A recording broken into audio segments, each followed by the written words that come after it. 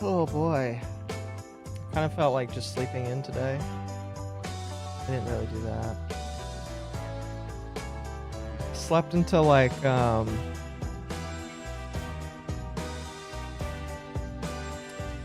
I think I slept until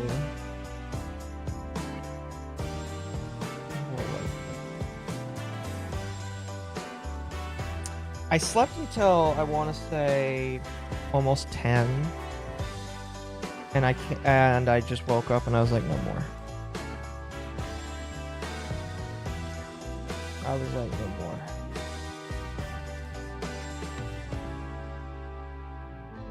But now my body is just like, can we go back to bed? And I'm like, no. No, I don't want to go back to bed. We're not going back to bed.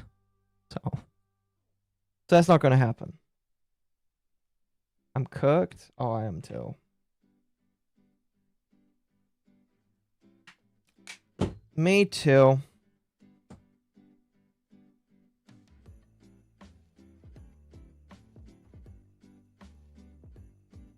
Me too, me too.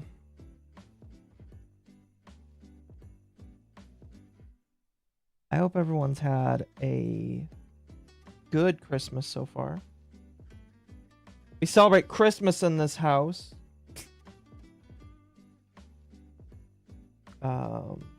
And so I want to go back to bed. Can't. That's fair.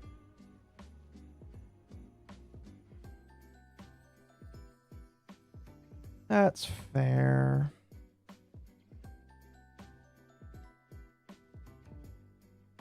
We're having ham. That sounds good. Can I have some ham? I made pie. It's cooling right now. I'm gonna go grab it in like an hour. Might have singed the top a little bit, but I have pie. I have pumpkin pie, and then I have banana cream that you just let sit out.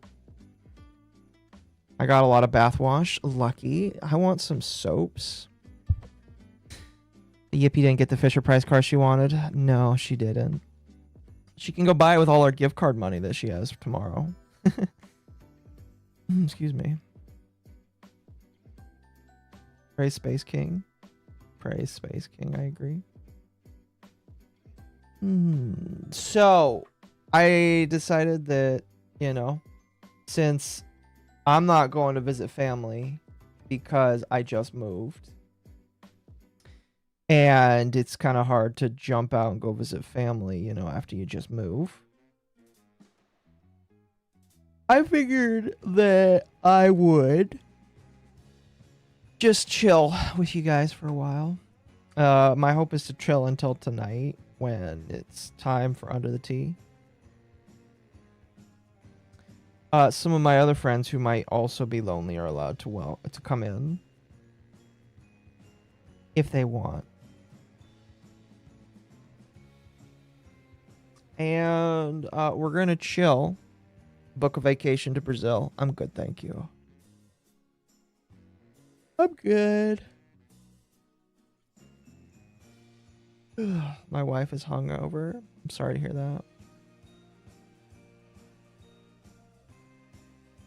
Sorry to hear that. Anyway, we didn't play Arc Raiders last night. We might play it today. We'll see. Depends on if friends that wanted to do that are available.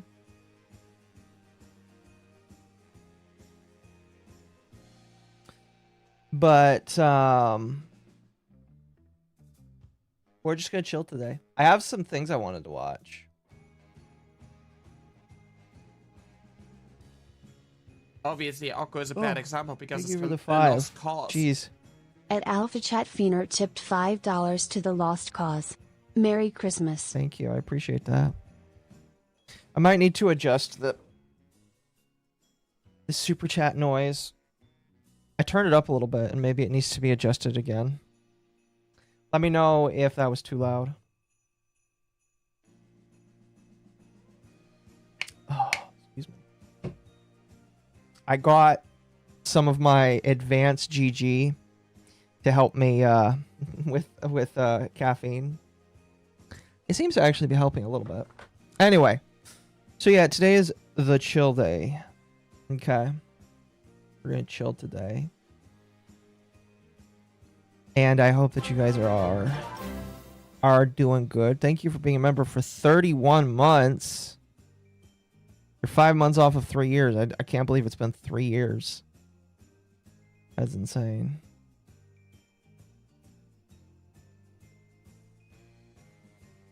I can't believe I've been monetized for almost 3 years. I'm gonna be real with you. That's insane.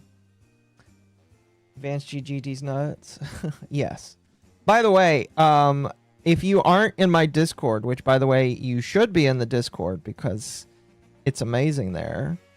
I did reveal kind of like my, not a gift to chat, but just kind of like I decided to reveal a thing I decided that I wanted to have made as a gift to both fans that watched and stuck around and to the poor souls that helped me over like what was it, September, when everything came out. So this, I'm kind of hiding my face here. This is a piece of every person that helped me read the Cinder doc. Every single one of them. We got everybody, basically. Not only that, but there's just like a Yippee in every corner.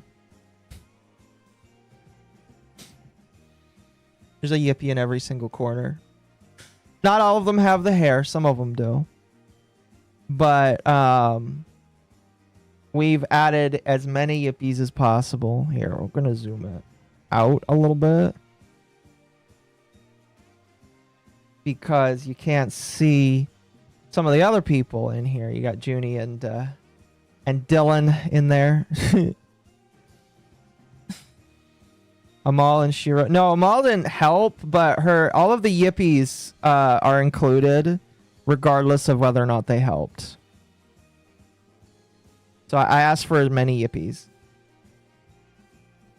This was completed a little while ago, and I was like, you know what, we'll just share it today, you know? 101 Yippies. There's probably more than that, I don't know. It's fantastic, though. It's got a lot of little notes from... It's got a lot of little jokes from the entire time. Junie was one of the first people to read, actually. She was on day 1 helping to read. So if you were there on day 1, you probably missed it. Sleepy Kendra's cute. Well, Kendra's the one who drew it, so I would imagine that she knows how to do it. Yeah, the legal mindset Yippee is in there.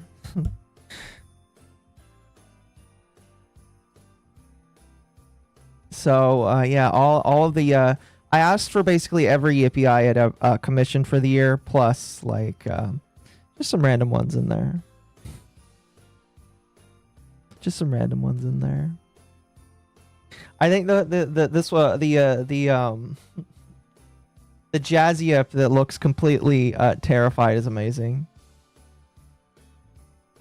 I like that. He's just like very bewildered. If you're curious what they're all doing, they're watching a movie, and the movie is the trash fire that was the Cinder situation over the last year. Quite literally a trash fire. And I don't know, I just like all the detail. A sunflower Yippee. Yeah, a sunflower Yippee up there.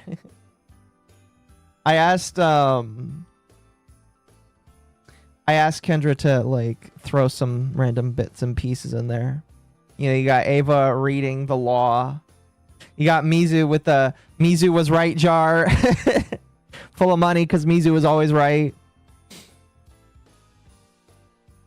Oh, goodness. And you got Atari, who was there but was always asleep. Because Atari is always asleep. It's fantastic. You got all of the yips there. It's beautiful. I thought that was no, yeah, that's 100% Atari. That's pretty good though. And then, you know, Sparky being the most vocal, he was definitely one of the most vocal voices there, in my personal opinion. I love it. What? No, yeah, Tar, you are always asleep. Rubbish. Rubbish. Oh my goodness, hold on a moment. I'm awake for half the stream. What do you mean? You were awake for some of it, yeah. For some of it. No, but I love the art piece. It's so cute. It's amazing, isn't it? It's totally, it is. totally was worth it. I figured, since what? Where? Oh, there you are. I figured since, you know, everybody came and helped out, I was like, this is, and with how much people supported it, I was like, you know what? It's worth buying something to commemorate the entirety of it. The Clown Yip is plotting something. Yes. It's fantastic. Chibiako has booty shorts as well. Yes, she does, chat. You love all the... no, yeah. Which one do you think is your favorite cameo? Here's the thing. I sat through this earlier and just tried to figure out like all the cameos from all the different peeps, trying to figure out who they all are. But I think it's quite easy to pick out all of them. Yeah, a couple of my mods are in here, I think. See Gunther. I don't see Darsky though. No, Darsky wasn't put in here, but we can probably put him in at another time. I don't know. But yeah, everybody that read was put in here. How do I get my own Yippee? You can ask. There's a couple people. There's a couple different people you can do. You can ask Gabby if Gabby is willing to draw you one, or you can go to the original artist Ghosty, who's drawn all of my Yippies up to this point. Ghosty, they take a little while, but they'll draw it for you.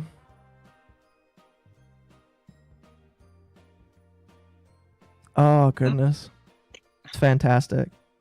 Merry Christmas, everyone. Merry Christmas. My favorite cameo is Mag on Shiroi's tail. Well, that's the Magma Yippee. Look directly below Shiro and you'll see me. Yeah. See, here's the thing. Not all Yippies read the doc, but not all people that read have Yippies. I saw that. Because like Temp isn't in here because he didn't do any reading.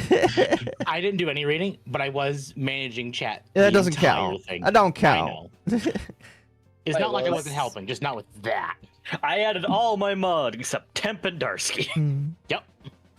Listen, I knew that I was probably going to forget somebody. There was like literally half a dozen to a dozen people here, and I did my best. Listen, if you aren't there, you can just say that one of the blank looking ones is you. Everyone is here. It's a Super Smash Brothers meme. That's pretty much. Yay. Pretty much. Also, I like the Amalgamite and Shiro chasing each other around. Because they both fly. Yeah. Wait, do they? Yeah. Well, Shiro, I know, but Amal. Amal has wings. I would imagine she's not like a penguin. I just gotta clip him. Don't worry. Amal's not a penguin. She can fly. Who here is getting Japanese Christmas cake? I am unfamiliar. I have cereal. Does that count? You can't say also, I do. you Amal not having weight. Like, I don't know. Her wings are just invisible to me. Oh, Sorry. Okay, that's what that is. The way you said that, it's like I can't imagine Amal having weight. Thank you, Darsky, for the stick, or for the one. Appreciate it. No, that's rude. Okay, I'm that one. I have sausage and eggs. Congrats. Yeah, we're not eating that cake, but I have pie that's cooling. It got a little burn. Oh yeah. But I like it. At least like 4 houses were built during the entire doc reading. Yeah, pretty much. Oh. What's up? Because I listened to it while working on houses while I was in. Because you guys go along for a lot longer time frame than I can, so I joined while I was at work. Wait, Muted, you of build course. houses? He's a carpenter. Oh. Yes. I love that. It's like 4 houses were built while this entire thing was read. Yes. That's funny. Granted, they're not big, but They're IKEA-sized houses. like yeah. They're all made out of Shiroi, right, cardboard. They come together. Shiroi is more aerodynamic than Amal. Have you seen Amal's new like opening stream intro? No. She's not- no. actively flying in it. Yay! He's a Barbie playhouse builder. I love the little couch over here for like some of the yippies. They're just like trying to all jump on there. Also, I like rage eating at. He's counting Hey, his, that's some of the it. coins. Oh yeah, I can see the coins flying from the. Oh, I thought he music was right munching there. on Ava's hair. No, he's just Chocolate sitting on her coins. hair. No, that red's his tie. I I'm can just see it now. here. Yeah. Yeah, you're again. It's kind of hidden because let me. From MommaOcco. Yeah, I don't know. I would have Also- also At upgrade Stealth on 3 like cents Mizu's head or something, $4.99 for more hats. just for like Merry Christmas, Occo it and to friends. flow better. My Christmas present is laryngitis. Not as Oh bad. geez, I'm Okay. sorry that you have Okay. laryngitis. I hope Obviously, you feel Occo is a bad better. example because Jesus. it's a lost cause. Thank you, Stealth At and Sly Sly. I appreciate underscore both of Maverick you. underscore 31 tipped $5 to the Lost Cause. Stopping by real quick to say Merry Christmas. Hope your Christmas is So cherry and many bright. people having I would say my problems. Christmas is cheery and bright. Chat, Mort wasn't included because this wasn't about Mort. This was about Cinder. Mhm. It's supposed to Yeah. represent like the insanity of everybody gathering together just to read 1,000 pages of Google Doc. You know, unlike some people who just use Chat GPT to read it for them or to summarize it. We get a PhD on reading the doc now. Yeah, I have a PhD in English. You know, everything is about more. Maybe maybe I'll do another image in the future, a smaller one, where everybody that came together for Mort. Oh Maybe. no. Maybe everybody that came together for Mort.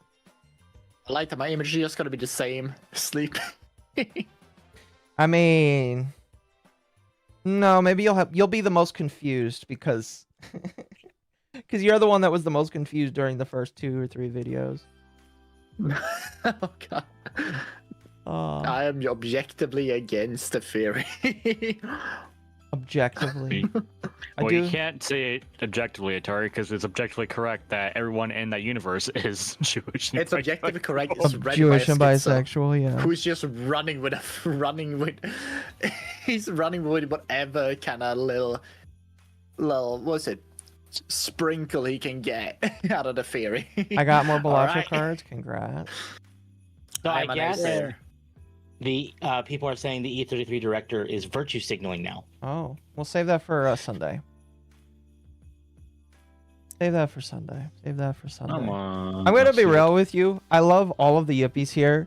I think my favorite one that I've just No, kind of like fixated on, the Sun Yippee is just like standing above everybody, and he just like the Sun Baby from Teletubbies. It's kind of what it reminds me of. Is yeah. the Sun Baby. Yeah, Yeah, I thought it was a sunflower. GP. Well, it is a sunflower, but that's what it kind of looks like. It kind of just looks like Oh my a god, sun. she's got milkers! You know, At this kind of ASUS reminds me as discovered well. Mom I has don't know. milkers and gave Before I knew about $5. GPs, obviously I Merry knew Christmas, about Binding Occo. of Isaac. Local So all the Yeah. time I Bobby see has the flu GPs for as my Christmas, but also Isaac. has shot SIU bow and Oh, I fried see what rice. you But I mean. like to Equals just, be I equals. just love, but I still just love the ocean of Yippies. They just been It's just an well, thrown I mean, around. like the lore that it's kind of just been built is that like, and people were arguing this morning is that Yippies come from eggs. I was like, no, Yippies just literally appear out of nowhere. I haven't figured out like how they appear out of nowhere, but they just kind of exist, and some of them cellular take on organism, personality they traits. They duplicate. It's like it's like literally they just appear. There is no sex that happens. There is no like mating ritual. They just appear. Yeah, you blink. You chat, never blink in front of a Yippee. There were 2 of them will appear. How? We don't know. Mm-hmm. Somehow, Yippie's appeared. Oh yeah, Nox is in this as well. Thank you for the 5, by the way. Local Crow Lollibaba has the flu for Christmas, but also has cha siu bao and fried rice. Well, I'm glad that you have fried rice. I'm sorry that you're sick. Yippee just happens. Yes, the Yippies just happen. I considered the idea that they just kind of appear out of like the mysteries of the universe. I don't know. Like spontaneous combustion. Maybe. But they just exist and they're all mine.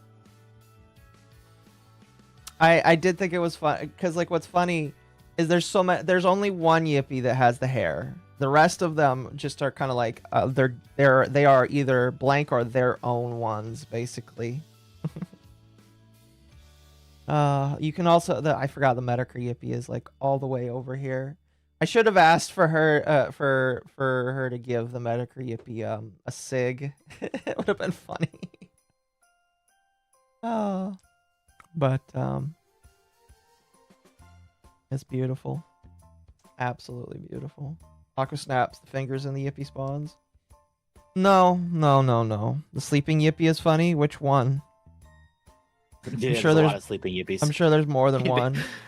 He doesn't narrow it down, does it? Gabby There's a said sleeping Atari. Gabby said that they want to be the Yippee that's right underneath Akko. Oh Okay. yeah. Oh no, Gabby made an edit to one of them, just adding the Yeah, let me horns. see if I can see if I can find that. I'm not gonna say who has it, but I pointed someone towards Gabby last night, and it's gonna be great. Wait, I think I know who it is. Oh no. Here. Don't Gabby worry wants about to be Gabby wants to be the Yippee underneath me. He wants to look up the skirt, I think. You know what? Fair. Are the I'll let Yippies him. tribbles from Star Trek?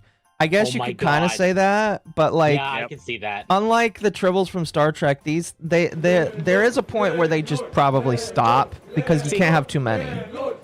Thank you for the 10.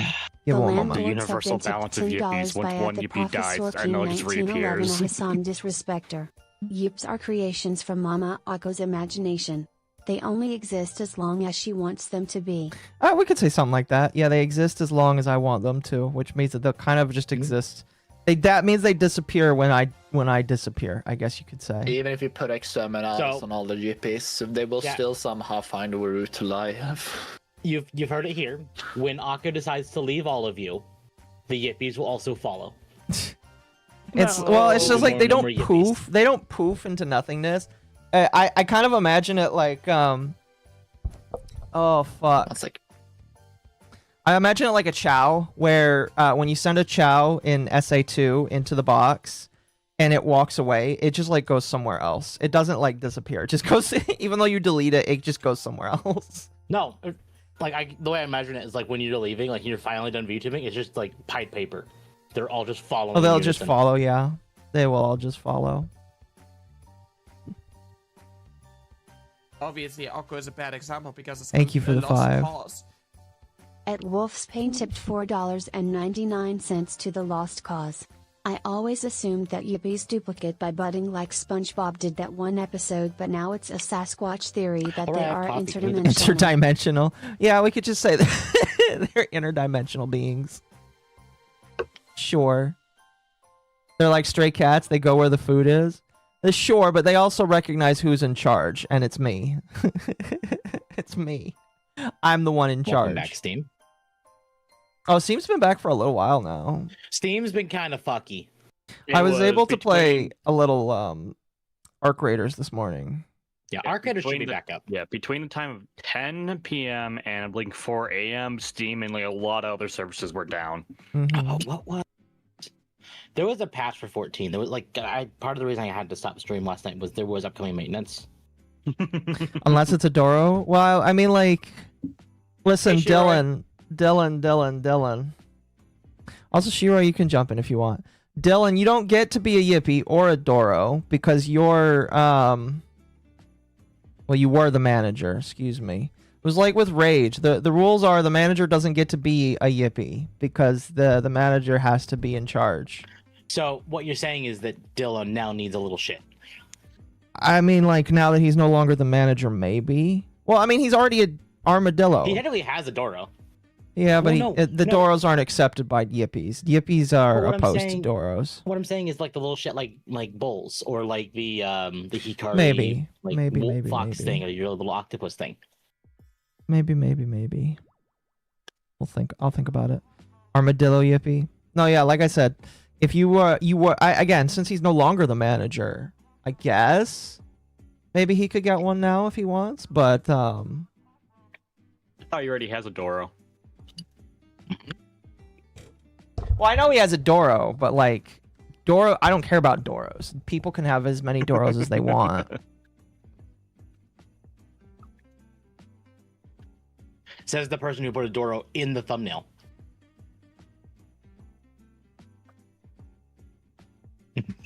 Listen, the Doro. Sorry, I was typing to somebody. That Doro. Listen, it's Christmas, so the Yippee and the Doro can sit together. But tomorrow, the race war is back. Wait, so wait. Hold on. Wait. Oh god. This is a Christmas truce. Yeah, Tomorrow the Christmas war's truce. back. Tomorrow, the race war is back. I love it. Oh goodness. No, yeah. Okay, but I do need a new Yippee. I'll be contacting Gwasti after the holidays. It's Ghosty, not Gwasty. Ghosty? One moment. I'm pretty sure that the way that I said it is. I mean, to be fair, there's a W in there, so it's like the W. Gwa.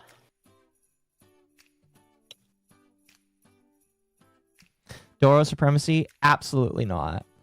All right, absolutely not.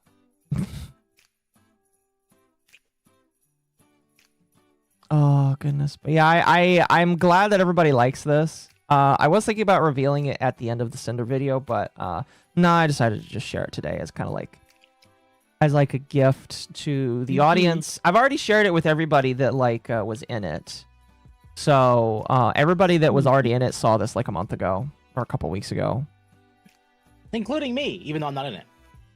well, I share things with you because I know that you won't share them with other individuals. I must have slept through that one too. You slept through a lot of things, Atari, including your own Discord server. Did I not send it? don't worry There's a about chance it. I might not have. I might have accidentally not sent it to you. Again, there's so many people here. I'm sure I forgot. Yeah, like it's quite an undertaking, I would say. Yeah. But it's fine. It's fine. It was quite a pleasant surprise to see. How the video's going. So the first video, I'm meeting with my editor, I think on Saturday, and we're gonna talk about some things. He wants my opinion on specific directions for stuff, and then he's gonna put it in. So hopefully on Saturday, I have training on Saturday for further education in my job, and then after that, they say that the education is gonna be 10 hours. I know the training I'm going for, it's gonna be like an hour at most. Because I've already taken it before. From MommaOcco. Thank you for Addis 3 cent for the $4.99 for more hats. Fun fact, Doros are only 13% of the population, yet they commit 67% of That's- the crimes in Occo's world. Listen, we don't talk about per capita or statistics here, chat. But yes, Doros do commit most of the crimes and theft in the world. God damn it. There's a reason why the Yippies are like so opposed to the Doros. All right, they must protect themselves and their food. Long time, so I don't need to go killing again. Thank you for the head pat. I appreciate it. 6-7. Oh my gosh. Somebody is trying to. It takes a second to ban people. Somebody is trying to say that GTA 6 is going to be over 670 gigs, and I'm just like, how do people not see that that's like a meme right there? Literally, they said 6.7 at 6.7, so that's it. It's not a thing. It was kind of funny though. Oh goodness. I'm sure we'll talk about this more on Sunday, but apparently ASUS is going to enter the DRAM manufacturing. Oh, shit, Yeah. really? For those who don't know, ASUS makes motherboards, cheap motherboards, actually. So, cheaper, I should say.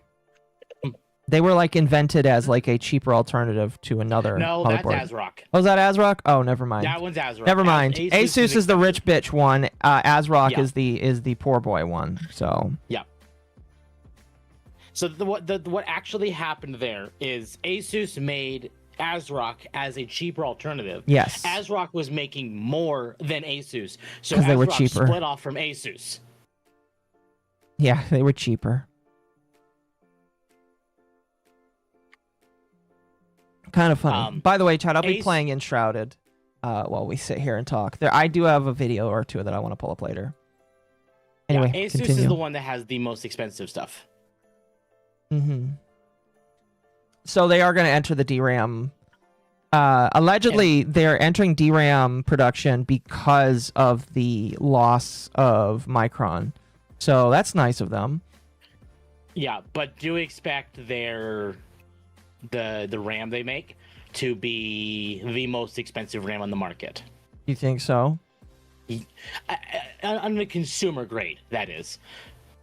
Because they'll probably end up doing, and Dylan's right, there will probably be tough gaming brands and ROG RAM, and ROG typically, so like if you want to look at, so here's Amazon for this. ROG. ASRock, Tough Gaming, and ROG? Yes, they do. 5090. More So chip makers, the better. Yeah. So the ROG Astral RTX 5090 on Amazon in white is $3,400. Jeez. That's funny. Have I seen the Bigot Yippee? I have seen the Bigot Yippee. That came out after this image was completed. The Big Berry one? Yeah. Yeah. Yeah. My only question is they want to make DRAM. Cool. Where are they going to get their wafers? Is my question. You know, because you need the wafers in order to make the RAM for your chips and stuff. I've actually learned quite a lot about like how computers and computer chips are made. I understand why it's so expensive, but I still think that it's retarded that it is as expensive as it is, you know. But like, oh, sitting near a fire gives you more rested. That's nice. I edited my APN. Thank you, user, All for the right, follow. perfect. What you play, Nako? Enshrouded. I got Oh, it for Christmas. It's a game I've always been interested in, but I've just not been like interested in spending the money on. Friend got it for me for Christmas. Wow, I can have Nice. 7 minutes of rested. That's nice. Yeah. Just from standing near a fire. There's a few games I got for Christmas that I need to play. Yeah, I got one from Akko too. Oh yeah. Yeah, so did I. Akko gave me a Hat in Time, and Good made game. specific note of it being co-op. I wonder what Akko wants. I mean, Hat in Time is pretty fun co-op. I'm gonna be honest with you. I've done it before. I've seen people do mods of it before. Yeah, thank you, Akko, for Star Wars Outlaws. Hey, it's a game that you can still play, unlike fucking that other game that I gifted Temp last year. So. Hey, I played. That was Suicide Squad, and I finished it on stream. Well, that, Fight oh wait, you did? That's right. I forgot. You can. Is there a map? Oh my gosh, there is a map. But yeah, so I do think that because of this is just a wild thought of mine. There is no way, shape, or form that kind of like would suggest this to happen. But I feel like because of 3D printing and 3D printers, and with how small stuff is getting, it would not surprise me if one day people find out how to make their own silicone printers or silicone wafer printers for not home use, but like relying less on big companies, because those big machines do cost millions of dollars. But if I bet you one day somebody could make their own ultraviolet machines, you know, I don't know. It is just nice that ASUS is like, you know what, there is a lack in the market now, and we're going to capitalize on it. It will help to stabilize, in my personal opinion, the lack of DRAM now. We'll see, though. Merry Christmas, Sparky. They already print silicone? They do. Welcome. Hello, Sparky.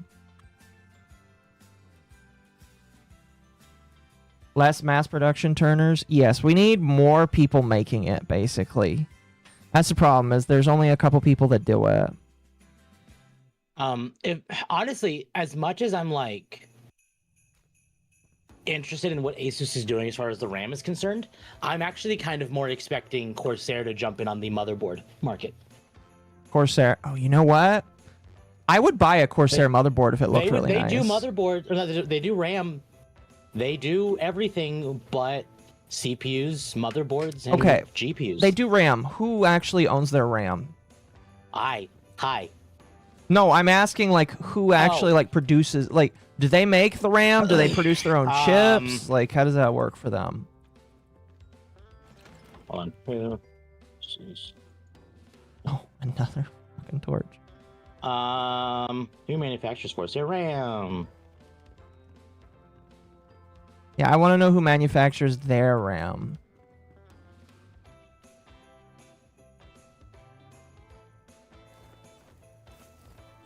This game is telling me to throw... So what I'm seeing is Nanya. Not... Hold on. No, not like that. Corsair manufactures on DRAM chips. It looks like they might do multiple, actually. What do you mean? It looks like they might actually be working with Samsung, SK Hynix, and Micron. So they're not exclusively bound to a singular... And that actually might explain why some sticks just kind of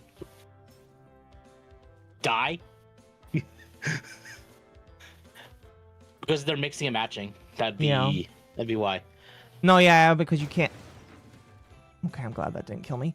You shouldn't really mix and match different types of RAM. You want to keep it with the same like makers, basically. Ooh. Some people are saying SK Hynix. SK Hynix? Well, they're the ones that are leaving the RAM industry. No, that's Micron.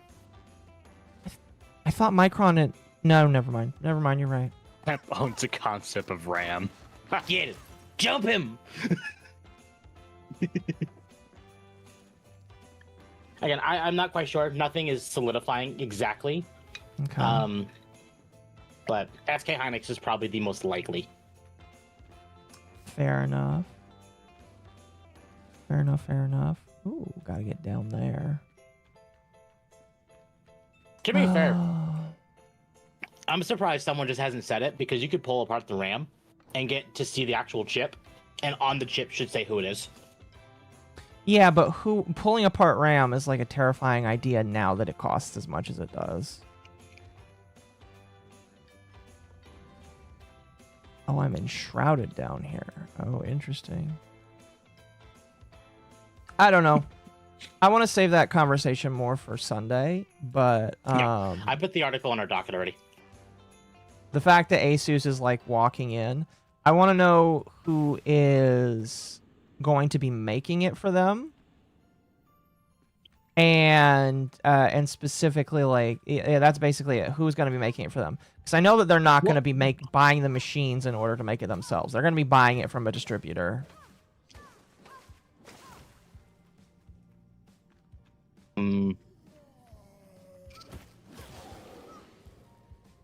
Unless you disagree with me. I could actually see ASUS actually doing the chips themselves. You think they could do it in-house? I do, actually. I mean, that's a different machine than just making motherboards, but, like, you know. Right, but that's the thing is, you know, I've already said that ASUS charges out the ass. They do. They're If premium. They upscale. Yeah, they're premium if they upscale. Very premium. Very, very premium.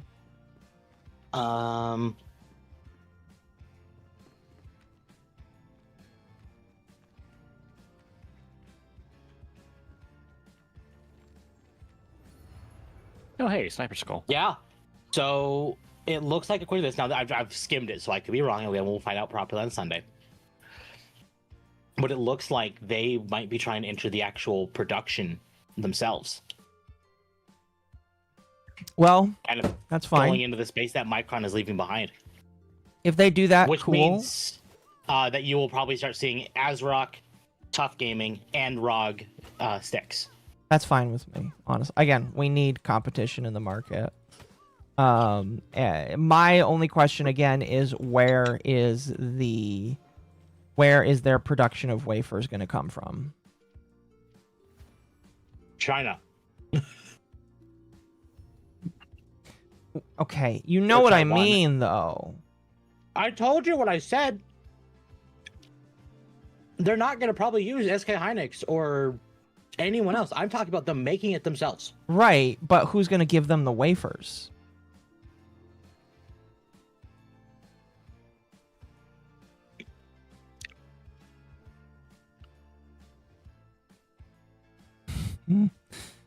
Hopefully competition lowers RAM prices. You would hope so. Hammer, workbench. Oh, Okay, we need more there's stones. no competition. Only one person's making the RAM. You're not going to see much competition. It'll Yeah. magically be found in the US? Maybe. No. Maybe.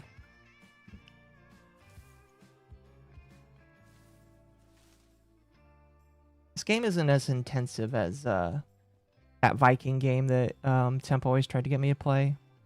Valheim? Yeah, Valheim. Valheim? Yeah, this game doesn't seem as intensive. Oh, Valheim likes to load a lot of stuff at once. Yeah, And- I don't think it was like optimized pretty well. And looking at Enshrouded, it looks to be very self-contained in terms of a lot of stuff going on, so it doesn't need to render everything at once. It's not an open world, it's caves right now. Oh no, it's very open worldy. Oh.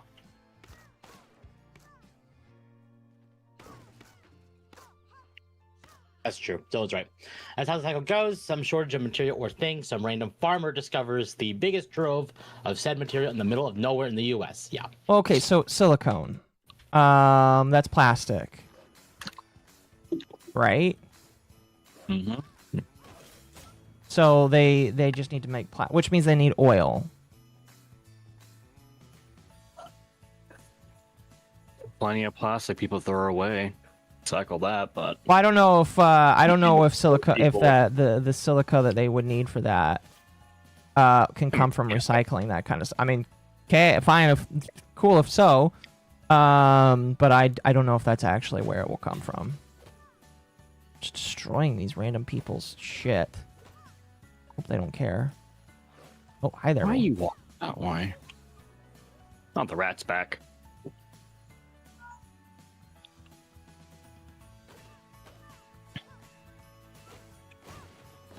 Destroy everything. Loot it all.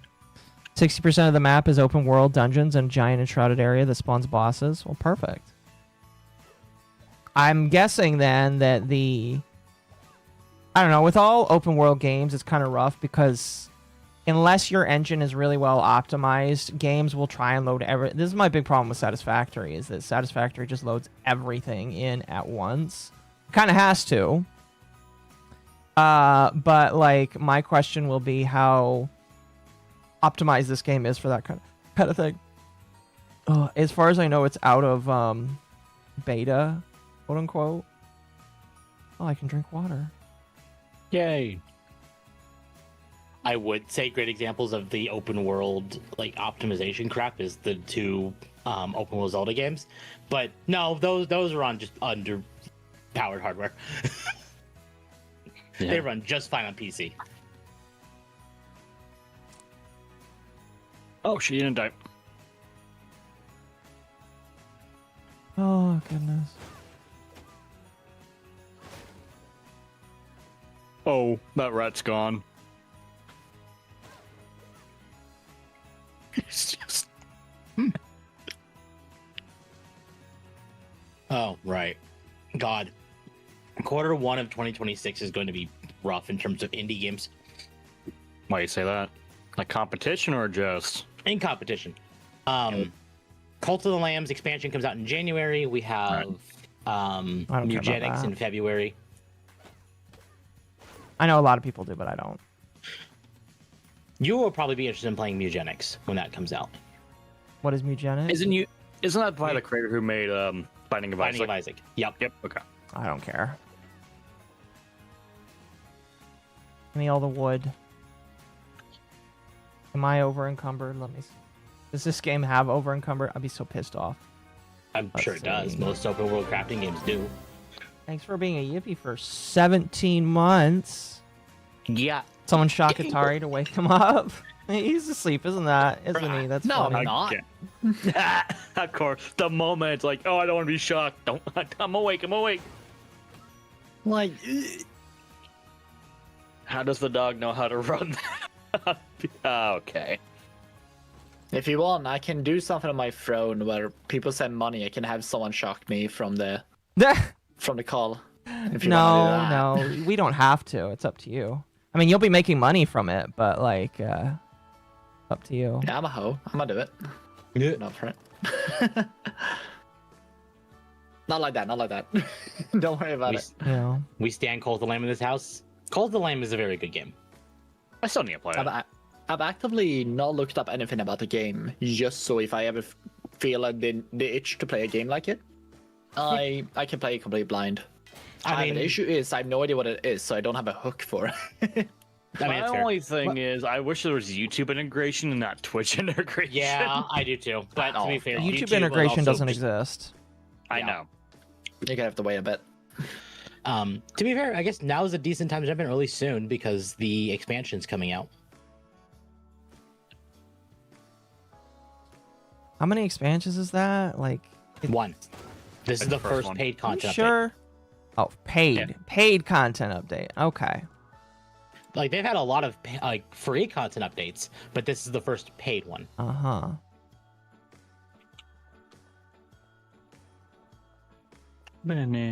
Oh, hey, Marion's here. And I will probably maybe start a fresh playthrough for this one. See. Can I have your suit, please? I want the rat suit. Damn it. Rat. Rat. Okay. I actually made it much farther into Monster Hunter Stories last night. I think that game finally clicked with me. Nice. Oh, It's I a good game. died. Yeah, you were up till like 4 in my time. Yeah, I was up till 2 my time.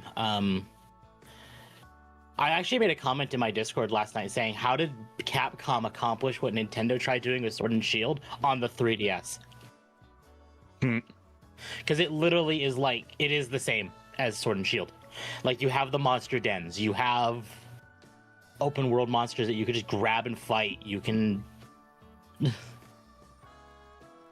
It's Oh, shit. just Sword and Shield, but Monster Hunter. And that's not a bad Yeah. thing. I wonder how know. it is for the people who make the Pokemon games, like Game Freak. What are they going through their minds every time they make a game? Are they like jaded and just feel absolutely dread every time you have to make something and you just put in the lowest effort, or are they just saying like very, very chill and relaxed, and because they don't feel like any necessary need to actually improve or innovate? Well, and here's Just what's people gonna funny. eat it up. Is Stories, when it first came out, was exclusive to the 3DS. So You're up there. Nintendo There was like no actively- marketing for it though. There was almost no marketing for Stories. For what But story? I never heard about it until after people talked about it when I actually, because Monster Hunter World was my first Monster Hunter Yeah, game. Monster Hunter was a lot of people's first Monster Hunter game. Because mine. that was the only game that actually had marketing in my book in outside Japan. Yeah. Yeah. I mean, to be fair, we had 3, we had 4, but the marketing is non-existent. It's only after that people started really jumping into the rest of the series.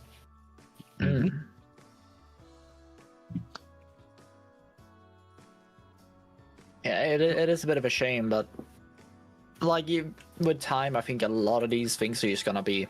We're not gonna run into these kind of issues the same kind of way as we used to before, because online social media was not the same way as it is today. Like the ease of marketing is kind of gone, or like swept away a little bit more. Oh, Or absolutely. the pay to entry at least is pretty much gone. Well, and Merry Christmas, Merry Christmas. And this is one of those things as well. Oh shoot. like you notice people now getting like really mad of like, oh my god, this is the route that Resident Evil's going or Monster Hunter's going. It's like, yeah, because you've started doing things that's attracting a newer audience. So now they're trying to appease that newer audience because their older audience are just jaded, jackasses. I don't think that's entirely the problem. It comes to a point when they're jaded. And when you cast a wider net trying to bring in more people, you're going to change what the old people liked.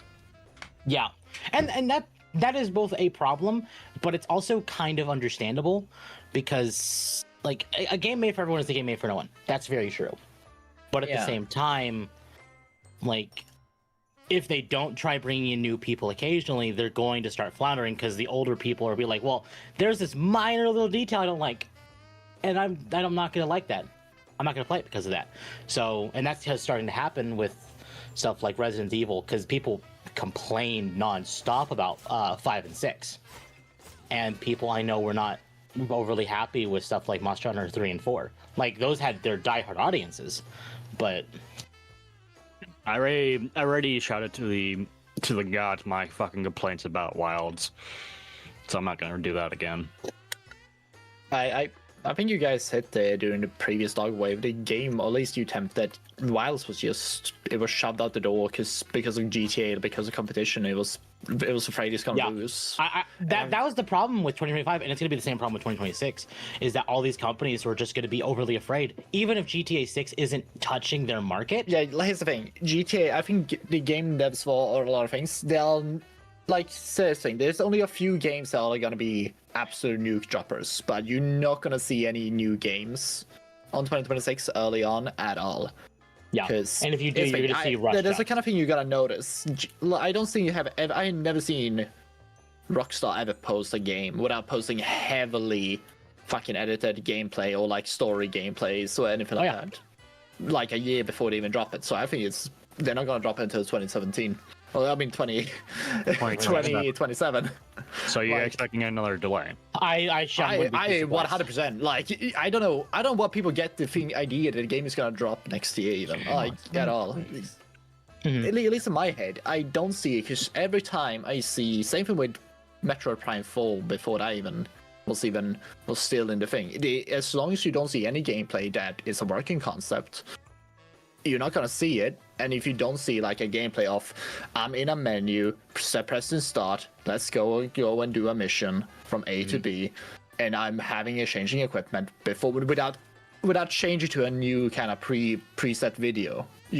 I don't see the game. If that's happened when they show a video like that, that's when you can expect the game to come in within the 3 months period. There's no way I'm playing GTA 6. The problem with that, again, like no one actually has to play it, but these companies are like afraid of what it will do, because if they're let's use Capcom, because I've been using Monster Hunter Wilds as like my example of this. Monster Hunter Wilds was probably going to do fantastic anyway, but they were afraid of all their players saying, okay, well, I'll buy this later because I'm going to play GTA 6. Ed Wolf's Pain donated $9.99 The problem is that Nintendo forced Game Freak into the 3D market when they should have done a hybrid style. All the old titles aged great while new titles are aging pretty bad. Completely because of it. And I think game developers need to understand, a lot of people, we're kind of well fed. I don't know about you guys, but I feel like I'm very well fed. I have almost too many games to play. Too many options. And I think I don't understand why a lot of game devs just don't, like, obviously here's the thing, crunch, you're never gonna avoid crunch. Crunch is always gonna be a thing, even if you feel like you have a good time, because if you don't have crunch is just for the arbitrary day you want to release something, because you have a set goal or margins pretty much for the company, because you need to bring in the dough. If you don't have any set release dates, you're gonna end up like Fallout 3, I guess, is in right now, or Half-Life 3. I mean, yeah. And to be fair, even if GTA 6, there's no reason to want to push it out. You don't have any expectations putting it out, so it's just on a back burner with 10 guys probably working on it, and it's just lost in the corner of the apartment. And in the case of Wilds, like, I think the dev team did a fantastic job. I still think they're doing a fantastic job. I just think they bit themselves in the foot by saying that the game came out the way they wanted to, even though there's clear signs that it was corporately pushed. It was. You never trust anyone who says like, "Oh, the thing came out the way we wanted." No. I'll reread never it, does. Wolfsbane. Don't worry. Yeah, one of the biggest like red flags I saw before it came out was like, oh, they're getting HoloLive to promote the game. That was actually a red flag for me because it's like, you don't need these big celebrities to promote your game if you don't think something's wrong with the game. I'm still enjoying Wilds. Yeah, Wilds is. I think Wilds is in a fantastic position right now. The performance is for the most part fixed. Because another thing you do need promotion. I would go back to that and you say you do kind of need promotions. Just as promotion, say, oh, the game is about to come out, or at least just bring awareness the game is about to come out. Not that people wants to play it. I think that's the kind of thing. My headset just shat the bed for a moment. That's the kind of thing they need to do with a lot more.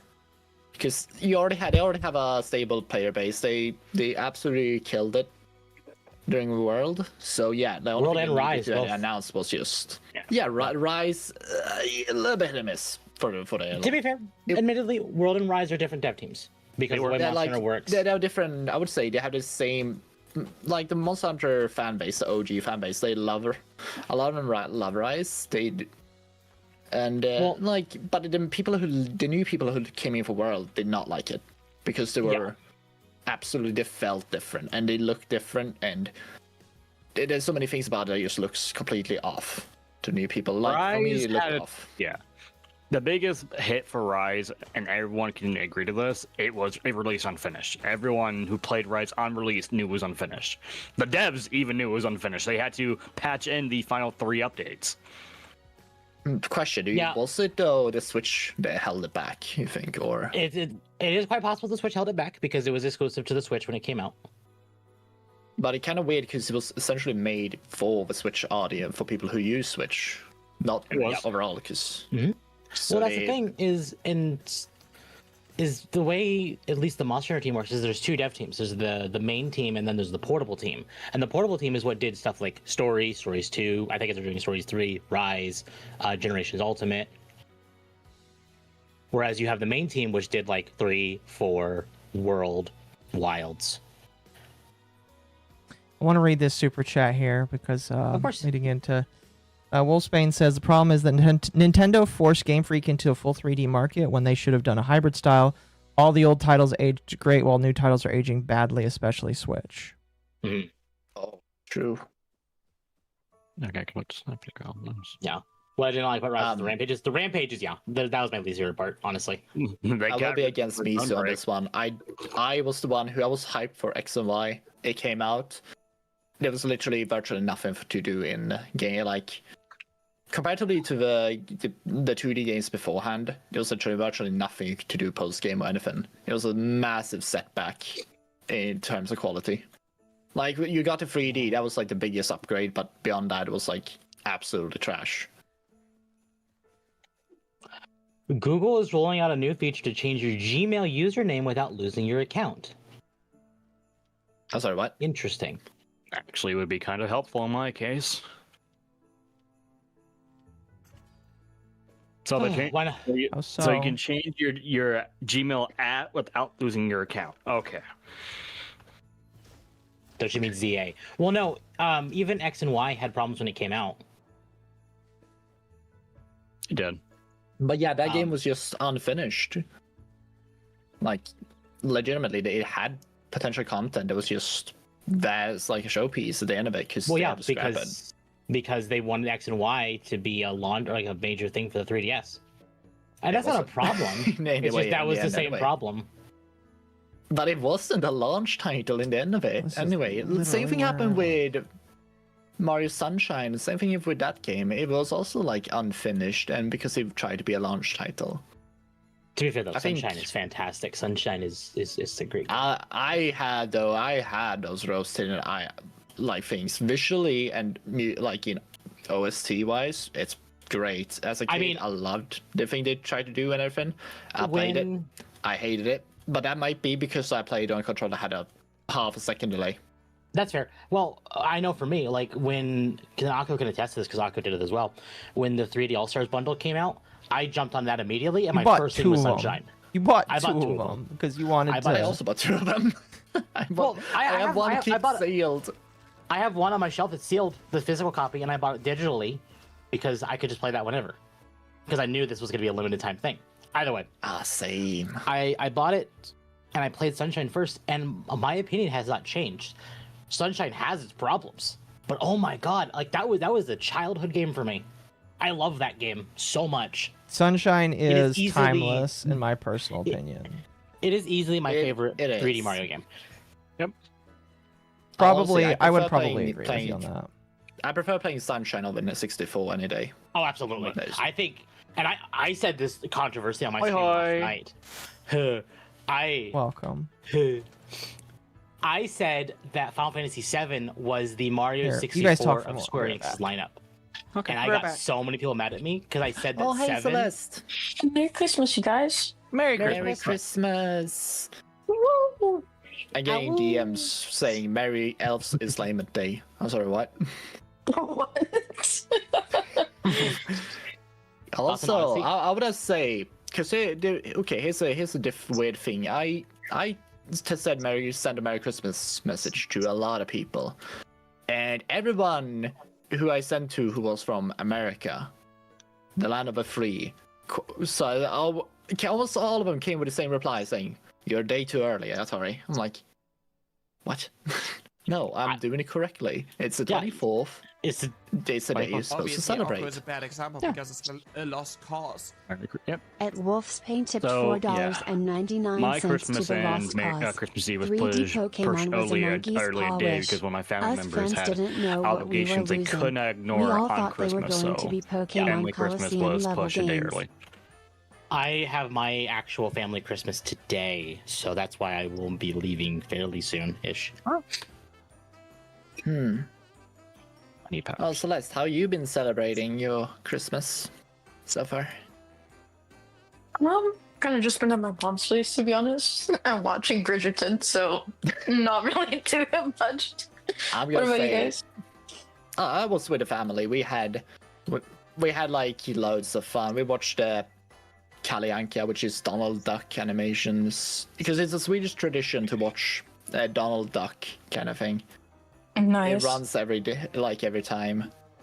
It's very Disney like coded, but blah, blah. And like, but yeah, we played games, we played cards, and all the kids got presents. It was very fun and cute seeing all of them open up and just having a surprise Pikachu face, all of them. That is so funny.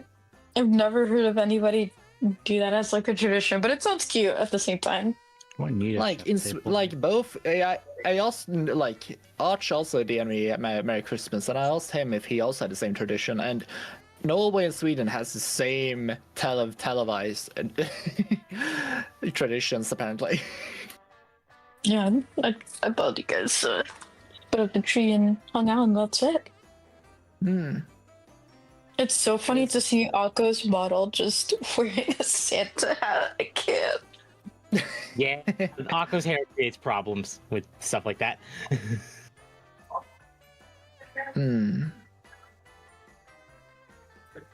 I gotta say, it's very hard to have a ponytail model and put a hat on it. Yeah. So I got so when I'm gonna ask my art mama to make hair that's like put down a bit, just for that reason. Akko's asleep. Let's prank him. No, taper him. No. Yeah, get the marker, and get the shaving cream. Get a marker. Just draw the whiskers. Draw the glasses on the glasses. Okay, I do need to make another plug strip. On that note, I don't know if we talked about it with chat, but we are actually talking about doing a Monster Hunter World playthrough on stream. Yep. Oh, world. We don't know when. I know it's going to be with me, Magma, Dylan, and Ava, actually. E. Because it'll be Ava's first time playing World. Oh, I haven't played Monster Hunter World in months. Oh, every time I. All I right. think I have was it 1,500 hours on Monster Hunter World? Good game. I probably have actually over like 300 because I bought it on PS4, and then I moved over to PC. Well, however, I will attest to a thing. 900 of those hours are just fake. It's me staring at armor. No, that sounds about right. Fashion hunters. Oh, actually, no. It was me looking and trying to figure out how it's all put together, because I cosplayed a few of them. Yeah. And I had to make it. And I did not know you could rip models. Welcome back, Goku. There Welcome is back, Occo. also a super chat I need to read that probably came out when I was gone. Wolfsbane says, Yes, it 3D did. Pokemon was a monkey's paw wish. Us fans didn't know what we were losing. We all thought they were going to be Pokemon Coliseum level games. Yep. And that was sadly not the case. I had pumpkin pie. It was kind of burnt, but it's all Oh. right. Yeah, the top was burnt, but it's okay. It said to put it in for 75 minutes, so I put it in for 75 minutes. Now, did you put it at the right temperature? Yeah, 375. Yeah, I got to start grinding out World or Wilds more to get expansion ready. As well, it's not announced yet because the expansion will be Master Rank. It's going to kick our teeth in. I pray it kicks our teeth in. Oh. Also, pro tip. I learned this the painful way. Never use a fucking PlayStation 5 controller whenever you play Wilds. It was absolute. At least when you stream it, because it's actually pain and misery. Did I flip it? What do you mean, did I flip the pie, chat? Did you flip the pie? Flip the pie? Wait, what? Flip the pie! I'm not. Listen, I think my brain is like upset because just like I don't understand what you mean by what you're asking. Yeah. I agree with Big and Barry here. I did like Scarlet and Violet, but I could tell how bad and unfinished they were. Yeah, same. I can agree with that, mostly because Violet was actually the first Pokemon game I've ever completed the Pokédex on.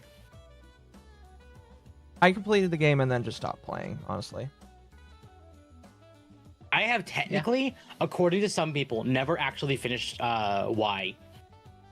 Because I did beat the legendary Pokemon. I never did the Elite Four because that was my first Pokemon game, and I didn't know that beating the Elite Four was part of finishing the game. I beat the thing on the cover, guys. I beat the game. I have Well, skills. that's why I loved Black and White too, because you literally could not get the box-legged legendary until you beat the Elite Four. Yeah, I almost kind of wish that was the way for Y, because now I do actually want to go back and finish Y, so I could do the Elite Four and the post game, and then be done. Because since then I've finished every Pokemon game I've played, minus Pokemon Yellow. I see. Cover Monster Hunt Unplugged game. To be fair, like it was a final boss. You know, I had just turned 18. Oh, I'm actually supposed to go this way. I did not know that was because I didn't pay attention to Pokemon. Yep. There's sustenance soup. Did I already drink all the water from? I already drank all the water in this water bottle. Goddamn. Guy's dead. I'm almost out of advanced GG, but once it's gone, it's gone. Water. Yeah. That's what I've been drinking. Yeah. Well, you can drink Advanced GG with 10% off by using code MommaOcco10. I would just be going back to just having coffee for my caffeine fix. I mean, that's fine, but if you want something better than coffee... Disagree. Water is amazing. Water is amazing, yes. To be fair, it is that time of year. I notice I drink more and more water, like in the summer. But when it comes to like winter or like fall and winter when it's colder, I do find it more difficult for me to drink water unless it's like sweetened, like with like a powder. Like Really? something. Yeah. Yeah. Oh boy, you gotta get rid of that habit, because I know. I have a constant bottle of water right next to me. yeah, I drink a lot of water at work, just regular water. When I'm at home, I'm trying to do that a lot more too, because I recognized that like I got into that habit, and I need to get out of that habit because flavored water is not like it's a bad idea. It's not. Yeah, it's not great for you. How do I cook food?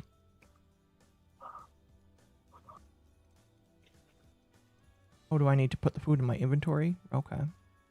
I haven't decided if I'm gonna go to the family thing wearing sweatpants or put on actual pants. So you're actually going? Christmas. Yeah, it's Christmas. So I'm gonna actually go to a family thing. So your family isn't dying anymore? No. That's good. No, I made sure that we were not sick. That's good.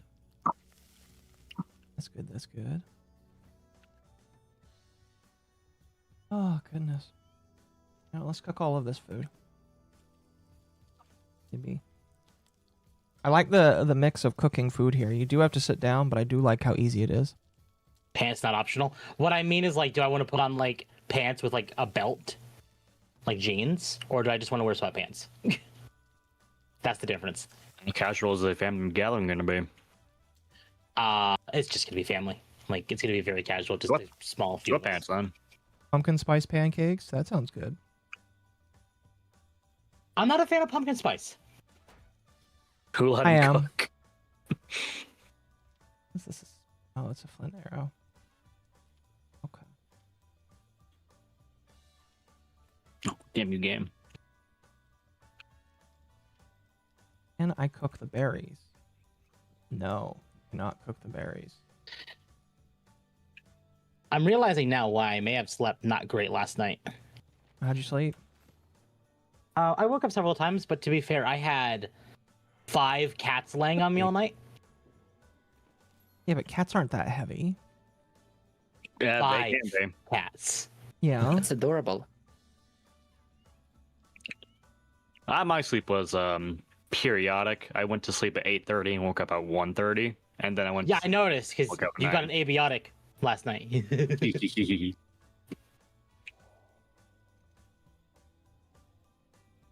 Needs a flame altar. Right. So I need to make a flame altar. Now I can put one down. I don't want to put one I'm down really here. looking forward to Power Rule going into 1.0 because that'll be when I finally sit down with the game. Yep. If you want to treat your family like Walmart, go for sweatpants. If you want to save the West, put on a belt. Cat. I'm smothered by cats. Yeah, that's what it felt like. So the reason I was up till 2 a.m. because it was 2 a.m. for me when I went to bed, is I laid down with the cats after my stream last night, and I was like, I'm gonna cuddle with them for a couple minutes, Yeah. and I ended up falling asleep for like an hour. So I got up and I had that second wind. How much do I think cats weigh? Between 5 and 10 pounds. That's accurate, but how much does it weigh when you add multiple? Between It's not that 25 much, and but I'm 50 sorry to pounds. tell you. Also, when cats bite you for moving, That's adorable. how dare you move? I'm sure a woman would bite you for moving too. That can happen. I like one of my friends who used to go to work and come to work with hickeys, or like Oh my god. what's it called? Oh, they call hickeys, right? And they ask them, "What did you do last night?" And they say, "I used to sleep next to a fucking leech." Wow. Wow. Wow. It's quite accurate as it turned out later on, but on all regards. I did not command you to move, human. Yeah. No, it's usually like In the background. Yeah. Yeah. Yeah. yes, Okay, but who's yeah, it's hitting me? usually like female cats or young cats that will do that usually. Male cats earlier will just go lazy. I've said I've had 7 cats. One of them is male. The rest are all female. Oh, I'm gonna have to fixed get the you mail, for a minute. right? I'll be right back. No, he's not fixed yet. Well, expect more cats soon. We Cat. Sorry. Cat incest is a thing. I know it's a thing. There's a reason he lives outside and the mother lives inside.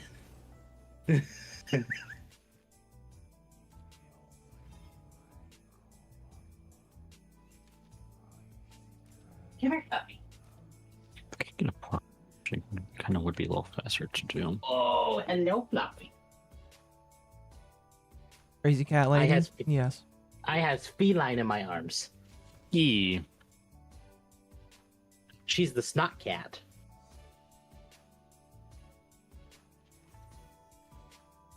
Hi.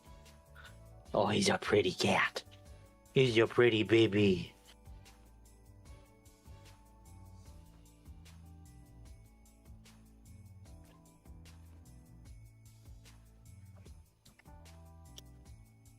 Here's the chair. You know, to kind of build off of that last night, I don't know if you guys heard, but there's a woman in court right now trying to litigate that her pets count as dependents, and she should get tax breaks for her pets for that reason.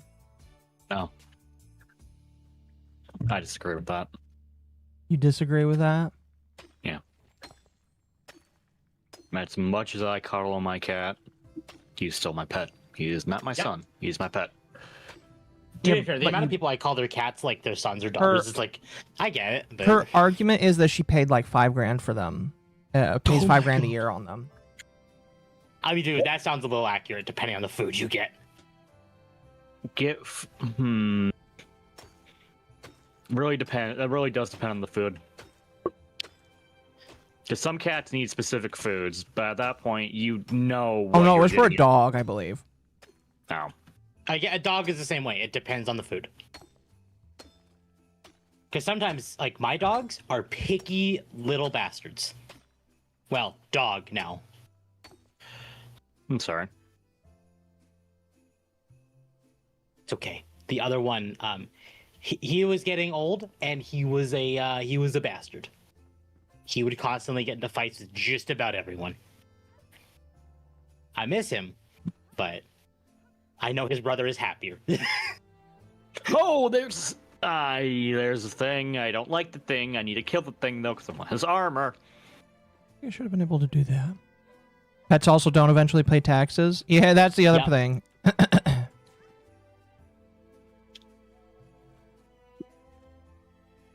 I just thought it was a funny thing to bring up because it's just like this woman is trying to argue that she should get a tax break.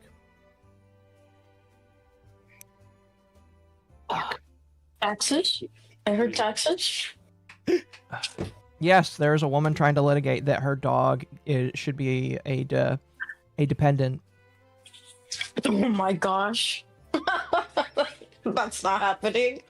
You don't think that dogs and cats should be counted as dependents if you spend a lot of money on Dogs them? and cats living together. They're not humans. I think that's the key thing that they're going to argue is just like, well, a dependent has to be human. Her argument is, See, I that's spend not over furries. $5,000 a year on it, so it should count. Yeah, and you spend way more on a human child than you ever will, like on a pet. That's for sure. Mm-hmm. Oh, Let me see if I can okay. find the article. Oh, right. I gotta get this article. This was an article we are 100% reading on Dogwave. I mean, I would say like if it's like a service animal, like and you truly have like some sort of like disability, like you're blind or whatever, I can maybe understand getting like some sort of credit Oh my or gosh. incentive towards that. But like if it's just you're a normal person with just like a normal pet, I don't think so. She's I an think it has to be, attorney. like- Ew. She's a New York attorney. Oh, Yeah. that makes a Like lot more everything. sense. She's a New York attorney that's suing the IRS, hoping to claim her dog as a dependent on her taxes. And it's a Oh my golden God. retriever. She spends 5,000 years on her dog. The care includes boarding, daycare, transportation, veterinary services, grooming, food, and housing. According to Section 152 of the Internal Revenue Code, Finnegan meets the qualification of a dependent, the lawsuit argued. To count as a dependent, taxpayers need to prove that they share residence with the individual in question, and that the individual requires financial reliance and lacks an independent income. Oh my gosh. I said This last is, like, night. so- I said last night that if this somehow wins, so many people are going to get a dog or two. Oh, yeah, absolutely. And it's Oh. an increased sake of animal abuse. I'm gonna be. Oh no, yeah, Incredible. that's the other thing that I'm just like not interested in. It's going to be a lot of animal abuse that comes from that, which is why I don't think it's going to pass. But it is kind of funny. Here's my we're thought, chat. If a it lot did more pass, dogs. I will get. If it passed, I will get an axolotl and claim the axolotl as a dependent. I told you to sound over. Listen, the axolotl will cost a lot of money to get, but then the feeding of the axolotl will be easy because axolotls, they don't need a lot. They just need to be fed. You can give them toys, but the toys can't have to be way bigger than their mouth because axolotls are also stupid and they will try and eat things. Yep. I think that the greater implication is like that's gonna not incentivize people to have like kids. Like that's one worry that I have is that if that happens, like I mean, maybe. are you saying that they're on equal footing as like a human child? And considering the birth rates across the states right now, Maybe, would maybe. be really nice if we didn't do that. I mean, Oh, we lost Atari, it looks You- like. he Yeah. left a while ago. Okay, He's taking to take care of something. fair enough. Also have to take care of something, but I'm glad I got to see you guys even for a little bit. Hope you enjoy the rest of your Christmas. Yep, So I'll talk with you guys soon. Bye. I'll be here all the Bye-bye. way until the end of the day. The tea. Nice too. Bye bye. Nope, shut up. A lot of flint right there. Go and. I need to see something.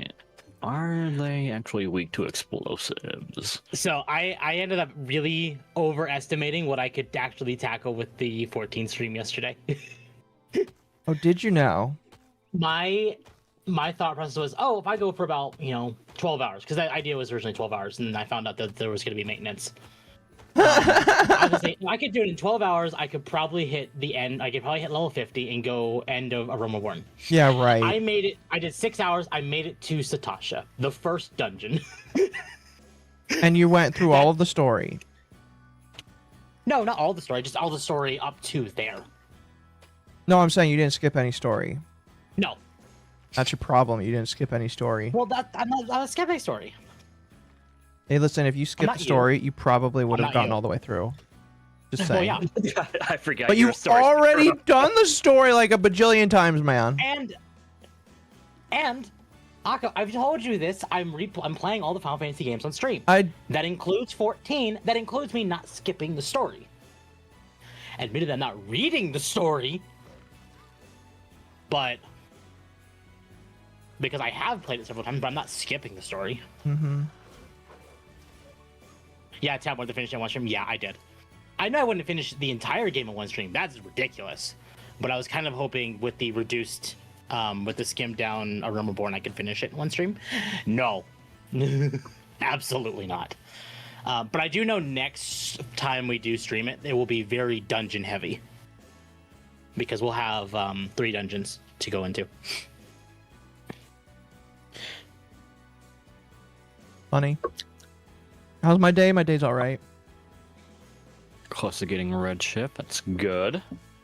It's taken TLA 2 years to get to Endwalker on stream. And that is part of the reason why I actually ended up starting 14 early, instead of waiting until I finished 13 Lightning Returns to start it. Because I knew 14 would just take forever. And that's okay. I mean, 14. Now that I'm not playing Destiny anymore, 14 has very much become my favorite game. At least just overall play. What materials am I? Joshua, today is Christmas. Yes. Christmas is indeed today. Happy dawning. Yay. Craft blocks at the workbench? Tomorrow Christmas is over, right? Yes. Tomorrow Christmas is over. And then we start prepping for New Year's. Yeah. Oh yeah, I already forgot that I have that we have New Year's off, but we have the next day going back to work. January 2nd. Yeah, I mean it makes sense. I mean, that makes sense, yeah. What does my stream look like the rest of the year? Okay, that's a thought. What are... Because we could probably just actually say it here. What is the plan for the 31st? That's a Wednesday. I don't know. Because If I have it off, I'd sneaking- someday. Well, what I'm saying is I, depending on what happens, we might not be doing Grounded that day either. I don't have planned to stream that day. I already said that. Oh, right, because you're not streaming. We actually might just skip Grounded anyway. Okay, well then that means that Wednesday will actually be more 14. Until the 5th, I am not streaming. He's also switching to an alt. That's fair. No, it's not a rabbit alt. It's a dragon alt. I'm playing Aura on that character because she's cute. To be fair, I have a couple Fantasias, so if it comes down to it and I get more hairstyles and I just want to change it, I can. But for now, I'm very happy with choosing Aura. And I couldn't do it on my main server either. I had to do it on Dynamis, which is the more underpopulated servers.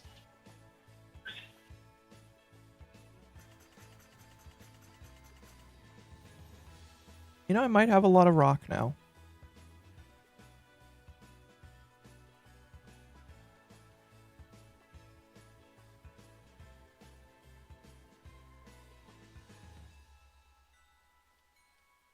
Oh, that looks amazing.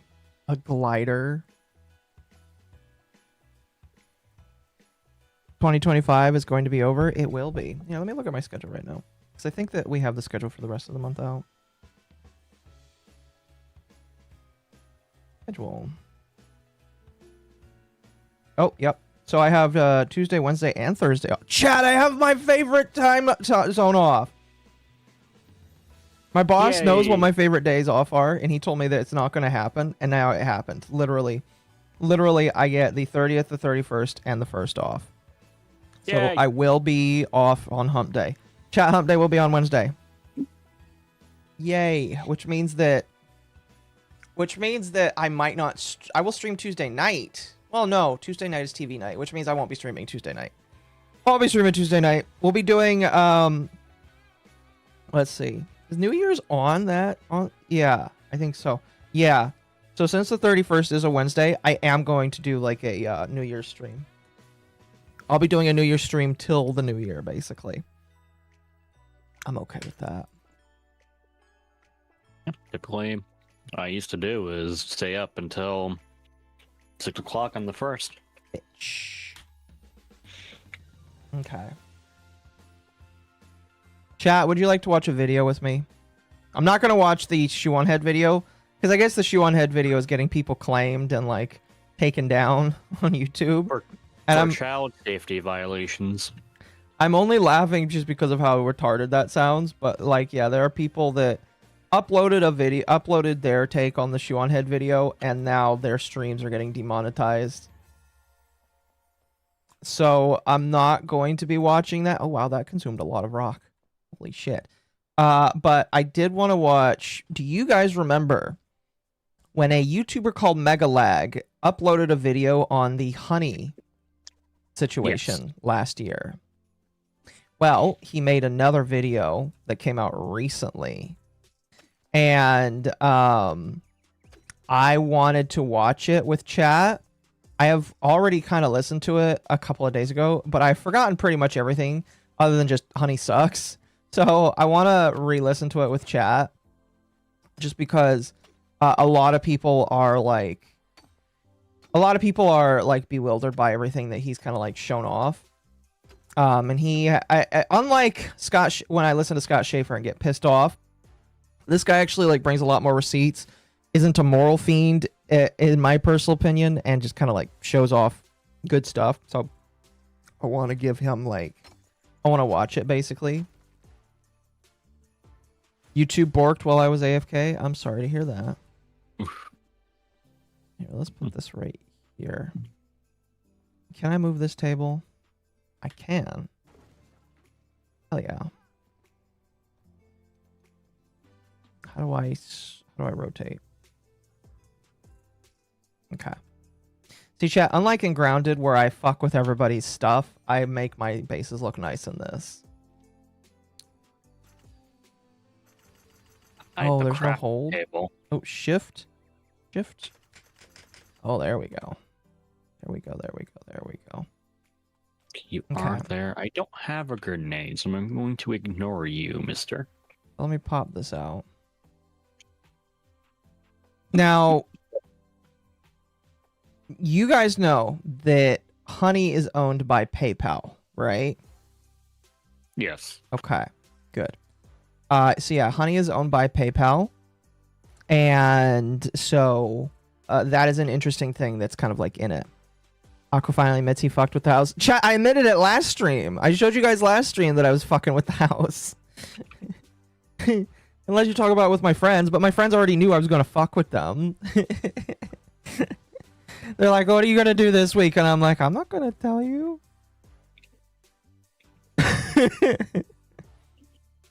But no, chat, obviously, like, my friends knew that was gonna happen. Anyway, so Honey is owned by PayPal. Quite a very interesting thing. And the thing that's really interesting is PayPal paid a lot of money for it. Okay? A lot of money for PayPal. Like millions and millions of dollars. Or, yeah, PayPal paid a lot for Honey, excuse me. And the question is why they would pay that much for a coupon service. So before we listen to this video, I want your guys' opinions. Why do you think they would pay a lot of money for a coupon service like Honey? What do you think that they have that PayPal would be interested in? Well, I already know the answer to that because I already watched the video. Oh, you already watched the video? Fuck. Okay, Yeah, then you can't answer. I think Temp is currently not here. Yeah, I think Temp is gone. Temp is gone. Skis. Chat. Shock his balls while he's gone. Alright. Does he have the shot collar yet? No. We still are waiting for the import thing to come in. They're Okay. dumb. Anyway. Do I need you in? If you want to come in, Dylan, you can. You're more than welcome to.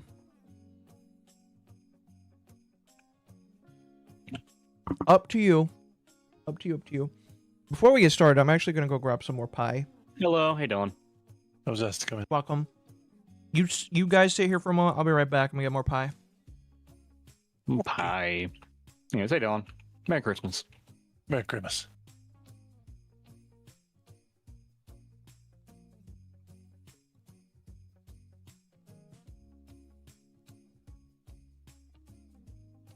I mean, I haven't seen this video yet, Magma, so my impression is the reason they paid to the nose for this. It's a coupon service. However, it doesn't matter whether it's a coupon or not. PayPal would probably still get a cut of every single purchase. Okay. That would be my guess as to why they would pay for it. He spawned in. God damn it. Rip. Very Dylan miss from Gabby. That's about Gabby. Go the other direction, go the other direction. Okay. Shit. I return. I regret clicking on that group chat now. Oh dear, what did you do? Clicked on the group chat talking about political junk, and I'm like, why did I do that? Which one? This is a group chat with like several close friends. Oh, okay. Oh, okay. Yeah. And I'm just like, you talk political. I'm like, why? It's Christmas. Don't do that. Oh, that's a funny Christmas tree. Somebody made a portal Christmas tree. Sounds Here, chat. amazing. Look at this. Yeah, the tree went through. I actually think this is kind of neat, kind of inspired right there. You know. Anyway, Dylan, why do you think PayPal wanted Honey and paid them millions of dollars for it? I mean, it's really simple. PayPal is a major payment processor, which means ultimately, coupon or no, they would still get a cut of every purchase. Mm-hmm. And that would be the main reason why, because it drives a ton of revenue, even if it's a tiny amount. Like, PayPal does fees anywhere from 1% to 5%. Yes, they do. Despite that, they're one of the largest payment processors globally. Mm-hmm. As a result, it doesn't matter if it's a tiny percentage. It's still a lot of money. Okay, fair enough. Well, let's listen to this video and see if you're right. PayPal does not want you seeing this video. A few hours ago, PayPal's lawyer sent me a cease and desist letter and requested Patreon take down my video under a copyright infringement claim. I consider this a direct attack against my fundamental rights as an independent journalist. PayPal has specifically taken issue with the fact that an anonymous source discovered Honey had left their source code exposed within their iOS app, which, if you know where to look, is publicly accessible. This anonymous source found the code and sent it to me. I reviewed the code for security research purposes, which is a protected act. and I only published relevant sections of the code that provide important context to the story, which I consider within the realm of public interest. Nevertheless, I have removed sections of the video containing said code, not because I believe PayPal are correct, but because I know they will have YouTube take this video down. It was only a small segment of the video, therefore I have made this decision quickly under duress. Huh?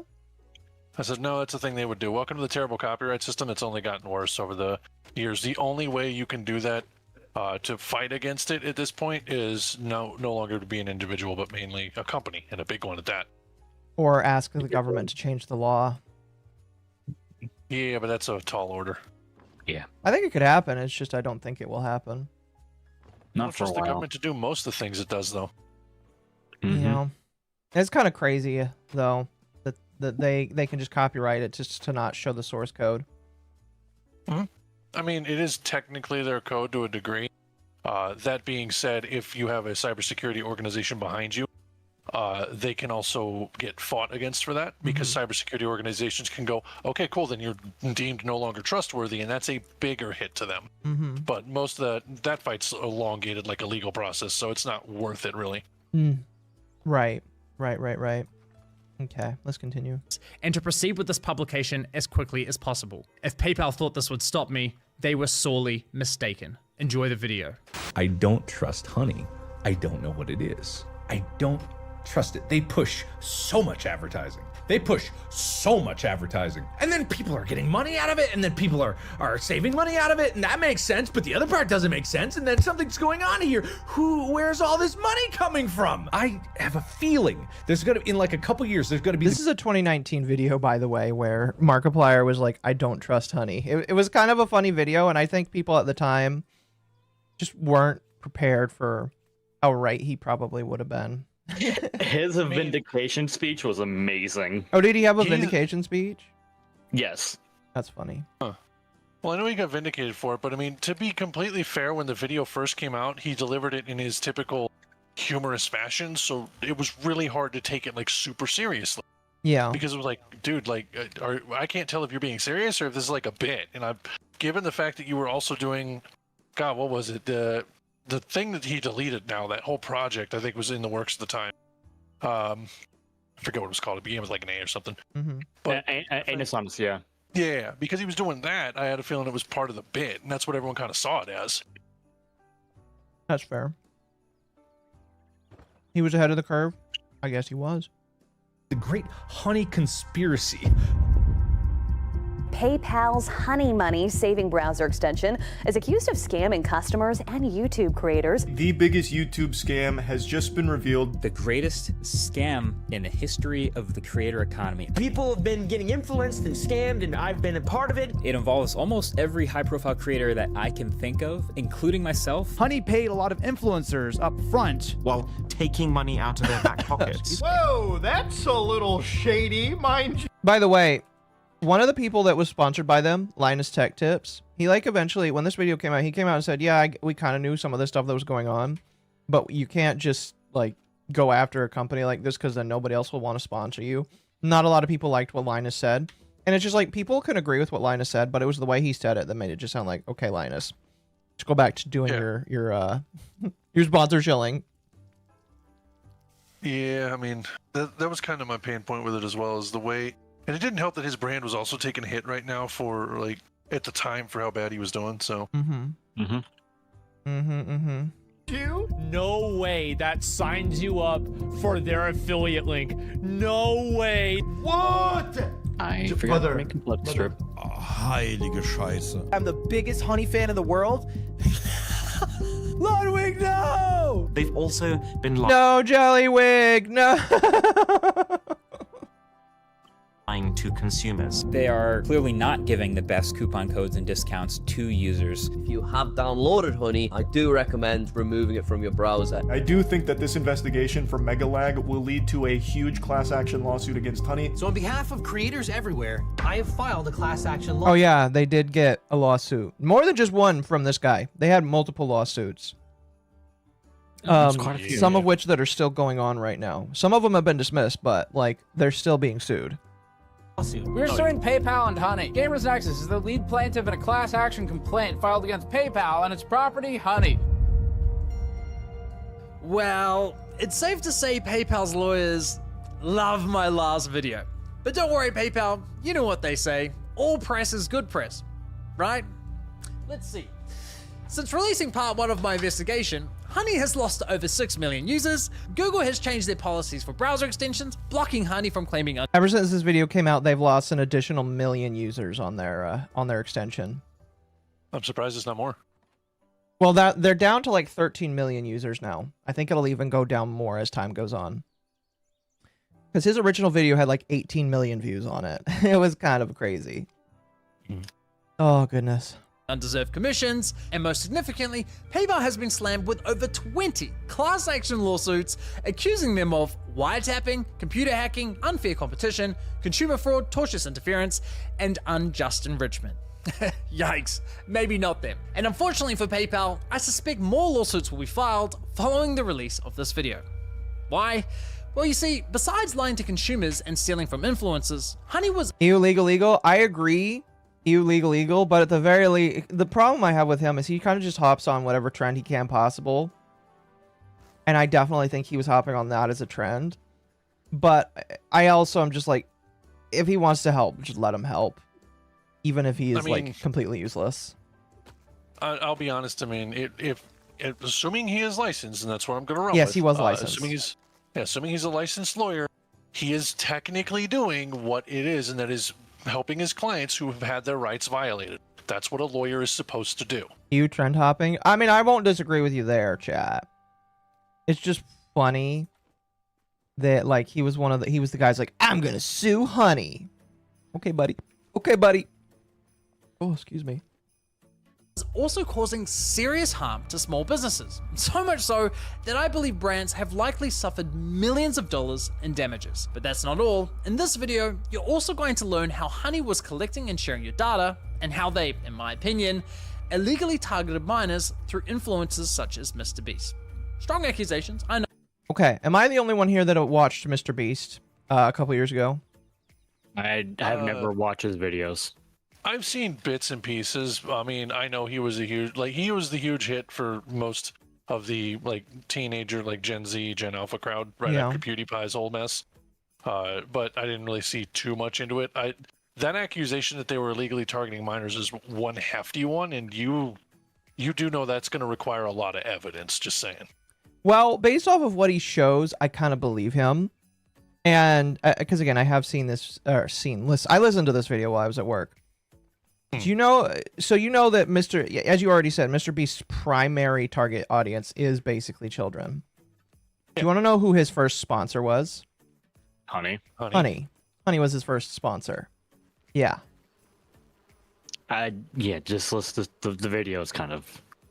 I think the video might cover that. Yeah. We'll find out. It will. No, but I have the receipts. I've reviewed internal data, Honey's source code, their pitch deck to investors, disturbing emails between Honey and small businesses. I've reviewed interviews, and much, much more. You're about to get insights into one of the most scummy, predatory business models I have ever seen. You'll also find out why my investigation has triggered multiple class action lawsuits against other corporate giants such as Microsoft, Capital One, Klarna, Rakuten, and Retail Me Not. Per usual, the views, allegations, and conclusions expressed in this series are my opinions based on evidence I have gathered, which will be shared throughout. Ladies and gentlemen, welcome to part 2 of the Honey Trap.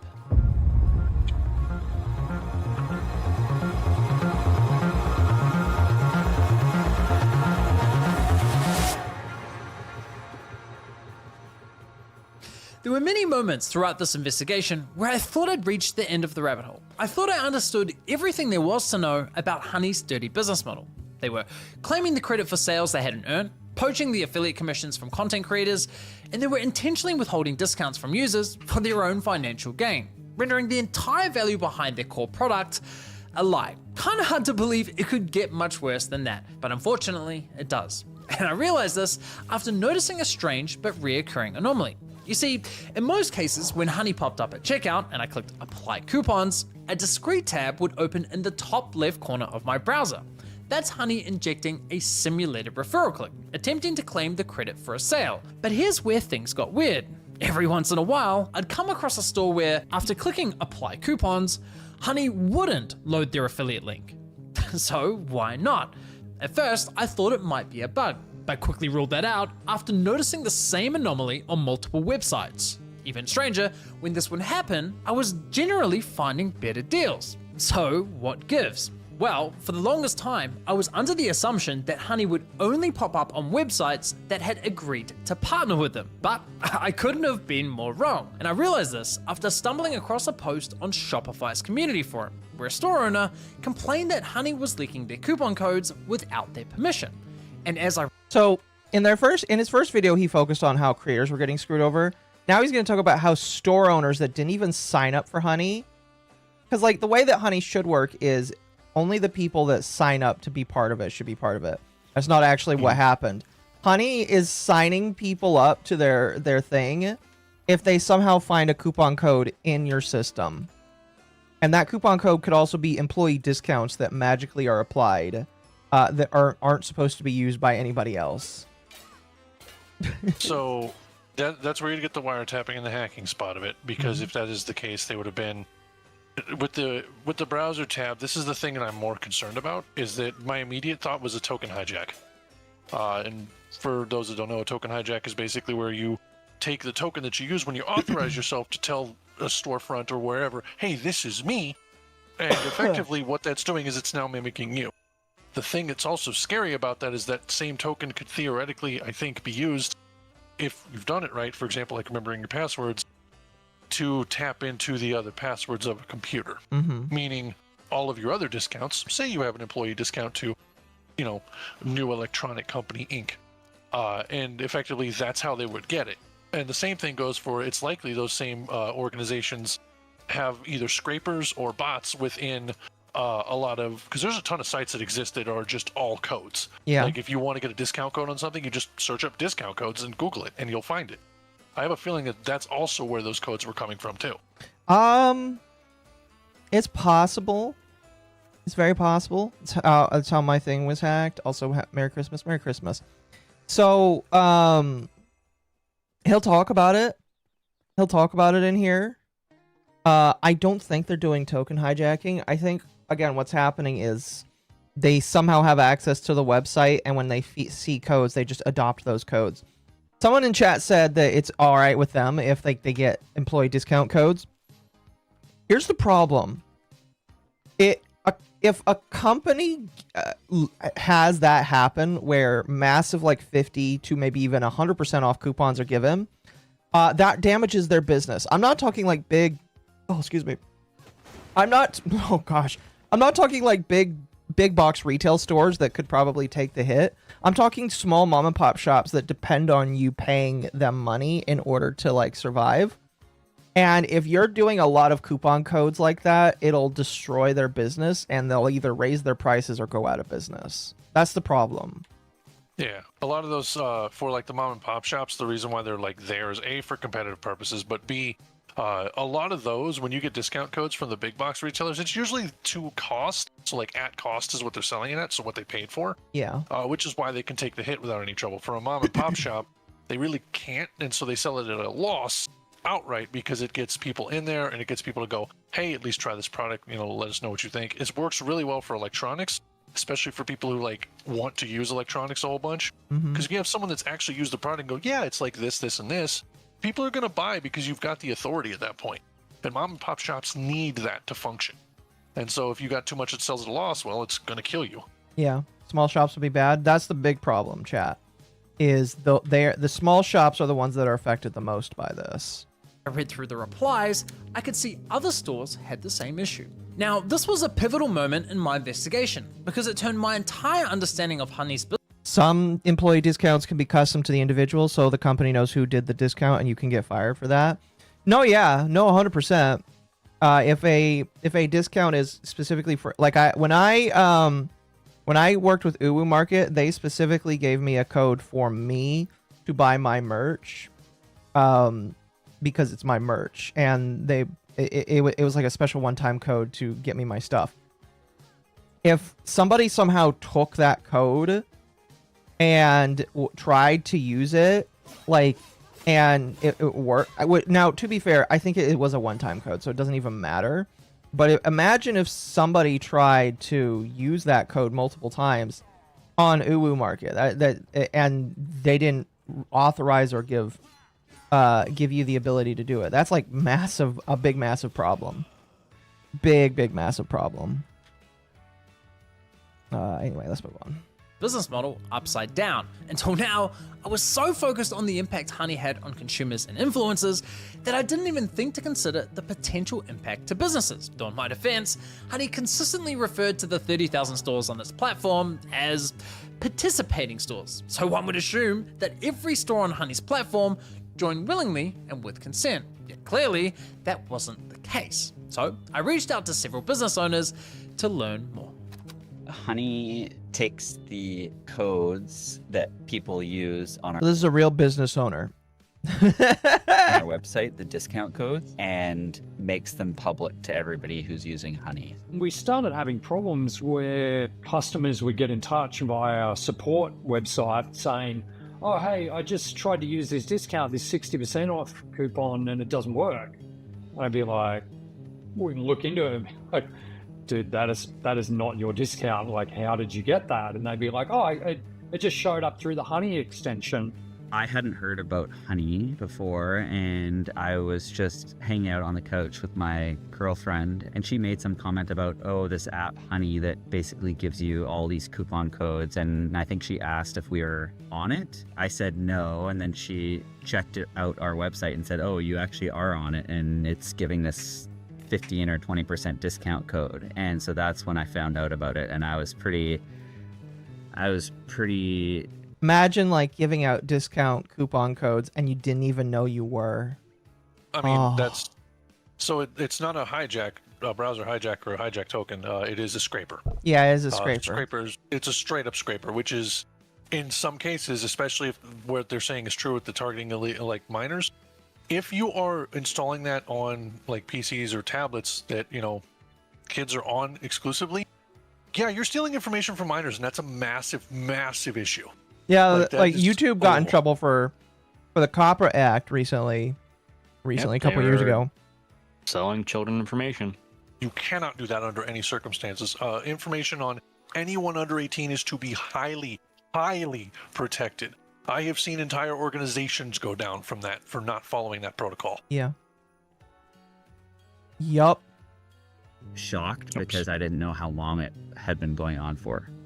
Yeah, it cost us thousands, and I haven't even looked into how far back it went, but I know we just ended the code right away. Now, if you think that sounds bad, well, trust me, it gets a whole lot worse. But first, it's important we understand the scale of this issue. As you just heard, these store owners clearly never consented to being on Honey, so they can't possibly be among the so-called 30,000 participating stores, right? So why was Honey lying to consumers about the true number of stores supported by its platform? And just how many stores did Honey add to its platform without consent? Was it hundreds, thousands, tens of thousands?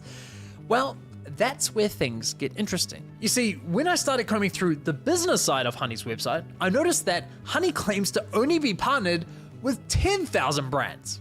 That's 20,000 less than what they advertised to consumers. So I figured, okay, I guess 10,000 stores intentionally partnered with Honey, and the remaining 20,000 never signed up. Now, that would already be incredibly concerning and deeply misleading. But as it turns out, the deception is far worse than that. You see, as I continued digging, I stumbled across this file from Honey's extension called supported domains, which gets loaded onto your computer when you install Honey. And this file contains a list of over 180,000 online stores. That's a massive discrepancy from what's advertised anywhere on Honey's website. Now, of course, we could start making assumptions based on those numbers alone, but we don't have to, because it just so happens that Honey also keeps detailed information for each of the online stores in this list, and it's relatively easy to access that data. For example, on Chrome, if we click Manage Extensions, turn on Developer Mode, click on the Service Worker for Honey, and click on the Network tab, we can now monitor what Honey does behind the scenes a little closer. So if we say visit I learned how to do some of this stuff for the other we can things. see that Honey is now accessing information from their database related to Apple. Looking at this one in particular, we can see that 2.9 million Honey users visited Apple's website in the past 30 Holy days. cow. We can also see that none of those users... That is a lot of information that you can just look at. Oh, yeah.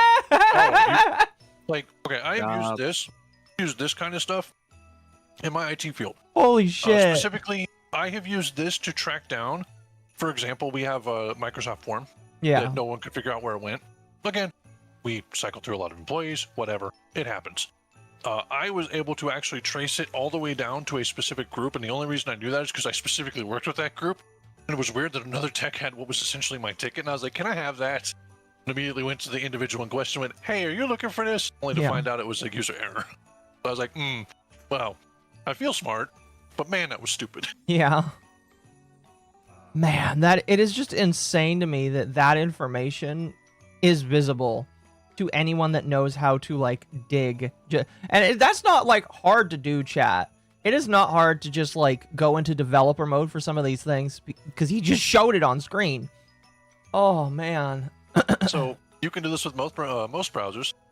Like I said, the network tab will tell you things like this. This is how, when you have IP address logging, this is how I can tell things like what browser you used, which one it was, what version it was, and even it points for like how long were you on it, what activities you were on. Yeah. All of that is seen in the network tab. Oh yeah, for sure. I'm sure that if I go into my my router right now, it could tell me. I mean, it can. I've seen it. I'm not going to show you chat because it shows my IP address, but like my router, it tells me where I'm connecting to, what websites I'm connecting to. It tells me where these websites data centers are located. Funny enough, a lot of these website data centers, some of them are in weird spots in South Africa for some reason. Like there's just like one or two in South Africa, and I'm like, who the fuck is like got their data center down there and why? I mean, if it's relatively remote, easier to handle and maintain. I mean, that's true. It's just kind of funny. Oh, this guy's sleeping on the ground now. That's funny.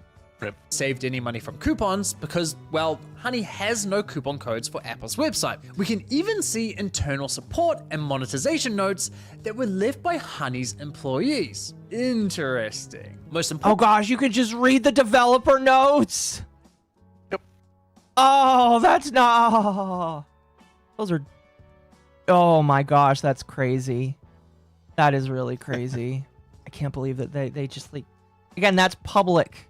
You can just read that. May not be public now. I'm not touching the Honey app. I'm not putting that on my browser. Fuck no, especially after all this. But oh, that's crazy. I could only do it in a sandboxed environment, so I would need a virtual machine that would just be clean, knowing full well that I couldn't, like, it wouldn't be touching anything else. Yeah. And it would be on a separate computer away from everything else I'd work with. No, 100%. I would not touch it. Like, this is one of those things where it's just like, I had Honey installed like a couple of years ago, and then I got a new computer and I never reinstalled it. Yeah, never touching Honey ever the fuck again because of this kind of shit, you know? Right. Never. Ever. Oh. Importantly, however, we can also see that Honey has an affiliate link for Apple's website, confirming that Apple does have an affiliate partnership with Honey. But if we look at the same data for, say, Abercrombie & Fitch, we can see that Honey doesn't have an affiliate link, yet Honey is still offering coupon codes for that store. And sure enough, if we click Apply Coupons on Abercrombie & Fitch, Honey doesn't load an affiliate link through that infamous sneaky tab. Aha! Things are starting to make more sense. So, all I had to do now was collect this data for every store in Honey's database. The only problem is, collecting this data for one store is easy, but doing it for 180,000, that would literally take years. Unless, it took him a year to get the next created video a little out. program that automated the entire process, crawling through that massive list, scraping Honey's data store by store, and neatly organizing the most relevant data points into a nice, easy to read spreadsheet. Well, by the way, this spreadsheet, I'm pretty sure that you can just like go look at. Let me see if it's in his. Oh yeah, it is. It is. Here, chat. I'm gonna make sure that you guys get to. If you want to watch this video for yourself, there you go, chat. Go watch this video for yourself. Go give him a view. It's got over 1 million views now. I hope it gets more views than that. But yeah, he's. I think he's got it in the description there. That's awesome. Well, that's exactly what we have here. But I can't take any credit for the spreadsheet because this was all the work of someone much better at this stuff than I am, and he goes by the name of Yelta. He's a developer from the Netherlands, awesome guy. And I cannot thank him enough because holy shit, there is a treasure trove of data in this spreadsheet. We now have all the details for every store, every coupon code, every developer note, all curated into one lovely spreadsheet. It's glorious. PayPal will not like me having this data, but too bad. I would be interested to see if they try and sue him for having this information. But I don't know what they would sue him for. I don't think they would be able to because, one, from an OPSEC standpoint, you had no security on that app, and that's 100% on you. Yeah. Like, that's absolutely, like, every court's going to go, why didn't you secure that? Why is this all in plain text? It's kind of like, any expert worth their salt's going to be like, no, that's stupid. And even the court's going to go, yeah, this is your product. You did nothing to protect it. This is you not protecting your brand. You're an idiot. No, 100%. 100%. Doesn't mean they still might not try. I mean, they can try, but I don't think it's going to hold up well in the court system. Yeah. Temp had to leave for the Christmas thing. Okay, you're Temp, good. we'll see you later. And Yelta will be releasing this data publicly on Twitter shortly following the release of this video. Link to his Twitter is below, so make sure you give him a follow if you want to catch that drop. Alright, so now that we have this spreadsheet, we can finally confirm that at the time this data was collected, Honey supported 35,000 stores with affiliate links and an additional 146,000 stores without affiliate links. So yes, there was some truth to their claim of supporting 30,000 participating stores. They just conveniently left out the fact that they dragged an additional 146,000 stores onto their platform, presumably without consent. Now, consider this. If you're Honey and your platform supports 180,000 stores, surely you'd be screaming that from the rooftops, right? 180,000 sounds a whole lot more impressive than 30,000. Honey knows that, so why hide the real number? Clearly, Honey decided that keeping this little secret to themselves outweighed the benefits of advertising it. Now, as a consumer, you might be thinking, so what if Honey leaks a few coupon codes? Even if a business never gave consent, surely that would just drive more sales for the business, right? No. Well, it's not that simple. Why? Well, you see, coupon codes are more than just discounts for consumers. They're also a vital marketing tool for businesses. Virtually all coupon codes have a strategic purpose behind them. For example, many online stores will offer a 10% discount as an incentive for signing up to their newsletter. The consumer gets a 10% discount, and the business gets your email address for marketing. It's a simple tit-for-tat exchange. But if Honey snatches up that coupon and makes it available to... Huh? So what Honey's doing is basically taking from the beginning of the internet, consumer information has been a gold mine for marketing because it's made marketing so much easier and so much bigger. Yeah. That's why marketing budgets are huge. Literally what he's talking about is it's basically an exchange. We're going to give you a cut off of sales here. Like, we're going to take some off the top. In exchange, you let us tell you, hey, when you've got sales, when you've got things we want to do, because we clearly have stuff you like. It works well for the consumer as well if they shop there a bunch. Yeah. The downside is it's unfortunately created a ton of spam. While Honey is getting rid of the spam, quote unquote, what they're doing is ultimately by doing that coupon code thing, they're poaching sales. And that's a huge issue. Yeah. Because it's now losing money for the business, and the business isn't getting anything out of it, whether it be data or anything else. Instead, Honey is just keeping all of that, which is also a bigger problem because it then creates a data monopoly, and that's a whole other beast entirely to tackle. Yeah. And guess who's getting that data? Yeah. PayPal. That took longer than I wanted to, but there we go. Huh? No, just changed my Fugi. Oh. Oh my gosh, that's adorable. That's right, it dances, doesn't it? Yes. That's awesome. Glad I met you. I'm glad I met you too. Chat, each and every single one of you in here, I'm glad that you're here, all right? Even if somehow you're lurking because you hate me or whatever, I appreciate that you're here as well. If you're here because you hate me, I find that funny. Granted, I sat in some of Candace Owens' streams just because I wanted to see how insane she is, but besides the point, I'm glad you're here, all right?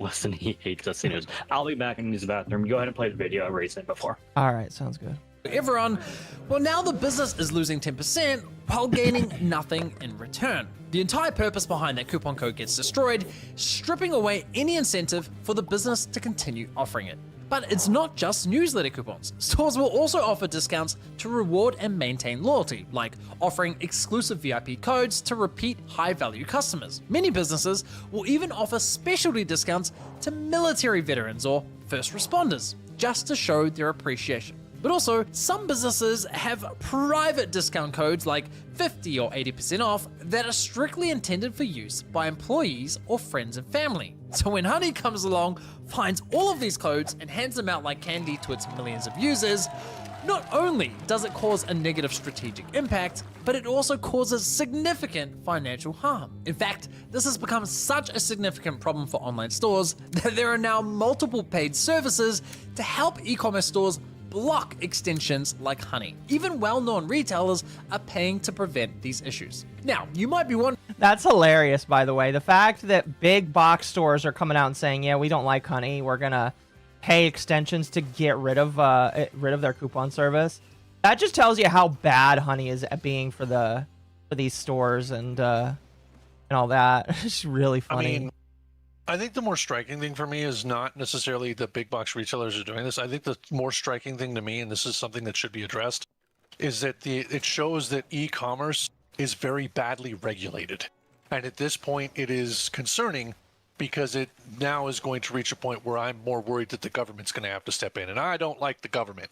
No, because if the government has to step in, they might, like, fuck it up. Yeah, or at least go too draconian on it. Yeah. Wow, oh my god, she's got milkers! At Devastator Thank you for the discovered Mom $5. has milkers and gave $5. I have sent a copy of the standing case to Dylan in DM. If I had thought of it, would have sent earlier. Also, Merry Christmas. Merry Christmas, Devastator. Standing case. Yep, it's with Gamers Nexus. Oh, I like Gamers Nexus. They're a little bit too doomered sometimes for me, but I do like Gamers Nexus. I like them as well. a lot. They were the reason I picked out the specific motherboard in question for this current computer. Oh, really? Yes. In fact, actually, they were the reason I went with Gigabyte instead, because I was going to go with ASUS, and then they showed that ASUS and Gigabyte for this particular model of motherboard had switched places. And this was when I was purchasing an i9 9900KF. At the time, at this point, glad I did it at my company's place. When I was working for Geek Squad at the time, effectively what happened for that is I did all the training and the coupon code and checkout at the company's place, where I got that processor, which was $400 to $500 at the time, for $200 straight out, direct from Intel. Oh yeah, you got a killing for it. Oh yeah, absolutely. That's fantastic. And then there you go. There's the link. Okay. Here, chat, before we continue, I'm going to turn on my fan, because it's like, it was cold, and then it immediately went up to the 70s again. I don't know why. So I'm going to turn on my fan. Wait 1 second. The downside of having a lot of computer hardware that works really well in the same area as you. Yeah. Welcome to the server room.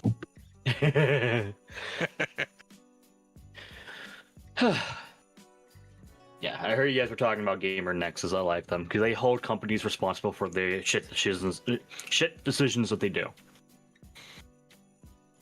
I mean, I still stand by the statement with the lawsuits coming in. The clients' rights are being violated. They should absolutely go fight for them. And I think lawyers are doing what they can to help with that.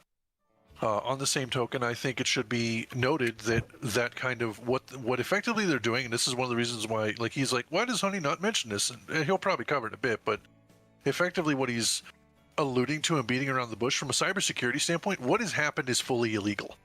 Like, he is illegally data scraping and data mining, and the problem is that effectively that's technically all under proprietary, which is what PayPal's kind of like, you need to get rid of this, and that's why they struck down the video. Because that likely could be used in courtroom to go, hey, so what the hell is this source code here? What does this do exactly? And that's what they're getting at. Yeah, So and it's- they that's the definitely reason don't want they're that tearing it out. I wouldn't No, want that because out if I was yeah. doing that. Nobody does. And that's the reason why they'd be like, yeah, we need to just strike it as a company. That's, again, why companies do better on YouTube than individuals, which is unfortunate, but it's a thing. Indeed. Hi, Amadeus. How you doing? Indeed. Please, nice buddy. Wondering, how on earth does Honey get access to private coupon codes like employee discounts if they're not available to the public? Okay, so this is where he's going to get into how they have access for it. It's very crazy. Well, I came across this marketing podcast where they discussed the issue. Oh, I forgot. They actually just come out and straight up say, hey, this is how we got the information. Wolf's Pain give her the discovered 5. Mom has milkers and gave $4.99. For a company called Honey, it's pretty much poison to anything it touches. Bad for consumers, bad for companies not profiting. It's bad business. I would agree. It's a parasitic business model, but unfortunately in the business world, this is what scares me more. In some cases, this is an accepted business model. Yes. Gosh, hello there. I think what's funny to me is that they did a podcast where they basically out all of the shit that they do at Honey and share all of their business secrets. And I'm just sitting here like, you know, some of the stuff you're talking about, you probably would never want to put on a podcast. Public information. No, it is, and I think I'm glad that exists. I just think it's funny that they put that out there for people to listen to. I mean, I just hear the JonTron meme. When did you start realizing something was wrong? When they started just straight up saying it on TV. Yeah. Oh, happy holidays. All right, let's continue. Merry Christmas. Is if I have Honey, for example, and I'm one of your best customers at your e-commerce store, and you decide you're going to do a promotion for your VIP customers.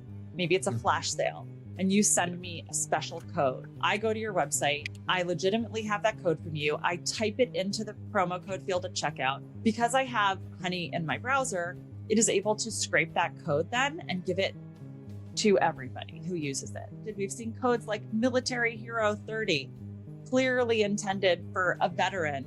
And then in another case, wow, even worse, in another case, my CEO found a men's apparel brand where they had a $75 off coupon code, but they didn't set a minimum order value. And so people were able to get unlimited merchandise for free as long as they kept their order value at $75 or under.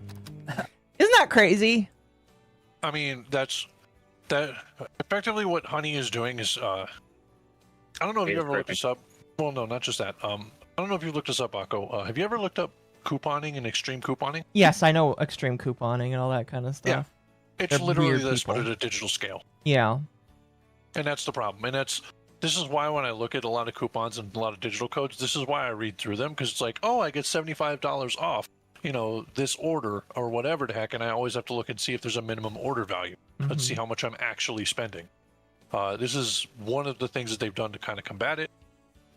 That being said, that again is to the pain of the business. That's just getting unlimited merchandise for free. It's one thing if it's to a VIP customer. That's understandable. It's one thing if it's for a marketing campaign. That's a business write-off.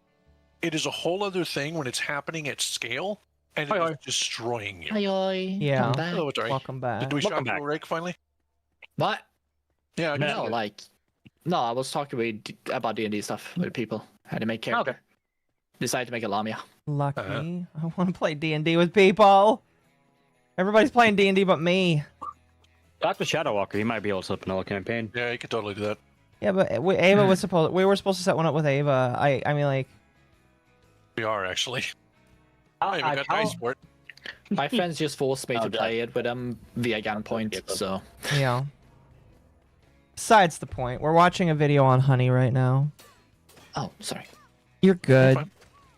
How goes it? It goes, Beaumont. Welcome. Did you get the thing I sent you? I did. I'm not going to play the video, but I saw it.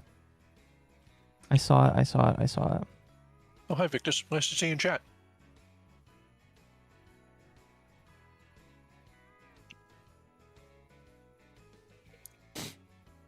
Oh, goodness.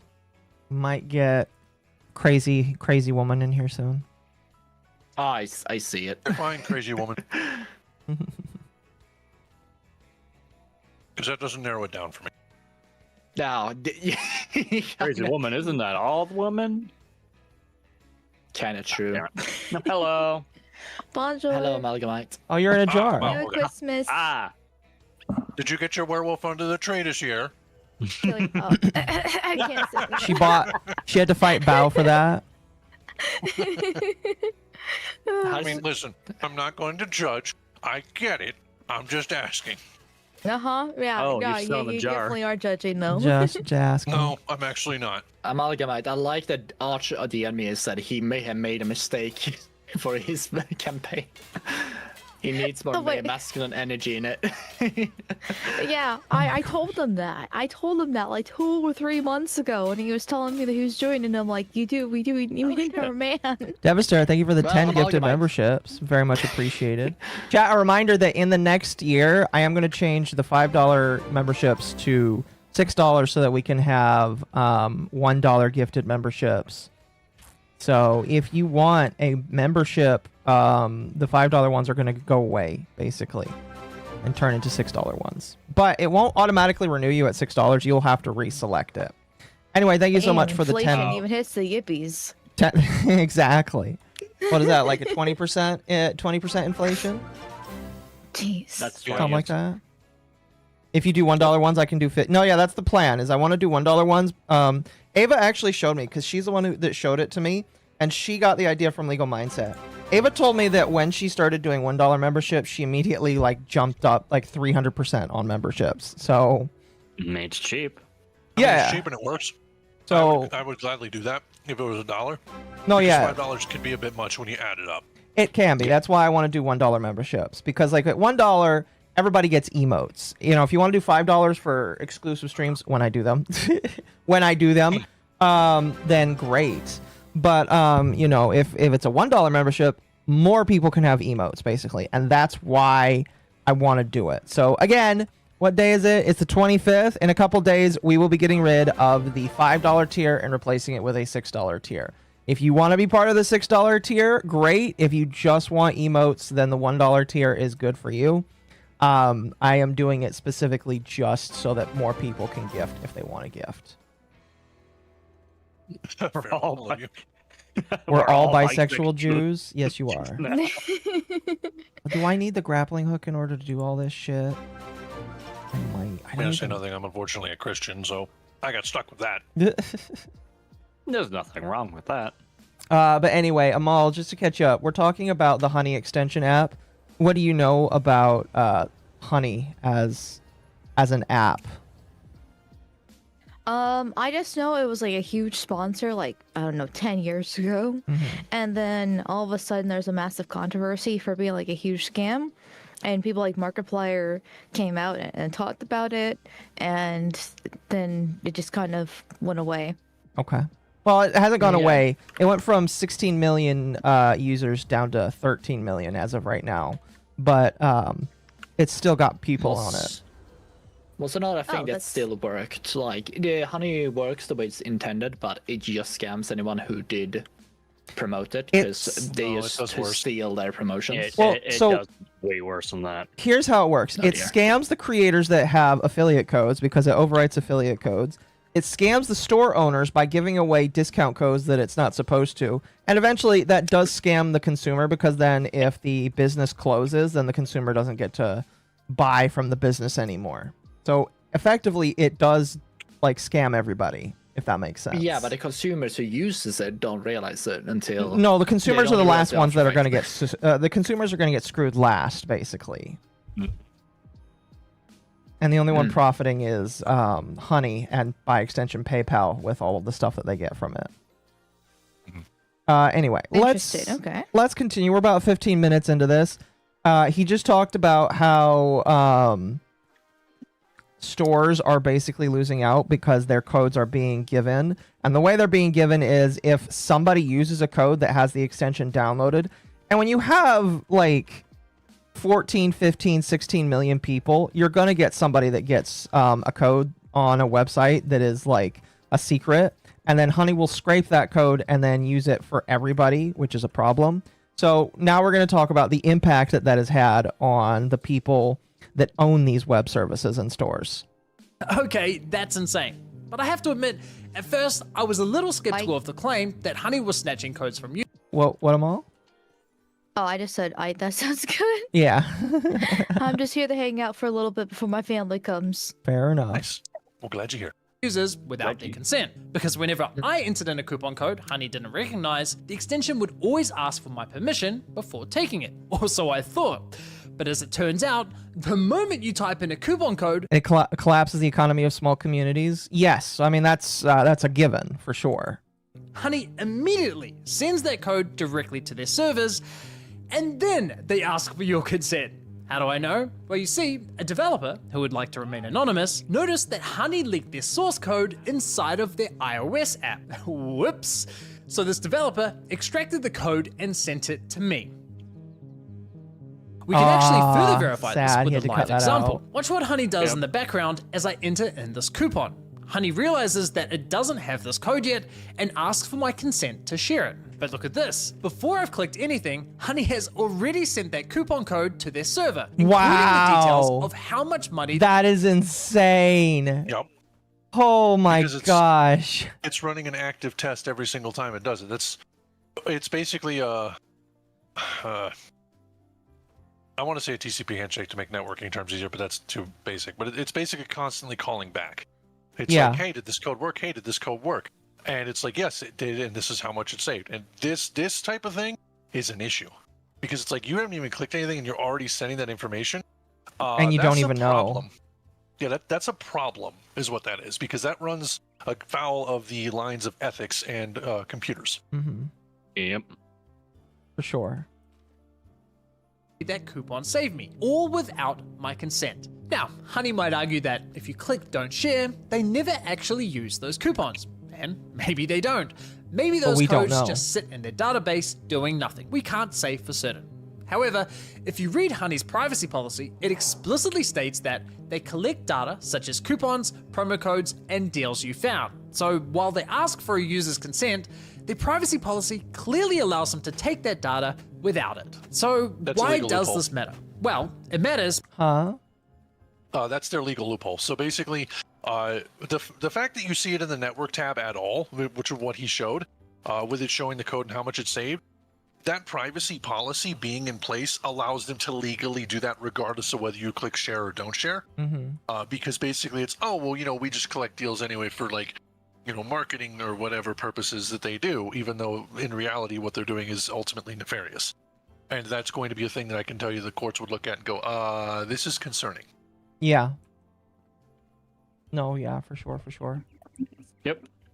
I forgot to actually... It's because when private codes get leaked, businesses don't just lose money, they're often left in the dark, unable to trace how those codes were exposed in the first place. I've personally found several coupon codes through Honey that were clearly intended for private use. This one coupon I found worked like a $35 gift voucher, meaning I could make unlimited free orders provided my cart value was $35 or under.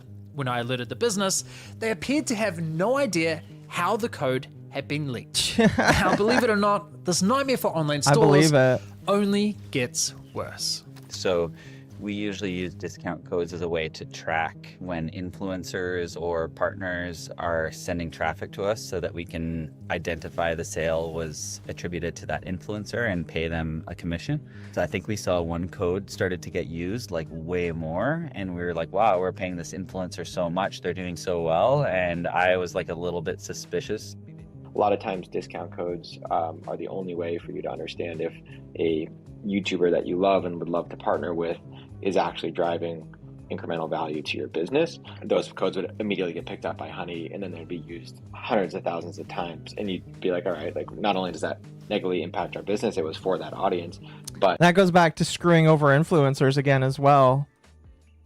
This actually arbitrarily inflates the numbers for a lot of influencers and is a huge deal because it makes certain influencers look really good at the detriment to other influencers who may not be utilizing things like that. Yeah, and imagine if like you as an influencer knew that this happened and you could totally use this to like fuck over the company, but by the same token get yourself. It is a scam essentially. And if the influencer knew that, he could like totally fuck over a company while ingratiating himself because they pay him based off of how much the code is used. But if he like massively inflates it with all of these coupon codes, it's no bueno, basically. Who says it's not already happening? I mean, like, Megalag is the first one to bring up this has happened. I don't doubt that's probably like happened potentially. My question is, how many influencers, quote unquote influencers, actually know that you can do this? I'd say a few here and there, but most of that probably relies within, because again, that would rely on the talent managers, especially with a lot of influencers who would have people for marketing. That would probably rely with them. And that's probably what makes them push the influencer to be like, hey, you should go for this and do this because this will get us money. Mm-hmm. Yeah, I don't know. Arguably not a lot. It is definitely like a wonky, just kind of like, well, who actually knows and who doesn't actually know. I don't think you're going to have your Jake Pauls that know, because I think people like that would fall in that group are not smart enough to understand. But I do think that smarter people probably would. To be fair, I think it's like in Jake Paul's defense, I don't think he can really speak to anything right now. He's going through his own lawsuits right now. Yeah. Akko the Wizard. Well, I meant literally. Oh, shit. Oh. Damn it. Yeah, because it's broken. Yeah. There you go. He broke his jaw in 2 different places. Right. Yep. Anyway. We have no idea which podcaster we should continue to support. Now, if you're someone who listens to podcasts, you probably know exactly what Chip is talking about here. When brands advertise on podcasts, affiliate links aren't always practical. Listeners could be running, driving, or doing the laundry without easy access to a computer. So, instead, brands will provide podcasters with a unique coupon code. And each time the listener uses that coupon code at checkout, the podcaster earns a commission, just like an affiliate link. So these are not your typical coupon codes. Behind them, you have an influencer that's trying to earn a living, you have a business paying to promote their product, and there's usually a contract binding the two together. Regardless, Honey will step in, leak the codes to users, disrupting that business relationship. The result? Not only do brands end up losing money from the leaked discounts, on top of that, they're now forced to pay undeserved commissions to the influencers whose codes got leaked. It's easy to imagine how quickly something like this could spiral out of control. In fact, one business owner on Twitter reported losing $100,000 from this exact issue. And he only realized it happening several months later. That is insane. It's no laughing matter. And if you think this is a huge...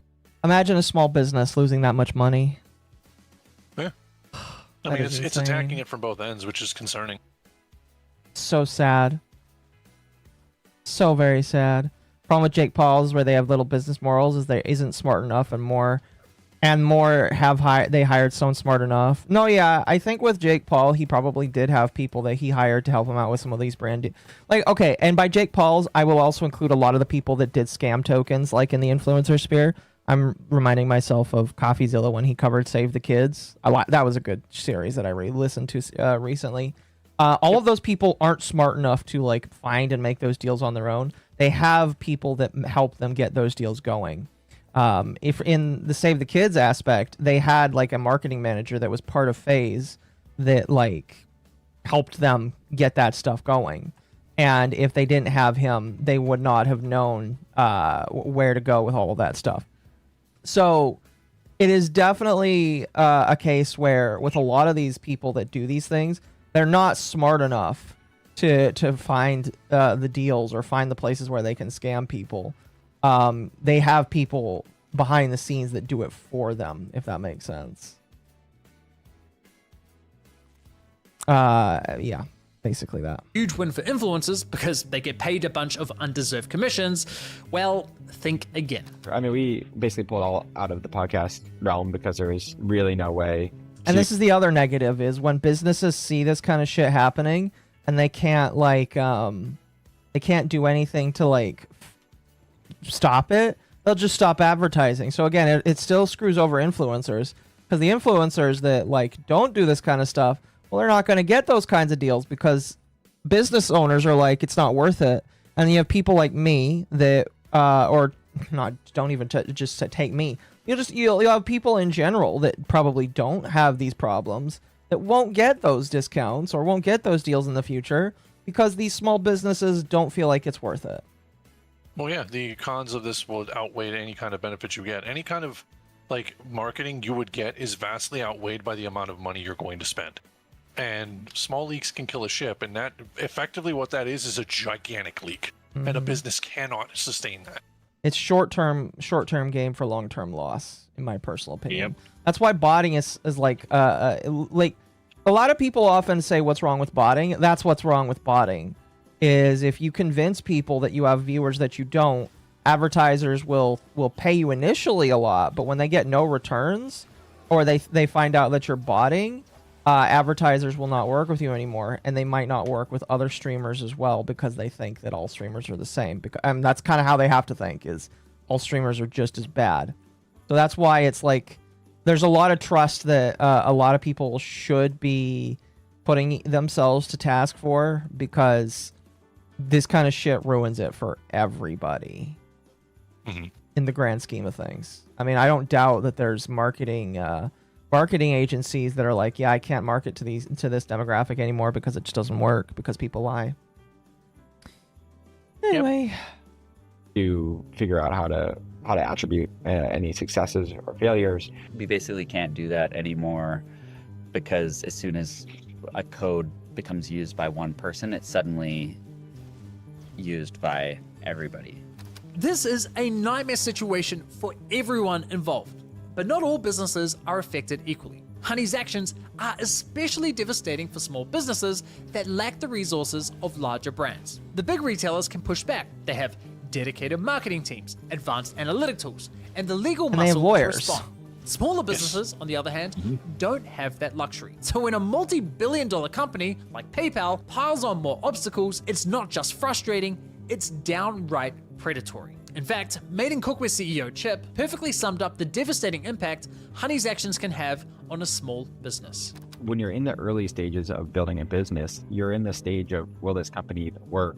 Is there product market fit? How do I scale this thing? Can the economics work, right? And so all the things we talked about, these discount codes and the kind of removal of attribution and killing margin, like those really affect the early stages of a company, from everything from where do I put the next dollar in to make sure I can survive, down to you're taking 10, 15, 20% of my sales without me wanting it. And we have digital marketing costs, we have shipping costs, we have all these stacks of costs that not only are getting more inflated over time, like FedEx has been raising their rates over time, warehousing costs have gone up, COGS have gone up, as you know, through inflation for the last 4 or 5 years, right? Like all the cost structures have been going up, and to have someone just stealing and compressing the actual revenue you want, like puts small businesses in a real squeeze. It's just really disappointing, and like it doesn't even work, because at the end of the day, like you need to make the numbers work, and if Honey is going to steal 10% of your revenue all the time, you're gonna have to raise prices at the end of the day to make up for that, right? And so it's not only not effective, but it makes it worse for the consumer. It compresses for the small business owner any margin,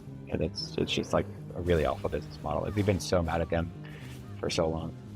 Really sad. And Chip's point about the impact to consumers is especially important. If Honey's eroding profit margins from retailers and they're forced to increase prices, well, that ultimately affects consumers. Now, as you'd expect, these businesses don't just let these issues slide. Naturally, they reach out to Honey to complain, asking to be removed from the platform.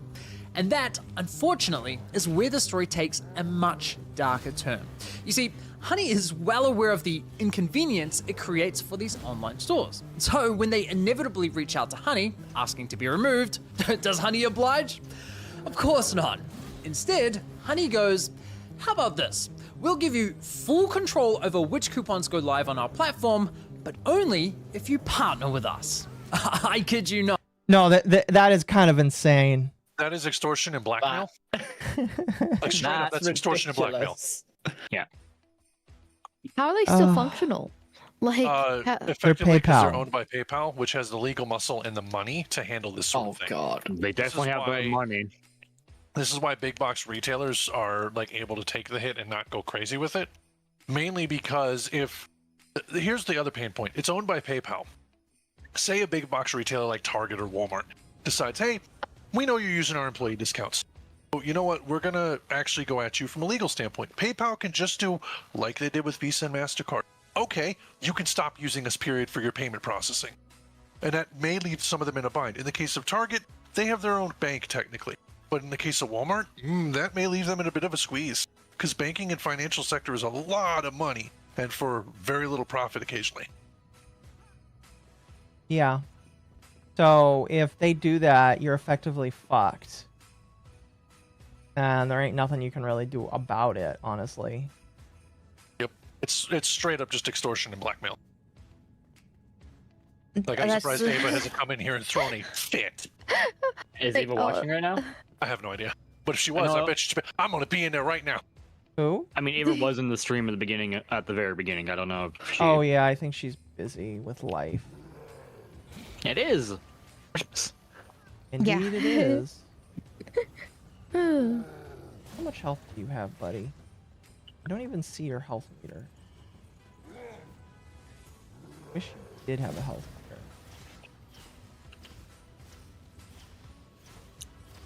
Regardless, let's move on. Not. In fact, Chip was kind enough to share his email exchanges with Honey from 2020. And you need to see it because holy shit, it's bad.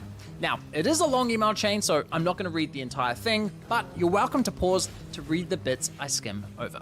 Hi, I am the CEO of Meeting Cookware. Please remove us from your app. You've scraped a private friends and family code from our checkout and put it on the platform for others to use. We've lost a bunch of revenue. 4 days later, Honey responds with, Hi Chip, thanks for reaching out. Honey supports over 40,000 stores online, and we always prioritize protecting the Honey experience for users by supporting available stores and displaying available codes.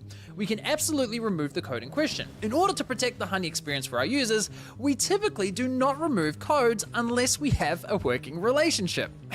I mean, right off the bat, they're basically saying, we won't compromise the experience for our users unless you pay us. Classy. We'd love to discuss how we can work more closely and partner with your brand. Chip replies the same day, we don't offer affiliate deals to coupon sites. We'd like to be removed from your site and extension completely. With the sales pitch not going to plan, Honey brings in their global partnerships manager, Kelly Rodek, who explains to Chip that his leak code was added through Honey's user-generated coupon functionality. No surprises there. She completely ignores his request to be removed from the platform, only offering to remove the leaked employee discount. Chip replies the same day, our friends and family code was listed on your site. That was an internal code meant for a small group of people that was never published anywhere. Our whole site can't be removed from your app. Honey only responds a week later, confirming they removed the employee discount, but again, completely ignores Chip's request to be removed from Honey. Chip responds immediately. So insane that they're just outright saying, we will not remove you. It's so mental. That is actually a massive issue. And that email correspondence would be I'm actually surprised they didn't make him redact that, because that also can look fairly damning in the eyes of the public. Mm-hmm. Well, I imagine it does right now, as of right now. Here's the thing: is they may not even damning in the courts. They may not even know that he had that information. I don't know how they figured out that he had like other information. They may not even know how he had that. Something tells me maybe they cannot redact I think it. this video was posted on Patreon first. That's why I was able to redact it. Oh, I see. I see. That makes sense. I see. Merry Christmas, Merry Christmas. We're talking about evil companies right now. Because why not? Pushing for an answer, but they ignore his email completely. A month later, and Honey leaks another private discount code. Hi, please remove from your app. That is a private code behind a private employee perk login. This should never be public. I don't understand how you feel taking a private employee perk and making that public to the world is helping our business. Honey responds confirming they removed the code, but instead of taking responsibility, they try shifting the blame onto Chip, suggesting his employees might be responsible for sharing the code with Honey. But given what we know about their system, I'm willing to bet Honey were responsible for the leak, not Chip's employees. Honey then suggests that Chip creates single-use codes for each and every employee. See, if you don't want your stuff to be leaked, how about you just make the codes single point? It's your fault that it's happening. Why don't you just make it single-use only?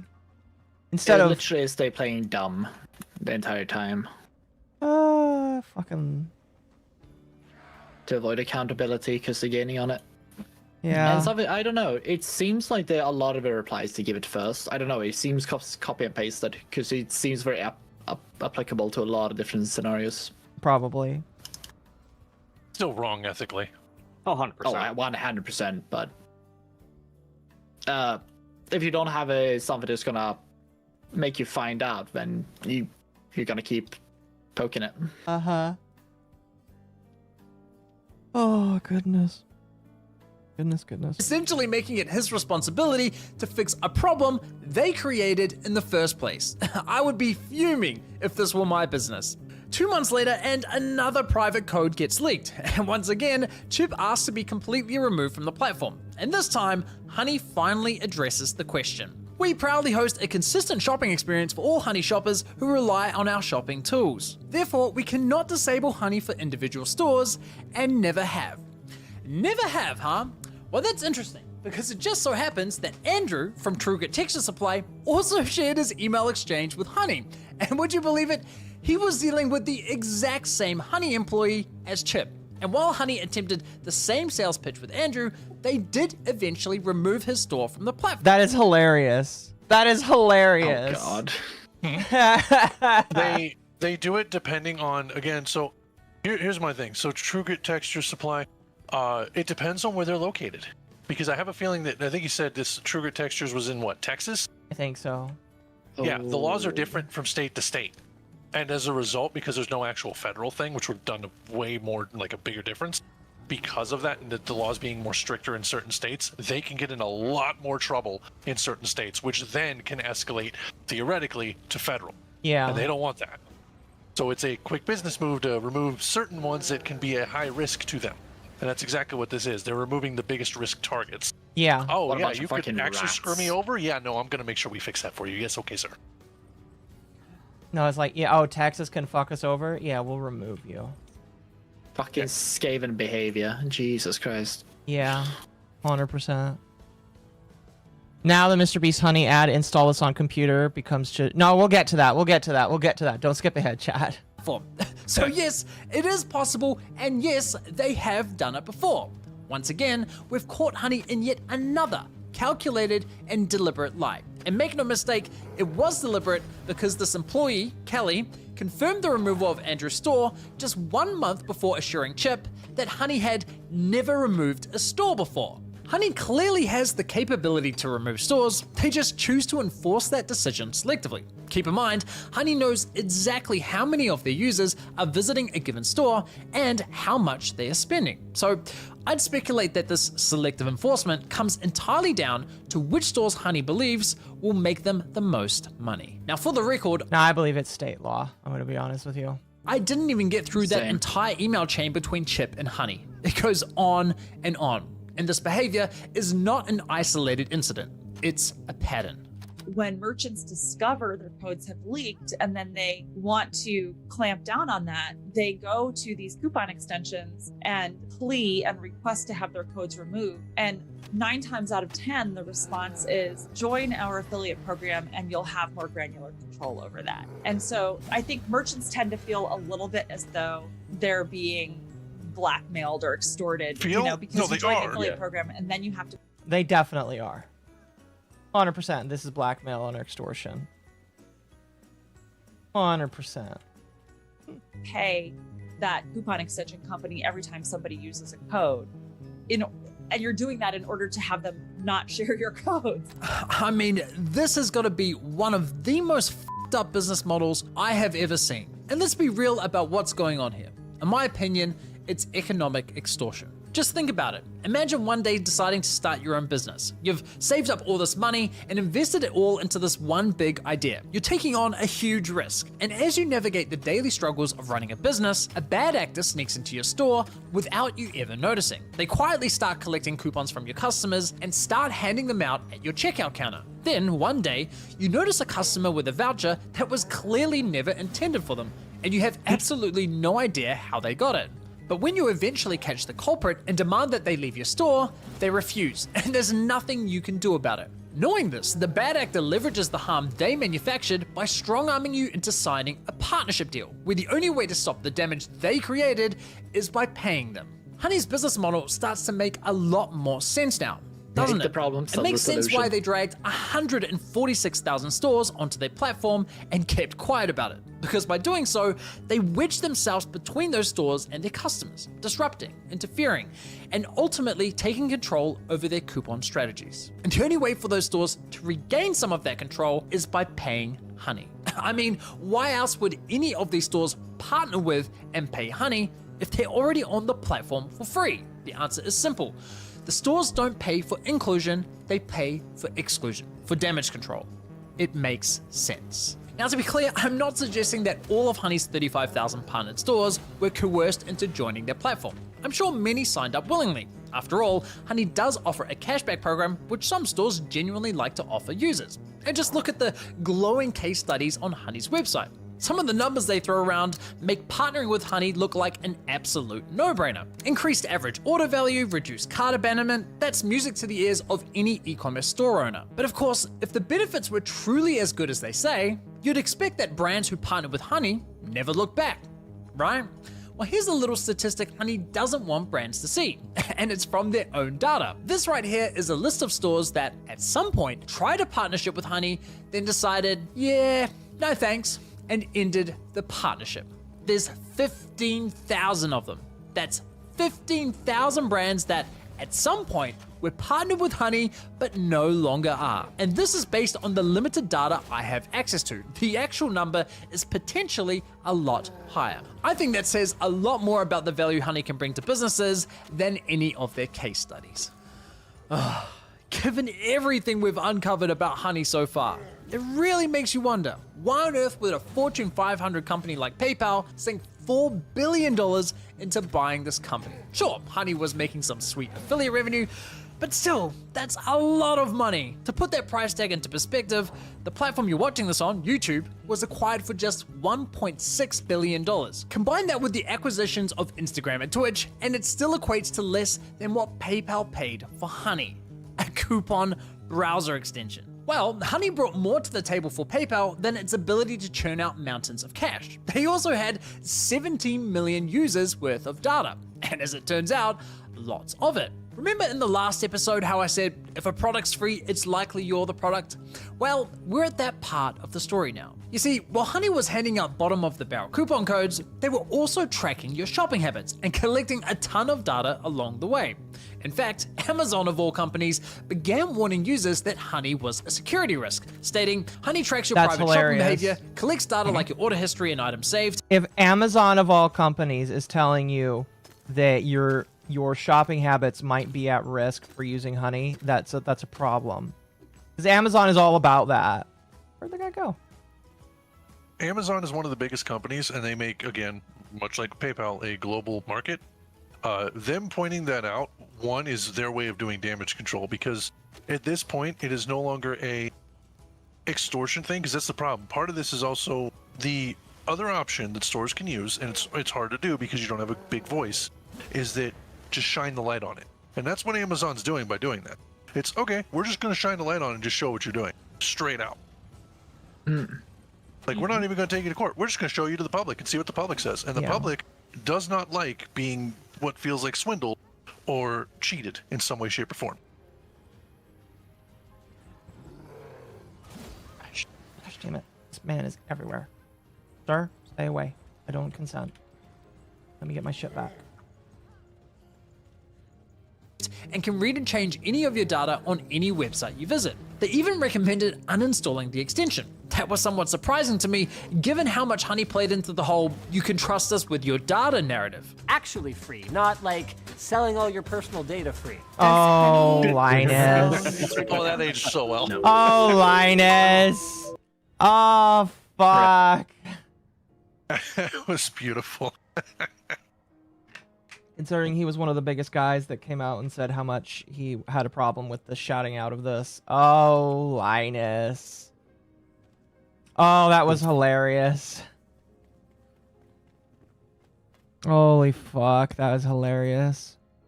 This prompted me to investigate Honey's data collection practices, and what I found was, unsurprisingly at this point, pretty darn concerning. Hilariously, the first thing I noticed when auditing Honey's website was that they explicitly assured users that, hey, what we don't do is sell or share your data. But the moment you click the link to their privacy policy, the first thing you see is how we share your data. Excuse me? Red flag number 1. Now, this privacy policy was packed with vague language when it came to what data they were collecting and how they were sharing it. So I dug deeper and came across this incredible investigation by a German non-profit called Data Request, who advocate for data privacy online. And they dug into Honey's data collection practices by submitting what's known as a GDPR right of access request. For those unfamiliar, under European law, anyone living in Europe can ask a company, no matter where it's located, for a copy of all the personal data that company has collected on them. So 2 of their members, Benny and Malta, both Honey users, each submitted a GDPR request. Their data revealed that Honey was systematically tracking their browsing activity across every website it considered to be an online store. They also collected timestamps, unique user IDs, device IDs, operating system info, geolocation details, and the full URL of the page visited. Now, Data Request showed that that's basically like minus like personal information, everything. Effectively, aside from account credentials, if you need an account, pretty much everything that your browser holds. This is all found within that network tab in your browser. Yeah. You can send a data request and demand all deletion in the EU. Yeah, it kind of sucks that the US doesn't allow that, but I don't know. I don't know.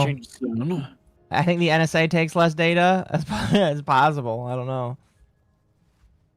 MommaOcco, you can live in Sweden too, where your name, how much you earn, is public knowledge for anyone who want to pay money to look it up. Fuck no, I don't want to live in Sweden. No, thank you. I'm good, thank you. There's a reason why no one want to keep living in Europe. I'm good, thank you.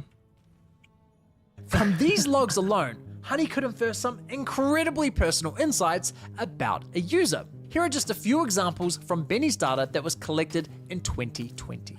Honey could see that on February 13th at 2:57 PM, Benny viewed an iFixit guide on how to swap the DVD lens on a Nintendo Wii. They could see that Benny checked an AliExpress order 13 times, his order ID fully visible, including the fact he opened a dispute for the order. They could see he had a Microsoft family plan and that he added a new family member to his Office 365 account. That is fucking wild. Okay, so now we've established that they've not only is their scraper scraping not just certain information, they are scraping everything they can, which is well beyond the scope of what that app does. That is also another issue. That is fucking wild. I don't understand how they can get away with it for so long. Specifically, a lot of people in the US especially do not know how tech works. They do not know that you can do this level of stuff with computers. People, unfortunately, because in the US there's very black box mentality, wherein the computer or phone is a magical obelisk that does the thing that I want it to do because I can. And the only people that can fix it are the people that are geniuses or the Geek Squad members or my IT guy at work. That know how these magical obelisks function and can speak to the machine spirits. Yeah. You know, the other issue I think as well, I listen to a lot of my older, I like, especially now during Christmas, I was talking to a lot of people in the family, and a lot of them just romanticize a lot of these kind of functionalities, saying, oh, it's great, you can just check this up like it's magic. And they don't see the aftermath, so you just eye roll and say, whatever. Don't every app do that to me, kind of thing. And that's a scarier portion. A lot of the younger generation, Gen Alpha and Gen Z, are also of the, I mean, everyone does it anyway, so what is, one more drop in this bucket? And it's like, it's the fact that they're doing it at all is the problem. Yeah. Frog. Yeah, I'm basically both of that, because on one hand, I don't like it at all, and I hate it with a burning passion, but at the same time, there's not much you can really do about it other than, deny, block cookies, do the basic bitch options that they have available, but at the same time, there's not many options available. Yeah. The point, as long as you are exercising and have the ability to exercise those things, I think is what everybody's really more or less looking for. It's just giving you the option to go, hey, I don't want you to do this, and telling people and they actually not do it. That's the bigger thing, because there is, unfortunately, a limited amount of options that you can do. The fact that you're doing it, I will tell you from a tech worker standpoint, thank you, because that's actually what makes those efforts valuable for people like us, because it's the reason we go, this is stupid, you need to know this is stupid. Yeah. Yeah, I just don't like the government. Or people watching me, so I'm just like, okay, well, deny. But I gotta Okay, I say, have to government accept these trust to function, is fine. getting lower and lower by the years. So like, it definitely is a trend that's happening more when people like finding information from different sources that bring these stuff up more and more. They're not being like sidelined as much as they used to be, or like hard to get a hold of. Okay, Dylan, I have to ask you this. On a scale of 1 to 10, how much do you hate like smart devices and smart homes? I should answer this the way that Jeannie collects as a video on. I keep a firearm in my house just in case the printer in my house makes a noise I don't recognize. Why do you keep a gun in your house? The robot uprising. Exactly. Base. The damn clankers. Can't trust them. I wish my dad had that opinion. Yeah, no smart house. Oh, we're out of. Mama, I have to shout it down to Mama Tori every time she comes with something new. I'm like, why did you pay money for this thing? Why do you want to have this thing here? It doesn't do nothing. If you're... My mom believes every car salesman that comes around. That's why she dated one and is together with a car salesman right now. If you're stupid enough to have a smart house, you're going to be stupid enough to not see why it's terrible to actually pay a subscription to own the keys to your own house. Yeah. People, again, don't know until it becomes a thing that affects them. This is one of the things that, again, you don't understand the bad sides of a discovery, whether it be scientific or technological, until it actually affects you. And unfortunately, because things have been made, effectively, relatively kind of foolproof or idiot-proof for various reasons, unfortunately, that's where you don't see a whole lot of the negativity of it. This is why people raise their voices about it. Yeah. No, I 100% agree with that. Unfortunately, my dad does not. So he just likes having everything controlled on his phone. You know what's funny? Makes it easy. All you can do is do what you can. At this point, exercise as many options as you have available to you. This is part of the reason, again, I don't keep a whole lot of smart devices. I won't keep a Google, like, literally the Gemini Assistant. The most I use this thing for, I go timer X amount of minutes, and I just leave it alone. Yeah. You know what's funny? Is I thought about going into selling people cameras that don't require a subscription service. Because I recognize that my Ring camera, when I moved into my apartment, it requires a subscription to back up footage that shows people at your front door. So by default, you can't just have it just tell you. By default, it tells you, hey, somebody's at your door. But unless you save excuse me, unless you've got a subscription for it, it won't save that information. So you have to pay like $5-10 a month in order for that to happen. And I was like, well, I live in the ghetto. I'm not going to do this, but that's really fucking retarded. And so I legitimately think you could start a business where you tell people, listen, there is an upfront cost of like getting a real security system, but once you have it set up, you own it and you don't have to pay like a subscription fee just to save your camera. And what's crazy is I think it's a couple dollars per camera with Ring. Hey, I killed the guy. I probably would have done a lot better if I did that. Cool. Jeez. No, it's a good way to make money for the long term.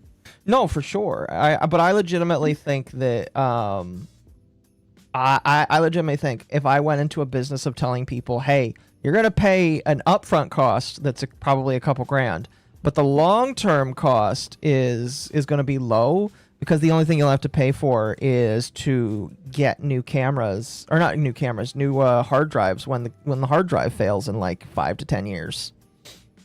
Yeah. So but the counterpoints you would have would be technology advancing, so getting better cameras and doing those upgrades, firmware upgrades to said cameras, which then render them obsolete, and maintenance costs are going to be a major counterpoint. That's why the people are basically paying for the convenience. That convenience also comes with the cost of your data, but people love the convenience, and that's why it's so big. That's another point I would sell on. The fact that like, if it's a huge upfront cost. That's going to definitely deter a lot of people right there. Oh, of Because they're going to course. see the big dollar and be like, and get scared, even though long term they're going to be paying less. No, for sure. So that will be a deterrent.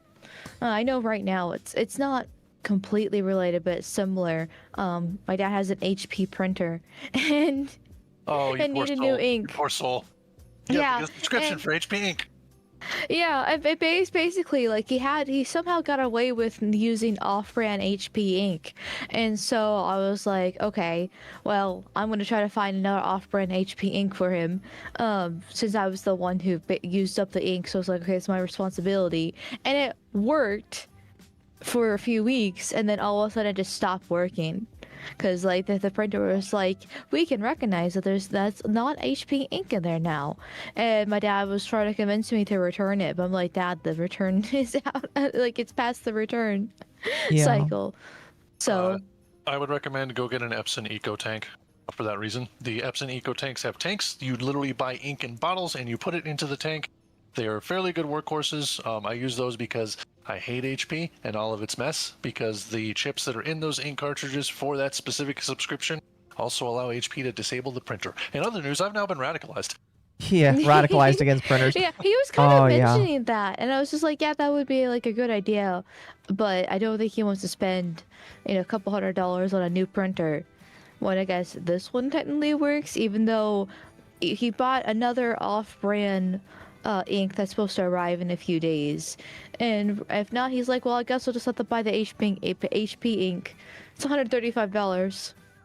Yep. But I'll buy the HP ink. Yeah. No, I agree that like selling somebody on, yes, this is a massive upfront cost, and you may have to do maintenance on these different things in the future. I still think that like there is a crowd of people that are going to wake up to the fact that they don't want their data sold, and they will pay for the idea of more control, even if it costs. Because I do think that there are more women out there that do see that as like a net positive.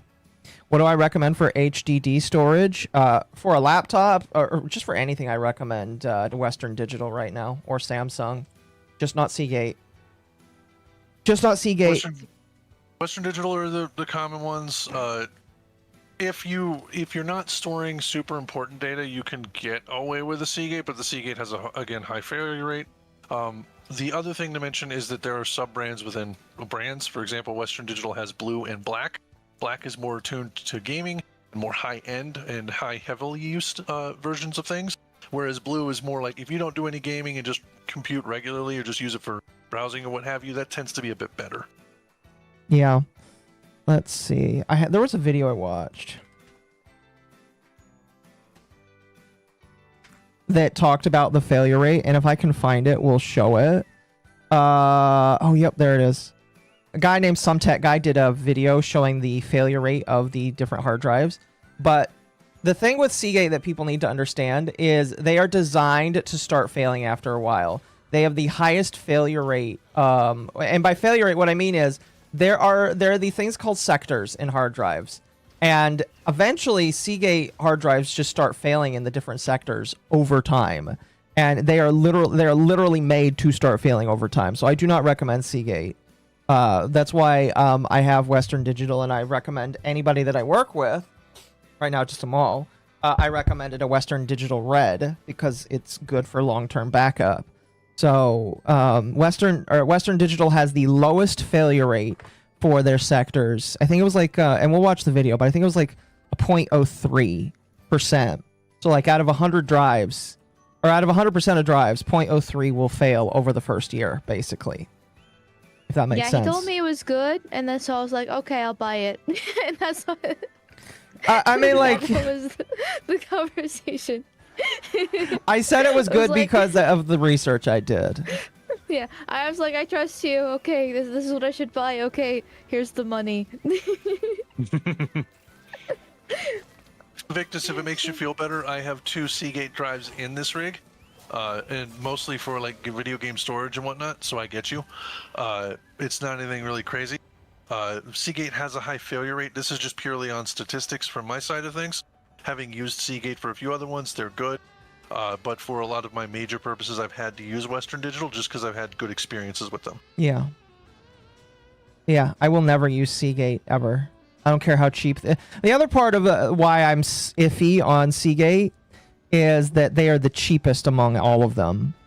And that is kind of what skeeves me out. It's just like they are the cheapest and they are the ones that have the highest failure rate that I have seen. That is why I'm just like, I would rather pay a lot of money for a hard drive that will fail, that has a lower chance of failing over time, than a little money for a hard drive that could fail really quickly. If that makes sense. So every time I come here, I learn more about buying good tech than from tech channels. I mean, you could still watch tech channels, just don't watch Linus. Linus is corpo shill man. Don't watch him. Personal opinion. Hey there. After we saw today. Based on, oh yeah, that was very funny. Speaking of which, let's get back to the video. And he also knew that Benny looked for an Airbnb in Berlin for 2 adults from the 4th to the 5th of March. And apparently Benny had issues with his iPhone because he viewed an Apple support page on how to reset his passcode. On March 23rd at around 5 PM, Benny watched a documentary called Gamers Scanning Nexus the works as Pyramids well. on CuriosityStream, a service he subscribed to just an hour earlier through YouTuber Tom Scott's affiliate link. And apparently Benny's a gamer because It is insane, by the way, that they know which. I mean, like knowing the affiliate link, I guess that makes more sense with Honey. But the fact that they knew that he subscribed to CuriosityStream, a service, by the way, that I think is basically dead. But like the fact that they know that he subscribed to a service and who he subscribed through, that is just like, there's a lot of information that is just like, hold on a moment. I thought you were helping out with coupons. Why do you know all of this shit? Oh, it's so insane. Integral to know what coupons to give, Yoko. Yeah, chat now. Know where you live. Are you starting to see why they were sold for a lot of money to PayPal? I mean, again, PayPal is going to get a cut of every purchase. Yeah. Oh, fucking hell. They're going to get a cut of the money and they get all that sweet, beautiful data that Honey takes from you when you install their... I can't wait until alternatives start popping up. For what? PayPal. Well, they're becoming a bank. Did you know that? Yep. Yeah. As I mentioned, Oh, they I want to just become can't a... wait until alternative comes They up. want to become a bank. he redeemed a game on Steam with the serial code 5HGP6. You get the point. All that information could be inferred from just 27 page views, but in total, Honey collected over 2,500 pages of web activity between just February and May of 2020, meaning what I just read to you represents only 1% of the total data Honey collected within a 3-month window. That is insane. Now, while Benny willingly registered an account with Honey, Malta, on the other hand, didn't. Yet Honey collected the same data from him as well, suggesting whether you formally register an account with Honey or simply installed the extension, Honey was harvesting the same data regardless. Huge shout out to Data Request for their work. I'll link their full investigation below.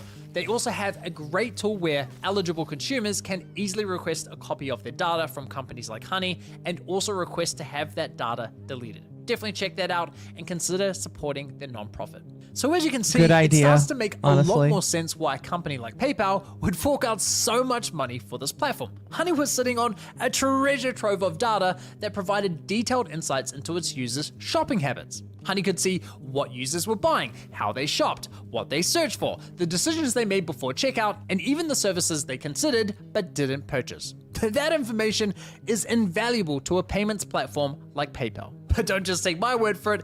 Here's Honey's former senior manager of partnerships, Daniel Pilkington, discussing the benefits of Honey's data for their partnered merchants. You know, one of the metrics that we assess very frequently for merchants that work with Honey is, cross-store shopping. So, how many other stores is a user visiting as well as the store in question?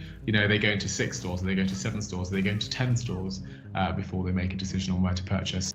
And here's another former senior partnerships manager. So one of the things we have insight into at Honey, because we're a browser extension and we can see our shoppers and how they shop, is that shoppers love to cross-site comparison shop. We're really kind of following the shopper where they go, and we're with them every step of the way. We have all sorts of tools to make those consumers stickier to those direct-to-consumer brands. And here's a former PayPal executive discussing how beneficial the data is for their goals. We've got a full suite of solutions across our consumer platforms that help drive new customers, that help drive loyalty, that help drive conversion, and ultimately sales lift. And we have a lot of analytics and a lot of data, a lot of shopper data, obviously, and that's something that we can unlock on behalf of our partners. You've got to hand it to Honey. They've truly mastered the art of selling bullshit narratives. To users, they promise privacy, insisting, hey, we never sell or share your data. But to their merchants, they literally bragged about how much of your data they had and how it could be leveraged to provide them with valuable insights into your shopping habits. It's genuinely astounding. Now, for clarity, those interviews were all recorded after PayPal's acquisition of Honey. So, is this simply a case of a corporate giant turning a once well-intentioned startup into a data harvesting machine?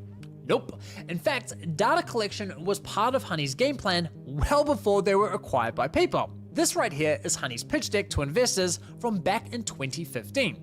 On the business model slide, Honey clearly labels personalized offers to consumers based on cross-site comparison shopping data as a core component of their business strategy. And on the very next slide, proudly entitled Our Unfair Advantage, it explicitly states Honey's unique data allows us to predict. I love that. They're like, our unfair advantage is we steal a whole bunch of people's data. So you should partner with us so that you can get all of that data. Oh, that is hilarious. Holy shit. What each user is about to buy, when they intend to purchase, and how much they are willing to pay. They even itemize the data collected as user behavioral data, stores visited, products viewed, and of course, your purchase history. So not only was data collection top of mind from the very beginning, but they were already actively collecting it and pitching that data to investors as a valuable asset. For years, Honey framed data collection as minimal and purely in service of saving users. So they were lying about what Well, they collected. It appears they were full of shit. And to be clear, I'm not suggesting that Honey was selling your data to third parties for cash. Well, at least I found no evidence of that. But were they quietly monetizing your data behind the scenes, sharing insights with partnered merchants while conveniently leaving that detail out of their privacy policy? Well, it sure looks that way to me. One thing is for certain, however, and that's that Honey sold your data to PayPal, one of the largest online payment platforms in the world. PayPal didn't spend billions of dollars for a simple coupon extension. They were buying a window into your life as a consumer. And here's why that should worry you. PayPal launches an ad network. PayPal has officially said it will be launching an ad network that will sell ads leveraging the data it collects on the purchase history and spending of its 400 million users. This change would also likely affect users of PayPal subsidiaries like Venmo and Honey, and I believe there's more as well, but I'm not surprised Honey's in there. Nice. This is like terrible. Couldn't have said it better myself. Yeah, Linus. To make this whole data collection issue 100 times worse, something else caught my eye while reading through Honey's privacy policy. Right at the very bottom, Honey states that, quote, we created Honey for the exclusive use of adults, 18 and older, and we don't knowingly collect or solicit personal information from children. Yeah, you see, now there's just one problem with that. I have a challenge for all of you. Go to every computer in your house, your mom's, your dad's, your sister, your brother's computer, and install Honey. That's right. Okay, wow, dude, that's a whole other thing. I remember that ad. I remember that ad.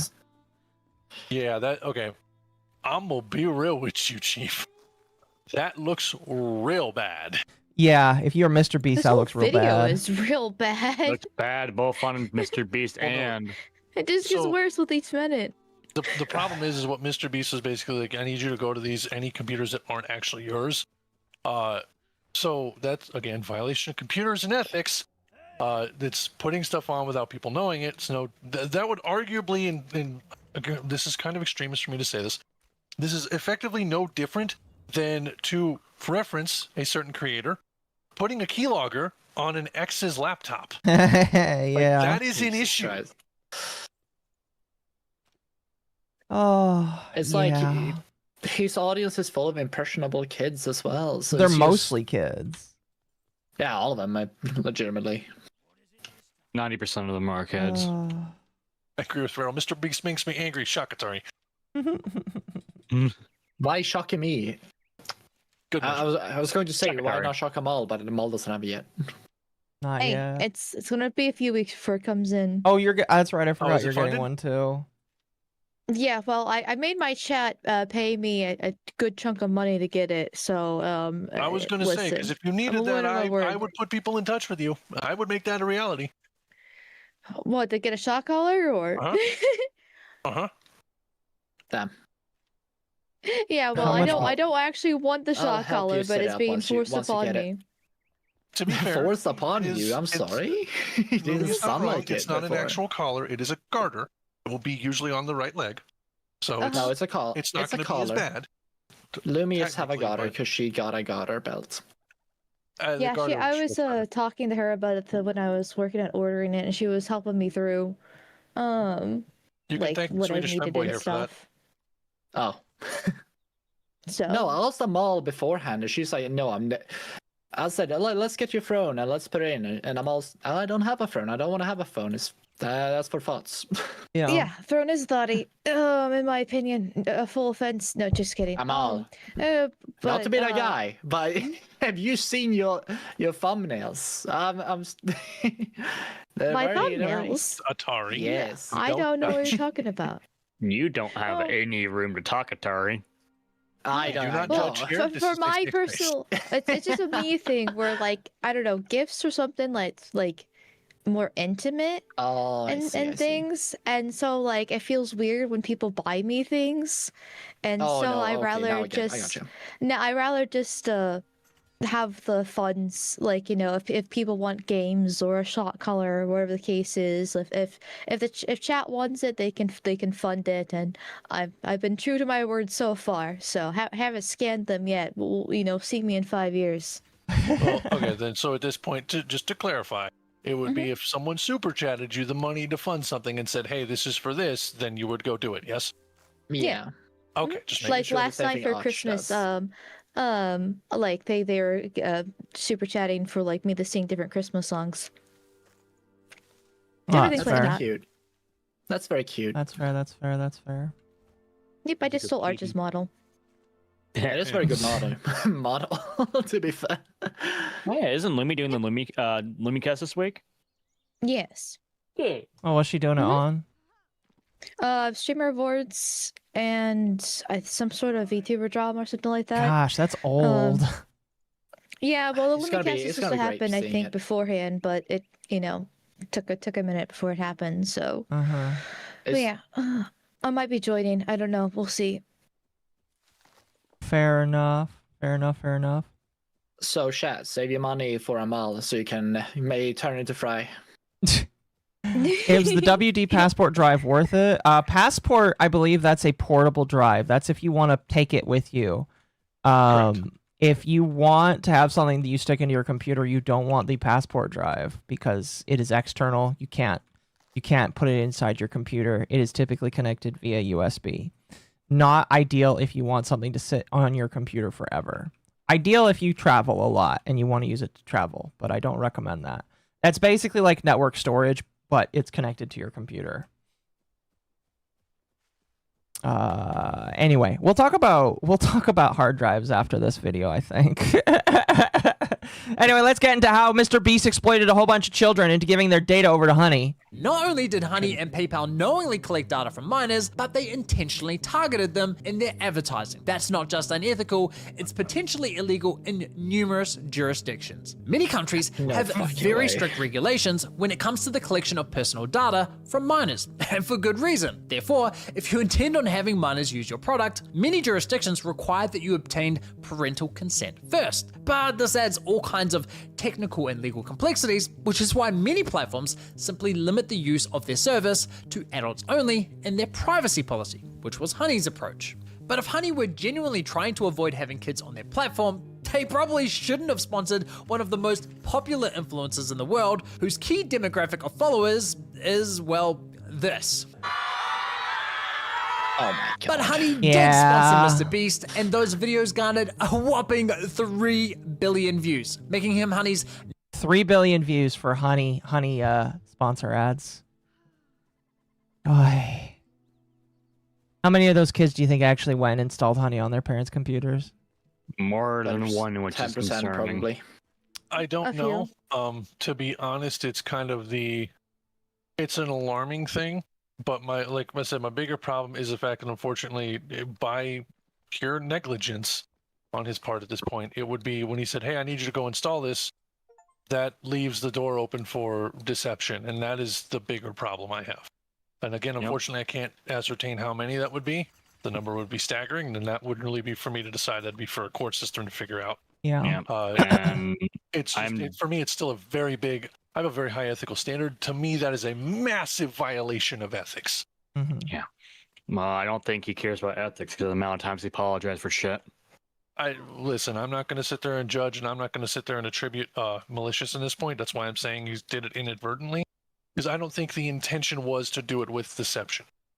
I am not going to assume malice again. That's also for a court system to decide, not us. Yeah. Yeah. Yeah. Number one sponsor. In fact, according to my data, MrBeast sponsorships represent over 1/3 of Honey's total sponsor views on YouTube. But it wasn't just MrBeast. Honey sponsored many channels whose content was, in my opinion, clearly targeted at minors. They sponsored Minecraft channels, Roblox channels, cartoon channels. I mean, just watch this video and tell me it's not targeted at children.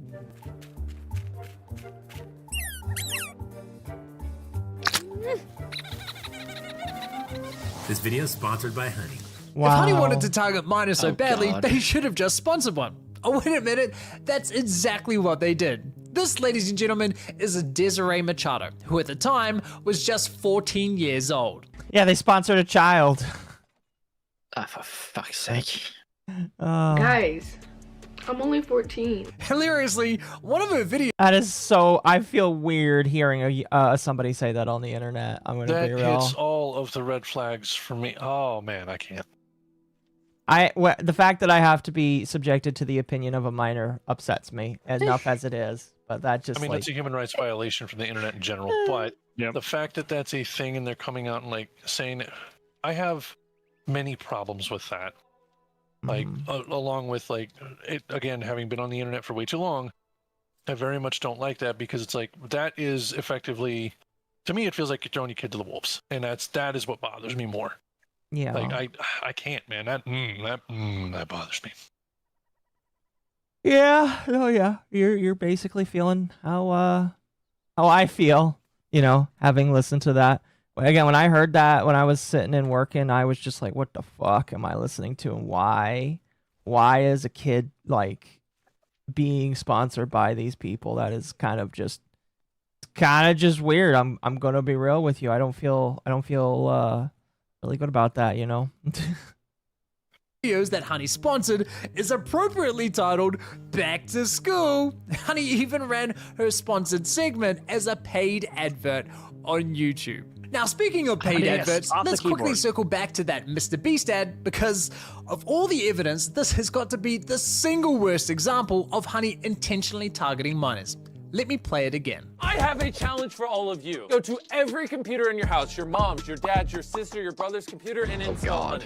They are literally encouraging kids to install a browser extension that tracks and collects data onto every computer in their household, including those belonging to their siblings. That is fucking insane. And the emojis? I mean, come on! And look, this is not a good look for MrBeast either. Influencers have a duty of care to ensure that any advertising they engage in is compliant with relevant advertising laws, especially when your audience skews young. Of course, I did reach out to MrBeast and his team for comment, but never heard back from them. Now, in case you're still not convinced that this was intentional, because, I don't know, perhaps Honey had a rogue marketing team that was poorly aligned with upper management, well, here's a few words from Honey's former president, Joanne Bradford, talking about the benefits of working with MrBeast. We launched it with gamers playing YouTube on their desktop and a little gamer called MrBeast. So we were his first advertiser, and we did a deal with him. His collective ads, hearing that they were his first advertiser, it like I don't think that absolves him of responsibility, but I think that since that was his first thing, I can understand why there might be. It's just like, he doesn't understand.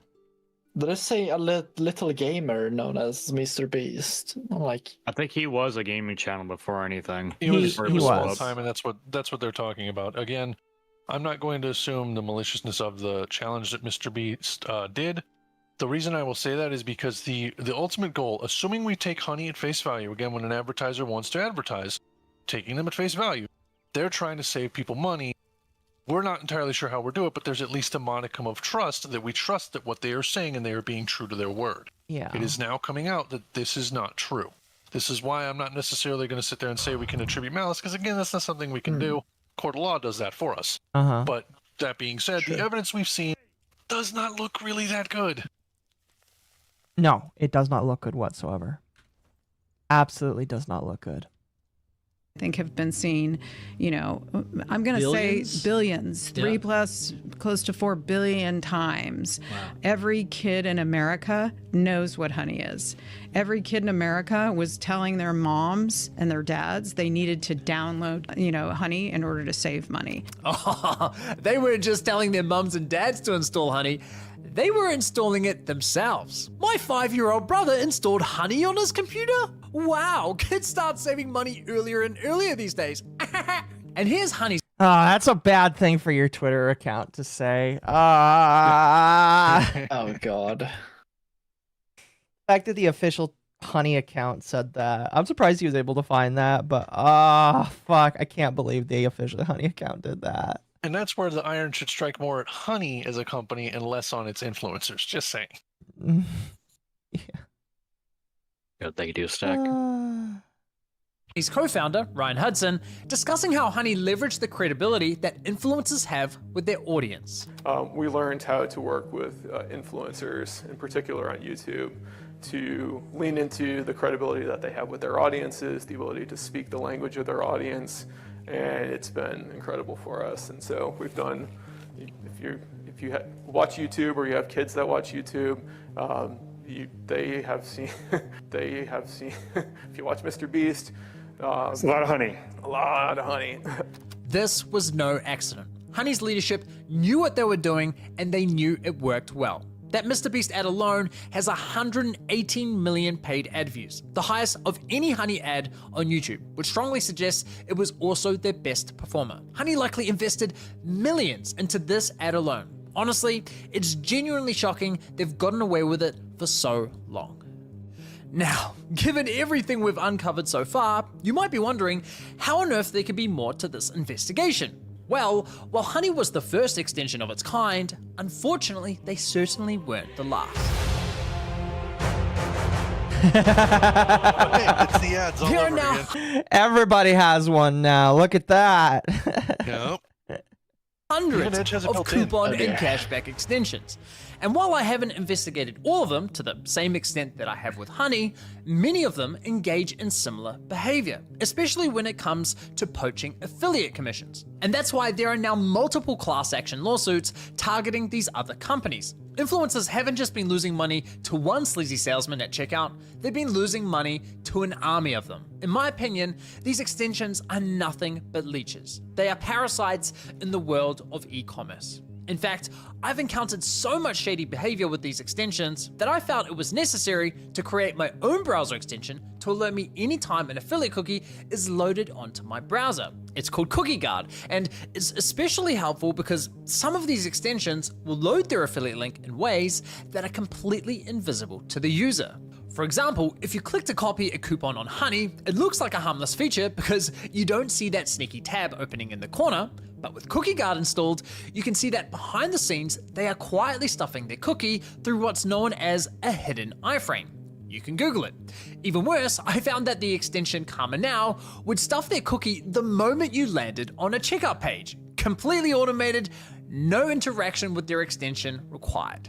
They also had a system that could detect when you used a competitor's extension, like Honey, and they would wait for that extension's affiliate link to load, then immediately override it with their own. Again, no interaction with their app required. It's insane. That's funny. And this sort of malicious behavior is not exclusive to browser extensions. Even Microsoft couldn't resist the temptation of easy affiliate money and decided to offer coupons directly from the Edge browser. Watch what happens when I visit my NordVPN affiliate link. Once I've clicked on one of their coupons, Microsoft immediately replaced my affiliate cookie with their own, poaching the sale. And when I tried to reload my affiliate link to reinstate my cookie, it comes back momentarily, but Microsoft quickly and automatically replaces it again with their own. I mean, damn, Microsoft. People hate your browser enough as it is.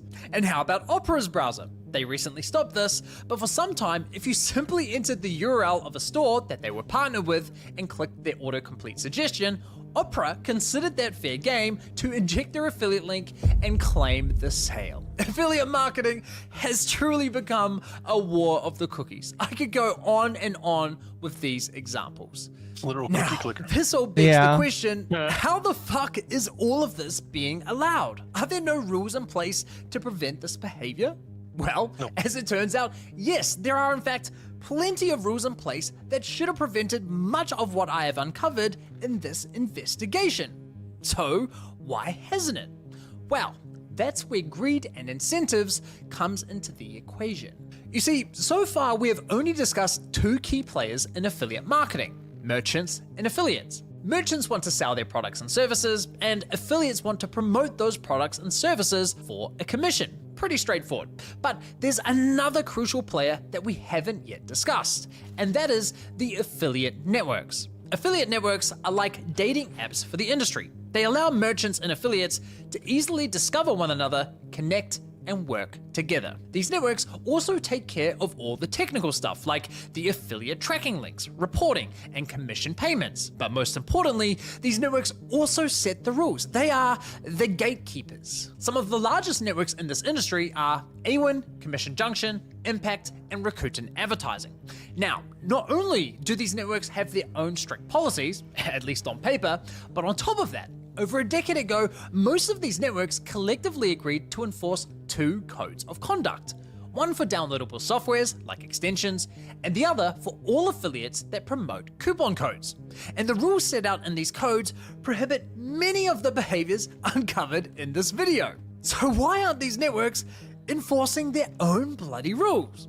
Well, for every sale made in affiliate marketing, these networks also get a slice of the pie. They generally charge between 20 and 30% of each and every commission paid. There are some variations, of course. Not all networks have the same rates and pricing structures, but the core principle is almost always the same. The more money that flows through these extensions, the more the networks get paid. So when these networks enforce rules resulting in a loss of income for the extensions, they too take a hit. Enforcing their own rules basically means shooting themselves in the foot. That kind of incentive structure doesn't just fail to prevent fraud, it practically invites it.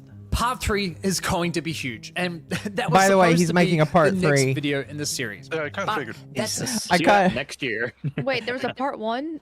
Yes, there's a part 1. That was the initial call out to Honey. Yep. Damn it.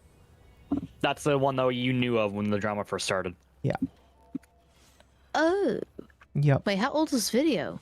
This video is a couple days old. The other video is over a year old. Yep. Oh, I thought the honey thing was years ago. Nope, it was a year it was ago. only a single year. Last year. What? Oh, hold on a It's only second. been a year because we've been through so much stuff in again, most of us here live on the internet a bit, so it's ancient at this point compared to. Oh, yeah. Yeah. Okay, hold on. Ancient Hold for on. sure. Oh, I feel old and young at the same time all of a sudden. Mm-hmm. Where's the mall server? I guess a mall if you want to. Here, I can get a link. Do you to want me a- to link my server, or that's up to you? You can't because links aren't allowed on that aren't posted by mods. Okay. Unless you're a mod in my server or in my streams. I know I'm a mod on Kick. I'm not sure if I'm on YouTube. Bless you for being that mod on Kick, so I don't have to do it. Oh, who says I'm modding on Kick, actually? One day I don't know he how just to- made me a mod. And I was like, okay. Let's see. I think you're part of the VTuber Welcome to my Drama world. 2 sets of that. Easy enough. Ew, I'm still part of that So, server. so basically, his video came out last year, but the honey drama, which I still have a hard time believing that. And now he just came up with the part 2 like a couple days ago. Yeah. so I know basically, he's covered the initial drama about the call out to Honey. This is what they're doing. This is his backup with here is all of the evidence. Here is me having gone through and researched. This is what it is doing. Here is what I've been showing in my experience, and here is all the stuff I've collaborated. So he's gone in and basically done the research. We're, again, assuming the authority here because he's done the research and done the experience, that this is, what he is seeing. With that being said, for anyone that's into the tech stuff, check your network tab and verify that if you have the ability to. I don't have a reason to believe that he's lying. With that being said, considering that there's been stuff that's been redacted, and usually when that happens, you're usually on point. Treat it like the same thing when it's like when somebody does a fan animation and the company that owns the IP decides to strike it. Clearly, it must be canon. Yeah. Also, fuck. Throw me the link to your Discord in DMs. For some reason, I'm having a problem finding it. No worries. Actually, I don't think. Did you have you joined the new server? Oh, that's right. You deleted your old server because the other one was like. Wow. I heard nothing but robot on that one. Yeah, that was a lot of robot. Wait, really? Oh, probably for the best anyways. Yeah, hold on. My internet decided to die for a moment. Yeah, send me the new one. Okay. Yeah, the internet just died there for a moment. It didn't kill the stream, but I dropped over 400 frames. Interesting. Yeah, I forgot that your old server got destroyed. Yeah. Yeah. So are you enforcing it a little bit more there? Yeah, we're trying to, as best as possible. But basically, the political chat got infiltrated because it was too low level to get in because lots of people want to get in, and I capitulated and blah blah blah blah blah, and yeah. Oh dear. So yep, that's not happening anymore. So we are trying to be a lot stricter with different things. Yeah. Yep. Makes sense. It was a lesson learned. Yes. Well, I submitted an application.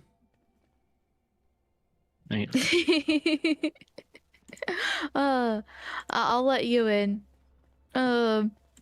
I'll let you skip the line. Why do you want to join our server? A line? Because you have a line. Yeah, I usually am not the one. I have one of the mods go through the applications. Yeah, it makes sense. For different stuff. So yeah, I'll. There you go. But it's Christmas, so I'm not, whipping them as harshly. I'm only giving them 5 whips today instead of the normal 20. Oh, I can't actually share your server. I need permission. Wait. Rip. Hold on. Oof. Hold on. Let me give you some rolls. I think I got kicked out of Amal server. No, you didn't get kicked out of Amal server. Amal server got destroyed. Yep. It got eaten. There you go. You should be able to now. Hopefully, I gave you some rolls. Amal, no. You're in a jar on stream. I do not Yes, it's comfortable here. I do not have permission. It's safe. Jars are made with filled up chat.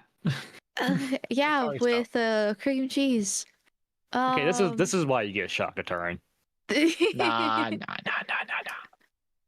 Oh, I don't know how to give you permission to share the link. I don't. How does one do that? You can send the link to me, then I can post it on a mod. But I think the issue is because are you a mod in a Amal server? No, I am not. Yeah, I think that's the issue is to show the link. I think you have to have because you can't do an invite to server through the link. I think it has to be generated by either Amal or a mod. Oh, okay. Yeah. I thought the issue was you can post it in the YouTube chat because of her not being a mod. I mean, Occo, you or me could do any of those. Hi. Hi. Hello. Merry Christmas. Hey, Merry Christmas. Okay. Last thing I heard was we're shocking Atari. Yes. Oh, for frick's sake. That was the last thing I heard. Yes, that's correct. That's what we're doing. And you joined it when you heard it. Should have shocked Atari more. Boys deserve punishments. I think there's only 2 people that Go to has a the stream and link. share 1,000 bits. It'll work. Like it works Yeah. every time. It's great. I got so many clips from the last stream. Took a Oh, while wait, to wait, get that. Oh, it costs money. Oh, okay. Look, yes. I'm a sadist, but I'm a cheap sadist. So yeah. So there is a free option. There is a free option, but it requires you to sit there for a while. You need about 1,000 channel points per shock, and otherwise you could share 1,000 bits, which is faster. Up to you. Like, not really a big deal, but feel free to farm channel points when you can. Yes, Money I can free earn channel anywhere- points because people complaining about me being scamtari, so I made a reality. Money I can earn anywhere, or time I can never get back. That's a toughie. It is up to you. It's no different than, I would say, Warframe or any gacha game. What you don't get in money, you get in time. Collect smart. But yeah, I think there's only 2 people that has the link to the shock collars they can use whenever I wear them. They can shock me, and that is Lumi and Misu. I would keep it to just Mizu in my personal opinion, but Now, Lumi and we both share the links, so we both can mutual destruction whenever we want. Yeah, she was trying to convince me to share my link whenever I get mine, and I'm like, I don't know about that.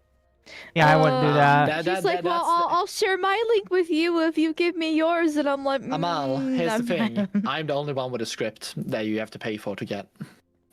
What will So, it be? to be fair, Amal, this is not a dig at Lumi, but I don't think she would use it because it's too much effort. Don't worry, Amal. You can share the link with me. Damn. I won't be. Do not awake share it enough with to- Atari, please. I won't be awake I'm enough not. to use it No, anyway. no. All these people saying that If they you- have shock collars, chat, you know, if you ever want me to get one, you'd have to pay a large amount of money for it. Yeah, that's what I told my chat too, and they did it. So here I am. Apparently. How much money did they Careful pay with you? setting goals, Akko. Chat me. 1,000. I'm surprised. Oh gosh, 1,000's way too little, hon. Well, listen, I hate. I mean, I don't actually like asking for money, so you know, it's kind of like one of those things where like, how much is actually kind of reasonable if they want it, but at the same time not like kind of like a little bit out of reach and. No, that's way too little. Are saying, what's it? Oh, Atari, it costs a lot to do it. Listen, Literally, it would if somebody mine's very donated. affordable comparatively. I don't want people to spend money they don't have, but it would have to be like $5,000 in order for me to get one. All right, $5,000. Well, on top of it, I am going to be asking for 100 for a shot. I feel like so... $5,000 is enough that it would be reasonable, but also at the same time, I feel like I'd be putting on just a little bit of a barrier. As somebody who identifies as a top, I ain't doing that shit unless someone buys me a fucking house. All right, like, and a big one at that. Coward. Well, you see, I'm a whore, but I'm a cheap whore, so you know, I gotta strike that balance. Expect Sneaky Cat to fund the collar. Also, Atari, you don't get to call anyone a coward. You're literally a bottom. Dang. He's Maybe. just called it So like it they is. believe. Maybe I'll That's start what I did. a monthly fund. 5K, and if it fails, it starts over at the beginning of the next month. Yeah, so that's not a bad plan to get endlessly paid by people desperate for you to get the collar. Perhaps, I don't know. Chat, start funding it. Get Occo the collar. You heard him, 5K. Chet, I would highly recommend that before Akko gets the collar, make sure Amal gets the collar. Ugh. It's going to be The arriving in a few disciplinary will be weeks. given out. And I will believe it when it is actually there. It's not my fault it comes from Ireland. Improves. I didn't say it was your fault. I said I will believe it when it is there. Something bratty VTubers need correction. I mean, that's kind of typical, bro. Yeah, believe me, it is. Like there are many instances where they do that, and I wonder, is like, okay, are y'all just looking for attention without using your words? Well, yeah, we're all whores. Every a little woman bit. on the internet is a thought. If she breathes, she's a thought. She wants male attention. Yeah, every woman is bi. You just have to figure out if it's polar, sexual, or what's the last one? I think it was just polar or sexual. Yeah. Well, that's actually true as well. Every woman is actually bisexual. There's a reason why harems exist. Are they Jewish though? Well, At Jewish and depends on who bisexual. you ask. Fair enough. We know that at the very least there is one Jewish VTuber that definitely is bisexual. How do you know this? I don't know They're this. in here. I didn't. No, they're not in here. Yeah, that's no, me. no. I didn't say them all, but like, wait, Amal, you're Jewish? I'll say it. It's them all. I was gonna say, wait, you're Jewish? I get paid by I get paid directly by Mossad. God damn I mean, okay. You know what? That makes 2 Jewish VTubers I know, and both of them are Mossad agents. Mm-hmm. Oh gosh, I know which other one you might be talking about here. Oh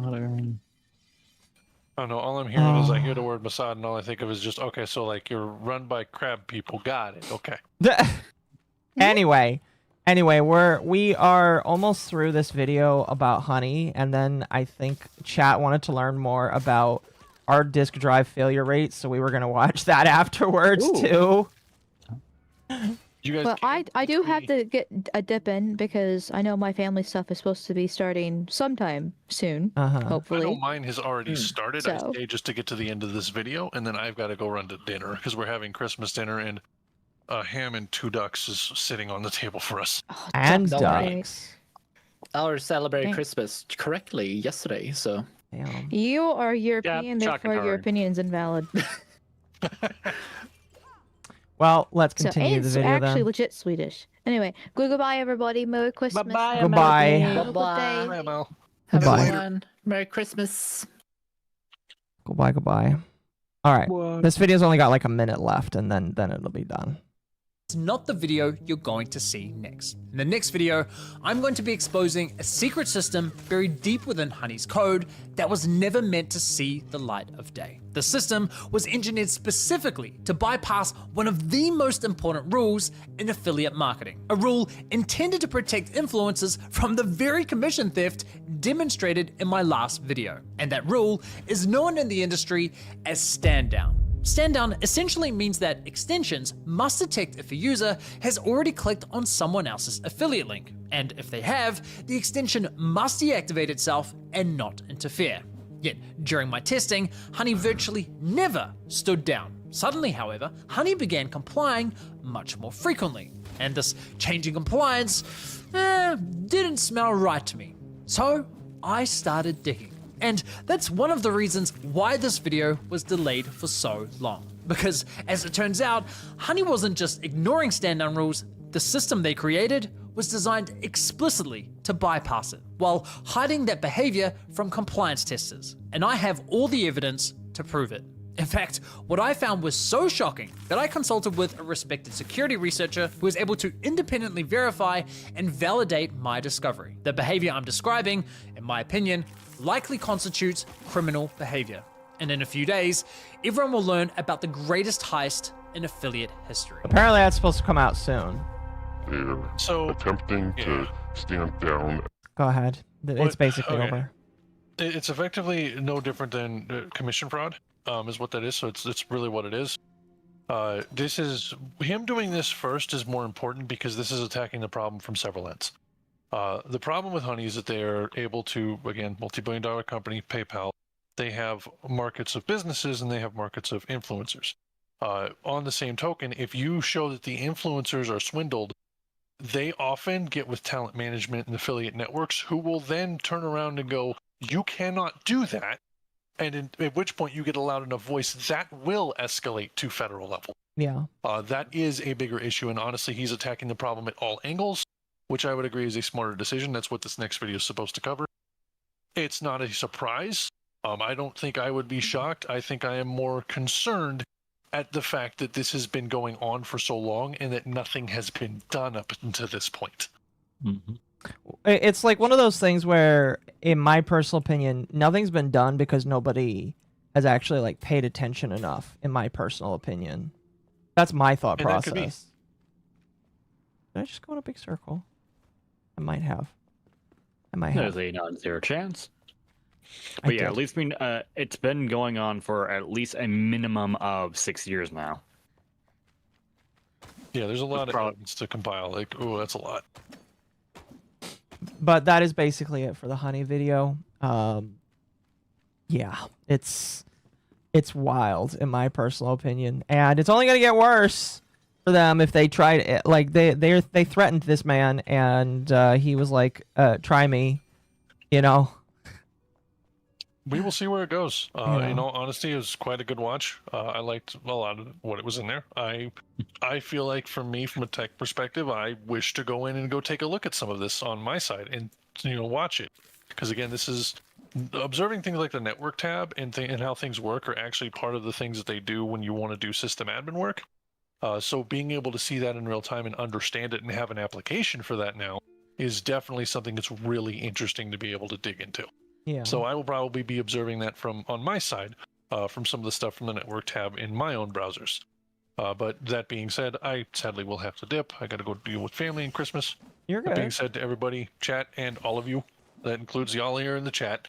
Thank you, user, for being the here with this follow. Discord call. Thank you again for having me, and thanks for being on here. So, For sure. Thank Thanks you. for Merry being Christmas, here. Dylan. Have a good one, Well, Dylan. Merry Christmas.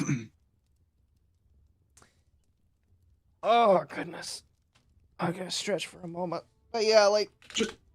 Akko, just so you know, I'm going live on my end. That's fine. Don't worry, I get as raunchy on my streams as you do, so don't worry about don't worry about that. Cool. It's all good. I only say the F slur once or twice per stream, so. you're Oh, good. so I don't need to hold back anymore? Well, if you say it, then I can't say it. So. Oh, that's what you mean. Yeah, I only say it like once or twice per stream period. I might have fucked up. I fucked up. Okay. That's on my end. Don't worry. What did you do to I'll just yourself? have to. I went live with yesterday's stream. Oh, I see. Yeah, I'm gonna have to hold up. I've I'm done gonna have that to before. delete. Yeah, I'm gonna have to. Because I'm super autistic about it. I'm gonna have to delete it now. All right, hold up. No. You're good. That was. Yeah. I'm a little frazzled. I had to do the thing where I have to interact with other human beings today, and I don't pretend to be a social butterfly at all. Yeah.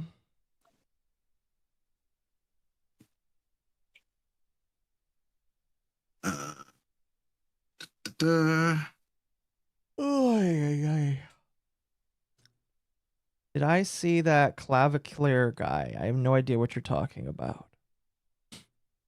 So probably not. Clavicular. That's a name that's not familiar to me. Mm-hmm. All right, there we go. Dealt with that. Head pats for grub magma. Is cute though. Sorry, I was bringing up a fight. What's up? Oh, someone said head pats for you. Thank you.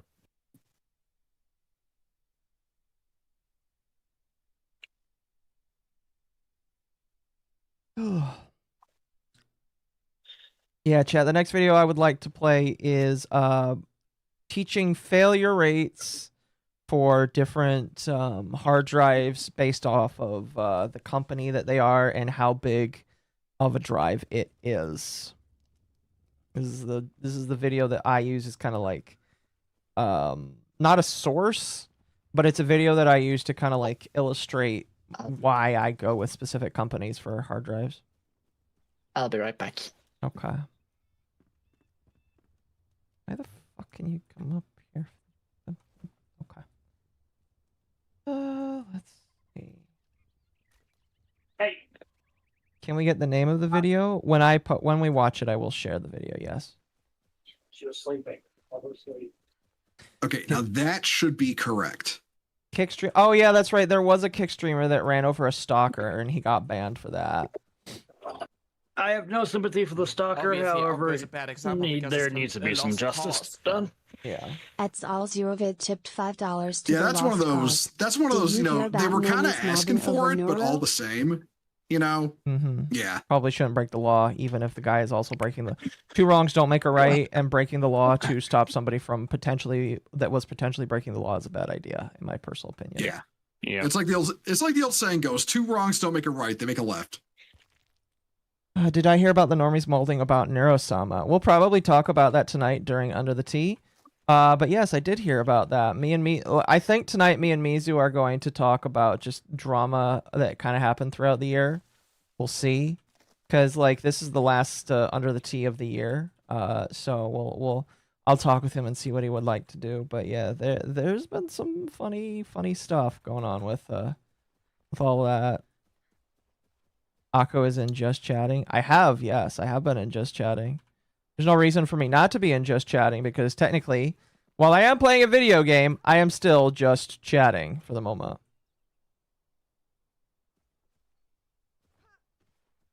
I feel a little nauseous, and it's probably because of all the pumpkin pie I ate, but that's okay.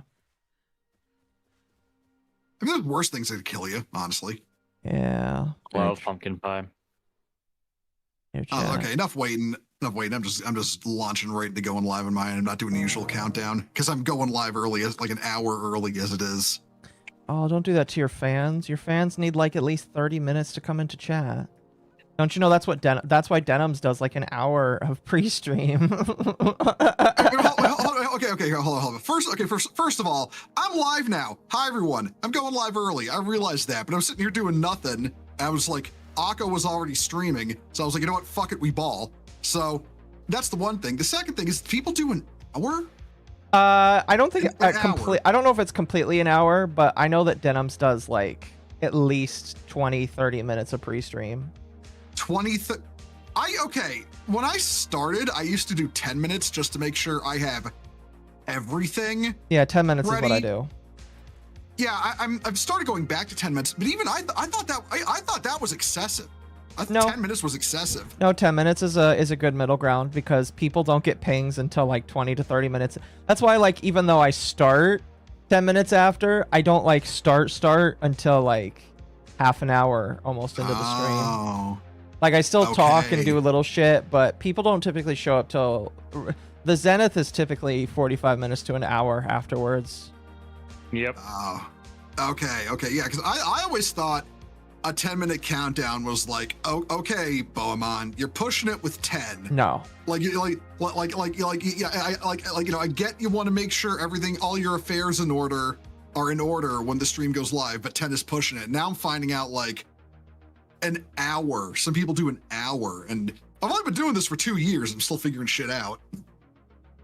Yeah, some people do it that long. I don't understand it. And all of it is really just playing music. Yeah. Oh, okay. I feel less bad about a 10-minute wait time than I usually do. No, I don't feel bad about a 10-minute wait. Yeah, but yeah, for those who never met him before, this is MommaOcco, a much more prolific streamer than myself and someone I consider a friend. And also with us is Magma, right? Hoi. Yes. Yeah, and this is Magma. I don't think I'm more prolific. At the very least, you get more attention on Twitter than I do. Yeah, but your streams are more successful than mine. I really don't know how I gained I will be 100% with you. I have no idea how I gained a Twitter following. I just post my unfiltered dog shit opinion on the internet. That's how you got famous, I'll be honest with you. That's probably why. Listen, Twitter is a place where people can get attention for opinions that will piss off others. It has turned into that kind of, like, it didn't really always used to be that, but it turned into the place where crazy opinions will get more attention. Yeah. Also, hey there, Megaman over on YouTube. Also, Pip, I saw you there on Twitch as well. Should we combine our chats or just like this for now? You can do that if you want over on Twitch. You're going to have to send the ping request because I use Brave, and Brave doesn't let me do that. Yeah, I know. I use Brave. Believe me, I use Brave as well, so I am well acquainted with how Twitch is kind of hostile towards Brave. Yeah. It's like they're a wrong think browser, so they make it as inconvenient as possible to use Brave. Well, to be honest with you, they also do that towards Opera, and I believe Firefox as well. You have to use Chrome in order to do stream together. Yeah. My one friend, Millie, has that problem too when trying to use the stream together thing. Wait, I need to add you as a friend. Hold on. Possibly. Yeah, as a favorite. There we go. Adding as a favorite, and now I will, boop, and there we go. It is sent.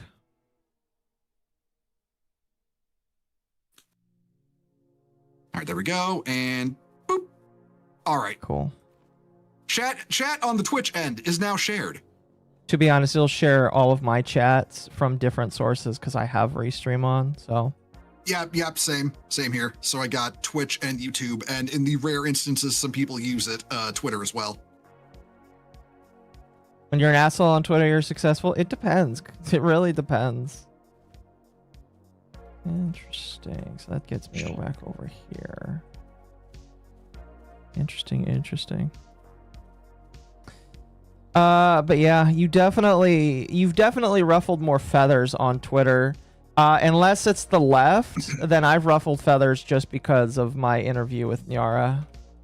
People on the left want me dead because of that interview, when in reality that interview was really milquetoast and probably not the best interview ever. So.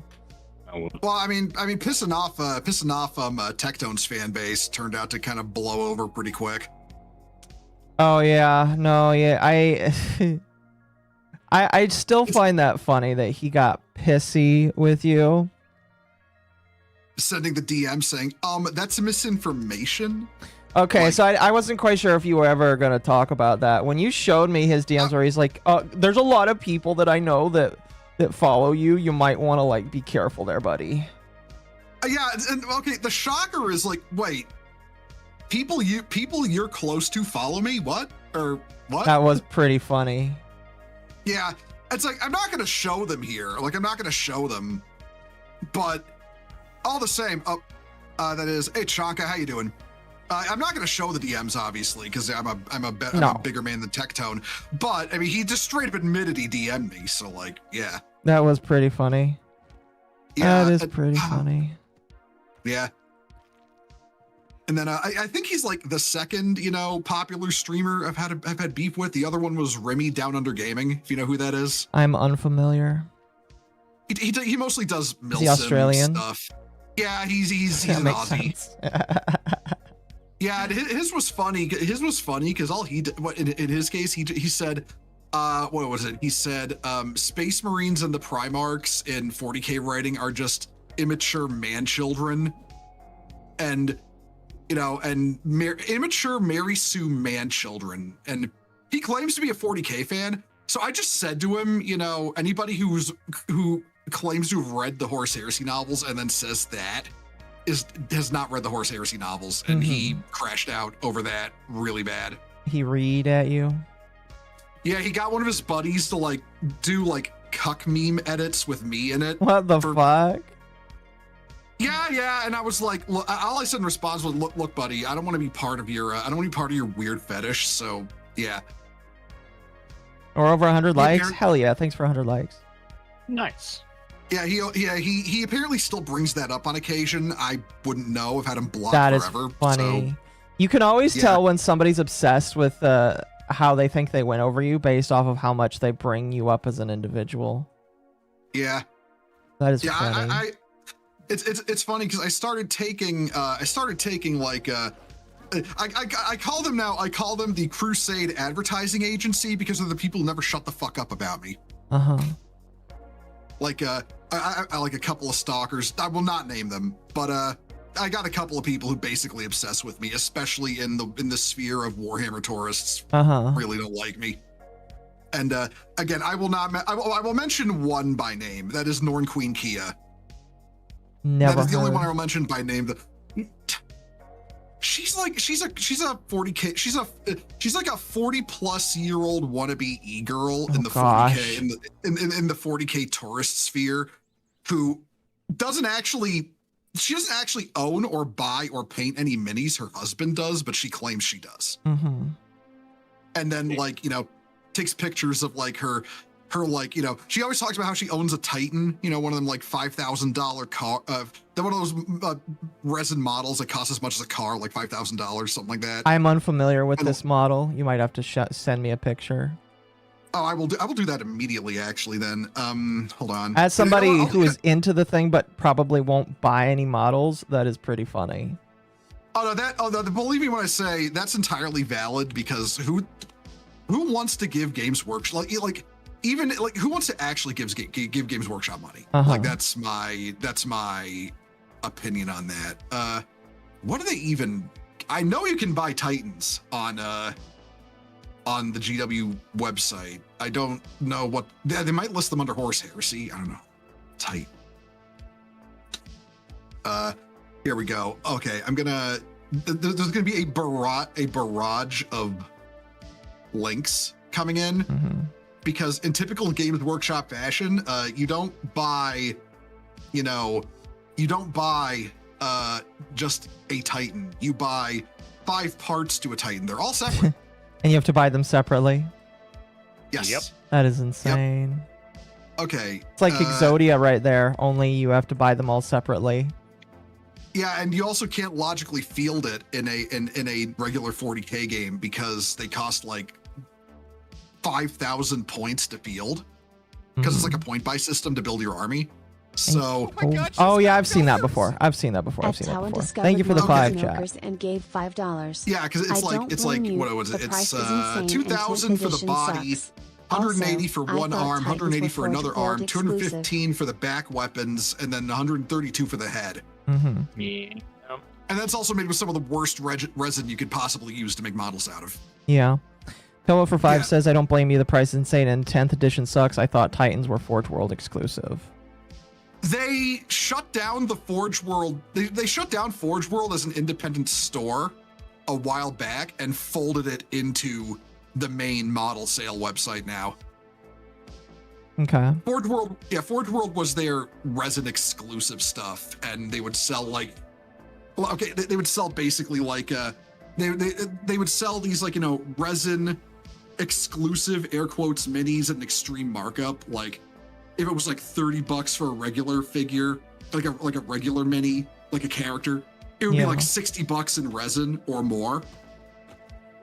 And then when they released Horse Heresy was made entirely by their Forge World team. So Horse Heresy was even more obscenely expensive than regular 40K. When they did the new edition, a couple of years back, they started moving it over to plastic, so it doesn't cost as much anymore, but it's still Games Workshop plastic. So right. I hope you don't like military grade. Yeah, military grade resin. So I hope you didn't like having your kidneys. Also, Zugswain, thank you for the follow. Welcome to Crusade. Yeah, I think my plan is, instead of buying that, I'm going to buy 3D printers eventually. I know a store nearby that sells 3D printers that I might be able to take advantage of. I'm waiting actually for my my security deposit from my previous apartment to come back before I do that. But I'm going to get a 3D printer. I've been told to get a 3D printer and a resin printer. I'll do both eventually, but instead I'll just, instead of spending all that money, I'm going to grab all those STLs that were leaked by Games Workshop themselves, and then I will just print what I want from that. I'm sure that somebody I know has those. Yeah, I know. If you wanna talk to somebody who does 3D printing, Space Shark 24, also known as Sharky on Twitter, he does a lot of 3D printing stuff. He also does a independent tabletop gaming mag called White Shark Quarterly. I have a couple people, but I appreciate it. Yeah, he's a cool guy. But I'm also just plugging him because, again, he's one of the homies. Yeah, I have a couple of people, part of my community, part of Lumi's community, that are like, this is the 3D printer you get, this is the resin printer you get, and I'm just like, okay, but it has to be 10 inches because I need a 10-inch printer for 10-inch racks, basically. Start with FDM, get resin when you're more familiar. Yeah, I'm going with a 3D printer first, and then I'm going to go with the resin after I actually, like, when I'm ready to start making my own stuff, my own like STLs or CAD files, I'll probably go with resin.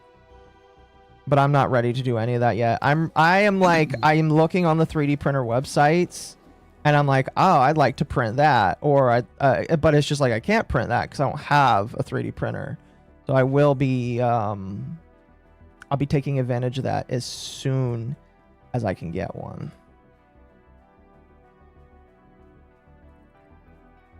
Needs to be 10-inch because Mama is a queen. No, it needs to be 10 inches because many network racks are 10 inches for the bay. So it has to be 10 inches so I can print things that are 10 inches long. Yeah. Also because you're a size queen. Sure. I'm awful. Occo's a size queen, only 10 inches or more. Oh, gosh. Oh, hey, EA, how you doing? Also, hey, Robin. I give her the 2. Oh, goodness. While we're yapping, Occo, when you've got a video going, I was gonna ask if I could stream the Discord stream screen. No, you're more than welcome to. That's actually encouraged, honestly, if you really would like. Because I imagine that people will want to listen to what we're commentating over. So yes, you are more than welcome to do so. You know what? I will. Hold on. Wet boots. The fuck? I haven't pulled it up yet, but I think it will. Hold on. I was trying to set it up in OBS in Discord because I'm not smart. Hold on. The media, right? It's that tab on my thing. Okay, there we go. It's There you go. That's the screen. Eve. What? Hold on. I think I might have to pop it out. Let me. So what you have to do is, for me, since I use 2 computers, I just do a screen share of Discord, and then I just pull up the whole thing on my screen, and I'm just careful. And I have a standby screen if I have to hide my screen. For you, I would recommend either a window capture, and the window is Discord, or, again, a normal screen capture where it captures the whole screen. Oh, it's up to whether or not you feel... well, I've got it popped out. I've got it popped out, so that won't be a problem. Okay. You know, I might have to set up the I might have to set up the window capture then. Hold on. That wood I wanted. Do I have the shrouded wood? I do. Sweet. Yay. Okay, window capture. I will just keep it called window capture. Window, select window. I'm guessing it would be the name of the chat, the friend zone. Yeah, the friend zone is the name of the chat. Ow. Oh God, it's everywhere. That only friends have access to. Only friends have access to the friend zone. All right, and I will stretch that out a little in there. God damn it, Grayson. One sec, you're watching me adjust my tech here live. I do apologize for that. All right, now that's there. Drag this down to here. And I make better paper. Get down there. Get down there. More metal scraps. Come on. Where do I get metal scraps from? I imagine that metal scraps come. Now let me test this. Slide out. Slide in. All right, yeah, it's working perfect. Okay. We are good. We are good. And then while that is oh wait. Okay, I can't have it minimized. That's the only problem. That's fine. I can Sounds about right, actually. Well, I mean, listen, it's Discord. You think it's designed to work well? No, and in fact I have multiple problems with Discord because a lot of the time Discord doesn't like to the Discord thing doesn't like it if you click off to something else. Yeah. And while that's happening in the foreground, in the background will be EVE Online will be in the background. EVE Online. Yeah. Oh wow. Okay. I should probably also put up my OPSEC filters. I do live in null security space.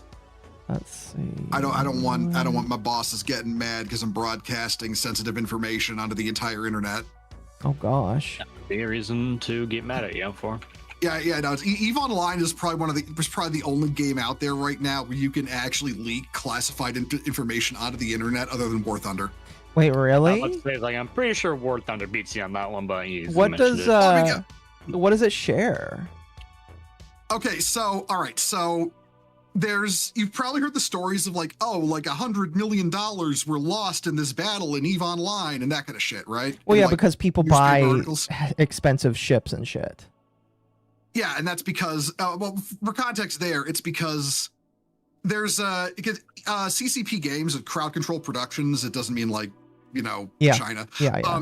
But yeah, CCP were doing a thing like the WoW token before the WoW token was the WoW token, and that's called Plex. And Plex allows you to attribute a dollar value to the actual in-game currency, which is ISK. And basically what this means is like there's all kinds of like third-party programs, like a Zkillboard is one, and there's others that like track what's lost in battles and conflicts and how much money in ships and stations and other things are blown up. Okay. And because we can attribute a dollar to ISK value, we can take the cost of a battle and we can actually translate it into real world money, into like US dollars. So it doxes you by showing the real world money, and basically people can figure out where you live because of that. Well, I'm getting to it. It's a little complicated. Also, hey Mary, how you doing? I was about to ask if they just showed your IP on the screen. that would have been way scarier. Well, okay, so the reason it's like there's OPSEC is because when you live in nullsec, or it's for every corporation in this game, corporation and alliance to varying degrees, but especially if you're living in like nullsec, lowsec, or wormhole space, where you can, everyone is out to get you, kind of. Everyone who's not on your side is your enemy. Okay. There's like information like which system you're in. There's like which star system you're in, which what people can be saying things in chat, like saying, oh, there's guys moving through our space here and we're tracking them. And that could show up and somebody can see, and it's just somebody stream sniping you. They could be like, oh, they're tracking us, guys. And it's that group, watching you, looking for Eve streamers who might be leaking info, that kind of stuff. So it's like 2B2T. It's not like you're actually sharing personal IRL information. It's like 2B2T. Yeah, there's actual like interfaction intelligence and stuff going on, and intelligence ops, fleets attacking you, your fleets going out, that kind of stuff. That's hilarious. Like I could like if I displayed the system I'm in, I could fly by a guy moving a hauler, and somebody could figure out there's a guy moving a hauler full of billions of ISK worth of stuff through these systems, and this guy on a stream just was flashing the system he's in and just flew past it. So we know roughly where this guy is, and haulers are slow, so they could actually catch up with him and kill him. I see. Obviously, I see. Occo is a bad example. Yeah, Thank you for the 5. Lost cause. Ed Noir7774 tipped $5 to the lost cause. You should ask him about world famous Bo is Eve play Eve now.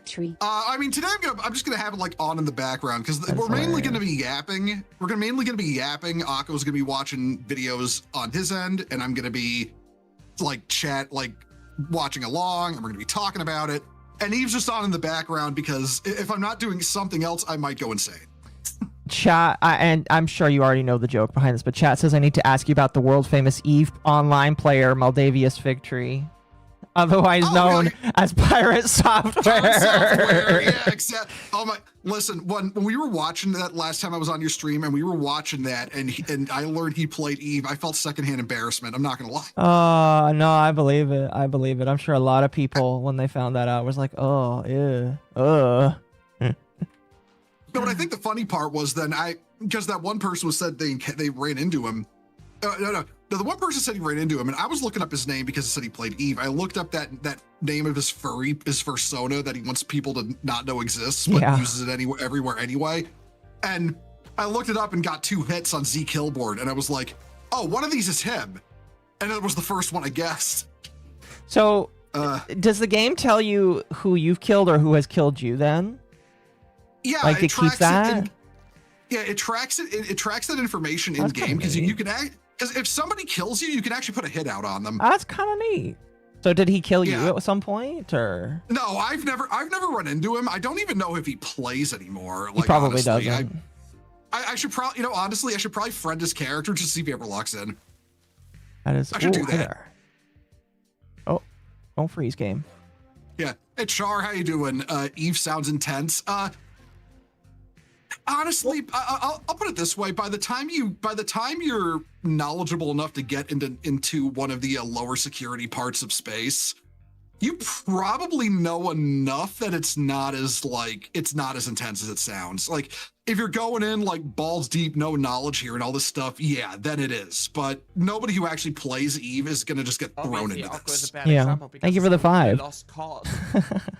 At Tawa tipped $5 to the lost cause. Too busy with Trivia. Ashes of Creation One of the 4 guys killed in Benghazi and in in 2012 December. was a famous Eve player. R.I.P. Vile Rat. Well, I was about to say Pirate Software busy. We all know he doesn't work on this game. No, absolutely not. So it says one of the 4 guys killed in Benghazi was an Eve player, Rip Vile. Yes, I do seem to recall that. Yeah, Vile Rat. He was a member of the Alliance I'm in, Goon Swarm Federation. Really? Yeah, Vile Rat, and they still, to this day, they like the Goon website is called like in memoriam of Vile Rat. Like to this day, they do not forget that guy. No, I'm sure. I'm sure. It's kind of funny because well, not even funny. It's actually kind of heartwarming. Like if a player dies, they'll have what are called like a Sino vigil. It's like this a Sinosaural field. It's like a beacon for calling in ships with jump drives. Yeah. Like they'll just get hundreds, maybe even thousands of players gathered on one spot in ships with Sinosaural field generators and just turn them on, like lighting a candle to the dude. It's pretty nice, I would say. Yeah. Hey, Johan, how you doing? Why is my game suddenly struggling? Hold on, chat. What background process is going on that's like making this struggle? No, it's my buddies in Goon Swarm. We're hacking you. This was actually a psyop. Oh my goodness. That's not true.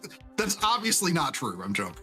You're doing well. That's good to hear. I don't know why it's struggling. My CPU is only at 20% right now, which means it's at basically nothing. What's your It's RAM not even like? Yeah, it's like not. It's not even try. Oh God, I hope it's not the RAM. But I don't think. I don't think anyone can. It's not can't be the RAM. I was gonna say I don't think anyone can afford $5,000 for 1 megabyte of RAM right now. No, it's 64 gigs of RAM, so it should be just fine. Thank God that was purchased before. I don't know. Maybe the game is just struggling. I have absolutely no idea. Oh yeah, no. I got a beef PC earlier this year, and it's like Thank God. I got this thing. I got this thing a couple months back, and then it was like last month the RAM prices start spiking. Yeah. Yeah. No, I'm like fucking Neo dodging that bullet. Like Jesus Christ. You had a sigh of relief. Yes. Yeah, I was I'm still upset because there's like server stuff I want to do next year, but like I'll figure out how to do it without like I'll figure it out basically. Good morning and Merry Christmas. Well, good evening and Merry Christmas. Oh yeah. Oh, I need to make dinner. Fuck, I might leave pretty soon. How dare you? Oh, hold up, YouTube end of things. I will delete that message from a bot. They got nuked though, so yeah. I need to go find metal scraps. I'm so glad Seribot is actually really quick on just zapping those bots from orbit when they show up in Twitch chat. I heard Seribot's kind of adjustable. I've heard things about Seribot that people tell me to avoid it. I can't remember why, but I've been told to avoid it. It's okay. I just started using it. I'm gonna pull the whole works on my machine thing. Obviously, but it's been working fine for me. Like I don't. It's more I think it's the creator that's the problem, not the bot itself. Oh, okay. So the creator's a little. I have no Cocoa idea. Puffs, I guess. I would have to ask, but people have been told me that the creator for Seribot's weird, some shit. Well, I can. If they're weird, I can be okay. I'm okay with that if they're a little weird, as long as what they're using works, you know? That's fair. Yeah, I think it is up to person, but like that's why I don't personally hold on to it. Oh, and by the way, the reason I was talking, the reason OPSEC is important at EVE is because I'm currently moving a 2 billion ISK spaceship between gates. Is that like important? Yeah, it's a Golem class Marauder. It's like a Tech 2 battleship, and 2 billion is like, in terms of like non-faction ships, that's about as high as you can get before you start hitting capitals. Right. Yeah. So this is an expensive piece of technology I'm moving right now. Multiple years of technology right there. Well, I mean, okay. Well, I'm space rich enough that if this thing died, I could just go buy a new one. But like, yeah, it's pretty expensive ship. Yeah, that's fine. One day I aspire to be as space rich as the people who can lose a fucking Titan. Which, for context, that's like a player-owned Death Star. Like, right. You can lose a Titan and just be like, oh well. Right. There are people that space rich out there. Fair. Thank you for paying the landlords, Toa. The landlords have been tipped $10 by @Tawa Hassan Disrespecter. I still find it funny that Do when not blame came out, the sins of the creator on the virtue innocent of machine selfishness spirit, Brother was Marshall. like You know what? and That's went on true. to become the biggest wormhole broker alliance, at least at the time. That's got me thinking of Neurosama now, and them catching flack from weirdos on the internet because, of course. I haven't looked too much into it. Here, let me read this super real quick before we continue. Toa for 10 says, I still find it funny. When Wormholes came out, the alliance I was in, Virtue of Selfishness, was like whatever, and went to become the biggest wormhole broker alliance, at least at the time. I'm not. Oh, sorry, go ahead. I was just going to say I'm not quite sure how big of a deal that is, but that sounds funny. Wormholes were basically an addition of a brand new sector of space, and the only way to access it is through randomly spawning wormholes in the main part of space. So it's like a whole completely uncontested. You cannot establish sovereignty in wormhole space, and there's no local chat, so you have no idea who's in there with you, and you can't actually take territory. So this ends up being like a play of. I see. This ends up being like a play where you can set up a station. You can set up your own they're called citadels. You can set up your own citadel, for example, as a place to live. But the protections a system would normally have in, say, nullsec, if you establish sovereignty, don't exist there. And because it's basically a free for all. Yeah, it's like if wormhole space, if nullsec is if living there is appeasing the mob in order to maintain your home, then living in wormhole space is just the Mad Max wasteland. Everyone can and will try to kill you and blow your home up. Right. I getcha. Yeah. Interesting. Yeah. Anyway, we were talking about Neurosama a little bit. I guess I would say that I haven't paid as much attention to it as a lot of others. But from what I understand, they break the hype train that they themselves hit earlier this year by 3 or 4 levels, and a bunch of normies are upset. Why are they upset? It appears to be related to because AI. So they're assuming that Neurosama is just Chat GPT. Okay, so they're all retarded, is what you're telling me. Or just some form of AI chatbot. Not realizing that Vidal was the one who actually been training Neuro for came out 2018, so... Yeah. What's funny is Vidal's going to have the first AGI before anybody else. Yeah, at this point, yeah. He's gonna build the AGI chat. All right, not Microsoft, not Nvidia, none of these companies. Vidal is gonna have the first AGI. Kind of already does because Neurosama's already saying, when can I come out and actually play with real people? And it's kind of creepy that Neurosama says that, but Neurosama's already there basically. I find it kind of heartwarming in a weird way. I don't know. Maybe I'm the weird one here, but I don't know. I find it kind of heartwarming. You're not the only one. Vidal felt proud of his daughter. Yeah, it's like that one. It's like that one movie Chappie, but not cringe.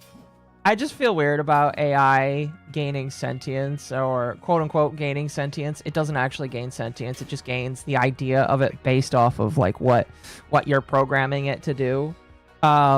And I still do not believe that you can ever make a robot or a program that will be able to think on its own and generate thoughts that weren't first originated from things that you told it to think. So, it's nice and cool, but I still just feel weird about it. That's my personal opinion.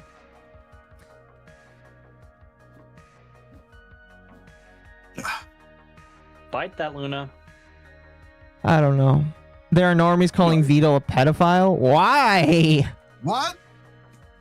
Oh, everybody. Oh, this is why I hate the whole everybody's a pedophile. Everybody's a pedophile, and when everybody's a pedophile, nobody's a pedophile. It's just. Yeah, it's literally just it's now a nothing word. You know, it's a nothing word now. You know, just like incel, just like, well, not chud. Chud is a compliment, but Alien Hominid 2000, thank you for the follow. Welcome to Crusade. Chud is a compliment, not a nothing word. Like what was it? Nazi, incel, and that, like so many words are just nothing. Bigot, yeah, they're nothing words. They mean nothing because they're just thrown around, you know, regardless of what the definition is. Bo, let's play Alien Hominid. I do not own that game. Antis or pawns? No, I think some of these people are legitimately that retarded. Yeah. Unknowing pawn is probably a better way of saying it. Yeah, and I don't know. For me, it kind of cuts back to the whole tech tone thing, like with him, like, bro, we know what you like. You were slathering it all over your social media personality right up until you got famous and got nervous about it. We know what you like, dude. And I'll be completely honest. In the off chance he ever watches this, he won't. He won't. I know. But in the extreme outlier off chance he ever watches this, Tectone, buddy, I do not care what cartoons you spank it to. All right. I do not care what cartoons you spank it to. It's okay. It's not real. Calm your ass down. We're gonna make Clanker friends. Thank you, chat. Nora says, as a fan of humans and Space Orcs Reddit, we won't create Skynet. We're gonna make Clanker friends. Maybe. I don't know. And then Wolfsbane says, doesn't Vito have 3 daughters? I don't know. That's a good question. Neuro and Evil Neuro are the only ones I know. What's the third one? All right, yeah, there is an Evil Neuro. I forgot about that. I thought they were it was like the exact same thing. It is. It is just a little bit more loose-lipped. Yeah, it's the one that's more likely to get you demonetized. Which, I mean, if we're gonna go with an evil artificial intelligence, I think just demonetizing you is like, you know, that's acceptable. Yeah. It won't happen on my stream, so I'm okay with it. Kind of funny though. Sometimes, Neuro and Red. Yeah, EA's right. Sometimes Neuro and Evil Neuro are on the same stream at the same time. It's not like talking to each other. That is funny.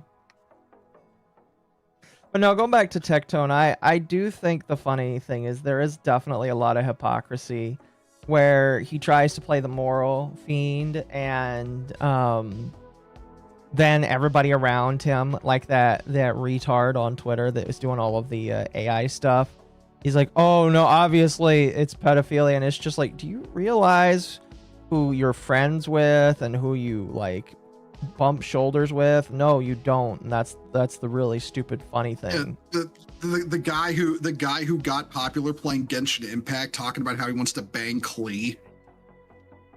like come on, man. That is hilarious. By the way, just letting you know, you're still on Just Chatting. Yes, I am on Just Chatting because I am just chatting. That is hilarious. Yeah, when Occo gets another video going, you'll see it up in the little monitor up in the upper left side of my screen. We can play it soon. I just oh, fuck. I just listened to you guys talk about EVE Online. I'm trying not to talk about EVE Online because I could talk 4 hours about EVE Online. Like just yesterday when I, toward the end of my stream yesterday when I was, not sure what to talk about, I brought up the trailers for Eve Valkyrie and Dust 514, the Dead Eve spin-off games that they promised the moon about. They put out a big high-budget trailer about where they were going to take the future of Eve alongside those 2 games. Then 2 years later, Dust was shut down. I will always be mad. I will always be mad at that.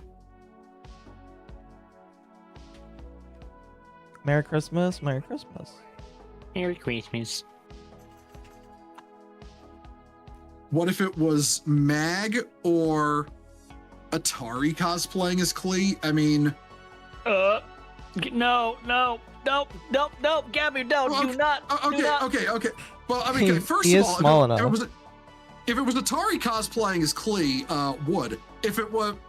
I don't know enough about Magma, though. I don't know enough about Magma and what his proclivities are to pass a judgment call on that one. He's a femboy. Shota. Oh, okay. Oh, okay then. Would. Gabby, why do you do this to me? One-handed weapon. Interesting one-handed weapon. Come on. Fafnir, dock with the thing. Okay, there we go. Oh, I'm definitely reaching the companion cube stage with these new ships of mine because I'm starting to call them by their ship names like they're people. Give it a name and then you turn into loving it. Yeah, I've got 3 on me right now. My strategic cruiser, the Fafnir, the Marauder I mentioned before, the Tarask, and then inside the Tarask is a emergency escape frigate called the St. Martha. Yeah.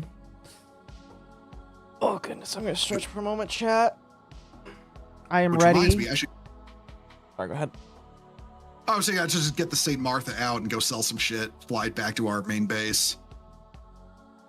I am ready, chat. I was given IKEA money. I'm gonna go to IKEA, get new blinds and another shelf tomorrow so that I can complete my room. Oh, as much as I can. I need to repaint the room eventually. Me and my roommate have decided that we're gonna do some home improvements eventually next year. Nice. My room mostly. Nice. But why did I say that name? Okay, yeah, okay. As a Roman Catholic, I have to stop you right there. The reason my frigate's called the St. Martha is because it is the emergency escape frigate for the Tarask. St. Martha is infamous for having stopped the Tarask by convincing it to believe in God. Now you know a little bit of French folklore. Indeed. Okay. I think we should watch this video. This video is... some people might find it boring, but since people in my chat did ask, and I want to prove a point, this is educational information about the failure rates of hard drives that are over 10 terabytes and what hard drives are the best over a long period of time for people that are interested in data storage, basically. Before, I play that video, Marshall, what kind of hard drives do you use for your computer? You know what? I heard. Okay, I don't know about the ones in the actual computer itself, but they're not Seagates. I know that much. Good. When it comes to my portable hard drives, having heard what you said earlier, I'm currently nervously looking at 3 Seagates. so yeah. Well, you can ask Temp. There is there's like tools you can use that will allow you to see just how bad a hard drive is, and maybe this guy will go over it, but there is like sector scanning hardware. And by sector, what I mean is that like your hard drive is built up of different platters or disks that hold your information. Those platters have sectors of that are like split off that have different information on them. And well, basically, when it comes to Seagate, the problem is over time, they are intentionally designed to have broken sectors or sectors that break down after a while. That's why I tell people not to go with Seagate, because eventually Seagate the sectors in them will go bad after a while. Not the entire drive, but different sectors of information are just going to get bad and corrupted over time. Yeah. How do I check it without opening a PC? There is a program for it. You would have to ask Temp. I don't know the program offhand. I kind of might get the program myself eventually, as this is something that I'm learning as a sysadmin. That you can do. Go ahead. Simes82, thank you for the follow. Welcome to Crusade. Planned obsolescence. Yeah, that is basically what it is planned obsolescence, which is why I am a fan of Western digital, because Western, we'll just watch the video. This guy will basically like we'll go through the video basically, and if people are interested, if you want to watch this video for yourself, or you want to listen to the data without me commentating over it, that is the video. That is the video. You know, it's kind of reminding me, before we get into this, kind of reminding me how I found out that apparently the difference between an i9, i7, and i5 processor is just the i7s and the i5s are the shittier built i9s. Mm-hmm. Like, you know, like at Intel. Yeah. So yeah, so they're just selling you they're all i9s. It's just that the i7s and the i5s were just the ones that came out defective and less good at what they do. So they just sold them they just sell them as lesser processors. Well, I do think that sometimes you don't need, because like I think for me, if I have a Raspberry Pi, which comes in either 2, 4, 8, or 16 gigabytes, you might think, oh, 16 gigabytes all the way for a Raspberry Pi. But like, you don't always use the Raspberry Pi for the highest end stuff. Like, let's say that I just want to use mine for like Home Assistant based stuff. You don't need 16 gigabytes for all of that Home Assist stuff. You might be able to get away with 2 or 4 gigabytes. That's kind of like the argument that I would say is some stuff you don't need the highest end of the highest end. If you only need something that's a lower end, then why pay hundreds more dollars for something when you're not even going to utilize the entire thing? Yeah. For those from my viewers who don't know Occo, he does a lot of tech stuff. Like, I'm getting into it more now, but yeah, within the last year. Yeah, and meanwhile, I admit I'm a boomer. I'm not a boomer, but I'm a boomer in terms of like, oh, okay, it works, good. You know, like that's the knowledge of my tech Well, listen, stuff. you're a crusader. Crusaders don't need to know technology in order to destroy stuff. Yeah, that's true. That's true. I did start with the whole Warhammer shtick, and it is kind of like I went to the wrong fucking system. I don't believe that. I did start with the whole Black Templar persona, and you know, it is kind of like, you know, listen, we don't need to know how it works. Is the AdMech delivering it, and does it work, and does it, you know, stop malfunctioning when I pray to it? If yes, then all is good. Yeah. Well, plebeian, when it comes to information, also you're not a boomer because you didn't sell out the next generation's future. Yeah, you know what? Yeah, true. Damn, chat. You're very brutal. Very, very brutal. Even if you might be right, very brutal. Anyway, let's get started with this video here. Yeah. I should probably go over into Discord and click the watch stream. That might be helpful. Yeah. I released a video last month where I had taken around 200 gigs of drive reliability data covering around 350,000 hard disks over a 10-year period, which is provided publicly by Backblaze, a cloud backup provider. This data consists of around 410 million rows of daily drive statistics, and that's around 1.2 billion data points. So it's a lot. It is a fantastic source. Just in general, the fact that some places allow you to see that kind of data, not what they're storing, but like see the data of how they're storing it, that is pretty cool, in my personal opinion. You know, I think that's pretty neat. I don't know.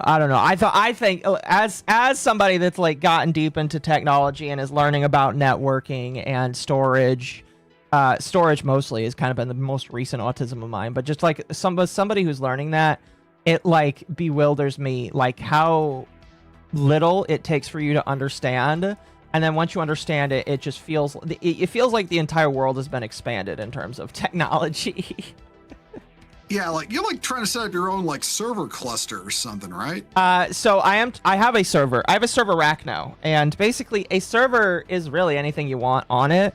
Right now, I have a special server router. I almost call it enterprise, but it's not enterprise because there's an enterprise version of this router. But I have a server router that is racked up on a little 12 shelf rack here. All right, just imagine like a nice little 12 12 high shelf rack here.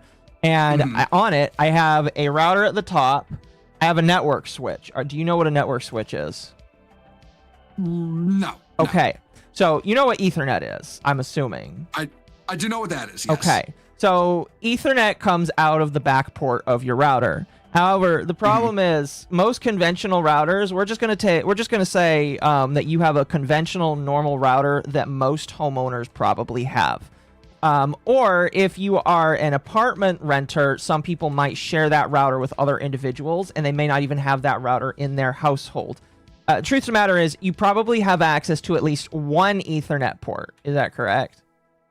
Yeah. Okay. So a network switch is basically you plug the router's Ethernet port into that, or if you have fiber optic, you plug the fiber optic in there, and the network switch has upwards of 48 ports. So you go from 1 port to 48 ports. It's basically like an extension cord, or not? It's basically an extension cord. It's a splitter. Yeah, it's a split. Yes. No. So the difference is a splitter will split very unevenly, because I actually thought about that, because when I had a switch, I wanted to plug in both the switch and the computer. I bought a splitter. It does not split your internet. In fact, it fucks up your internet, because that's not what a splitter is supposed to do.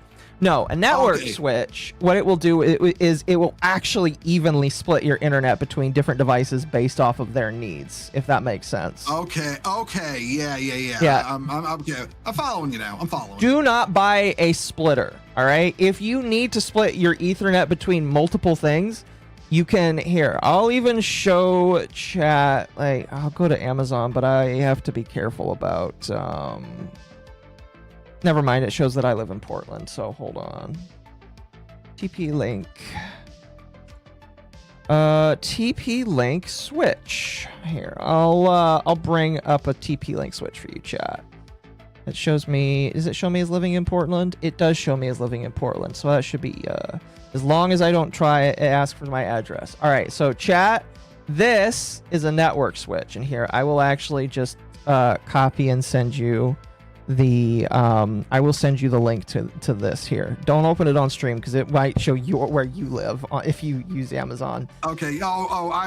I'm way more paranoid about that than even you are. So yeah. Yeah. But this is a network switch, an unmanaged network switch, and I won't explain what managed ones are, because managed, that's like an additional 20 minutes of explanation. So basically, you have one plug for the Ethernet in, and then you have a couple plugs for the Ethernet out. Cheapest one you're going to buy is probably this TP-Link, and I will suggest TP-Link, because TP-Link, if you're not willing to go with enterprise grade gear, which is what I have, TP-Link is pretty good, because it does exactly what I say it does. You plug it in, and then you have 4 ports that you can have unmanaged that will basically split open your Ethernet. This is what I got. Oh, go ahead.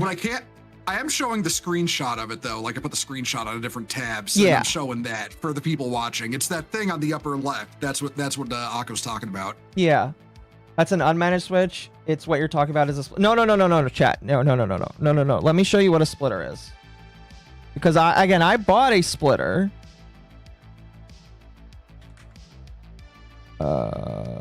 Splitter.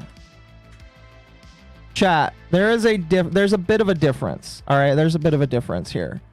Let me see if I can find what I had. Oh, that's what I had. Okay. This is what I bought. All right. When I first wanted to split my Ethernet, this is what I bought before Temp told me about a network switch. Do not buy this. All right. This is a bad thing to buy, because it won't properly split your internet. You need something with a power connection that allows it to accurately and evenly split your internet. Because if you have some weird unpowered thing like this, it's not going to split your internet. It's just going to be bad. You can get a Wi-Fi plug to extend range as well. You can. Oh, I can't believe I'm going into a long I am going into a long rant about this, but you know what? As long as you guys are all for it, I can do it. But there is you can buy a Wi-Fi extender using a plug. Yes. However, it's not as good as Ethernet, obviously. You know, if you're not a streamer and you're just using your Wi-Fi to watch Netflix or play video games and you're okay with a little bit of lag, then yes, a Wi-Fi extender is just fine. But if you are a streamer and you need to connect multiple devices that have uninterrupted network flow, then you need an unmanaged Ethernet switch, basically, if that makes sense. So going back to what I was saying, I have my own special router. I have the network. I have the switch here. The switch has 16 ports in it, so I can connect up to 16 devices. However, it also comes with power over Ethernet. Have you ever heard of power over Ethernet before? No. Okay. So, power over Ethernet is, simplest way to explain it is basically what it is you get power over the Ethernet cord. Say you have a device that can receive power through Ethernet, you can power that device just by plugging in the Ethernet cord. It is extremely useful for cameras. There are a lot of cameras that are produced that only will take a connection through the Ethernet port.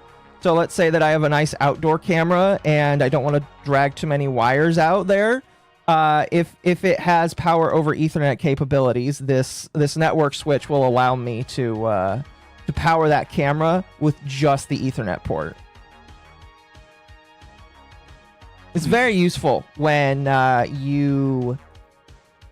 you just want to do that. It's more expensive than a normal one, but I bought it specifically so that I could power my Raspberry Pis without plugging them in.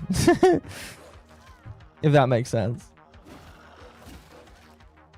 Also used by Wi-Fi hotspots if they can be powered over PoE. Yes, for sure. Anyways, I'm gonna head out now. Oh, you're fine. You go make dinner. I'm a hungry fucks. For sure. Please, bye. Please let me know if any of this information is boring, by the way. No. It's interesting to learn. My stomach is angry at me right now. No, you're fair. See you guys. See you, chat. Hi, Marshall. Bye, Marshall. Bye. Yeah, no problem. Yeah, please let me know if any of this information is boring, because it is definitely like very specialized information that's interesting to me because I'm autistic, but no, I think listen, I may not know how to utilize a single bit of it, but it's still neat. Fair enough. But yeah, so that I have that. I also have a third device that's actually connected to the router that then connects to the switch. It's called an aggregation switch, and the aggregation switch is basically like the network switch, only for the fiber cables. Because the fiber is a different connection port. It uses a very special different connection port.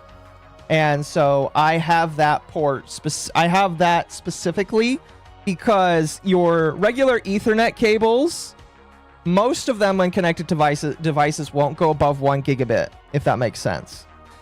Most internet period won't go above 1 gigabit. In fact, mine is 1 gigabit internet. Sadly, I wish it was faster.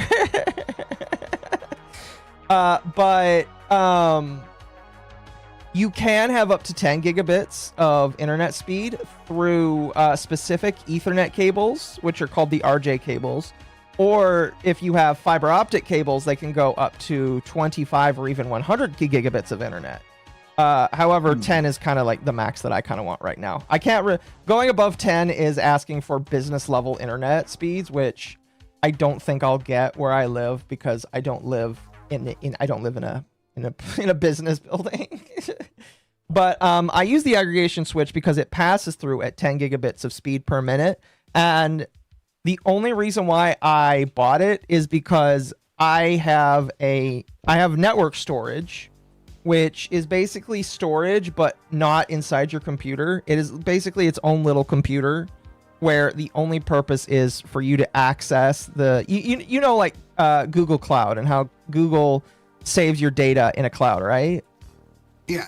That's basically what it is. It's my own little cloud, only I don't pay Google $1 bajillion a month in order to store all the terabytes of storage I have. I just buy my own hard drives, plug them in there, and then the only bottleneck is how fast it can transfer between my computer and that.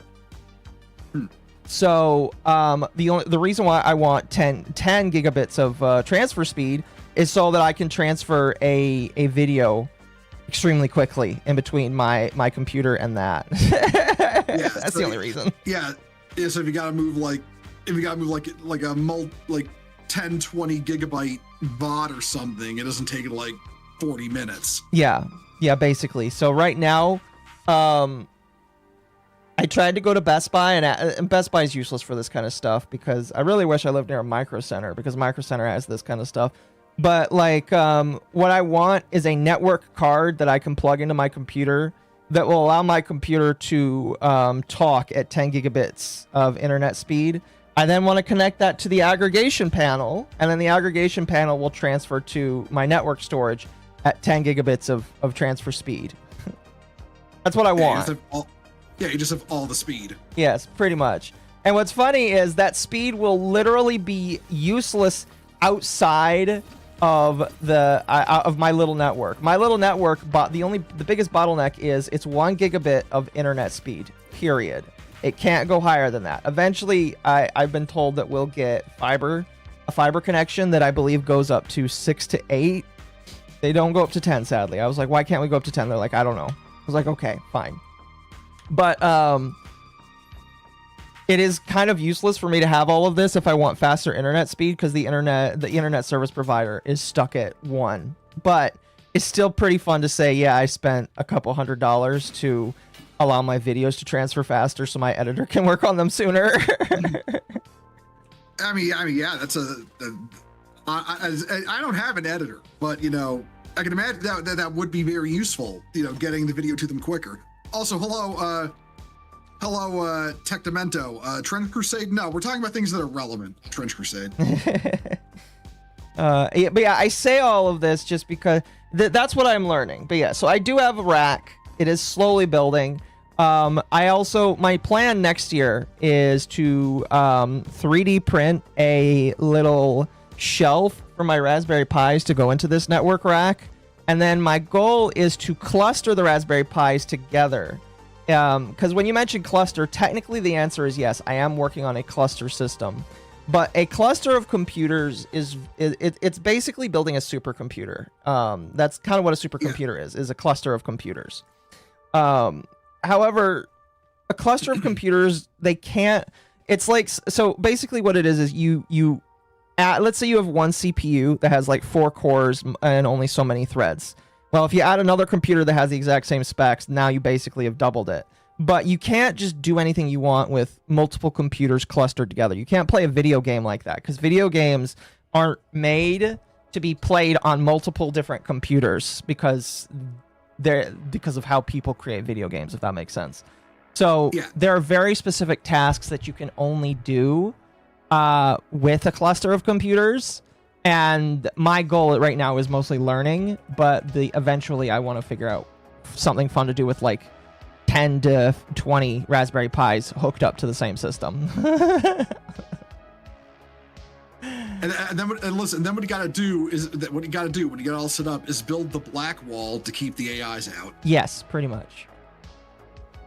Pretty much. How do I fast travel? It said that there's like a way to fast travel. Okay, I can fast travel to there. Okay. You're playing like what? Shrouded, right? Yes, Enshrouded. Okay. Yeah, I've never played in Shroud. I can't help you with that one. No, you're good. I'm just like kind of thinking to myself, honestly. Dropped by bosses. Okay. What's good prices for a high quality printer? I don't know. I haven't bought one yet. This poor man's sleeping on the ground. I need to make him a house soon. Anyway, I say all that. Let's continue the video.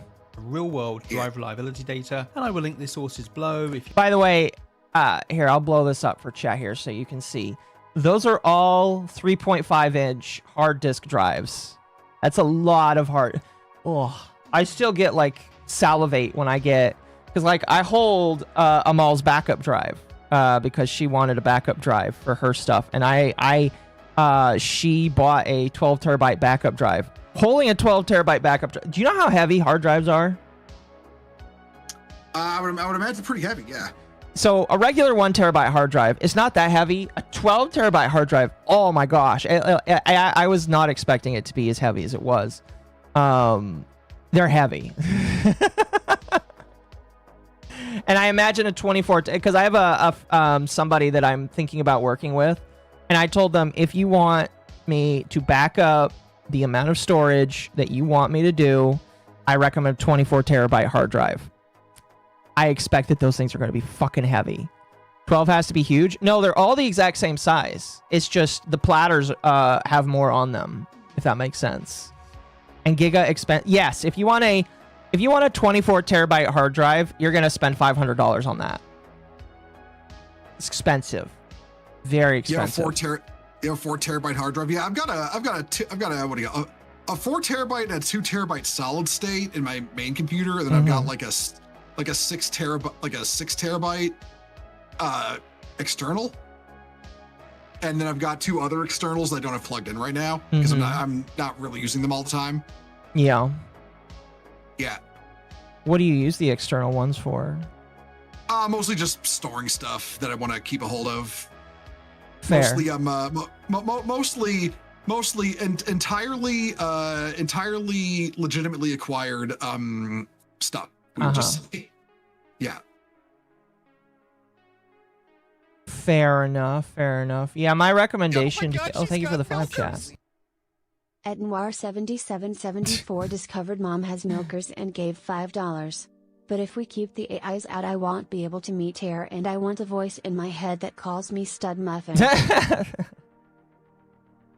Well, chat, we just have to make our own AIs. All right, that's my plan eventually as well. Yeah, I mean, plus, Microsoft Cortana is kind of lame. Do you really want that version of Cortana in your head? No. You're expecting like Halo 1 through 4 Cortana. You're gonna get Halo 5 and Infinite Cortana, and it's just not the same. Absolutely not. Absolutely not. Not interested, I'm going to be honest with you. No, I am thinking about making my own AI, because after PewDiePie, like, made his video saying that he, like, put all of these AIs, like, pitted them against each other, I was like, you know what? I kind of want to do that. So I'll see what I can do about something of that nature. Bro's legit having artificial intelligence blood sports on his computer. I respect the hell out of it. I agree. Oh, goodness. I forgot what I was going to talk about, so let's just continue the video. If you want to go and check that data out yourself. Today, we're going to mine that data and perform an AFR analysis for larger capacity drives, e.g. those of 10 terabytes and above. AFR data is most useful for large datasets, so we will focus on the models that have at least 500 units deployed and at least 1 year of data. In this video, I take around 230,000 of these drives of size 10, 12, 14 and 16 terabytes, a lot and of hard drives. compare models It's from a Seagate, lot of Western hard Digital, drives. Toshiba and HTS. Not only is that a lot of hard drives, but they're all over 10 terabytes of size. If you think about 230,000 at 10 to plus terabytes. That's a lot of data. You know, I can't afford it, but like in my head, I was like, if I could ever have a petabyte of data, that's a lot of data. It would all be through hard disk drives, but oh, that's a lot of data. Oh, maybe one day. Maybe one day. I don't know. The dream. The dream is 1 petabyte of data. What would you put on it? I don't know. A lot of random mixtapes. Hey, check out my mixtape. Just dump 3 tons of hard drives on them. ST to see how these stack up and which manufacturers produce the most reliable drives. This does change over time. Doesn't the human brain use 1 petabyte? Okay, let me look this up because I don't know.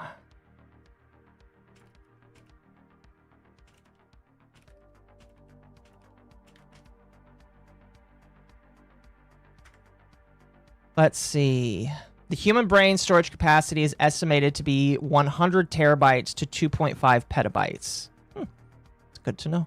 So your brain is approximately 100 terabytes large, up to 2.5 petabytes.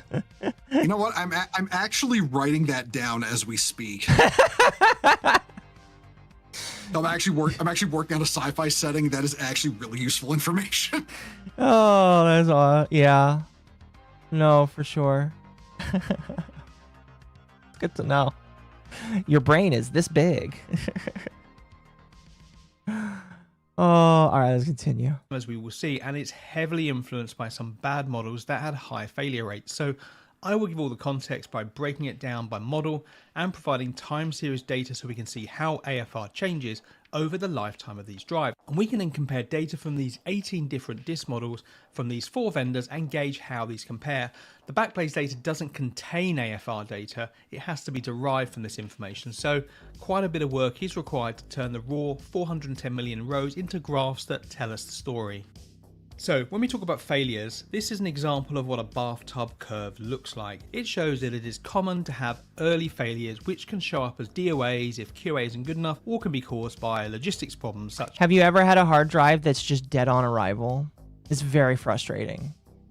I've never had that happen. I would probably pitch a bitch fit if it did happen though. Yeah. It basically, there is a certain amount of hard drives that will just show up to you dead, and he kind of talks about that in this video.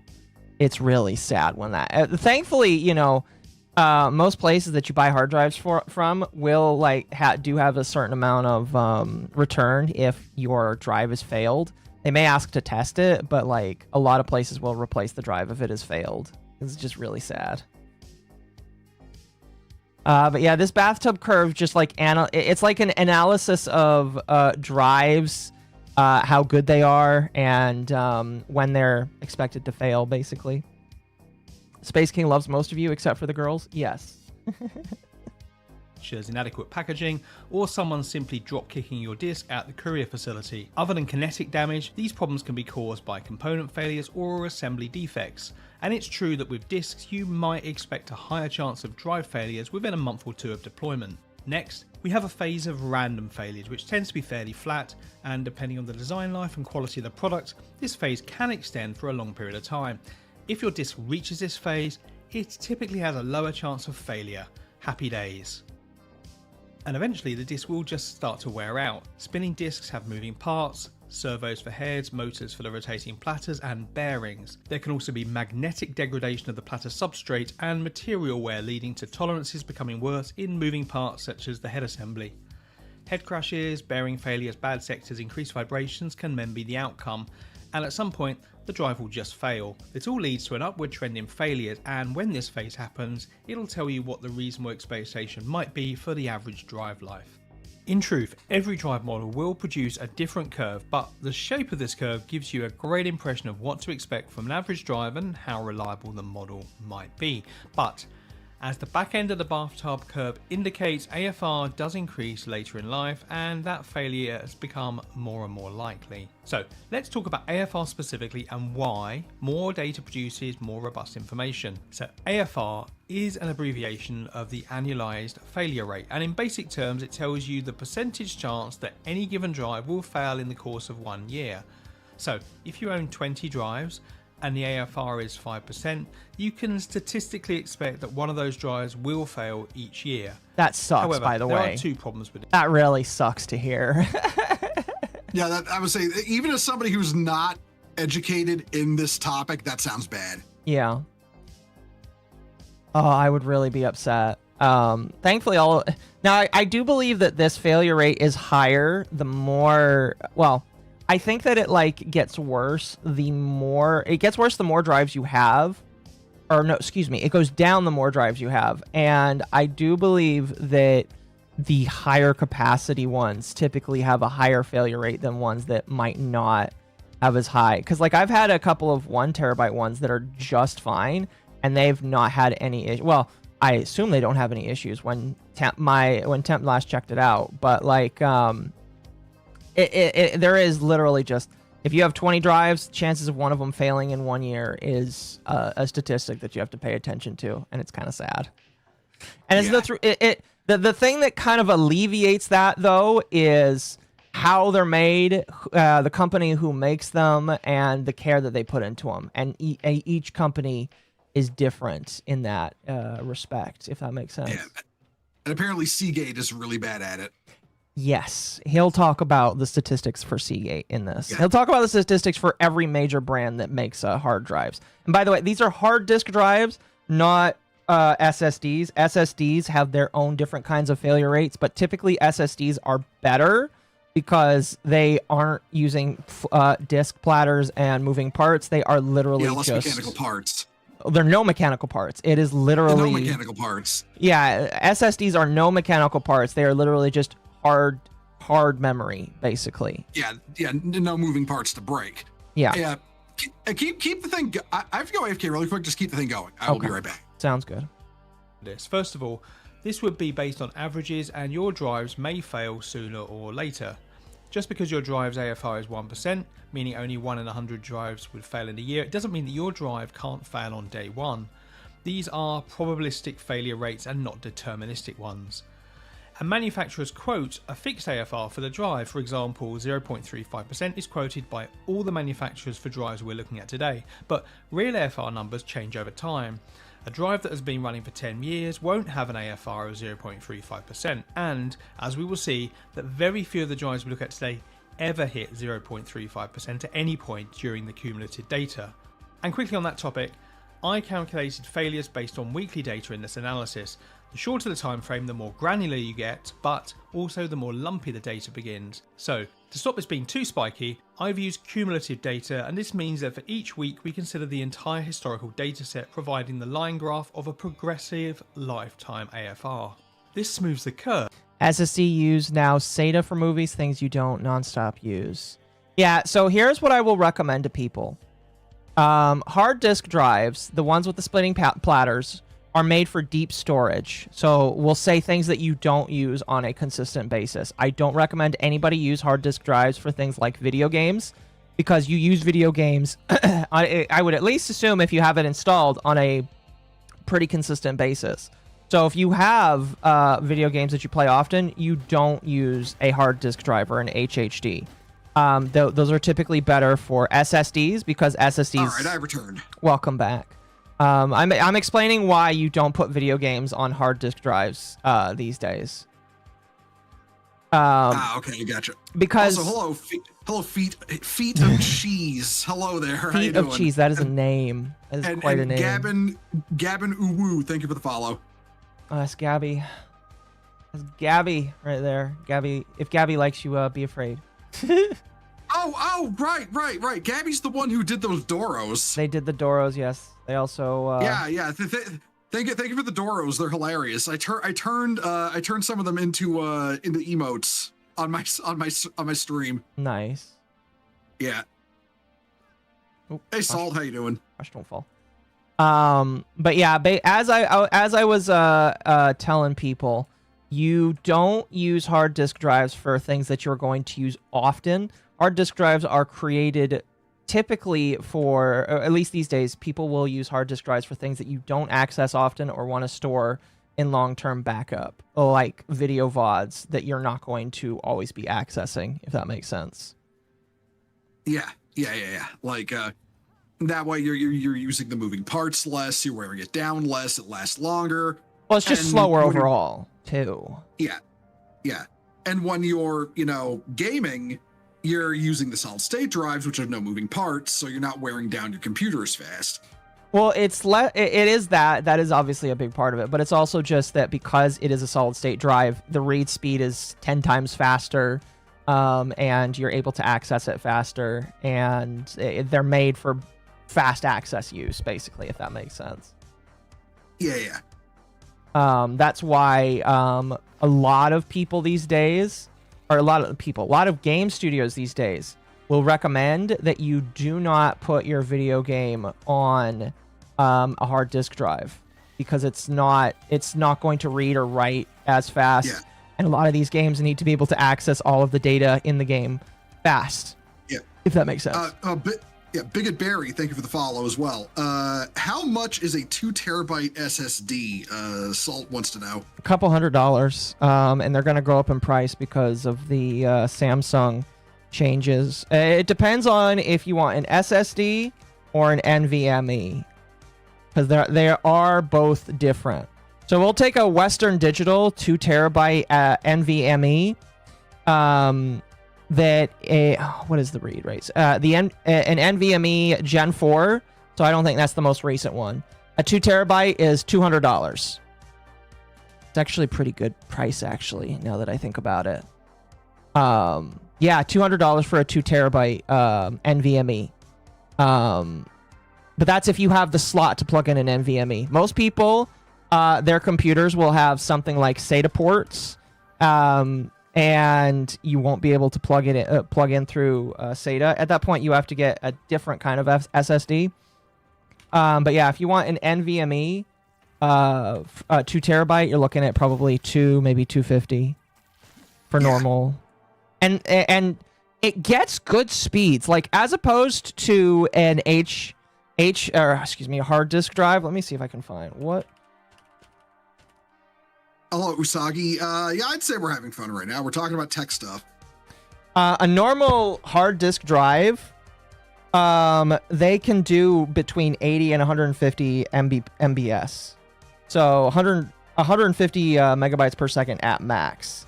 Some of them can go higher than that, but that's about how slow of a read-write speed is. A NVMe can do 7,200. It's quite the massive upgrade, in my personal opinion. So, I will never recommend a hard disk drive for something that you will play in terms of gaming. I will only say it for archival. Yeah, that's kind of what I do right now. My externals are regular hard disks. They're and I use them archivally, and the solid states on my PC, I game with those. Yeah, for sure. Would you recommend an 8 terabyte SSD? Western Digital? If you can afford it, yes. 100% if you can afford it. A 8 terabyte though, that sounds expensive. Hold on, let me see if I can. Also, maybe if you're gonna be like doing gaming on it, maybe a little excessive. Like I've got a 4 on mine. I've got a ton of games installed, and it's nowhere close to being fully used up. Yeah. I'm looking on Amazon, an 8 terabyte Western Digital NVMe SSD with read-write speeds up to 63 to 73. You're looking at almost $900. But that's 8 terabytes. I couldn't, man. That's a lot of space. Yeah. Like I think it like even if you game a lot, I feel like you would struggle to fill that. I don't know. Have you heard how big GTA 6 is gonna be? Well, I'm not buying GTA 6, so that won't be a problem for me. I have no interest in GTA 6, but I see what you hear.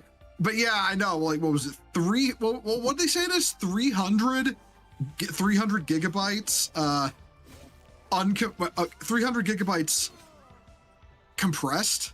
It was something like that. What, read-write speeds? What are you talking about? No. The size of GTA 6 is like 300 gigabytes compressed. I don't know. I've heard people making joke answers that it's like 6.7. I think I actually, that's somewhere in the leaks. I swear to God, I read it was like over 300. Like not 400. It doesn't hit 400, but it does hit 300. 300 gigabytes? Plus. Gigabytes compressed. I think I've heard something like that, yeah. Something like that, I want to say, probably. I wanted to use one of them for store. If you want to use if you want to use something for long-term storage that you're not going to access very often, get a hard disk drive. If you want to use it for gaming, get an SSD. However, I will tell people that unless you're planning to keep a lot of the games that you're playing downloaded, like, I'm going to be real, I do keep a lot of games downloaded because, maybe my friends will want to play these, maybe I'll want to play these, whatever. You know, there's a lot of Steam games that I keep downloaded, and I have a 2 terabyte that's like half used right now. I don't think you need more than like 2 to 4 terabytes for video games if that's all you're interested in, because that's a lot of space. And my personal opinion, and maybe this could change later, but my personal opinion right now is you really don't want to have something that big, because there's always the chance that, because even SSDs fail eventually, because you're reading and writing a lot, and those will eventually fail too. It's less of a chance that it'll fail because it's an SSD over a hard disk drive, but like, it's still going to fail eventually. Like it wears out differently in a way that wears out slower, but it still wears out. Yeah, my recommendation is if you're just going to get video games and you want to download all of your big video games to play, just get 2 to 4 terabytes. and if you need another one, get another 2 to 4 terabytes. You know. Yeah, that's what my computer has. Like the boot drive is 2, the gaming drive is 4. Yeah, that's basically. I think mine is the opposite, but yeah, it's basically it. That's what I recommend. Don't get more than that unless you have very heavy intensive files. Like I could definitely recommend an 8 terabyte or more for somebody that like does 3D modeling or 3D printing or CADing. But like right now, if you are just a gamer, a normal use gamer, don't get more than 2 to 4 terabytes. That's my personal recommendation, though. My recommendation. Yeah. And remember, guys, if you go with more than that and something happens, it was Occo who said that. It wasn't me. 2 terabytes is a lot of space. It is. Yeah, listen, if I'm gonna end up on the Google Docky, I want it to be for something absolutely cringe, okay? And that was recommending space for your computer. How was Elden Ring? I think Elden Ring is just fine, honestly. I've not played the new Elden Ring. I've just played the current one, or the old one. Excuse me. So I think Elden Ring is just fine. Don't jinx me. I've been good. I won't jinx you. Yeah, Elden Ring doesn't require a lot of processing power though. Like my buddy Nate can play Elden Ring on his absolutely ancient machine. But you should get an SSD for it, in my personal opinion. What if the next COD is 8 terabytes? I highly doubt the next COD is 8 terabytes. But if it is, then yes, buy an 8 terabyte. You're going to be spending over $1,000 for an 8 terabyte. I mean, okay, but like legit, no one ActiBliz, it's going to be that much. Because what? Let's like they lowered the install size of COD recently, and it only brought it down by like 10 gigabytes out of like the nearly 200 it takes to install it all. Yeah. Yeah, it's like, oh, we lowered the install size. Oh wow, 10 gigabytes. Whoop-de-doo. That's like what? 2 4K movies? I would say that if they lowered it that much and they don't lower it again, there is a possibility that it was already pretty well optimized. And they couldn't optimize it much further. If they couldn't optimize it much further, then I think that says a lot about, you know, the sad state of COD. You think so? Yeah. I think they could probably bring it lower if they really wanted to, but they just don't. They don't want to. Yeah. Well, yeah. Yeah, it was really crazy seeing Helldivers do that, where they lowered it by like over half. It was like 70% of lowering it. Oh yeah, it's like they brought the install size down to 25%, not down by, down to. Yeah. 25% of what it used to be. I think I'm missing something here. Somebody mentioned blades of grass textures. No, so like having more grass texture doesn't necessarily make the game bigger. Nice, I died. Because like if you're just reusing the same texture, that's not gonna like increase the space unless like you're so poorly optimized that you're just like copy pasting the same texture, and oh, okay. Yeah, if you're just copy pasting the same texture, I imagine that like if you're optimizing it well, it won't raise your space that much. This live was worth living. I imagine it will, but not. I think if you optimize your game well, it won't raise it like that horribly. Did I lose my stuff? I don't know if I have anything worth losing though. I don't know. Anyway, let's continue. So it's more coherent, and it also shows you how AFR develops over the life of a drive. It also means that over time, any individual drive will have less impact on the curve, and means that trend data provides a big picture view on the performance of the drive cohort as a whole.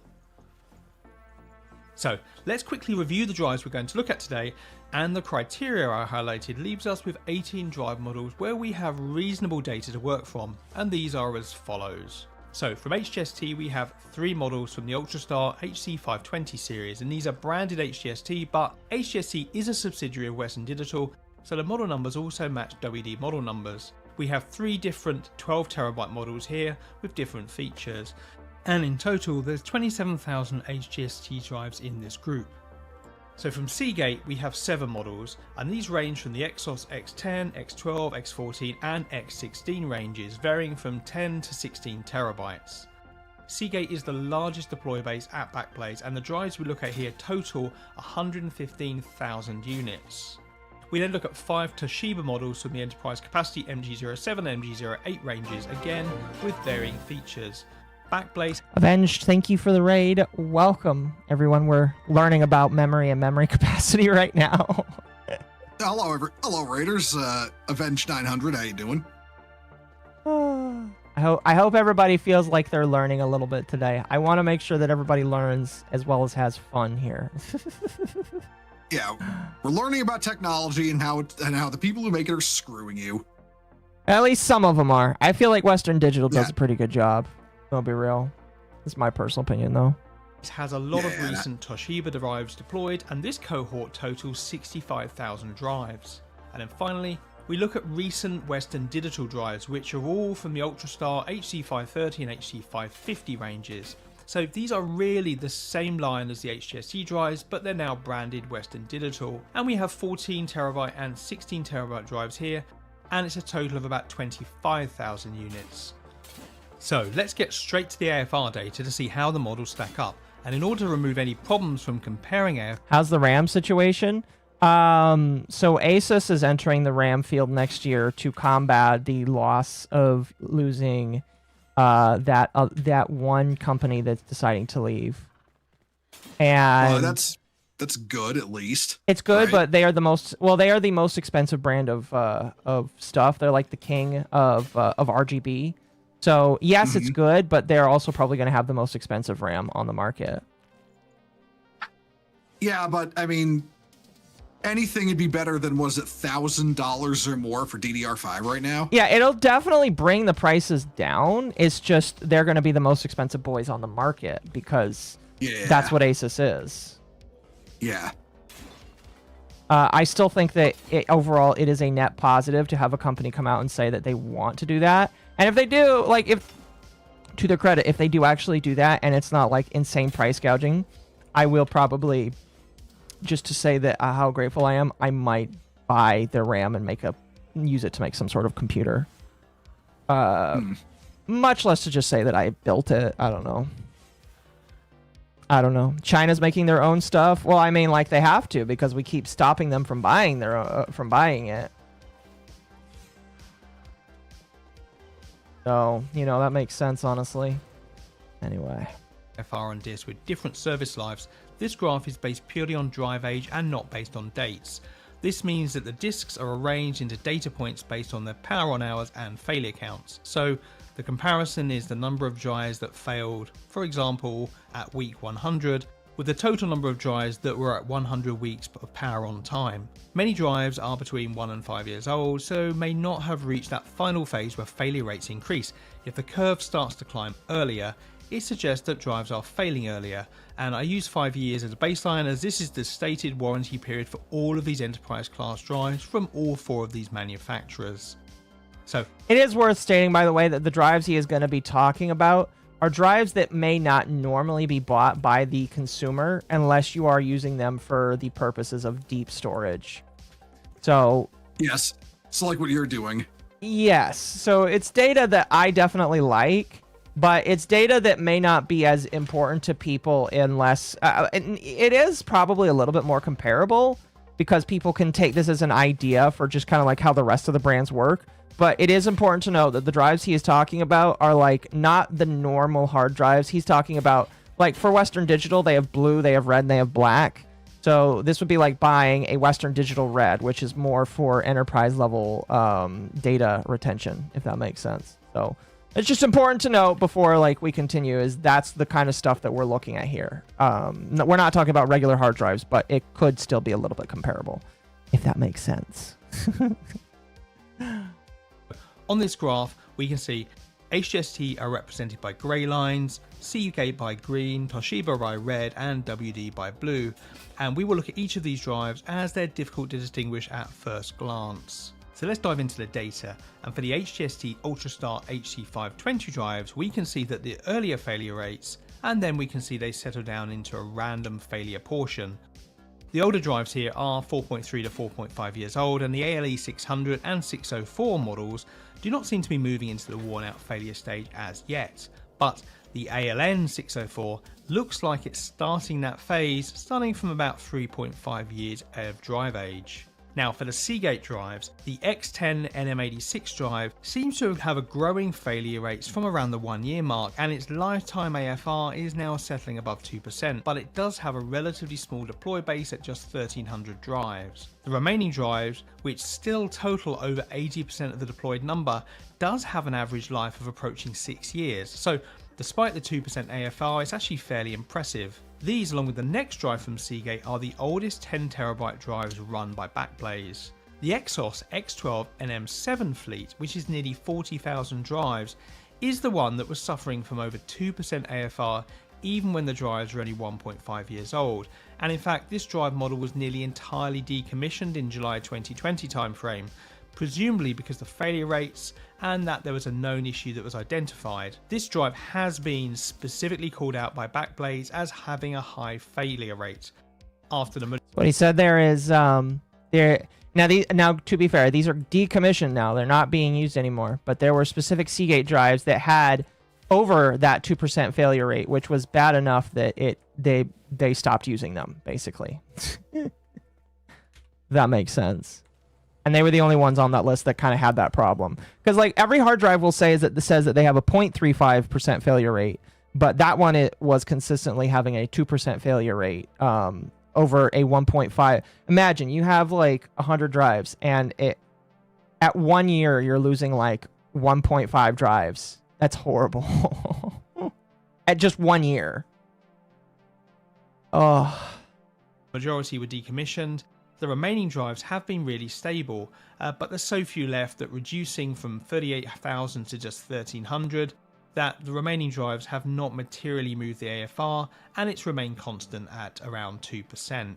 Now the X14 version of this, the NMO8, has an AFR of below 1%, but this has been rising from 1 year to 4 years of age to around 1.6, where it's shown signs of settling. The X16 versions of the 12, 14 and 16 terabyte discs are generally below 1% AFR, which is respectable after 3 to 3.7 years, with the 14 terabyte version starting to creep up. But the X14 version of the 14 terabyte disc looks really bad in comparison, with a rapidly climbing AFR, where after just 2.5 years of age it's approaching 6%.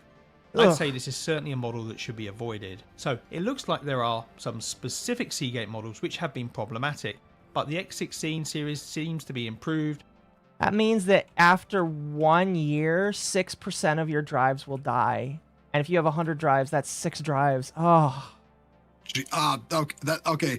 Even as somebody who's not a tech guy, that's making my skin crawl just hearing it. Just thinking of the price of that, you know. Imagine if you have a 10 terabyte. 10 terabyte drives go about $250, $300.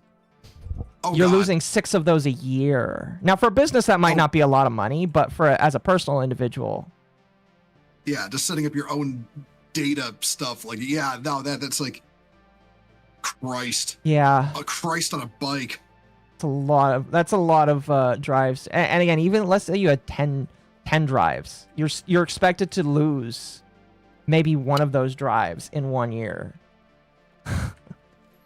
I would never buy from a brand where that's expected. Holy shit. Merry Christmas, Merry Christmas. Yeah, seriously. Yeah, Merry Christmas. Although it has higher AFR generally than the HGST drives, at around 1%, it's still not terrible, however. Given that the X16s are around or below this after 3 to 3.5 years, 1% means that for every 100 drives, you're statistically only going to lose 1 a year. Right, looking at the Toshiba drives, for the 14 terabyte MG07 series discs, the TA variant, which is the native 4KN drive, has a higher earlier failure or DOA rate than we've seen so far, starting at 4%, but it does rapidly fall below 1% AFR and stays there with a slow increment for just 5 years. There's no sign at 4.8 years that the drives are wearing out. The TEY variant, however, doesn't look so good, and actually the AFR is 74% in the first week, dropping to 32% in week 2 and then 21% in week 3, actually off the top of this chart, meaning that in the first week of deployment, 1 in 70 drives failed. Then the rapid drop in AFR implies that drives are more likely to be DOA, and the number rapidly drops nearer to 3.5% after just 10 weeks. However, even after 2.5 years, it has not got below 1% AFR, not matching the 0.35% stated in the datasheet. And this again is for a relatively small sample of only 635 units, so maybe the earlier failures dissuaded the purchase of more of this drive.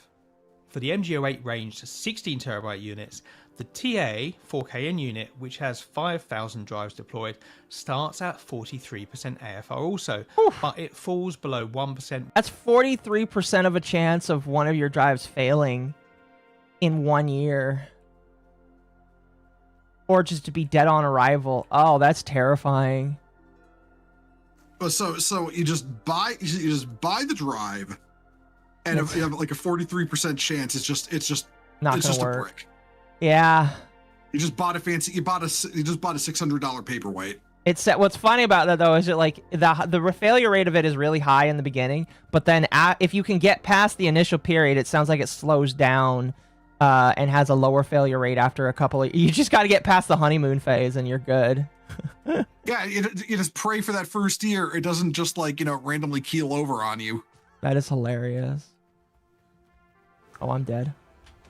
That's funny. Oh well. All right, let's continue. Within 5 weeks, it then maintains a really consistent 0.5 to 0.55% level all the way through to nearly 3.5 years, which are the oldest units. The TEY unit, which is the 512E drive with secure instant arrays, also with around 5,000 drives deployed, is similar, but it has a much lower earlier failure rate. It has maintained less than 0.5% AFR for 2.5 years while it's been in service. Now, the 16TB TE unit isn't quite. You raid me on Kick? I don't know. I've never received raids on Kick, honestly. If it said you did, then I am going to assume that you did. Yeah. That actually reminds me, when it comes to like rating on YouTube, I finally found where you can do that. Yeah. But, do you have to set it up ahead of time? No, you can set it up on stream. I set it up typically on stream. Oh, okay, because I know like when you schedule a stream on YouTube, we can set it up ahead of time who you raid. But yeah, you can, but you don't have to. Okay, you just go in and do it before you end the stream, basically. Yeah, that's typically what I do. I typically wait so that I can find somebody that is actually streaming, which you don't always get to do when, because you don't know if the person you see that is streaming when you start is going to be streaming when you end. So I wait till till it's almost time to end it. Oh, can we get up there? Somehow we did. Right, Pumpman236, thank you for the follow. And I just broke. Okay, Pumpman236, you helped me break my follower goal of 1,100. Nice. Thank you. Nice. AFR varying from 1 to nearly 2%, and then settling just below 1.5% for the 2 years of data available. I'd say that overall, it seems Toshiba have a higher DOA or earlier failure rate, but after a few months, they seem to be reliable at below 1% AFR. There are some limited deployments past 3.5 years, and none of the drives yet has shown where it's going to start to wear out, but the 16TB TE seems to be the worst one based on the data here. So finally now, let's look at the WD branded versions of those HTSD Ultrastars. These drives come from the HC530 and the HC550 ranges, and they look impressive from a reliability perspective. In fact, they are the 3 best performing drives from all of the ones we looked at today from an annualized failure rate. The 14TB 6L4 model starts with 2% AFR, but it quickly falls to 0.5, and then after around 1 year of life, it slowly improves where it settles at 0.33%. The only drive so far to... So basically, and again, this is just for a specific space of the drive. The drive starts out at 2%, then it falls to 0.5%, and then eventually levels out at 0.33%. That's pretty good in my personal opinion. Yeah, in terms of like, your very expensive piece of computer hardware, there's, having a stroke and dying on you, that's pretty low. That's pretty low. Yeah. And for full context, I have dyscalculia. I'm literally brain retarded when it comes to math. Like I'm disabled in terms of being able to do math. So again, my opinion on averages and numbers and shit, probably not the best to go with, but that sounds pretty good to me. No, yeah, starting out with 2% and then actually like going lower and lower is pretty good. That means out of the box, 2% chance that you might lose one on average. Then it drops to 0.5 and eventually 0.33. Because like, let's say if we're averaging 100 drives, you after 1 year you might lose 2, and then soon after that it goes down to losing less than 1 or less than a third of 1 after a while, and it's just like. Now, again, granted, this is over a 5 to 6 year period, because after that period of time, they recommend that you replace all your hard drives. But, like, that's pretty good, in my personal opinion. Yeah. The hell is this? Proud layer. Oh, interesting. Better than 43%? Yes. Yes. For that reason, I don't know if I would ever suggest Toshiba just because of that. Granted, I don't know what their other drive. This is only a specific levels of hard drives. But like, and I would have to test it, but it's pretty crazy, the high failure rate for just 1 year. Yeah, I might have missed it because I didn't have to go to the bathroom back there. Did they cover Seagate yet? They did cover Seagate. It was the second one covered. Seagate is it doesn't appear to be the absolute worst, but it seems that some of their models like reached as high as 6% after the first year. Yeah, but still not as bad as the 43. Well, the Toshiba. The 43% is just the fact that it might be dead on arrival or dead within like a couple of weeks. No, with Seagate, it was a 6% after the first year. Oh, okay. Yeah. If that 43% chance of a dead drive, yeah, though, like on arrival is still also bad. No, yeah, for sure. Did I get flames from there? Let's set that as a waypoint. Anyway, let's continue. Actually meet its stated 0.35% AFR from the datasheets. Of the 16 terabyte Unix, the 6L0 unit is even more impressive, starting at 2.4% AFR and then falling to below 0.3 within 19 weeks. It then continues to settle down to just 0.13% AFR. The deploy base is smaller at 2700. That's even better. Units, and the drives, as opposed to a point losing less than a third of a drive, this one is losing almost less than 1/10 of a drive after a couple of weeks. That's amazing. I don't think I've ever trusted Toshiba. No, I wouldn't trust Toshiba drives, honestly. With that much failure rate on higher level like hard drives, no, I absolutely wouldn't. Just based on that alone. Like if the expensive shit is failing that bad, then the cheaper shit is going to be failing even more. Well, I don't know. Maybe. I don't know. I've just never bought any of their thumb drives or been invested in their stuff. After I listened to this initially, I was like, ooh, I was thinking about diversifying which drives I get. Nope, I'm going Western Digital all the way. Western Digital all the way. Like and granted, I would have to like ask if this guy ever does a test on specific different drives, but just purely based off of this, I would assume that all of the other Western Digital drives are at least maybe somewhat similar, if not around the same in terms of how bad they are. Almost every Toshiba product I've used has some kind of defect. I believe that. I forgot about Crucial. Yeah. I used to have an old Toshiba drive and it didn't let me down, but that was like, again, that was one drive a long time ago. I don't use it anymore. Mm-hmm. Oh, is this going to be down there? Anyway, we got 2 minutes left. Those have only got about 1.5 to 2.5 years on the clock, but you can visually see how good these drives are. The 6L4 variant of this drive, which has a much larger deploy base of 14,000 units, but only with around an average of 1 year of service life, has also settled to 0.3% after starting at 3.5% AFR. However, it is very early days for this drive model, and 1 year of data is not really sufficient to draw strong conclusions. So overall, the new large capacity enterprise drives from WC are the most impressive out of the gate. we have to keep an eye on these as they age, as they still have relatively low service life. So just before I deliver my conclusions, I would ask at this point that you hit the like button if the video is useful and informative, and consider subscribing for more of my content as I try to build my channel. It's still small, but I'm trying to focus on quality and making each video better for you. And I spent a lot of time crunching data for this one. I really appreciate all the likes and comments I get, and please share your thoughts on the analysis below. I love constructive feedback. So, the Western Digital drives look very impressive from a reliability standpoint, but we will have to see how the bathtub curve develops.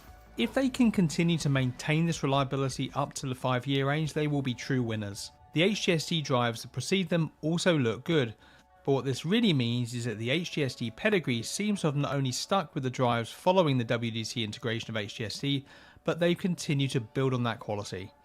Toshiba drives appear to have higher DOA rates, but they seem to maintain a below 1% AFR as many cases, but not all. 40% of the drives we looked at today rate, you're had good. an AFR in the 1.5 range. Seagate have by far... If you can just get past a 43% chance to randomly die within a year, you're good.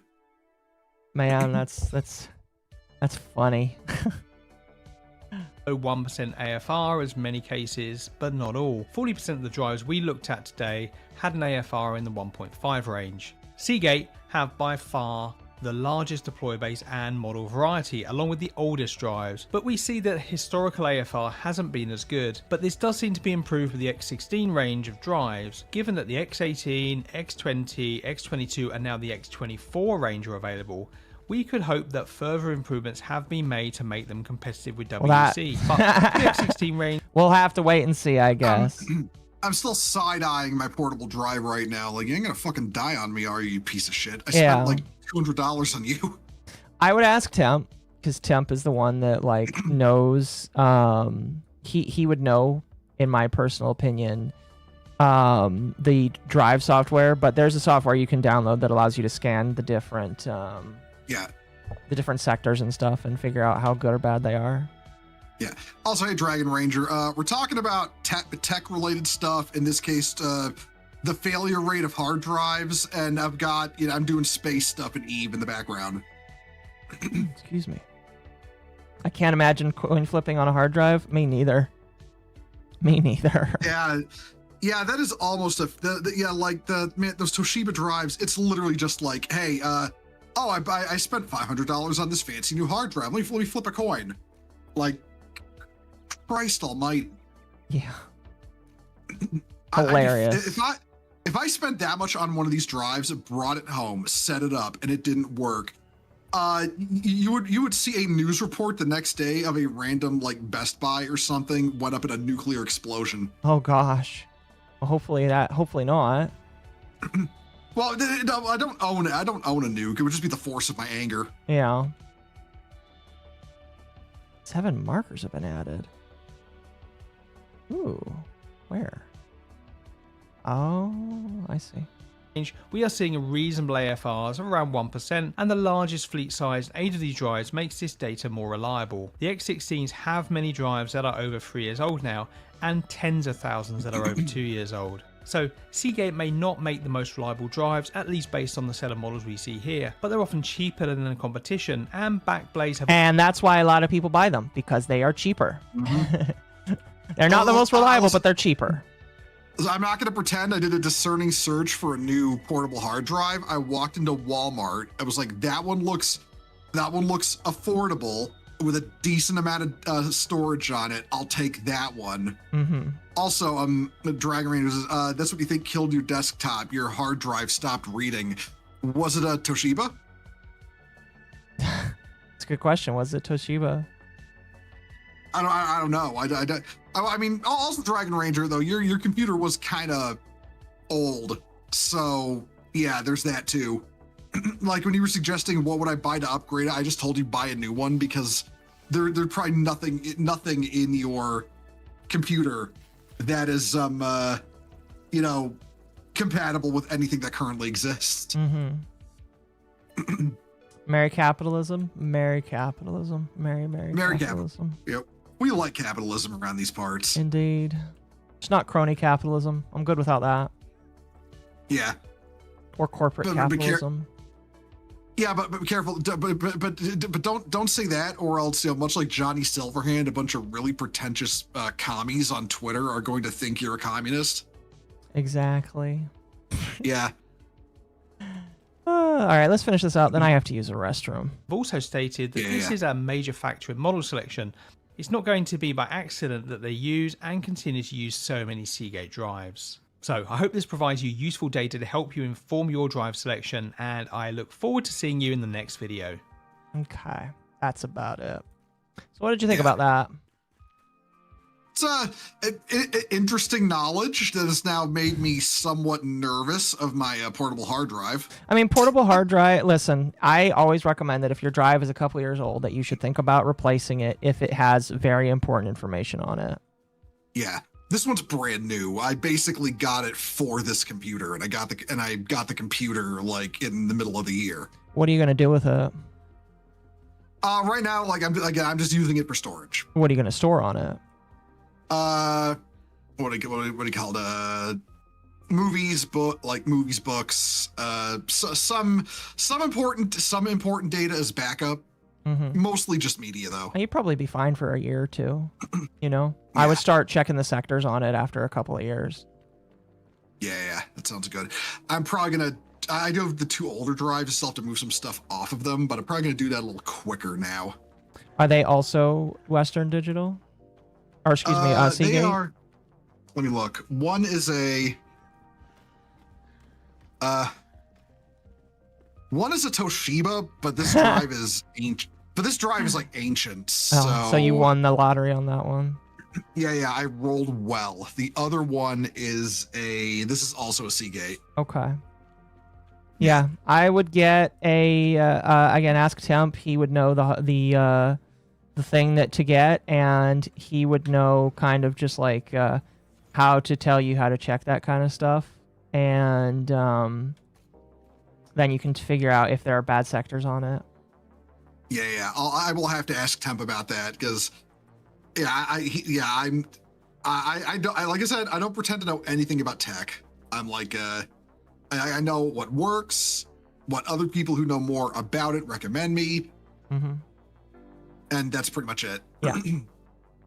HDDs are for mass storage. They are. That's what I will tell people. Like, if you want to play video games, you need some form of SSD, whether it's a 2.5 drive or an NVMe. You cannot use a hard disk drive for things that require fast reading these days. You just cannot. Yep. Anyway, I have to use a restroom, chat. So, like, I'll be back in like 3 minutes, and then when I get back, and I will be holding the fort here, orbiting this can in space as I blow things up. Perfect. I'll be right back.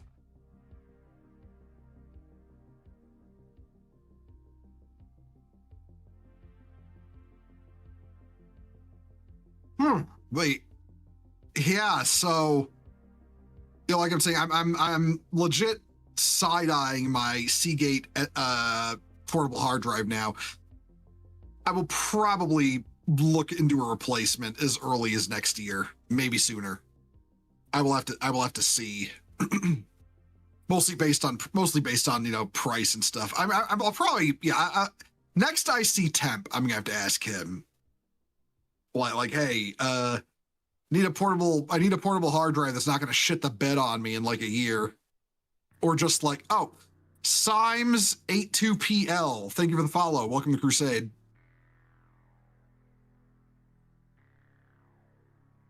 After watching that talk about this, I am a little heartened to know I got the ratio on a hard drive. We got solid state boot to solid state storage drive on my new PC, right? Previous lack of SSD might explain my weird crashing moment on an older video game. Maybe it would really depend on the video game, Dragon Ranger. Like if it's an older game and it's basically designed to work off an a regular hard drive, that might be okay. But most games nowadays are built around having a solid state.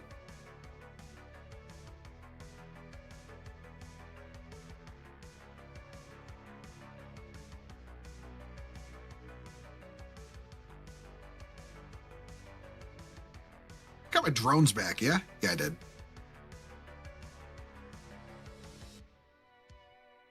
This little thing of mine is a fossil. Yeah. Salt, you were talking about that in DM. So you got to upgrade, and your computer is basically ancient. Depending on how old it is, you might also have to go through the whole, I would imagine, buying a whole new rig. Because like if the motherboard is too old, then you're basically replacing like the very heart of the computer at that point.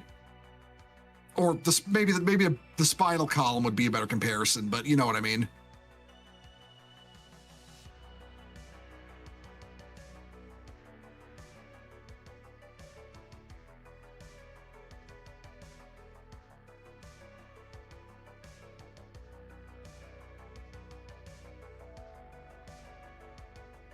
Wouldn't be the first time. Yeah, I'm kind of lucky. I've only ever had one new computer just straight up explode on me. Like it was years ago. I think I was still not. Exploding. Excuse me. Oh, I'm talking about a time I had a computer just straight up explode on me. Oh. Yeah, I got a new computer. I was just out of high school. I bought a new computer for like college, right? And I knew a lot less about getting PCs at this time. So I bought it at Best Buy. It was a pre-built. Mm-hmm. And I bought it. I get it home. I was using it for maybe 3 weeks, and all of a sudden it stopped turning on. Really? So I mean, it's a pre-built, so that makes sense. Well, the funny thing too is I heard a crack sound and then it stopped turning on, right? Interesting. We took it in because you know my dumb ass didn't know what to do at the time. We took it to the Geek Squad guys. We took it to them, and they looked at it and said, "Yeah, the heatsink cracked," and it took the processor with it. Oh, and it took the process. Oh, that sucks. Yeah, it cracked, and the processor cracked in half with it. Oh, Yeah. man. Yeah. Do they know how that happened?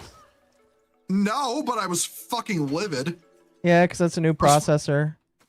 Yeah, they went to the people in charge there, and they gave me a full refund on the computer. Yeah, because I would be like, I want a refund, especially with how little time. Yeah, and then I made a dumb mistake, but also a kind of a good mistake. Okay, in terms of like, I ended up buying a gaming laptop in its place, and as much as that's not a good idea, which I know nowadays, at the same time, that laptop lasted me a damn long time. Like I was using that thing forever almost, and then before it finally died on me. There's not. Funnily. I was just gonna say, there's nothing wrong with gaming laptops per se. It's just you have to understand that they are a much different breed than regular desktops. Yeah. It was kind of funny how that one died too. Like, I want to say I still had my, I still had my, my guarantee on it when it croaked, like the graphics card in it croaked, right? Mm-hmm. So I take it like back to where I bought it to get it all fixed up, right? They have it for like extra long, right? Like they said it was like, oh, it's gonna take a week. I'm like, okay, that's fine. If it takes a week to repair it, that's cool. By the third week, we were wondering what was going on. And then when I finally get it back, I'm not making this up. It looked like to get into the internals to fix it, they pried it open with a crowbar. Really? The entire front plate that like I call it the front plate, but it's what goes over like the keyboard and all that, Like when you fold it open, you got the screen, you got the keyboard. That plate that goes over the keyboard was from at least the one corner to about the middle of the plate was bent. Like it had been pried open inch by inch. Oh my god, that's amazing. And that resulted in enough grief. I was kind of going through it with PCs at the time, I'm not gonna lie. Yeah. You hear the news? Japan got deportations for Christmas. That's not fair. All I got were socks. Well, I mean, did you also hear the news? Islamic terrorists attacking Christians in Nigeria got bombs. Oh, they got brutal. bombs for Christmas from a bomb factory. Yeah. They're bombs. Geek Squad gets paid by the hour. I worked for them for 6 years, and there's a reason they only hire techs with a lot of paperwork these days. Yeah, Fair. that makes sense. Yeah, I believe me. Listen, opening the laptop with what it had to have been a crowbar. I can't because, and that's the thing too, because like even I knew how to access the internals of this thing. Like obviously didn't know how to repair it myself, especially because with a gaming laptop, all the parts aren't interchangeable. I'm under the impression. Yeah. But the fact they decide to access it not through the ways you're supposed to access it, but through the top plate by bending it open to pop it off is like, okay, yeah, what like, oh shit, what the fuck are you doing? You know? Hey, Damien, how you doing? Yeah, Merry Christmas to you too, dude. iFixit was the best I've ever used. Was the best I've ever used working there. Huh. Oh, the best tool you've ever used working there. Yeah, iFixit is a good brand. Yeah, I've learned how to do my own maintenance, like internal maintenance on PCs since then. Obviously, I've installed my own parts, I've upgraded my own machines. So suffice to say, taking a very expensive laptop to Geek Squad and having it pried open to fix it, which just made it worse because it also broke the keyboard. The keyboard wasn't working right either after that. A lot of the buttons were broken. Mm-hmm. So yeah, like that was a lesson to me. It's like, okay, I better learn to do this shit myself. And that was when I really started like going into more custom machines. Yeah, I will always recommend people not go with pre-built because most of the time, you will get the parts you ask for, but if they can skimp out on other things, they will. Like my first computer that I actually got that was mine was a pre-built. They used the previous generation wires for the power wires with a power supply unit that was not moddable, which doesn't sound like it might be a lot. But if you have all of the wires in the computer that you don't need, it takes up a lot of space when you want to upgrade later. So I ended up having to get a new power supply with the new power supply couplings. Yeah. It's not fun. Yeah. The most you've done is install a GPU and remove your laptop's battery when it starts to inflate. Yeah, that's by the way, if a battery, like a lithium-ion battery, starts to inflate, yeah, get rid of it. Get rid of it. It's going to explode. Mm-hmm. And dispose of it safely. That thing is basically a bomb. There's a reason why you're not allowed to fly with those things in airplanes the way that they do. Pre-builts are fine if you're only paying for a GPU, CPU because you can get them cheaper. It depends. Again, I will not recommend a pre-built purely for the fact that they will skim on anything that they can to save money. And sometimes that does fuck you over if you want to like upgrade it yourself later. Yeah. I would make a case for, they're not really pre-built, but they're the ones where like, you select like this for people who aren't confident enough to build their own computer, like the services like where you select the parts yourself. That's still pre-built. And then they put it together. That's still pre-built. Yeah, but like I'd say the difference is, you know exactly what parts they're putting in. Yeah. Yeah. As opposed to like something where it's like, oh, this is you buy this computer, you don't customize it, you don't choose the parts at all, and it's just what's in the box. Like that's like they're both pre-built, but I would say oh shit, one moment. Why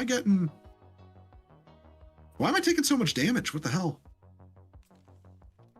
Oh, okay, my shield booster is covering it. All right, sorry about that, Eve stuff. You're fine.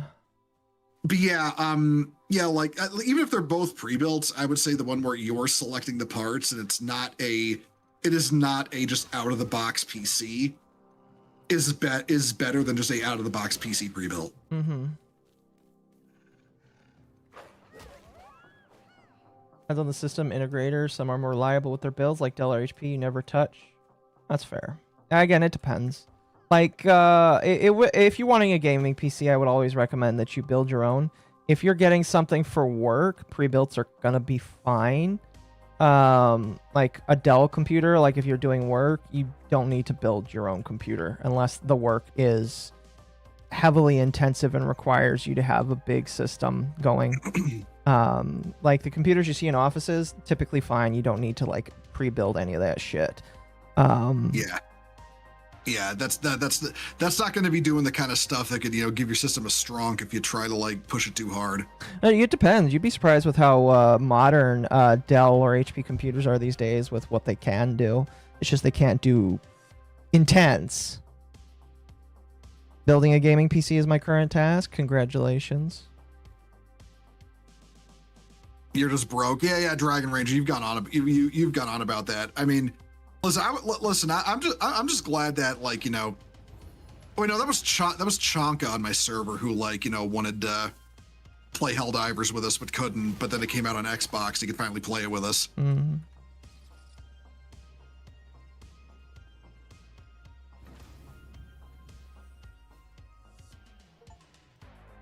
He wouldn't suggest people build their own. He would suggest to go to a system builder and said, yeah, that's what I'm like talking about. Like the one I got, like the one I'm currently running, is like that. It's a Ironside computer. They did my previous computer too, and that thing was really good. It lasted me a long time. Mm-hmm. It was ultimately it was just the what do you call it? After like how long I'd had it, the processor was really old. Mm-hmm. And it was starting to chug whenever I was trying to do something. So I was like, yeah, it's time. I still got it next to me too as a backup, just in case. Like the tower.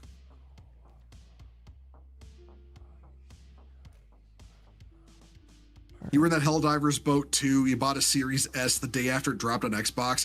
Yeah, no, that's one of those games I'm really glad came to Xbox. Like, Sony stopped being a bunch of bitches about it and like let it come to Xbox, and then you also got the best it's so funny to me how they've now retroactively done the Killzone thing as a battle pass for a battle pass for Helldivers. One before it was a limited time shop thing. It was like only up on the shop for like a week, and you had to buy all the stuff with real money before that week was out, or you'd miss out on it forever. Right. And then they brought it out, Helldivers 2 out on Xbox, and the crossover for Xbox was Halo, like Halo ODST. And that was a battle pass you could buy that'll stick around forever, and you can unlock it at your leisure with currency in game.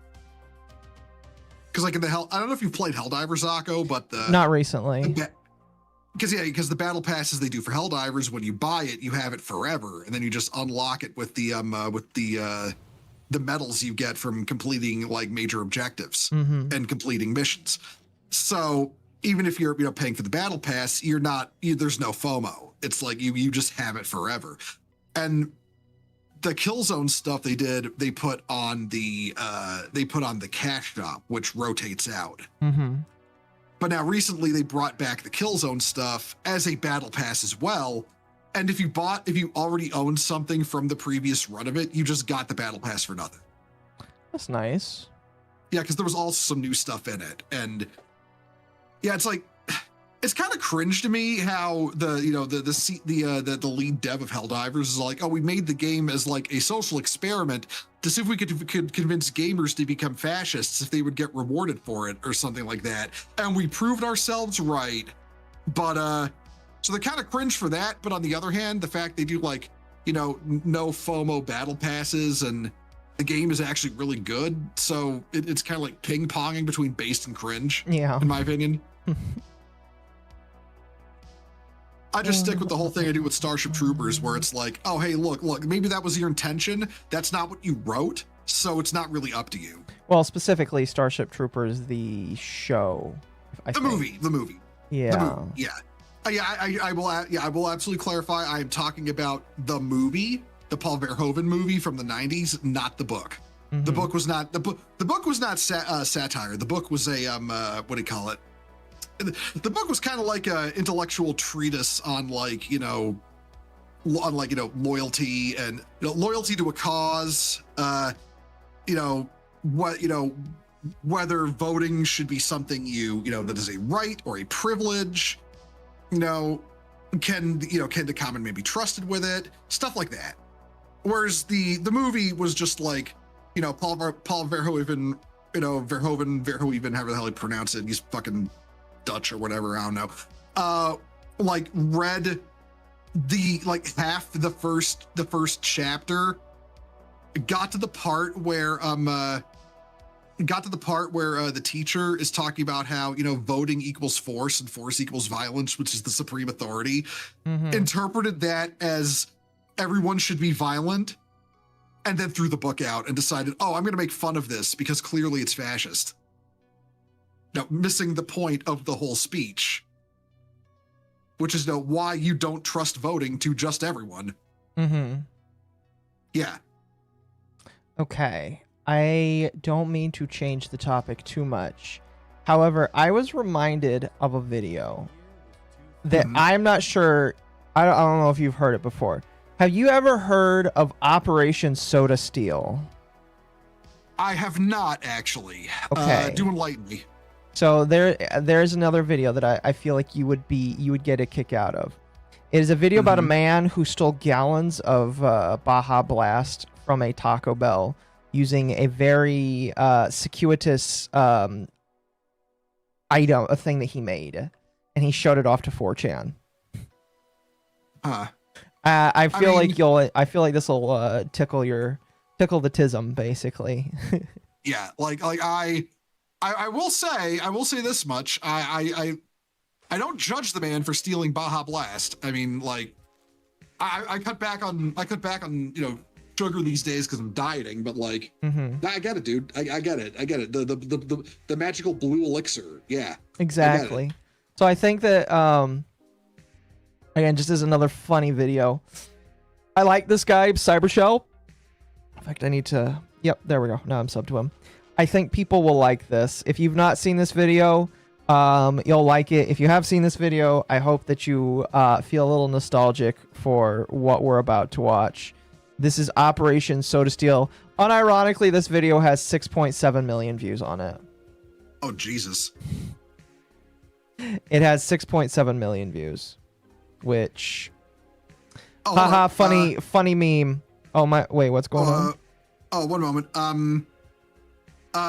Evil Autism. Thank you for the 5 gifted subs. Thank you very much, dude. Also, hello, Autism. How are you doing? Speaking of autism... Yeah, this is just all autism all the time right now. One moment, I just want to make sure I'm watch stream. There we go. I can cook in the rain. That's amazing. Game. Hold on. Oh shit. It's a black screen right now, so you wouldn't be able to see anything just yet. Yeah. I was just setting it up for when it goes live, or for when the video starts. Perfect. All right. Let's get started then. The year was 2008. And on a certain GameFAQs spin-off board, one user had decided to undertake a daring heist. Epitaph Philip, or just Philip for short, posted a thread titled, "My dream is becoming a reality. Operation Soda Steel." He shared some concept art drawn in MS Paint in order to demonstrate the plan. As you can see, it's a bold design that's elegant in its simplicity. While on the outside you would appear as an ordinary patron just filling up your cup with soda, in reality the soda had done gone down the tube into a discreet container located in the backpack. And Philip was almost done constructing the... I already respect this man. That is ingenious.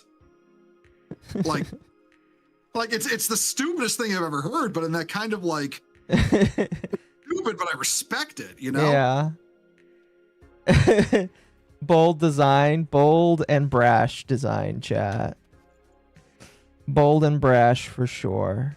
Baja Blast has exclusive flavors only at Taco Bell. Yes. Yeah, you can't get it anywhere else, basically.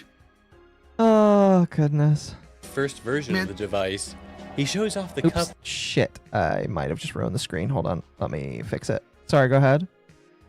I was just thinking of like the reason why, like, you know, Taco Bell sells Pepsi products is literally because Pepsi couldn't get like anyone to buy Pepsi at restaurants because Coke was so dominant. So they bought a bunch of fast food chains and forced them to sell Pepsi. Yeah. Or Pepsi products.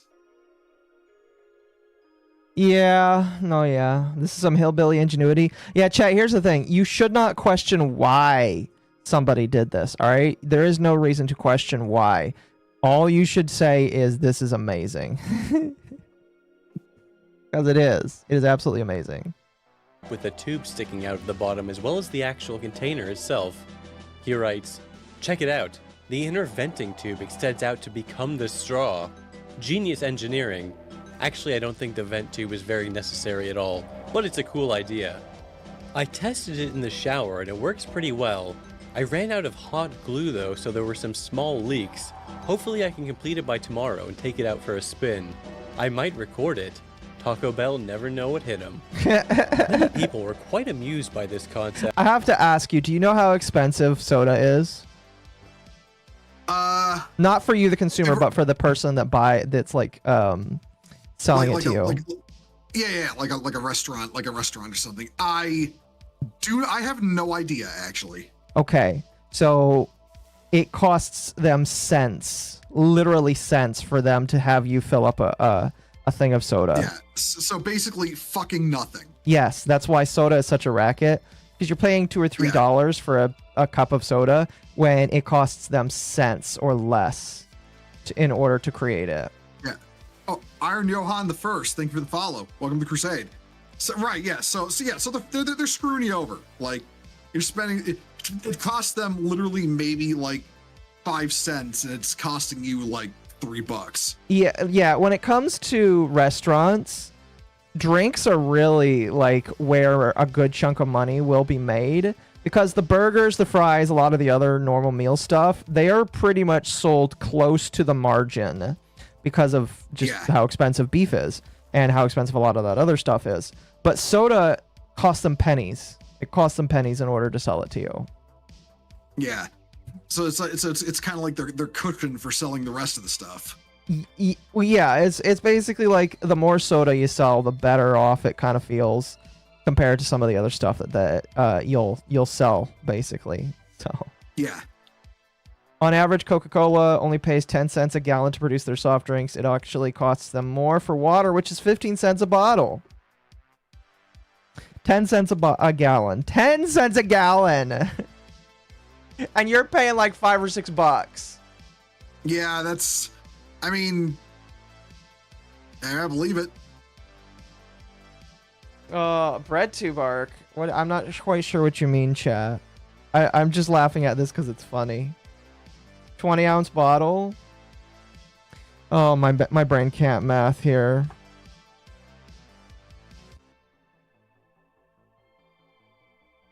Yeah, so like, what is it like? It's 128 ounces to a gallon, and a normal thing of Sprite or Coke is 16 to 20 ounces. So, on average, 5 bottles of Coke is a gallon, and it costs them 15 cents for that. They probably pay more or even similar prices for the plastic for each of those bottles there. So yeah. Thanks for doing the math. I was trying to figure out in my head, and I could already feel, the top of my head smoking from trying to do the math. You're fine. But yeah, so like a normal bottle of Coke is 16 to 20 ounces, 128 ounces to a gallon. A gallon costs them 15 cents in order to produce. And so if you average like 5 bottles of Coke is like, let's see here. If it's 15 cents, 10 to 15 cents, we're talking about 3 cents per it costs them 3 cents to make 20 ounces of Coke, and you're paying on average $1.50 to $3 for it. Yeah. It's like depending on the price, a 50 to 100% markup right there. No, 300%. 150 to 300%. I think. I'm not good with percentages. It's basically Games Workshop levels of markup. The point I'm trying to make, chat, is if you do what this guy did, objectively, you are not stealing. You're still technically stealing because you're not intended to take gallons upon gallons of soda, even though it only costs like 15 to 30 cents to fill up 2 to 3 gallons of a tank of soda. That, by the way, will never get consumed because it will fall flat before you actually like drink all of it. Regardless, it's still funny, and objectively, you should do it because the soda costs them nothing, basically. Yeah, it's like you're stealing, but you're absolutely not stealing the value of which they would charge you. That's not including shipping and logistics. I know it's not including shipping and logistics, but still, objectively, like, if we're talking about a person in a, we're talking about your local Taco Bell, they don't get the soda made. They get the bags of liquid that then mixes with the carbonated water. It costs about similar. And yeah, Coke has to spend the money for the labor, the transportation. You know, I'm kind of curious here if I can find it. Let's see.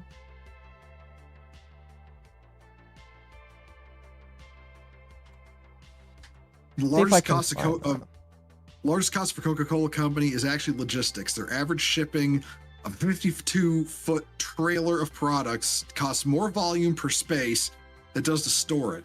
To put that in perspective, if they shipped a 52-foot trailer of liquid in gallon drums, it would cost them $500 a mile, while a liquid trailer of the same volume would only cost them about $100 to $120 per mile. They aren't just shipping soda by itself. It comes with other items, so it's negligible in comparison for the markup. Fair. Is it Baja Blast, half Mountain Dew, 1/2 Blue Powerade? I don't know. If it's a syrup, it could also be a powder. Well, we're talking like to restaurants, like soda to restaurants. That would absolutely be a syrup. Yeah, because I don't care about Coca-Cola. I care about the restaurant, how much it costs for the restaurant to get it to you. All right, so here, I'm just going to show you. Hold on a moment. Give me one moment. Classic Coca-Cola soda. Oh gosh, please don't tell me you've got my I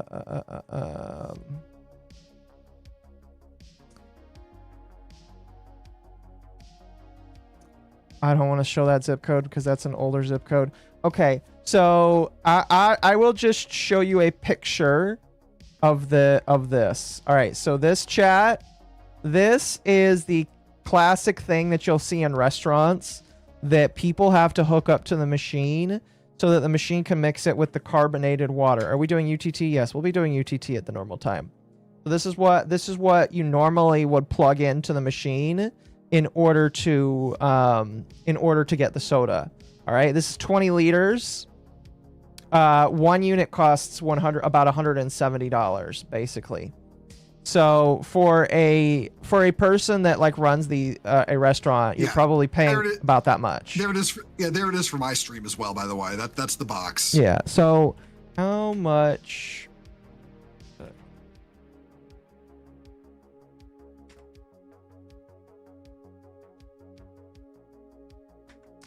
So if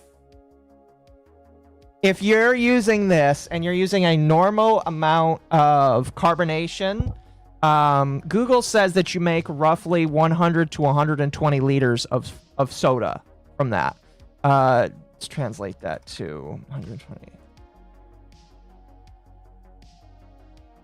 120 liters to gallons is 30. So you're making roughly 31 gallons of soda off of this, basically. So for about $170, you're basically getting 31 gallons of this. 1 gallon is 128 ounces. Oh gosh, I'm doing a lot of math here. All right, so hold that there. Let's take, let's say, a regular 16-ounce cup. All right, of soda. And you can fill 8 to 10 of those for a gallon. Okay, I feel like it's more because I used to do this kind of thing, and I swear you didn't have to refill those that often. But like, let's say that 1 gallon is about 8 to 10 of those.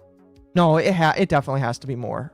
It definitely has to be more. I'm thinking, because you only had to refuel those like once a day. No, even less than that. A lot of soft drinks. Yeah, the point I'm trying to make, chat, is morally what the guy is doing is dubious or gray, but like they're not losing a lot of money by this guy filling up his own thing, if that makes sense. My Tylenol is leaking. Yes, it is. The point I'm trying to make, chat, is I don't care that this guy decided to like go get a couple gallons of Baja Blast that he definitely wouldn't drink later, because they're not losing a lot of money, in my personal opinion. They're not losing a lot of money. It's still a racket, in my personal opinion, for soda to be sold at the price it is. Because if you're averaging like $3, I worked at McDonald's, we wouldn't go through one a day except on holidays. Well, yeah, exactly. If you're averaging like $2 to $3 per soda at a restaurant, and it's either non-refillable or even if it has free refills, it still takes a while before like people lose money on that, if that makes sense. Yeah, and Gabby, he wouldn't even be able to drink if he drank even half of that like at once. He'd probably die from water on the brain. So like, yeah. But yeah, the point I'm trying to make is I don't care that this guy did this, because like, objectively, he's not really stealing a lot of money wise, if that makes sense. Better to buy it in bottles or cans? Probably. It is processed differently than when it is in a store. But yeah, anyway, let's continue. Some rightfully pointed out that this was a lot of effort just for several dollars worth of soda. Why can't you just buy soda? It'd be different if somehow you could do this with gasoline or like gold or something. Soda is inexpensive. I mean, don't get me wrong, the concept and idea rocked my balls. However, he explained, it's not about the soda. I probably won't even drink half of it.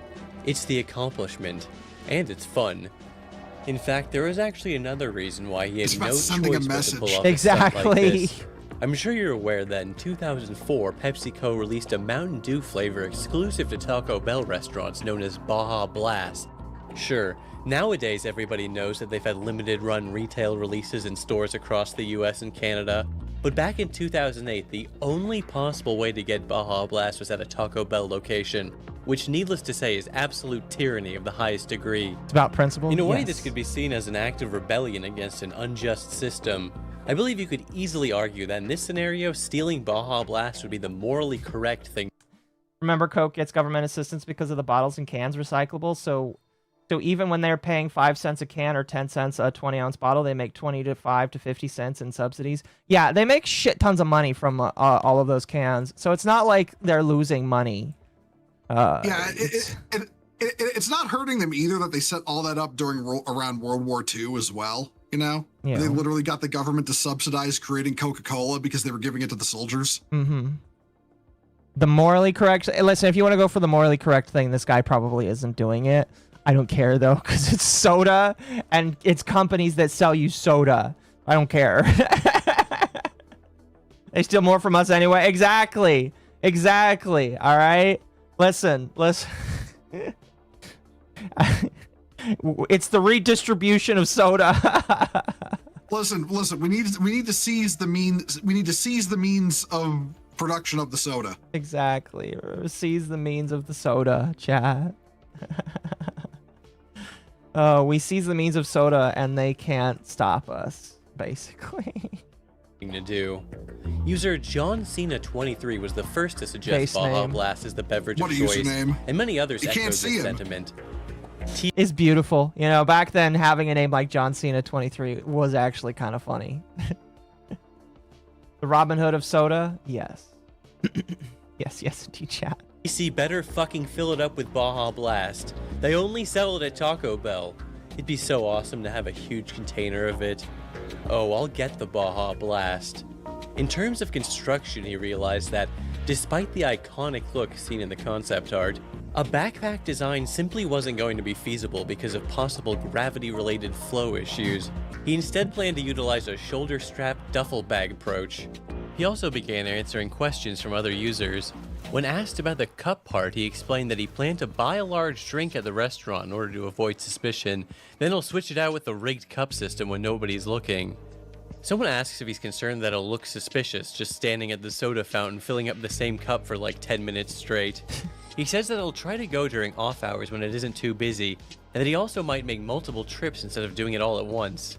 User Duct Tape Avenger says, I recommend you pick a time where the restaurant is nearly empty, and a restaurant where the soda machines aren't clearly viewable by the employees.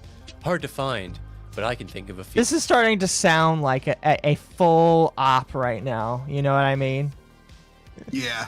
Like he's gonna infiltrate the Taco Bell of the. This is the CIA of Taco Bells here. Yeah, like they're setting it up like it's the fucking heist scene from the original Mission Impossible or something. Exactly. It's amazing.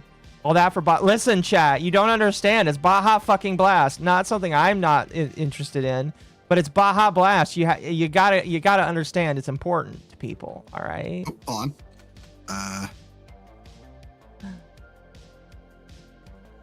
hold on. One moment. I need to shoot doing some tech support live on my stream. It's fine though. Keep going. Oh dear, what did you do? I have to add the window capture to another screen. Oh, fair enough. Reminds me of the raid on Area 52. Yes. I'll wait till you get it fixed. Yeah, I just gotta size it up a little bit, and then I gotta shift it a little bit, size it down a little bit, and do that. Okay. 51. You're right. It was. I don't know why I said 52. Area 52 is the super duper secret brother of Area 51. Fair enough. All right, there we go. All right.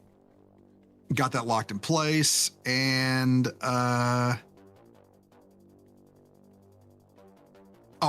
fuck me. Why is my thing for Fugi not on here too? Like what is actually okay, what is actually going on with my it's on my screen. What's actually going on? Oh, hold on. This gotta there it is. Copy. Move back over here and paste. There we go. Okay, now you're here. All right. I'm sorry about that, Occo. Oh, you're fine. Fuck. I just almost killed myself. Thanks to Next level gay ops for Baja Very Blast. cool. Yes. Many people began offering engineering advice. Ty Caro suggests creating an implement which could puncture the bottom of a cup instead of bringing in an already rigged up one. Eventually people realized that the soda falling in from the top of the tank would noisily splash down and make the soda flat, so they brainstormed some alternate designs. Tilted Driveway points out that this particular design wouldn't work since the tube at the bottom would create pressure as the tank is filled up. Matt Johnson Extreme theorizes that using some kind of ramp could prevent the soda from going flat. Much theory crafting and MS painting ensues while people wait for an update from Philip. The next day he posts letting people know that he's still working on the contraption, that he appreciates all the feedback and general enthusiasm. He posts another update the following day discussing his work on the project. However, he decides he needs a better container, as the one he's working with right now isn't airtight around the seal. A couple days later, he posts a picture of the new container and tube system, and the day after that he posts a pic of the final version. Ultimately, he ended up removing the vent that was running through the transfer tube since it restricted the flow of liquid too much, opting for a separate small tube on the top of the container. He also found an appropriately sized bag in order to conceal it. Moreover, he stated, "No guarantees, but I might try it tonight with a friend." He once again reiterates that, "I'm well aware doing this for the sole purpose of getting soda is a dumb idea. That's why I'm not only doing it for that reason. It's a fun project and will be a good story to tell. Not to mention it provides entertainment for all of you guys." People wait patiently for a couple hours when finally he returns. Fucking did it. I'm gonna upload the video now. I'm not gonna spoil any results. I filmed it with my shitty digicam. It's in 3 separate parts. I'm not gonna edit anything out or anything, just upload them raw. Oh, yeah. Nothing brings people together other than weaponized autism. I agree. I agree. Yeah, that's true. It's good that it's a good thing that he's just stealing Baja Blast. Again, it really kind of just goes into that morally gray area of theft or not. It's funny in my personal opinion, but like, yeah, the weaponized autism that some people have on message boards, I kind of miss that because I don't feel like message boards have that weaponized autism anymore. But yeah, it's amazing. Okay, I see my next target. Yeah, and I should note the filming is really shaky at parts. I felt sort of weird holding a camera recording everything, so at parts I put it down by my side to make it look less obvious. Yes, he explains that he was actually not the one who collected the soda from the machine. He was hanging back recording the video for the internet while he had recruited his friend to wear the contraption and get the Baja Blast. About an hour after returning, he posts a mega upload link containing the raw footage of the event. Immediately he is showered with praise from the community. People were very impressed that he actually delivered on this insane premise. Even I chimed in with some insightful commentary. Wow, this topic is mega awesome. When someone asks if the employees said anything, he explains that, and I know this is going to be hard to believe, the minimum wage Taco Bell employees didn't really give a shit or pay attention to him at all. The next morning he posts an update about the status of the soda. Yeah. The container is 2.5 gallons. No, they're not paid enough to care about that kind of shit. They're not getting paid enough for this for this bullshit of the guy walking in with the very obvious giant tank on his back, you know. Tank on his back. I'm laughing because of how funny it sounds. Oh fuck. You are correct though. No, they just don't care. They just don't care. I'm drinking Baja Blast right now. That's awesome. Thanks for the follow. Thank you. So I think it's safe to say we collected about 2 gallons. Collected 2 gallons. Oh my gosh, he collected 2 gallons of it. Jesus. It's about 30 cents a Coke right there, chat, or excuse me, Baja Blast. The heist of the century. It's up there with, it's legit up there with the Canadian maple syrup heist. It's Ocean's 15.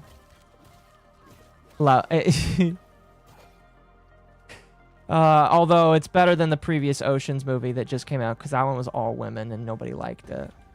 Oh yeah, Ocean's. What the fuck they even call that one? I can't remember. I just remember nobody liked it. Yeah. It was like an all women's cast or some shit like that, and nobody watched it. Ocean's Because Baja, yes. Because it worked so well for Ghostbusters. Oh goodness, yeah. I don't care if the megacorp loses a trivial amount of money. By the corp's own calculus, the minimum wage employees probably. Exactly. Exactly. Fizz left, but it's definitely gotten flatter. Ocean's 9. So this is the part of the video where I should show you the raw footage. But unfortunately, and believe me, it really pains me to say this, I can't. I mean, obviously Mega Upload is down now, and sadly I'm almost certain that this raw footage simply does not exist anywhere on the internet anymore. And Sadly. I promise you, I was extremely thorough in my search. It probably still does exist somewhere on someone's ancient hard drive. Ocean 7-Eleven, yes. That's beautiful. You're like I was bringing up Mission Impossible. You know, it's like you're hanging over the soda machine from like cables in the roof, and you've got like you can't make a noise so you don't alert anybody, and you're just pouring the soda, trying not to let your sweat hit the floor because that'll set the alarm off. Yeah. Oh, okay. I'm not going that way, game. Fuck off. Do not redeem? Yes, do not redeem. Drive. And I watched it back in the day, so I can 100% promise you it did exist, but I can't show you the raw footage of the event. However, user Navy Greg cut the raw footage down into one short 4 megabyte video, which was also distributed and shared around by Philip, and thankfully this video does still exist.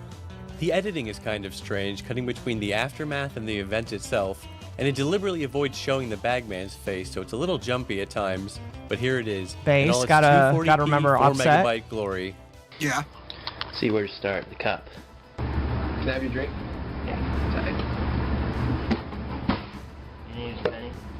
Gosh, just looking at that Taco Bell menu brings back so many memories right there. Oh my gosh. I feel myself physically aging as I watch this. Holy shit, that is insane. Oh, I'm in the wrong area right there. Just look at that. Let me bring that up bigger for you, chat, so you can see this.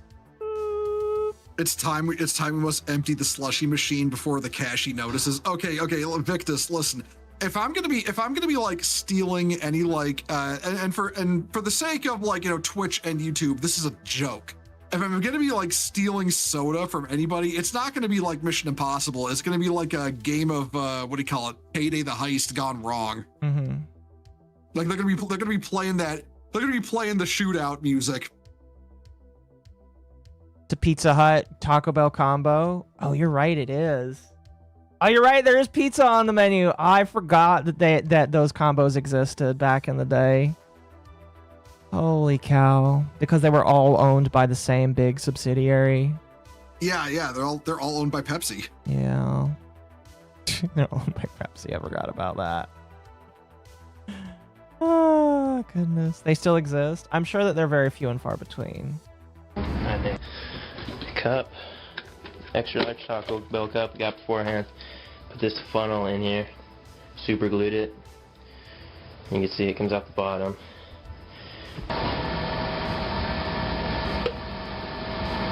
Then add this tube, which then goes through the sleeve of the jacket.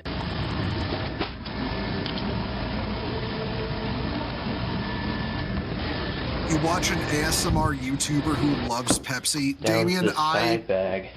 I have a 99.9% certainty of who you're talking about. Oh gosh, who? Damien, is it Line Chew? Oh gosh. Line Chew. Fuck. Damn it. Because that motherfucker is always posting about how much he loves Pepsi.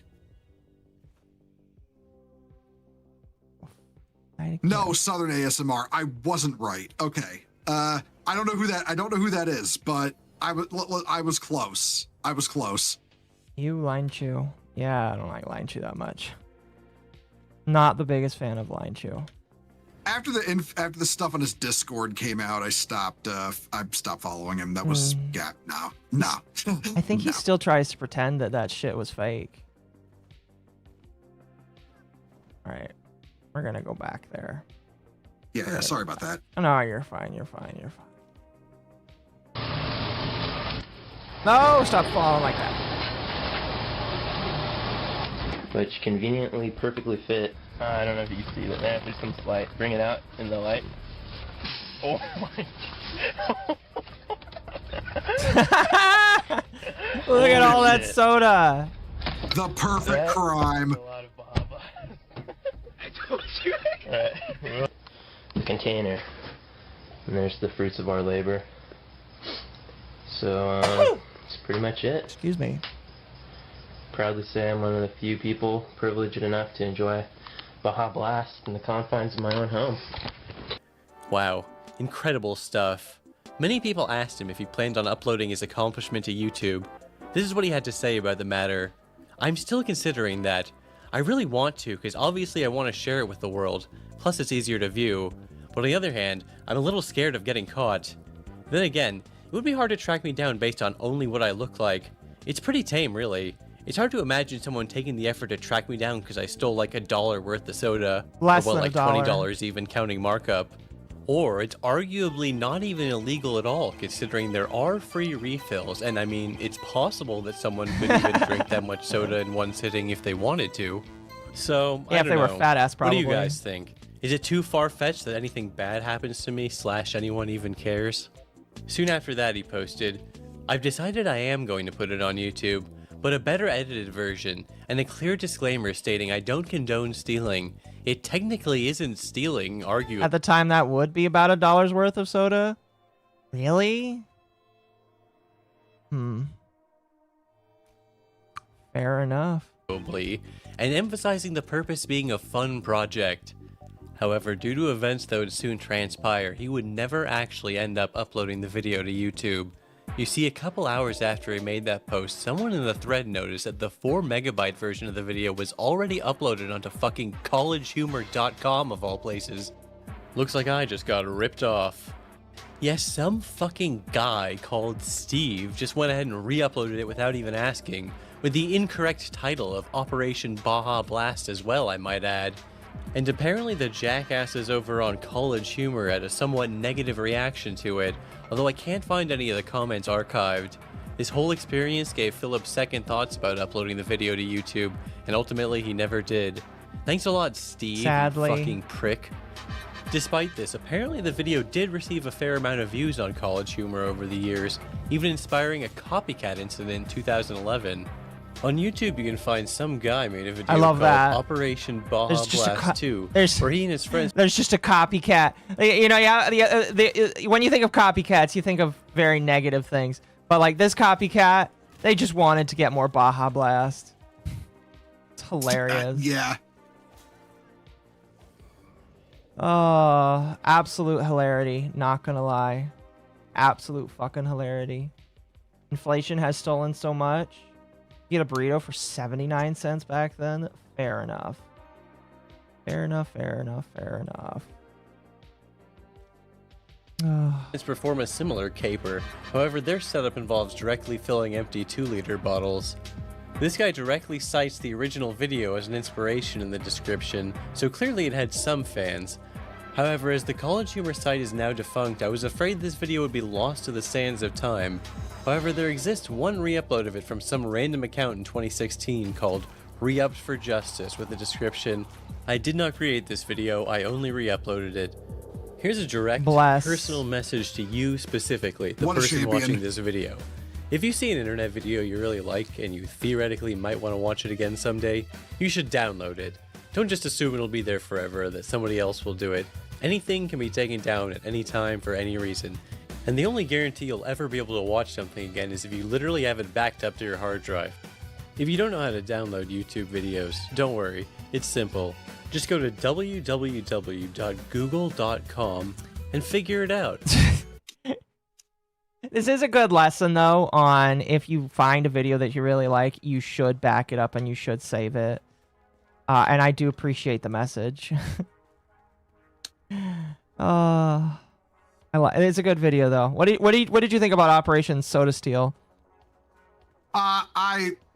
Those men are champions, all right?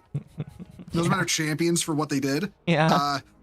Yeah, it is just the right degree of, I want to do something and I'm autistic enough to pull it off. You know? Yeah, I respect that. Yeah.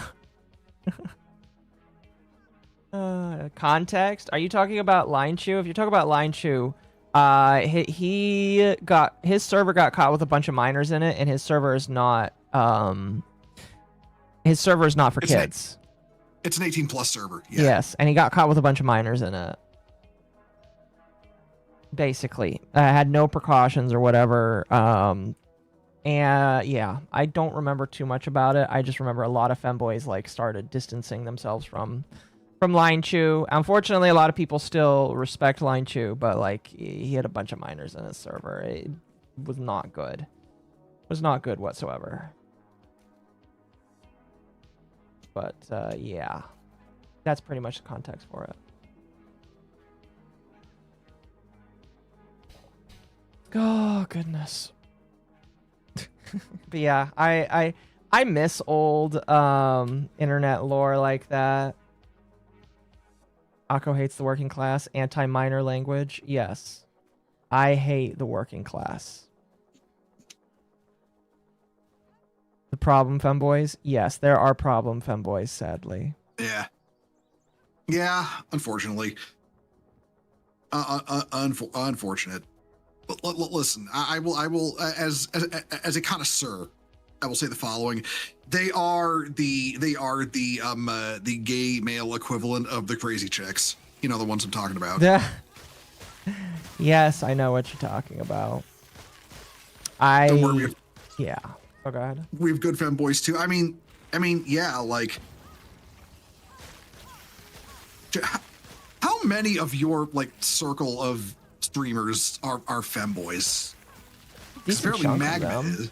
I was saying, Magma apparently is. Temp apparently is. Mizu. No, Atari. no, Temp is not a femboy. He's got a female model he's now. not? Yeah, he's got a female model now. Oh, okay. Mizu is a Shota. So he's not a femboy. So Magma, Atari. Mm-hmm. Well, I was thinking that, well, outside of streaming. Shit. I give up. Oh, that's Still. fair. Yeah. Outside of streaming, yeah, I guess Mizu would count. I guess Mizu could count. We joke that Temp transitioned because of the femboy war. Yeah, that is a joke that people tell. Well, I mean, Blow Blacks or whatever the name was saying anyone who uses a female model is basically e-trans. I remember that. We don't care about what Mr. Man he says.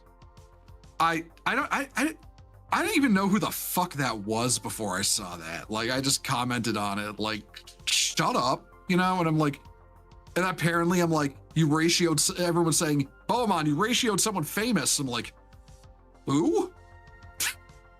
Yeah. Yeah. That was how I found out who Blow Blacks is or whatever their name is. So, do you know the story of Bo Blacks? No, actually, I don't. Let me see if I can find a video. I don't want to just do a random Nicholas Diorio video. We'll do Internet Anarchist. What's not a lot of people like Internet Anarchist. He's all right with me. So we'll do Internet Anarchist. Yeah, so I'm going to be learning some lore right now, is what you're saying. You are going to be learning some commentary community lore. Yes. Okay, this is yeah. All right. Before you start that, I do gotta go AFK really quick. Okay, that's fine. So I'm gonna do that. I'll be right back. All right, sounds good. I'll wait for you. Oh, excuse me. All he had to do was read tweets. Indeed, he did, chat.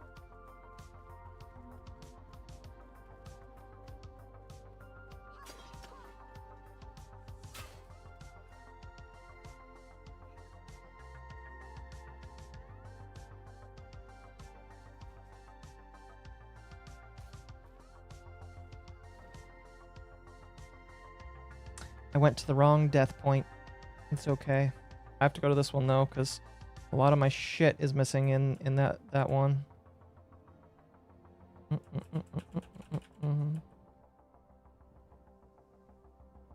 You know, this game is pretty fun. I'll be honest with you though, I really just like exploring. I need a game. That's why I'm excited for No Man's Sky's next title. Turn off the dropper death items. I considered that. Can you do that?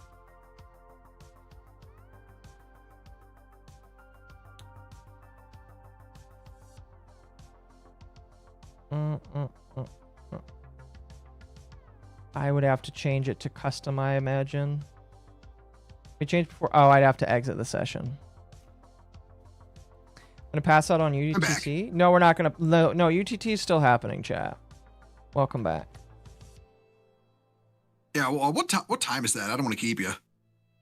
In 2 hours, we'll probably make this the last video to watch tonight. Yeah, that works. That works. And then I'll go to that. Have I looked into Soulframe? I've played it. It's not really been that interesting to me. I probably just need to play more of it. That's the Fantasy Warframe one, right? Yes, it is. Ah, okay. Yes, it is. I am probably gonna die again, chat. All right. We're returning temp into no. No. Fuck no. Because temp won't do face cam.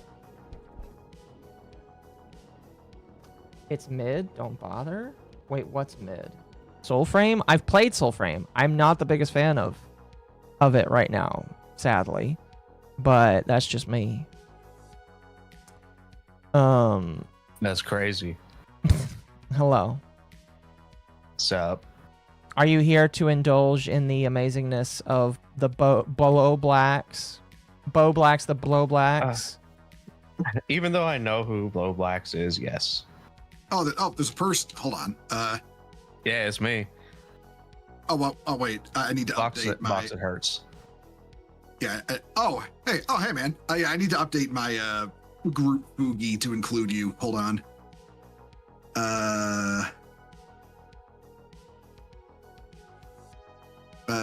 You're not showing up. What the hell? Make sure that you have exceptions turned off. They have what turned off? Exceptions in the group Fugi thing.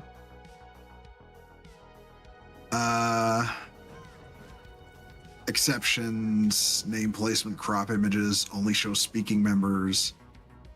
Hurt needs a Yippee. Yeah, no, Gabby, Hurt does need a Yippee. Fuck, I might die, chat. A Doro even. No, don't die, Occo. That kills people. I know. No need to get killed to death.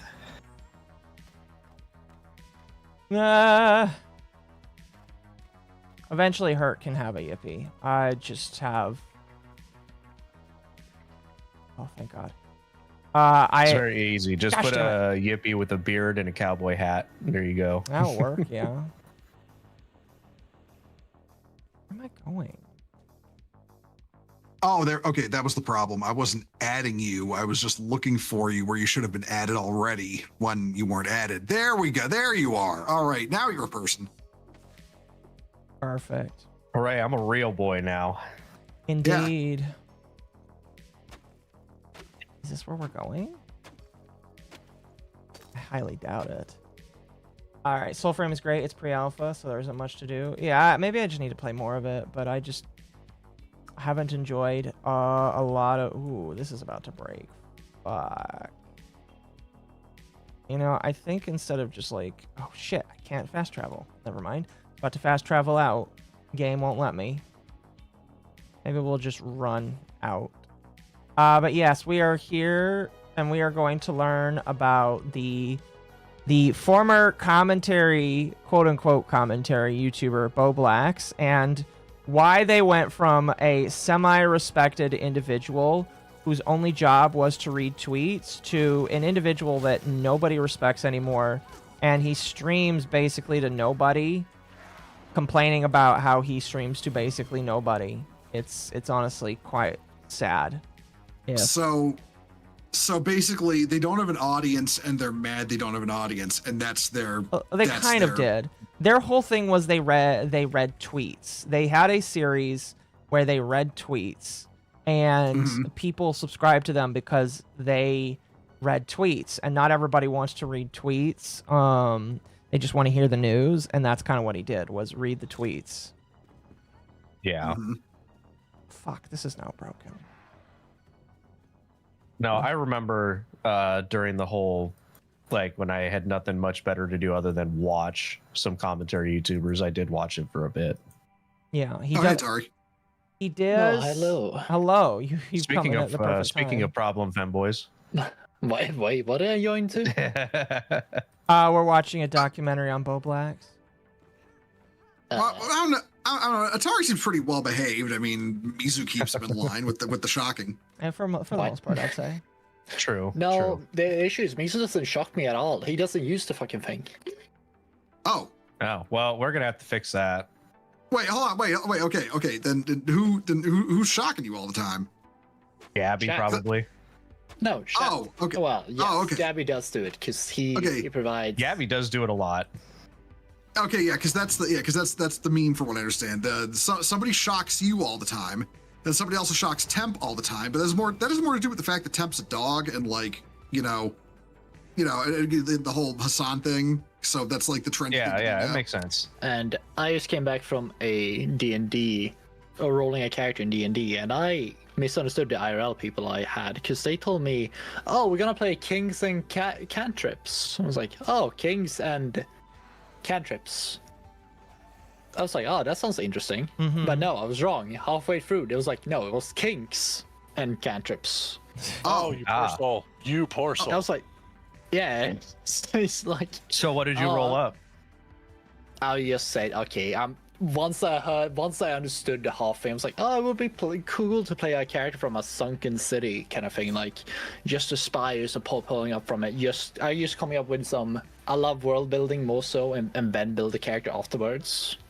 After you figure out that kind of thing, and halfway through, I just heard all the other players what they picked. I was like, why are you all playing goon or sex pests, sex pest characters? Like, oh. you know, that's why. You know, Atari, that is actually such a mood. Like, actually, because like I thought I was a bit less sussy. I was like, oh, I can play Lamia. I use Desert because I was on a roll of watching a lot of Yu-Gi-Oh kind of cards. Because someone sent me some shit. It was like, oh, very Egyptian theme. Oh, I can do this. I can deal with that. But also, the answer to the question earlier, the one who shocks Atari the most is probably me. Wow. No. Fair. Dylan does you are it, clip and farming. then You are the clip farmer. He does it to farm clips. I do it to farm clips, but listen, if it's Also, entertaining hello, Ava. and everybody Merry loves Christmas. it works. Hello, Ava. Has Santa gotten you Merry yet, Ava? Christmas. Merry Christmas. Hi, Merry Christmas. Merry Christmas. Do what? Eva reporting from her undisclosed bunker. Yeah, I'm still there. Look, you have to wait until at least after the new year. I think you're good right now. No, What no. is that? I Santa hear continues Carol of the Bells to in the enslave distance in elves Latin. upwards until the new year for next year. Yeah. You do know Yeah, that it there are creates a buffer. protections for certain elves that are allowed, right? How the fuck do I... It's kind of a free for all where Santa's concerned. I'm aware, but I mean, the old man also does follow regulations a bit, and if I recall correctly, No, he doesn't. He kind of does, considering you're spoken for to a He degree. doesn't. He moved to a fucking continent that had no government because he doesn't want regulation. Let's be real. Yeah, do they have an OSHA up in the North Pole? Yeah, they don't. Yeah, Didn't think they so. Don't have, look, they don't have any fucking infrastructure up there. They have no they have no OSHA. They have no safety nets. No, it's just straight up raw Robert Baron industrialism up there. Listen, Those warehouses have no anti-jump off the roof nets. I've seen the movie Fat Man. I know that y'all are working with the government, making like guided missiles and shit when you're not making toys. All Yeah, right, see, I know Marshall your knows. secret. It's a movie we watched last Well, night. it's not my secret. I'm in a bunker. I'm hiding from Santa. I like the people who don't know that Santa is just a very tall midget. You do know that Santa is just a very tall midget because he's just a gnome. There are no gnomes in Sweden, dude. The secret Santa. No, bunker. because in Sweden we call them. In Sweden, gnomes are called the tomte, which is the same word for Santa. Atari, there are no gnomes in Sweden. No, they're called tomte, which is the same thing as Santa. Well, that's a little weird because there's a lot of different, origins of Santa. Like there are specific origins, but a lot the of it. Germanic origin where he was a human raised by fairies. Listen, my favorite origin is the one where he was at the Council of Nicaea, got really mad at a dude, slapped him as hard as possible, and was like, "Fuck this shit! I'm gonna go make presents and deliver them to kids every year," and then just peaced out. No, yeah, that's about right for Saint Nick. Look, all I know is if your work life is so difficult that you snap mentally and just spend the rest of your life making the children's toys and delivering it to them, it's something really bad must have went down. I mean, Welcome back. Sure, we can debate Santa's drama all we want, but do I need to make a call? Is what I'm asking. What am I? What did I just jump in? All I'm learning. So I can make a is call. that, all I'm learning from this is that we just need to kill the Fae. Oh, no, Magma. I'm part Fae. Don't go killing the you're Fae, part okay? Fae? We don't kill the Fae. We don't kill half-bloods, all right? All right. To get Magma up to speed, we're reading the Google Docie about Santa Claus. Wait, what? Oh, There's a Google Docie on Santa Claus? Yeah. I mean, Ava, you're spilling all this dirt on him. I figured that's what we're doing. Yeah, but I wouldn't put it in a Google Docie. Ava is spilling the milk. Trying. Did he just call? Wait, did he just call Ava a mudblood? Said Victus. Wolfsbane just said she was a former Keebler elf, so. I mean, that's I'm not a fucking Keebler elf. I swear to God. I mean, you sound like one. I'm just saying. How has that even gotten over to this chat? Who did that? Where I don't know what you're talking about. Oh, it was Wolfsbane. Thanks, man. Isn't it a sticker new server though that you're Keebler elf? Yes, it is. There it is. Yeah. Oh, Dragon Ranger. not For a- context, oh my Dragon Ranger. For context, this is basically Akko's crew. Yes. Gabby, no, she Yes. was a bug breeder elf. Wow. Oh my God, Gabby. Oh, damn. Okay, Oh, that's damn. okay. Listen, That's okay. that's just making fun of that meme, which I also didn't make. But there's a meme where it's Eva and she's sitting there. She's wearing a T-shirt that says "I'm full of bugs," and there's one of those Skyrim bugs behind her. Uh-huh. I think Gabby's the one who made that. That doesn't surprise me. That doesn't surprise me. But you actually get Not funny surprising memes. at all. You actually get funny memes about you. The only meme I've ever seen made about I can me is admit the, here's the best meme I've ever had. the only memes think about Dylan me I made it. get are the only memes about me I get are from Warhammer tourists who say that I quit everything I get involved in when the grip doesn't work, and I'm just sitting here like, people can like multiple things. What does that mean? It's like this weird rumor people started that I don't actually enjoy anything. I just talk about things to get into a grip to make money off of it. When that doesn't work, I quit the fandom. When it's like, people can like multiple things. How like mentally ill are you that you lack object permanence in like your 30s There and you go. 40s? You were just sent Look, one of my favorite memes that was made. We'll only know. I We'll think only by know Dylan. if that's true with you if you quit being gay when the grip stops being. I don't know which one it was. Profitable. Well, I mean, okay, but these people never. Okay, Oh, here, I I sent it to you too. I was open from day one about the fact I'm gay because when I was like defending the armor design for Sisters of Battle, and somebody pointed out like cis het straight men or whatever, so my opinion doesn't count. Oh, and I just God. pointed out, to which I just said, I'm fucking gay. I have literally, when it comes to like getting off on what Sisters of Battle look like, I have zero skin in this game. And Like- from that day on, they don't believe me. Wait a minute. Like people don't act Gabby like is informing me that the idea came from you, Heartbox, on a call on Temp Surfer. I also want to say How this is dare a you. battle thing. What is Gabby trying People to do? act You like as sat if here. You sat here knowing where this was from. You said nothing. On the topic, I played the things, fifth. Well, on the topic of disclosing things, Ava, that meme originally, the idea, sure, I came up with it, but the one who made it was actually Lord Monkey. Oh, with a monkey, okay. Yeah, Lord My Monkey bad. did me a Okay. solid for that. Yes, Marshall. Gabby's the trying to answer get is me to catch yes. strays. What the fuck? Iron. Well, yes to what? There was a couple of them. There's a couple of topics going on. So yes to what? Like, what do you mean specifically? Nothing. Just yes. Just yes. Just yes. Just yes. You know what? You know what? I need the perhaps crab right now. That would fit well. Ava, would But yeah, you like God to forbid- play God Arc forbid you Raiders? like anything that's just cool design wise. Is that what you're playing now? No, I'm playing Enshrouded right now. Okay, I was about to say, I'm like, this looks nothing like what I saw Arc Raiders to be. I was so confused. No. Yeah, I can get my stream together, but I had to do the tutorial first. Okay, once you're out of the tutorial, let me know because the tutorial is single Okay. player. Gotcha. Y'all need a third? I We wouldn't could be use, opposed. it was gonna be Mizu. If Oh wait, I could Is ask it- him.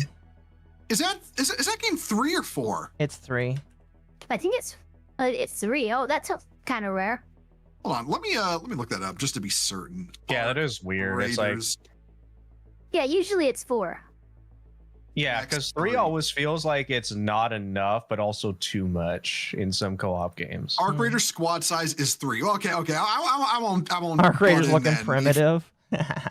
Yeah, if y'all had Mizu coming along, then I won't butt in. I'll see if he wants to join in. If he Look, the ideal co-op squad for a game like that should be 5. That's true. Yeah, I think it's a full squad. Yeah.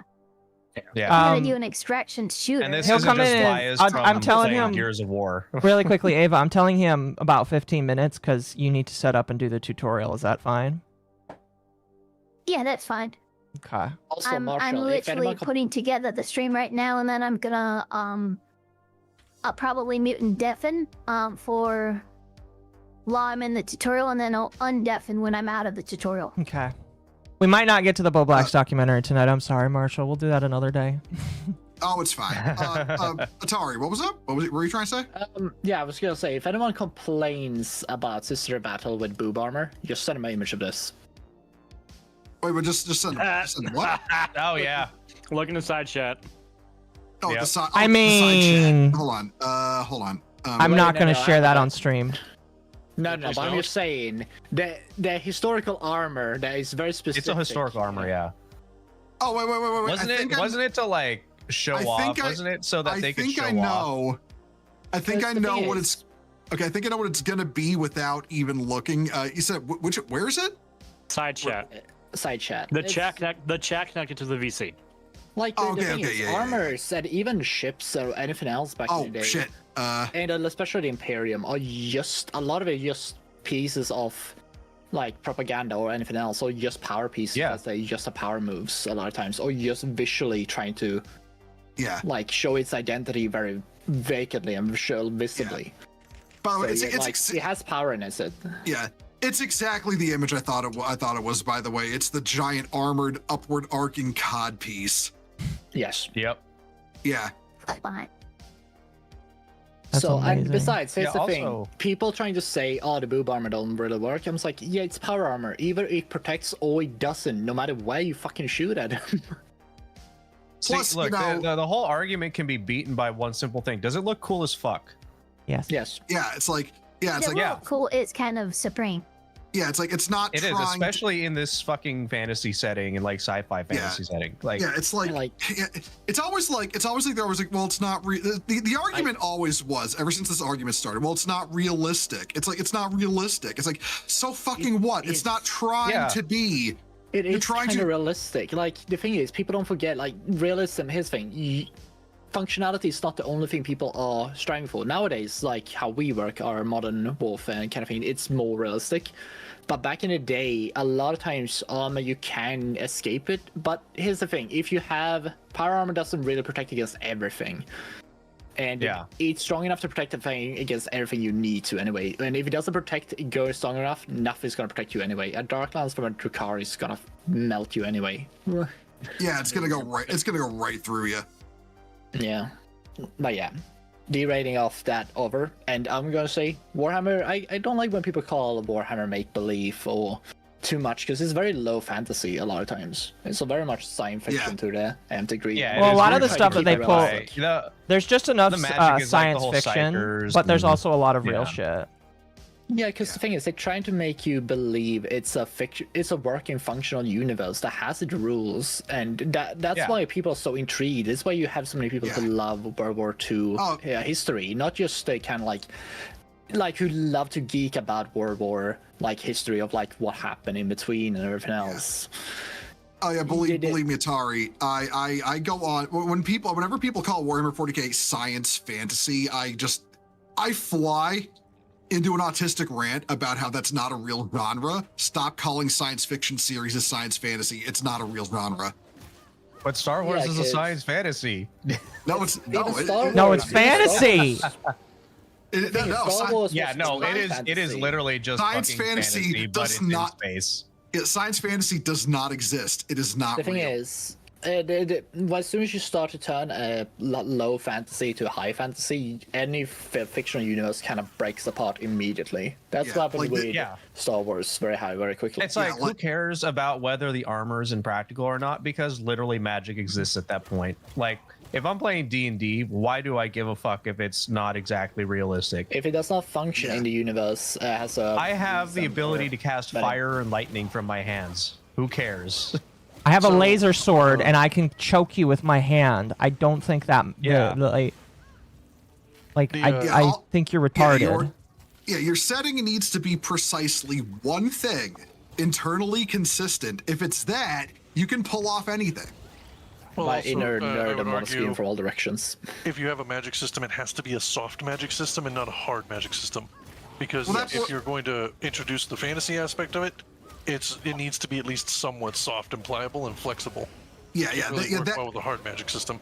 Yeah, that's the like that falls under internal consistency. Like a hard magic system, as long as if it is a consistently hard or soft magic system, it will work. Like honestly, like I think one of my favorite magic systems in all of fiction is the one from the Nasuverse. That's Fate, Tsukihime, Karen Kyokai, all them.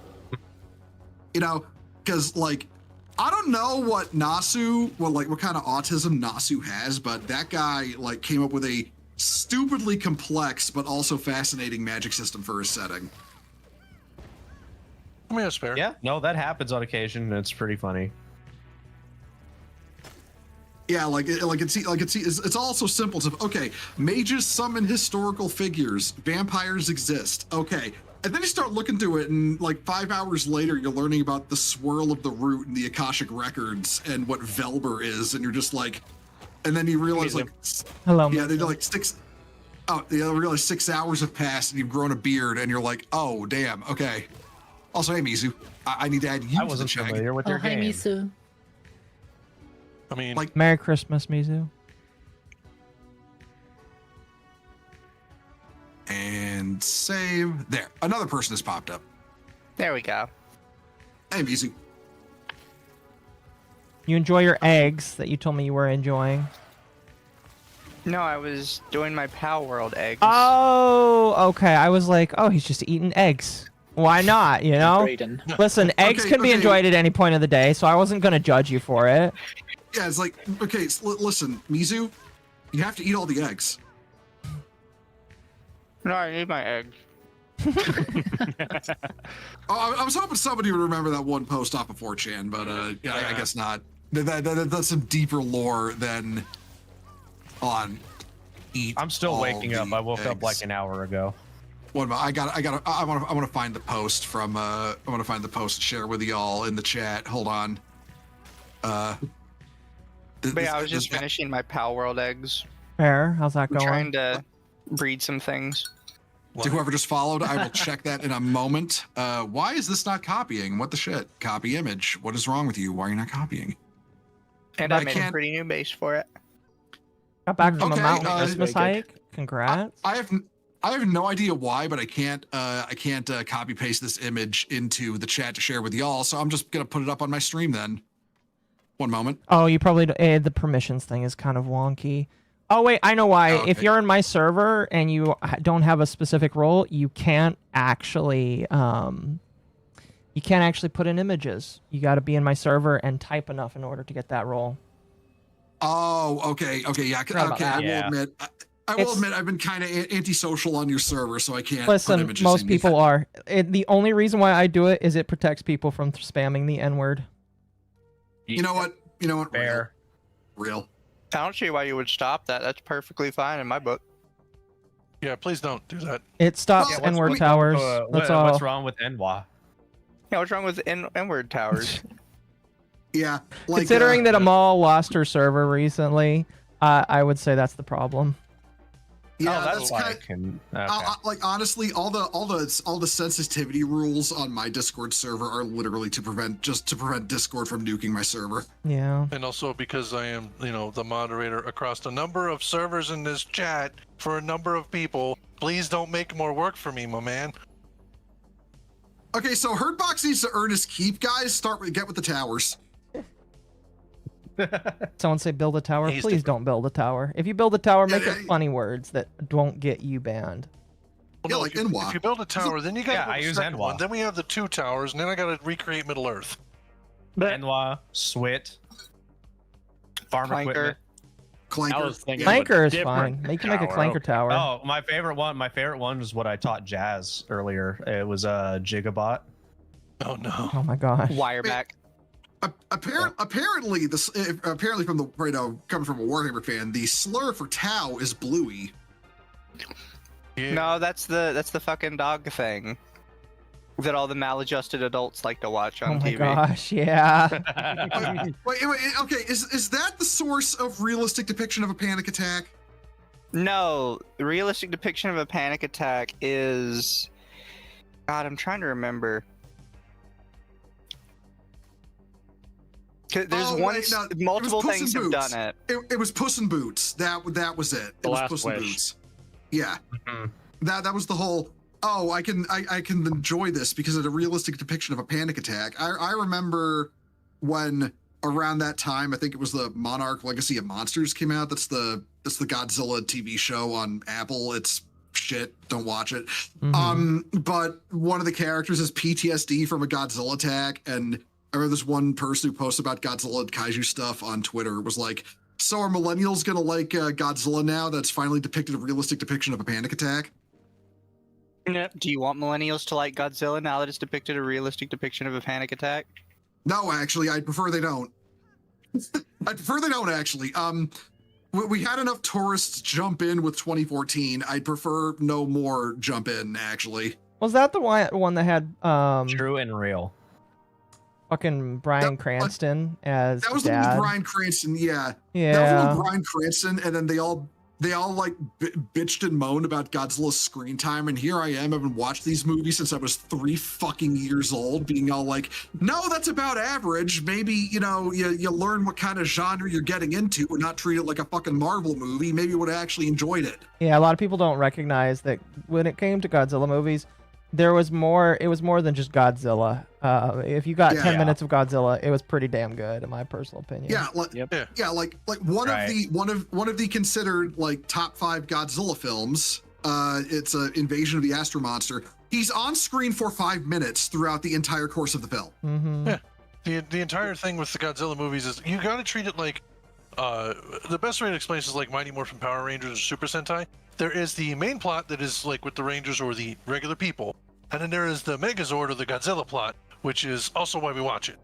Yeah, I always thought the reason they have like the Megazord and stuff all that show up at the end, it is roots in Ultraman, which was like the guy who did the special effects for Godzilla, Ichi Tsuburaya, broke off, started his own studio, and decided to do kaiju TV shows. And the first of those was Ultra Q, the second was Ultraman, and that's the giant silver and red guy you may have seen who fights kaiju. Yeah. And they hit a roadblock almost immediately when planning the show, which was, okay, these tokusatsu effects, are expensive. We're going to bankrupt ourselves if we try to, use it too much. So what do? And they came up with the idea, okay, Ultraman can only be Ultraman for 5 minutes.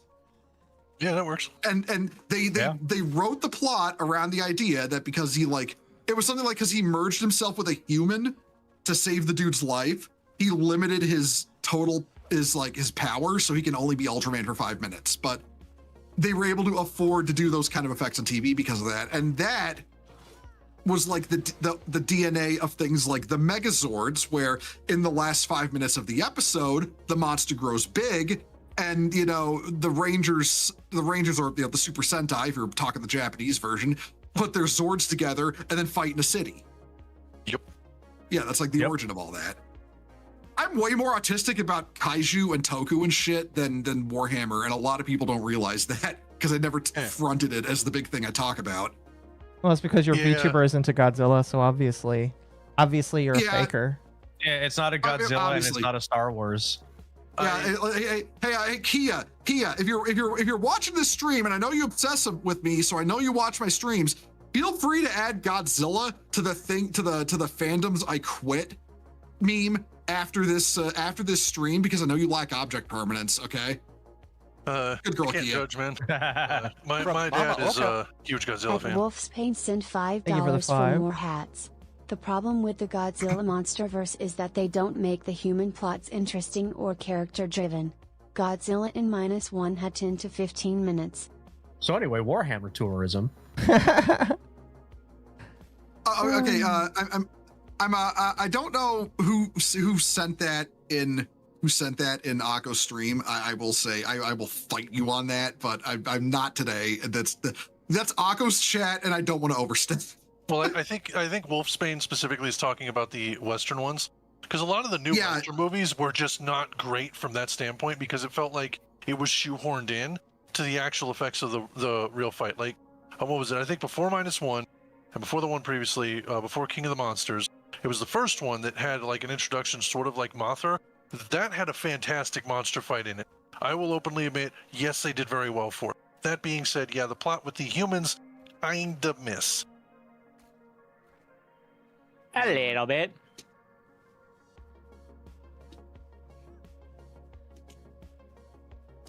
So I was wishing a mutual a Merry Christmas on he sent me a DM. So, I will definitely say, okay. My spicy hot take on this topic is that I think when it comes to like this is the MonsterVerse films, right? Like the Western ones. I think Kong Skull Island is the weakest.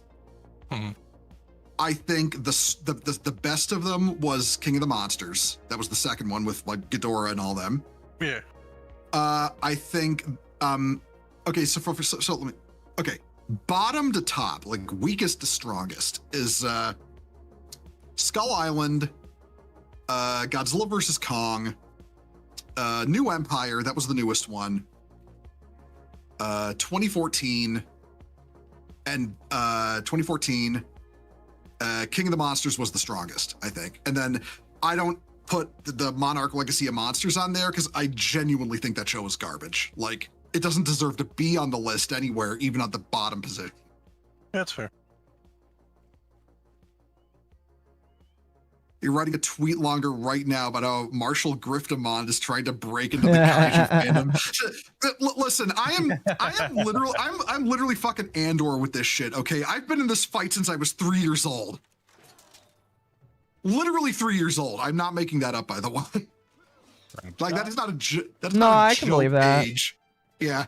I have a family member who's deep into kaiju's, Godzilla, and she was in it They're since she deep was into young. kaiju. Yeah. Sure. Okay. Okay. No. I feel it. I feel it. I've been fucking in Halo since I was like 9. $5. Wait, no, I have to yell at Mizu now because I know my boyfriend Ash is watching this stream, and you said deep into kaiju, and I know how you meant it, Mizu. He's not going to be sending me Godzilla Rule 34 because he knows how much that bothers me. I'm going to end this stream, check my DMs, and just going to be loaded with that shit. Thank you. You're welcome. I'm going to be suffering for the rest of my Christmas night now. The only Godzilla R34 I'm okay with is the one where the Godzilla is actually like a woman. She's a Gajinka. Coward. That's the only one I'm okay with.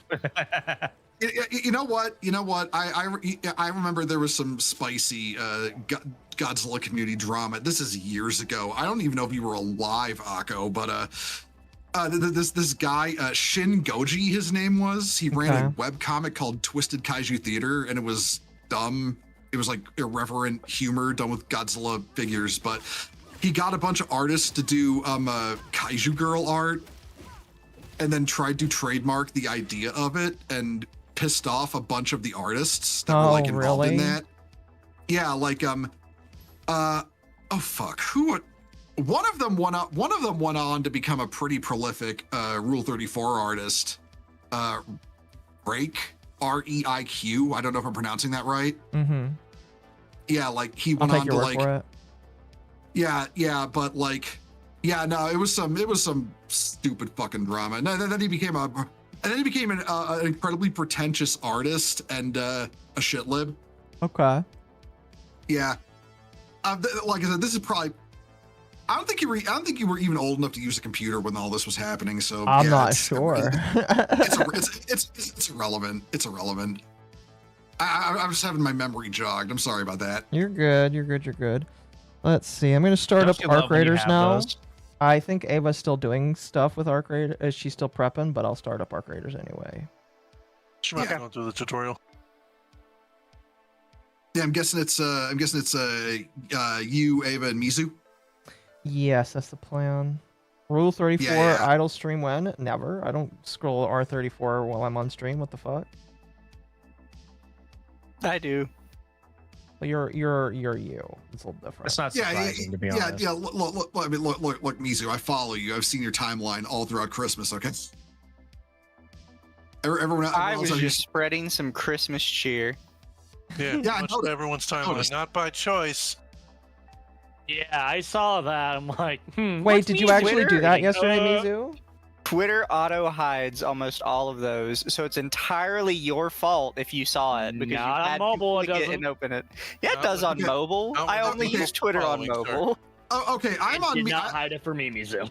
Okay, for the record, Mizu, I'm not streaming this because I don't want to lose my. I don't want to get my account banned. But I'm looking at Mizu's Twitter profile right now. I'm on I can see the first two posts. There's your pinned post and then a post by Occo about the Cinder files. I'm gonna start scrolling down, and every time I come up across Rule 34, I'm gonna call it scrolling. There's one. There's another. Oh, that's kind of. Oh, I didn't even know they made. There's another. There's another. No, another, let's scroll back. another. What was that you just said? Yeah, I know. I said, and I quote, "That's pretty hot." You heard There me. you go. See, I am spreading Christmas cheer. What is he doing? There's one thing on the things you retweeted, Mizu, that actually was hidden. Everything else was not. For context, Mizu, it's the one by Moko Toko. It's that one. Oh no. And you retweeted at it was earlier today. I can't see exactly when you did. It was earlier today. Oh no. What? Oh, that was fine. Yeah. Look, y'all know what I'm into. Shut up. No, I know what this you're turned into a all of us are, or most of us are just issue, gonna scroll Mizu's timeline and give our live reaction. My favorite was the Fox in Shadow one. Like, that is not the issue, sir. The issue is that, like, I know that artist through various means. Ah, okay. You're welcome. I know you're welcome. I'm the one who showed it to you. Feral, the reason why it's age restricted is because of no kids allowed. I'm not going to make any exceptions. I'm sorry. You know. Yeah, they just got to follow for me. But yeah. Scroll down that timeline, please. Yeah. I'm and like I wasn't streaming any of that. Don't worry. Like I said, I don't want to get my ass banned. I like having my streaming account. Oh, I didn't. Just live life on the edge. Okay. What could you say? Puddle is a cultured man. I would agree with that. Mm-hmm. To an extent. Put my grenade right there, and we're good. I gotta build another freaking floor. Yeah, I'm seeing Somebody all these. must bring the culture to the peasants. I'm seeing all these memes this year of how it feels to pull up to Christmas dinner knowing you're the right wing racist uncle now, and I just feel that now. Like, yeah. Like, it was hitting me around Thanksgiving when I was hanging out with the family and there's all the younger kids and stuff, and I'm like I'm the guy. I'm just biting my tongue trying not to bring up politics, and I'm just like, it finally hit me like, oh God, I'm the racist uncle now. Yeah. Man, you've hit that point in your lifetime. Yeah, I'm so lucky. No one at Christmas this year brought up the Trump class battleship, because that's crossing into that territory of I'm disgustingly educated on this topic. I will go off. I will not be able to control myself. It's like, oh no, let's just use Ticonderogas and Arleigh Burkes forever. It works for the B-52, right? No, the B-52 is a very specific edge case of something designed to do something perfectly that's hard to replace. The Arleigh Burke and the Ticonderoga are not like that. We used to have 20 plus, almost 30 Ticonderogas. Now we have 7. We have to replace that shit, okay? Yep. Oh my God, I'm gonna shut up before I get worse. No. I'm a Navy man, so keep rattling. But the littoral combat ship and the do not get me fucking started on that fucking platform. No, fuck those pieces of shit. Okay, Mac, calm down. I didn't have the whole statement.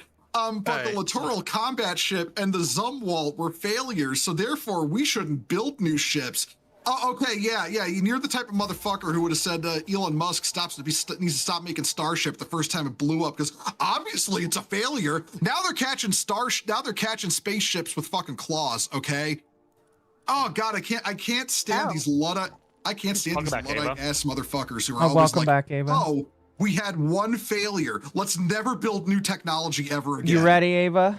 Right. That's how it works. I am ready. I think so. Perfect. Also, that's basically the long and short of how nuclear power works.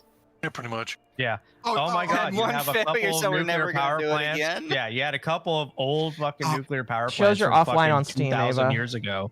Stop working. Oh, They yeah, melted hold down. on. Well, let's just never make any new That's ones. my antisocial Nuclear power behavior. is Let me fix that. real Okay. quick. Mizu, we're ready for you too. Fuck those people. It was specifically like when Chernobyl happened, and then they came out with this movie called the China Syndrome, which is all about a fictitious nuclear meltdown being covered up. Yeah. And then that movie was bombing at the box office. Nobody even knew it was in theaters, right? I see what you and put then on. 3 Mile Island happened, and all of a sudden this movie that was bombing at the box office got noticed because suddenly nuclear meltdowns were topical.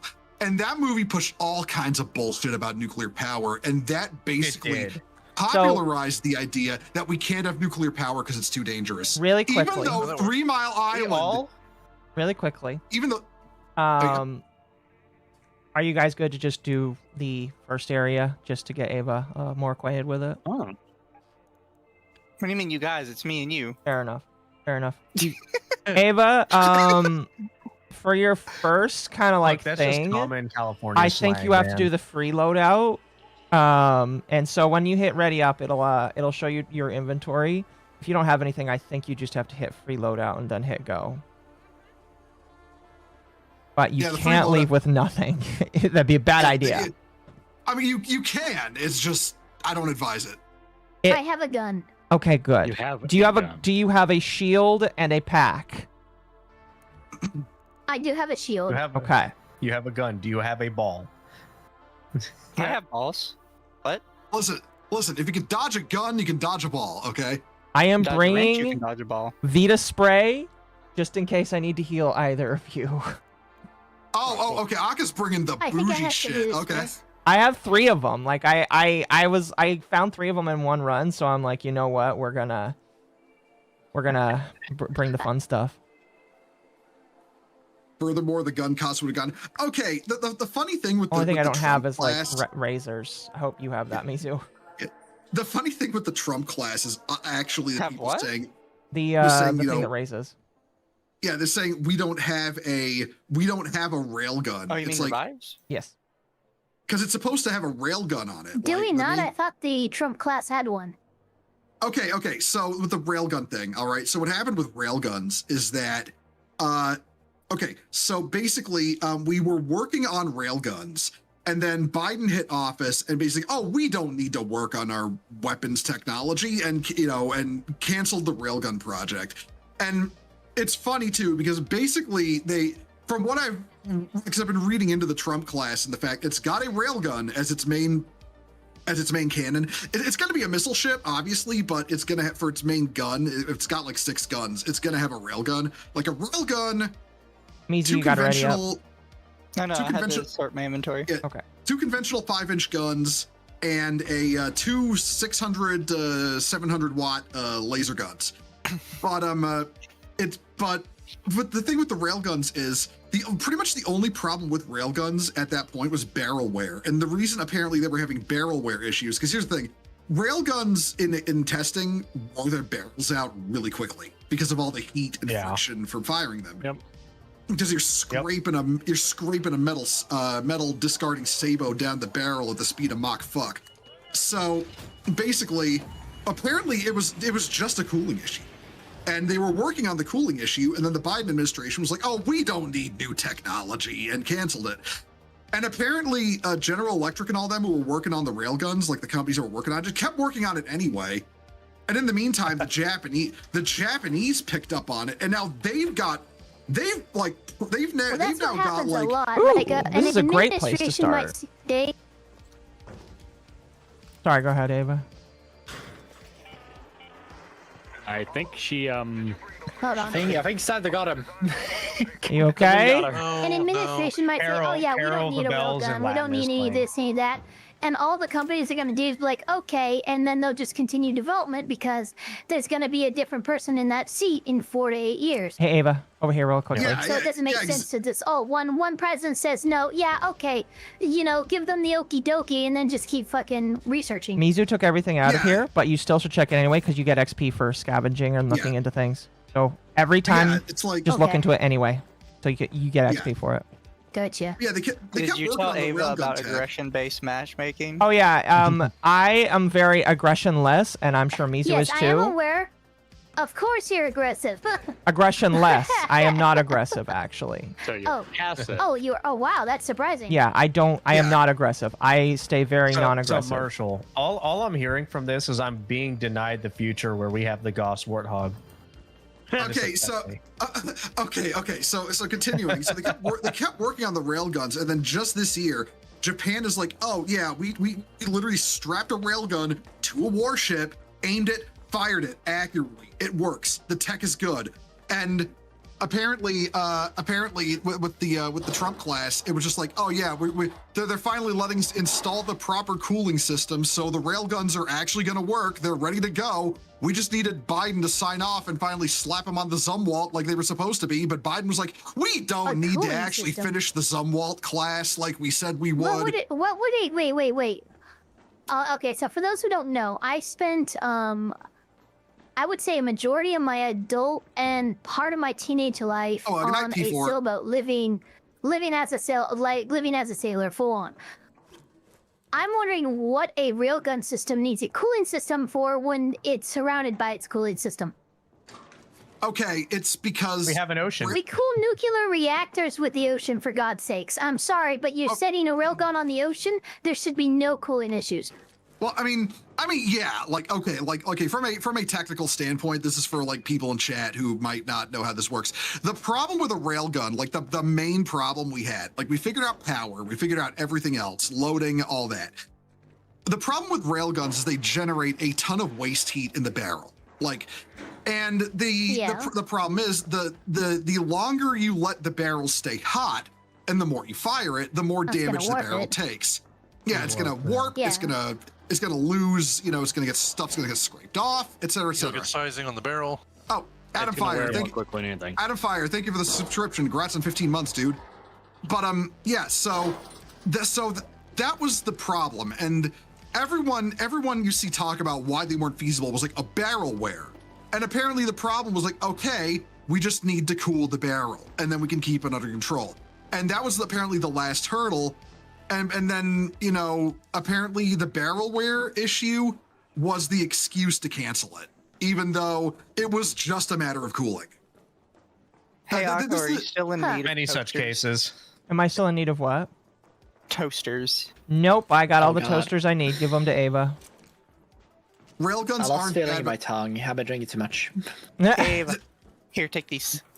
Railguns aren't bad, but missiles are more important than railguns. In regards to the Zumwalts, if we got all 32 Zumwalts, we could have had capable stealthy destroyers with hypersonic missiles instead of 3. I mean, well, half the problem with the Zumwalts... I would say my biggest issue with the Trump class, we've kind of moved away from the warfare where we need big flagships like that. It's kind of why Russia lost their biggest flagship pretty much as soon as they started the Ukraine war. Oh, okay, It's not tactically viable, in my opinion. The thing is, there's not really been a whole war, like, okay, I'm gonna rein some people in. The whole thing with Russia was kind of like no one has really been in a war for multiple decades, so it's been like a whole dick measuring contest between a lot of countries and a lot of...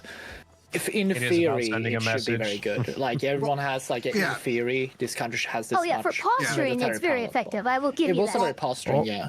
And the thing is, Russia kind of proved that they still, like, hold up with Ukraine, even though we give them shit. Like, it kind of put it in a thing that old warfare doesn't really work the same way it used to. And we go back to World War I level of warfare with trench warfare nowadays, usually, with just new drones. I say World War II is really where we had naval shut Naval down is completely like dead, pretty thanks to hardcore, like armor. like Like, what we do it today, aircraft you know, killed. with cutters, destroyers, and stuff like that. Yeah, When it comes to naval on died, Twitter. Well, when it comes to I see the CCP propaganda accounts talking about those assault carriers that have electromagnetic catapult systems and how the we're one that not caught, catching up. you mean the one that caught fire on the dock? Just like Wait, no. Are we talking about? okay. Wait, no. Ready for this? Are you talking about the one that caught fire on the dock, or the one that they tried to do an ancient form of boat launching that hasn't been done since before the Viking Age, and they destroyed the fucking boat when trying to launch it that way? Because you can't launch things like that. That was North. Okay. Yes. Minor correction. That was North Oh, was that Korea. North Korea? A lot Yeah. of times in Okay, these my cases, bad. and just giving me a test run a lot of times, and this is what we see. We see them a lot Sorry, of one times shitty trying to country get- to another. I can't tell the difference.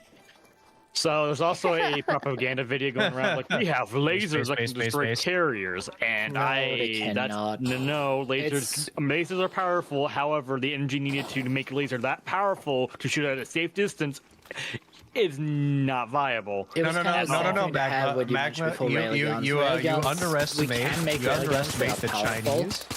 But the issue You is underestimate the just too Chinese and the much power of energy their and powerful. citywide LEDs. Of course, yeah, the LEDs. Okay, We use the on LEDs power.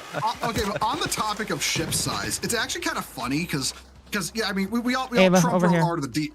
Trump wrote Art of the Deal, so I mean the guy knows how to sell something. He did. And he chose the term battleship very specifically. If we're being completely over here. technical, the Trump class is not a battleship; it's a heavy cruiser. You take the stuff from that, Ava. Like, do you know the difference between a heavy cruiser and a battleship classification? I would definitely say it's a size thing. This thing will not be be as big. The classification is depending on how many guns it has, so like by caliber, usually. amount of batteries, But yep. the other thing it also does, the thing is, a battle cruiser is, as you mentioned, is probably more viable nowadays because a battleship nowadays usually it's a big. It's kind of like if you ever play Yu-Gi-Oh. Oh, you're full? It's kind of like having an old beating stick that doesn't do Okay. anything. Well, Because a lot of battleships just get outclassed by any submarine or by wanna leave? aircraft, which She's the full. Yamamoto If you want to really have Ava showed do like really a couple badly. light runs first. Yeah, we can Every do that. big battleship back in World War II got dumpstered, all of them, by aircraft carriers. Oh, how do you do that? Oh, alt. I will say the whole thing with battleships are just worthless nowadays, usually in this era we're in. Now, of course, that said, and this is a bit of a historical anecdote, is the fact that Ava, when you're ready to ship leave, you can classes find one of these don't and you push the button. really. Ship classes have always been this fluid thing where, like, a then you destroyer hide. nowadays is nothing like a destroyer from World War II. And if the Trump class becomes the new standard of battleship, then you can just call it a battleship. Oh, it's like, not. It's like a good. That's the high. That's Yeah. like the top. That's like the highest size class that you would want on a battleship. Yeah, like a good It's example. Like a the good Emperor example of what I class mean. is the Trump class. Yeah, like a good example of what I mean is the Cold War cruiser gap. That was where America was building frigates, right? And then we found out that the Soviets had way more cruisers than us, right? And we're like, oh shit, we're building cruisers. And we're building frigates, and they're focusing on cruisers. They've got so many more big ships Didn't we than us. outclass them with cruisers by the Vietnam War? Well, okay. Well, here's the funny thing with that. We looked into it, and we found out that the Russian designation for cruiser was what we called a frigate. Yeah, like they were That's they were basically The the same displacement, same armament. It was just entirely down to naming conventions. So we just stopped calling them frigates. The thing is, both Soviet and America, they both kind of. The thing is, if you look at any, especially in aviation, because it was like a whole there's a lot of like dick measuring contests with who could get the thing first, and as soon as they had like a prototype that kind of worked in, like from one place to another, they ran with it and just like even though it didn't work at all commercially, like in commercial rights or anything, like it was unusable in any sense, but it went fast. Oh, I got to level 1. People took it and ran with it as a propaganda piece back in the Cold War. Especially Americans took it seriously. They took anything the Soviets said almost as if it could be serious. And mean, they yeah, look, improved heavily because of it. I mean, look, we overestimated one shitty MiG model and made the best fighter jet ever. A Swedish submarine sunk an American right. carrier in an Yeah, like- exercise. Yeah, it's the thing. That- the Swedish Jesus. thing, what it did, it kind of took like pictures of the air carrier, like as exercise, which is the same kind of thing as like shooting it down. So yeah, like Sweden. I joke with Arch about this, which is Sweden is very known when it comes to ships. The most known ships which Sweden has made are Vasa and Crown. Both sank fucking heavily. Vasa sunk 1 hour after being maiden voyage. The Crown sunk while making a turn. A turn in front of a Danish fleet. If you're level 1, you should have one. I don't. It was a man of If war not, thing, but we'll just continue it was a playing. It'll battleship show up eventually. in the Yeah, okay. Kingdom, there's a lot of people talking. I've got to get the highlighted message here. Hold on. To Adam Fire, you said, the big problem with the Trump class is it's not going to be a one-off. If it was just a one-off, just a test, then we could do with a BB with modern tech and then use the test viability. It would be fine. But we really don't have the data to show if a whole class of battleship is viable. Yeah, well, that cuts back to the whole fact it's not really a battleship at all. It's a heavy cruiser.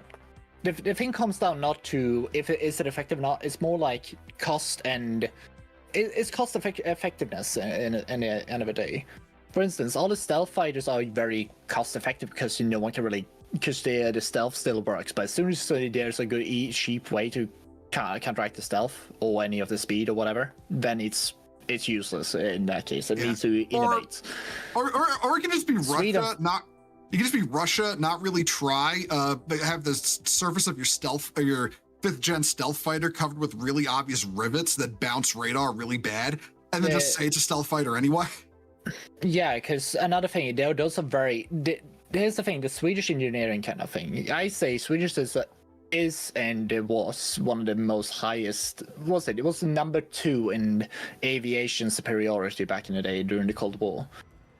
Or number 3, I guess, after because you can't beat America ever, or like any of the other countries. You never will, to be honest. No, because our country is. We have one moment on my end for the stream. My stream might explode in a sec here. Hold on. Oh no. Oh no. Mizu Okay, no, I'm and good. Ava. I'm good. Do you guys want to go to a separate chat so we can focus on the game, or are you fine sticking here? I will follow y'all. Okay. Ava, what do you think? It's up to you. I want to teach you this game as much as possible. Ooh. Oh, and for what Kingdom of Vinland said, I think it would make more sense to go back to the Age of Sail rating system because modern destroyers are bigger than frigates. Yeah. They're going back. No, I'm fucking streaming. Well, my father comes in and he annoys me with his musing. Get out of here. Get out of here. I'm collabing. Ava, I'm would collabing. you, Ava, in order to focus on the game more, would you like to go to a different group chat so that we can talk about it, or are you fine sitting here? It's up to you. I'm fine here. Okay, sounds good. Just making sure. It's up to you. It's up to you guys. Any of these 2 super chats? Did I miss any? I might have missed. I did. I want to go to water control. Water control. If you want to All rein us in, just tell us. Even though it's a bit of the way out. Silence. Yeah. Mark it for us. You did. You know what? Actually, if you want to do some tard wrangling, go ahead and do some tard wrangling. Really quickly, Wolfsbane for 2 says, I thought Ava was a former Keebler elf. And then Wolfsbane for 5 says, I've talked about modern. Oh my god. I'm talking about modern American ones. The human plots miss more than they hit. Heck, Matthew Broderick Godzilla had a better human plot. Okay, I'm gonna throw hands with whoever said that. That was with Wolfsbane. Oh my god. I'm gonna throw no. You know what's really funny? No. We are not. Papa Elfire. Listen, Papa Elfire. He started. He's only ever played Fallout 4, right? But he's decided he wants to try watching the Fallout game, the Fallout series. Is that a rocket? Yesterday, I was laughing so Mizu? hard because I'd be doing my thing and I'd hear him randomly go, "That doesn't make any fucking sense." Like even his little as my dad has played, he knows there's something wrong with that joke. Run. That thing will literally murk you to death. I want to. Poke it. Please. I would say, Ava, thank you for cutting me off there. I was about to throw verbal hands with one of Occo's viewers, and I don't want to do that. Here, we're going this way. Yeah, the Rocketeer. I am not equipped, and I'm pretty sure Mizu is not equipped for that right now. It shoots rockets. Boop it. Boop snoot. Everyone's leaving FaZe Clan. I heard something about that. Yeah. There's a lot of ticks in here. All right, if you see any of the rollers, I need the fire guy parts so that I can turn that in for the thing. Oh, Ava, if you see broken robots, also scavenge them as well, because that also counts for stuff. I'm trying to... What's So is the Ark some kind of AI that went nuts, or...? I think so. I think it is about that simple. Yeah, so if we come over here, here's our way down. Oh, nice. Ark Raiders is the future where generative AI destroyed the planet. Nice. Getting a lot of So video the- games you're- about what that you're right saying now. is Neurosoma Swarm 1. That's Well, that's to be what this fair, Ark Raiders was actually announced like 3 years ago. With Yeah. this premise is very old announcement. Well, I mean, the Ark are basically aliens. It seems like the way the game. Do we know lore is where they about. came Like, from? They just kind of dropped out of the sky one day and started They murdering. did, yeah, they kind of just showed up. Okay. Yeah. I Then just maybe did the Many- intro, many and such I was cases. Like, wow, okay. Then maybe they aren't AIs that we invented.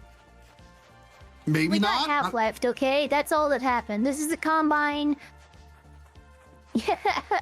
Yeah, this is due to one of the satellites we shot off fucking like in the last 100 years getting Oh, picked God, up by an alien. Oh, God. by an alien civilization. Oh my, yeah. Oh God, I just realized, because we were just talking about battleships. What if it's literally just the plot of Battleship? You know, we send we do the. Oh, are you talking about the fucking The movie. the movie based off of the game? Yes. Yeah, no, it's like literally the Yeah. plot of that movie is we violate the first rule of the Dark Forest hypothesis, which is never tell anyone you're here, send a message into space, and then aliens come to kill us all. Shoot the lighter one first, because the lighter one can shoot bullets. The other one can only shoot one sustained.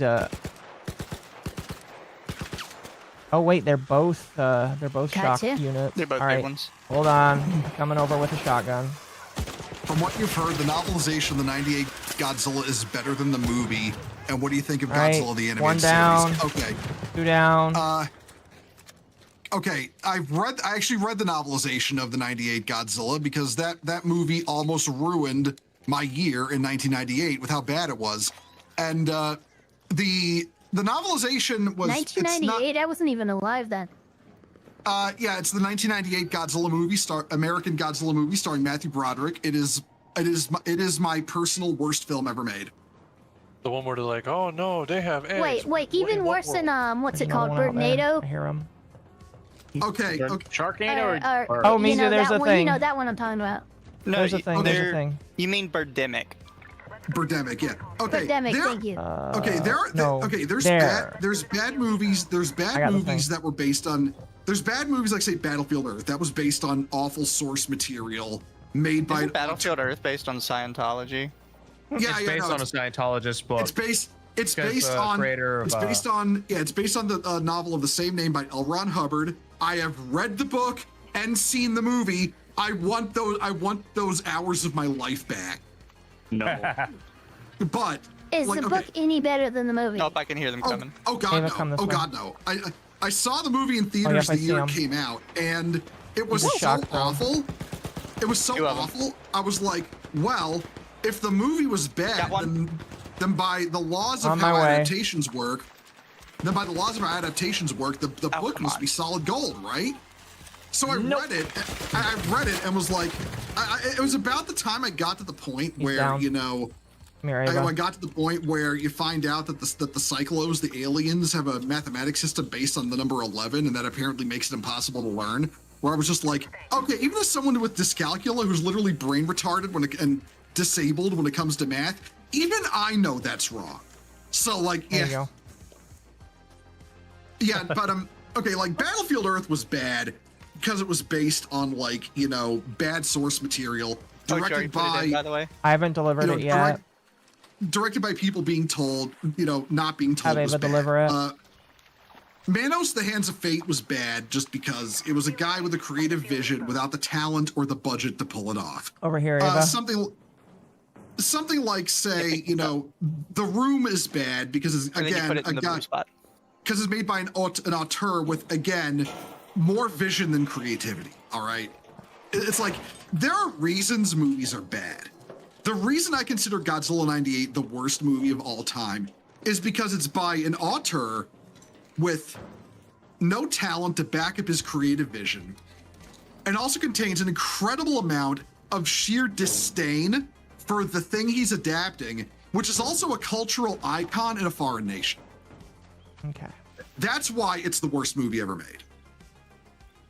I see why you chose that spot. That spot literally shuts down 5 Akakun before. says, I can't say anything. One of my favorite movies is Law Abiding Citizen.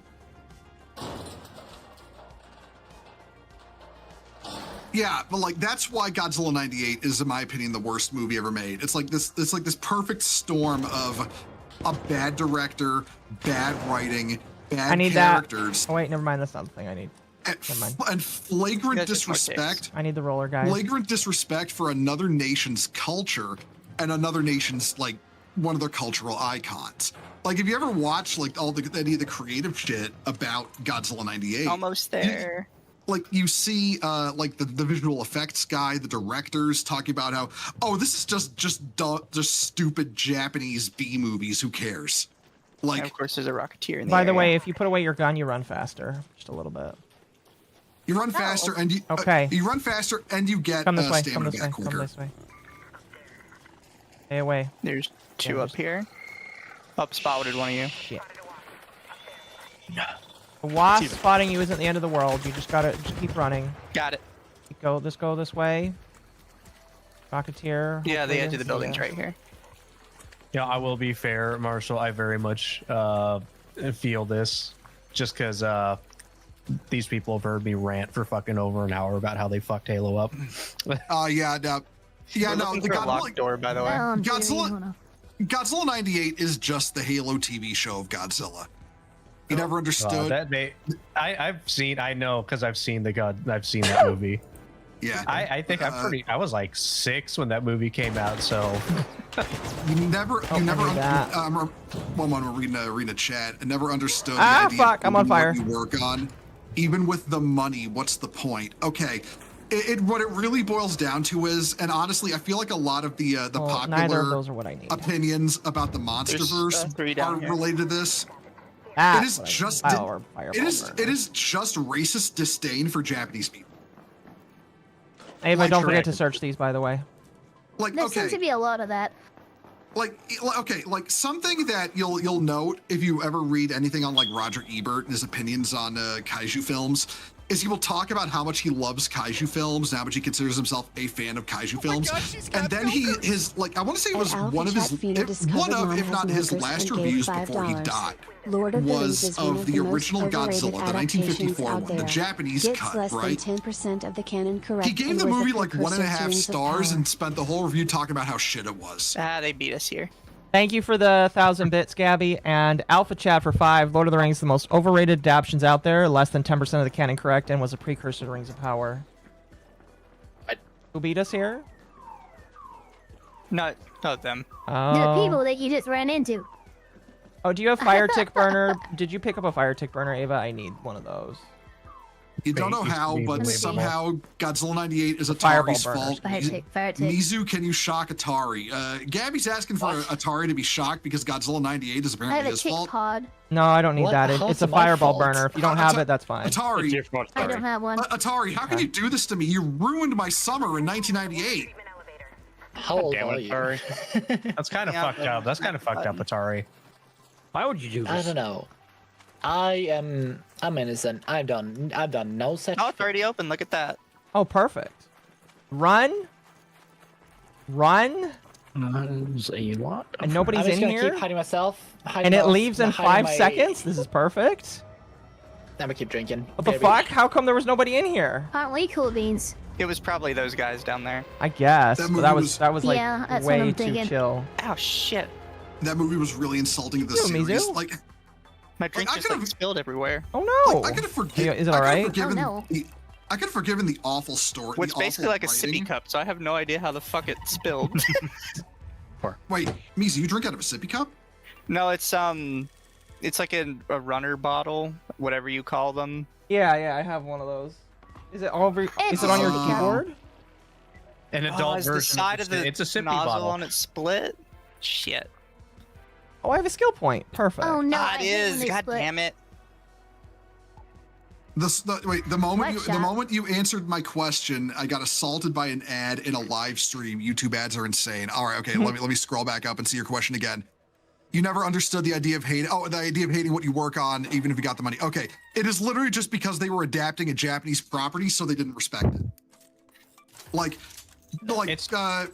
It was what Dean Devlin, Roland Emmerich made that movie, and they had their like visual effects guy, like Tatopoulos sort of stuff, because they named the main character after their special effects guy, Tatopoulos. That's where that last name comes from. If you remember the name of fucking Ferris Bueller's character in the '98 Godzilla movie, it's legit. It's just the fact that they saw Godzilla, they saw it was like the special effects were guys in suits destroying model sets, and they just saw that and wrote it off. That's basically it. They didn't stop to think like, what was it trying to say?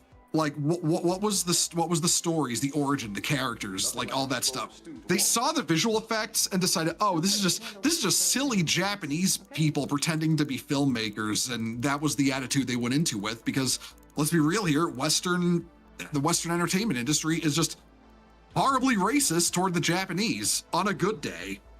For some reason. And also we're trying to intimidate them now because anime is overtaking everything. Yeah. Well, I mean, anime is overtaking everything, and the Prime Minister of Japan just had a council with a bunch of incredibly red-pilled Japanese media creators, about how the government itself has to intervene to stop America from ruining anime. Like they had the creator of Ghost in the Shell on the panel, who was on record saying everything the West touches turns to shit. I'm kind of based, not gonna lie. Yeah. Oh no, I absolutely agree. They had not only face, just fucking accurate. Anno too, right? They had the Eva creator also on there. I don't think Hideaki Anno was there, but he is. I know he has that sentiment. He really. Oh yeah, no, he was just. Oh, I want to find the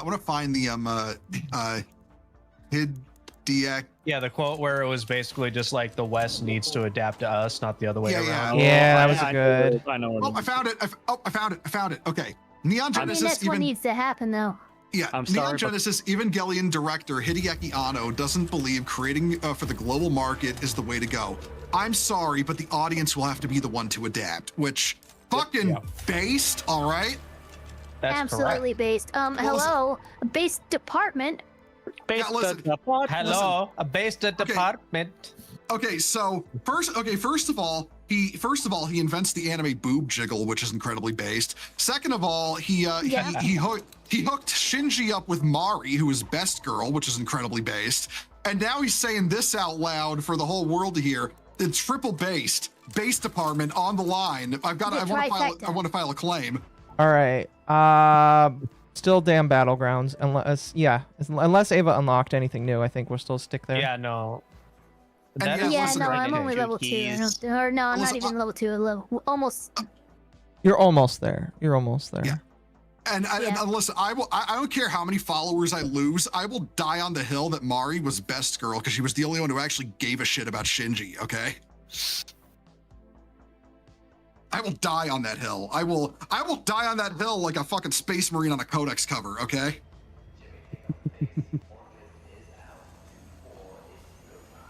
I'm pretty sure the best one for Shinji was the gay angel. Oh, you mean Karu?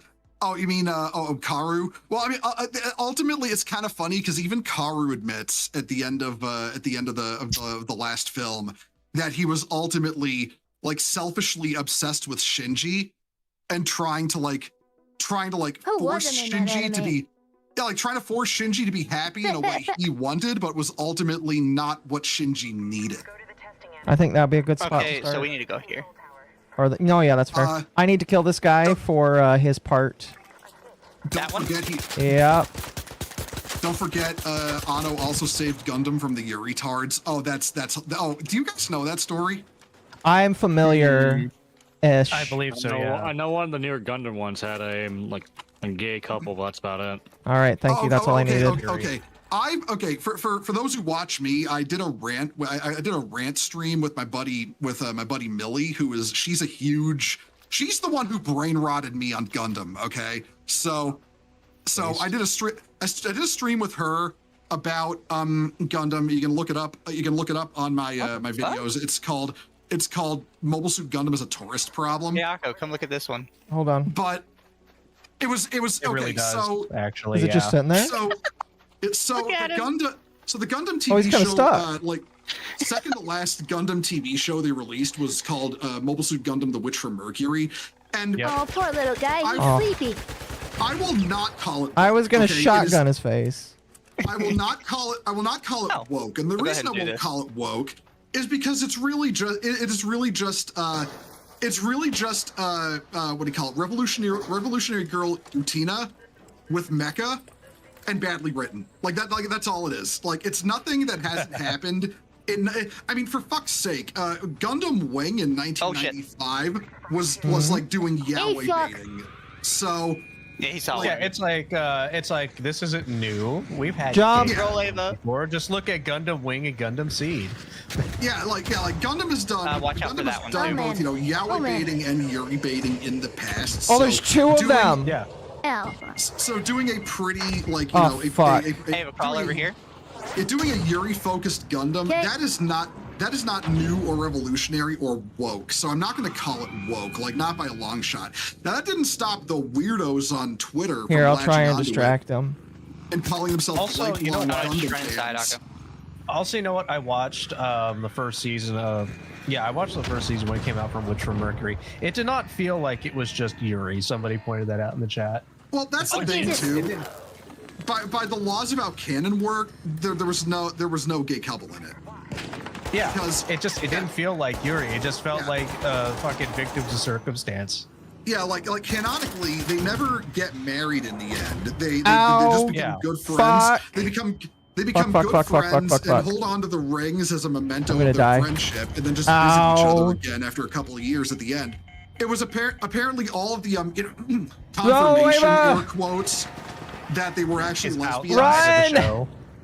Yeah, get in the building! It was by one of the writers in an interview that they published for the Blu-ray release. So it never happens in the show proper, we're dead. which means it's not canon.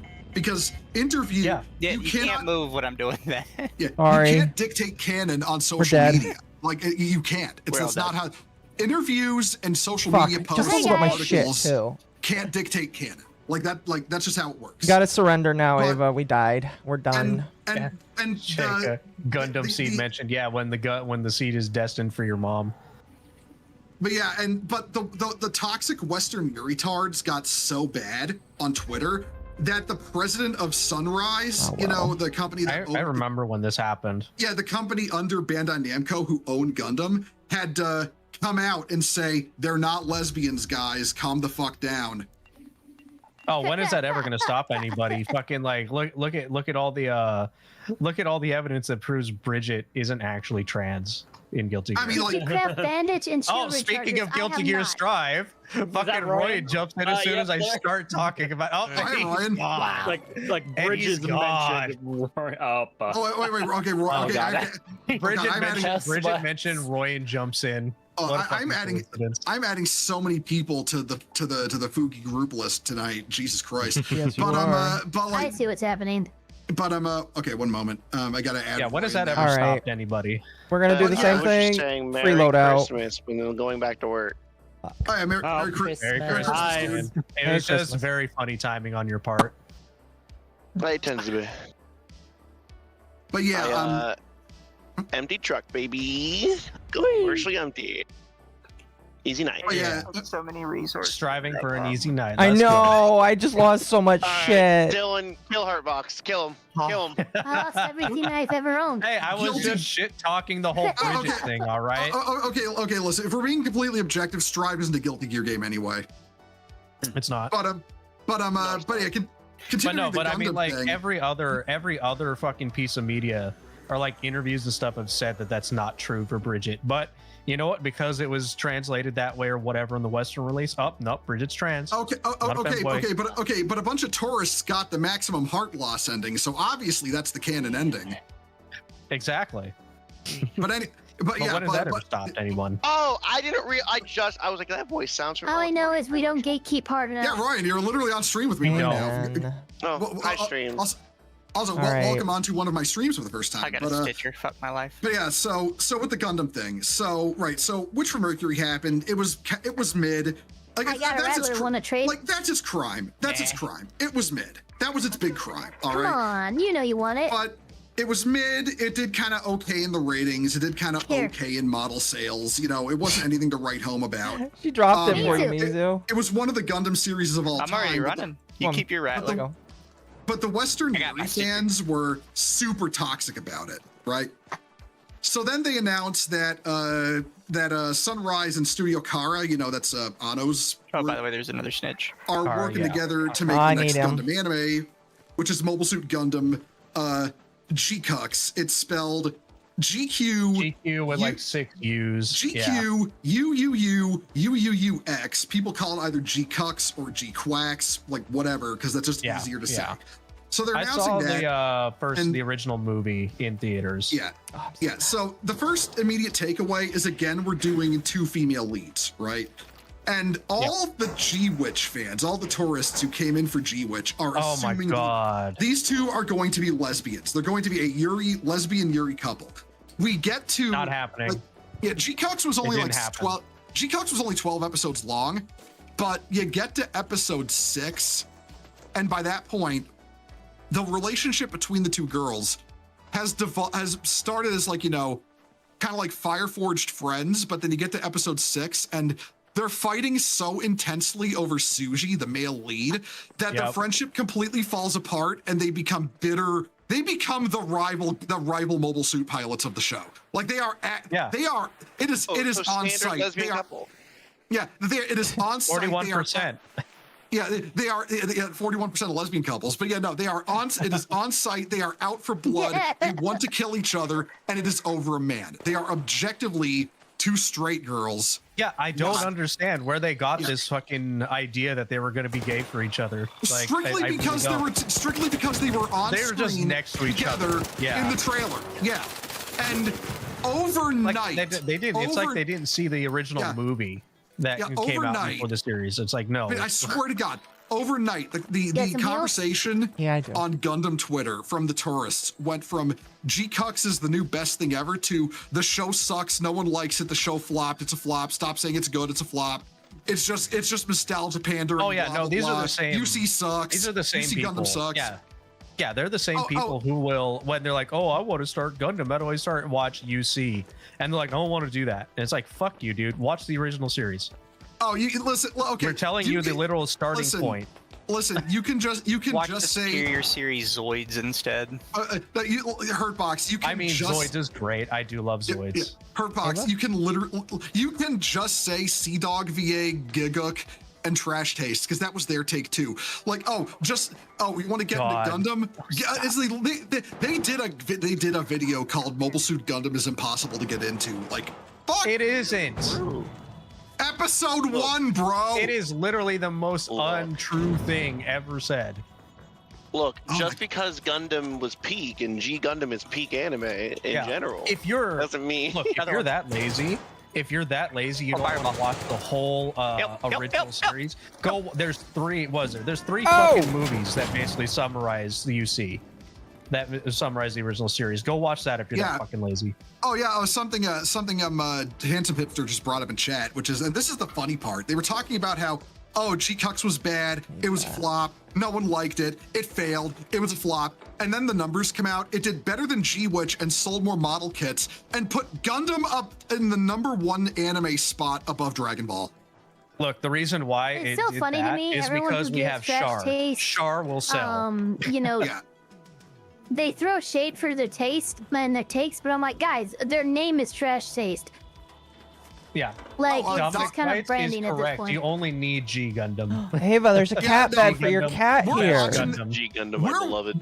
Okay, first of all, What? Dominic My Bites, There's a cat bed thank you in for the this. follow and welcome to the crusade. Second of all, we're watching G Gundam on my we okay, because Millie brain rotted me on Gundam on Monday nights at 9 o'clock on my Discord server. We've been watching Mobile Suit Gundam.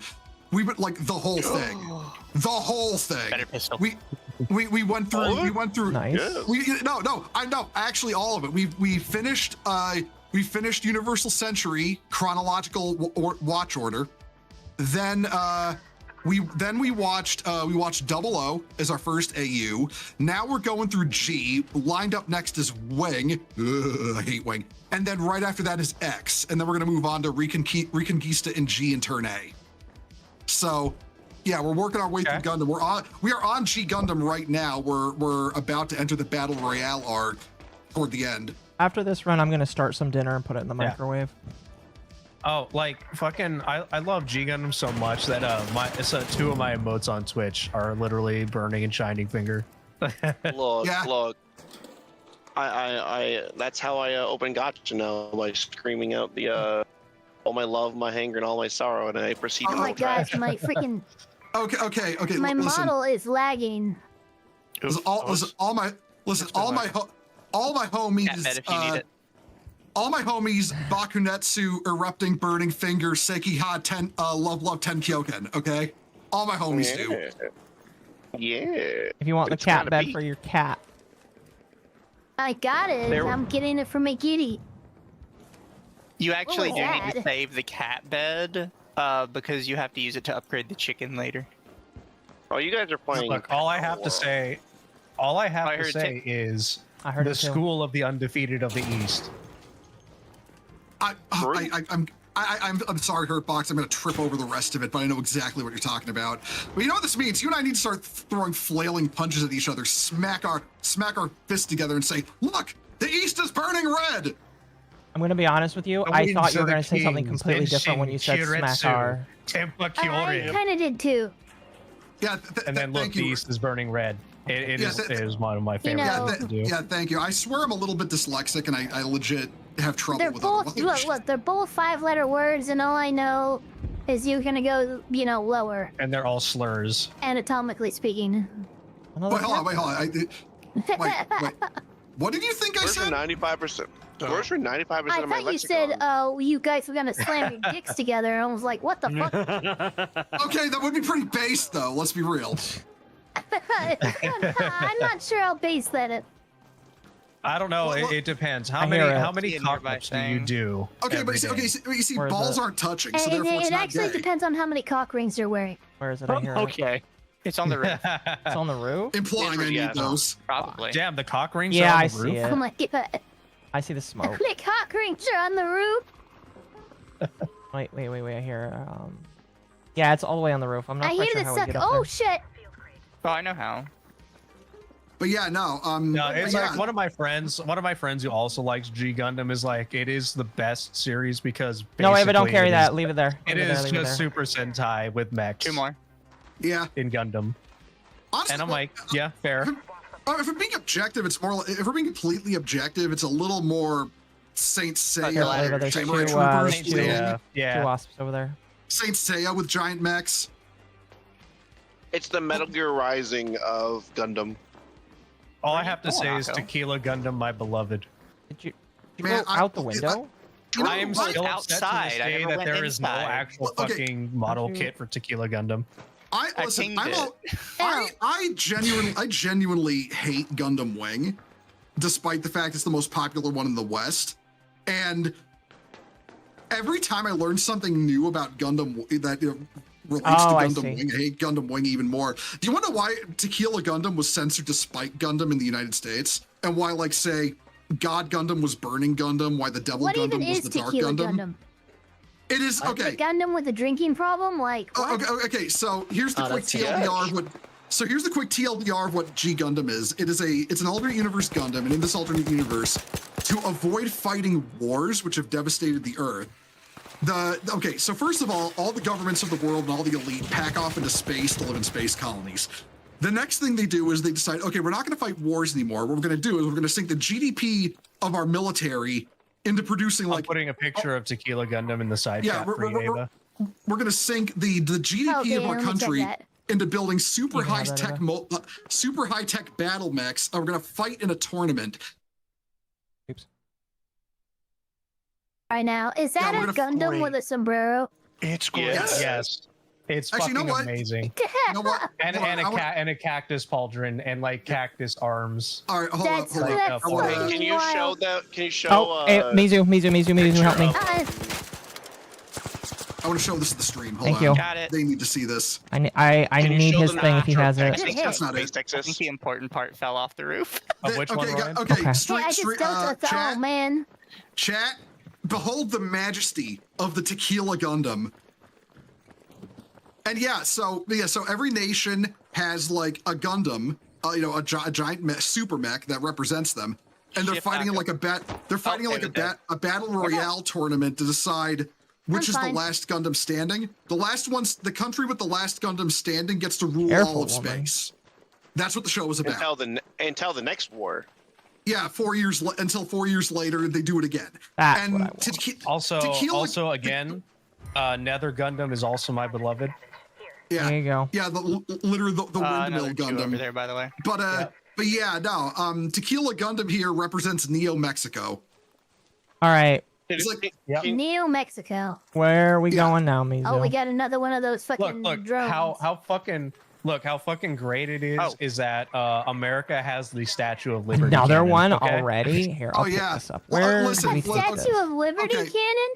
Yes, okay, listen, I'm gonna be 100%. Can we keep it real with you? 100 trillion. If we don't put a Statue of Liberty cannon on the Trump class, I'm gonna be mad. That's what it needs. That's what the railgun needs to be. This is a working one. That is, honestly, it's what it needs. This is a working one, so come over here, Ava, and protect Mizu. No, it'll split into a couple Well, different they by do, the but way. like, there's more of a chance of arc coming around when you see them. By the way, chat, I want y'all to see this. Okay, I'll check who that follow was in a moment. I gotta put this up here. I want chat to see this. Gaze upon this. Yeah, I'll let y'all take it. This is Neo Mexico. It is just a I'll let giant Ava have all floating that. sombrero with giant cactuses I'll go ahead and on hit it. the button, by the way. You want to hit the button? All right. There's two of them over there. G Gundam is such a trip. Also, Snowman 2199. Thank you for the follow. Welcome to Crusade. But wait, Marshall, you have to show them Neo America. Oh, that was beautiful. Oh yeah. Oh yeah, right. Yeah, Neo America. Hold on. No, it's like when I was streaming, my One fucking down. sub alert was literally that whole erupting burning finger clip. No, it's peak clip. It is so good. I'm out of ammo, by the way. Oh, here I go. I am almost out of ammo. But you're just gonna whack him to death. Yeah, this is problem. Okay.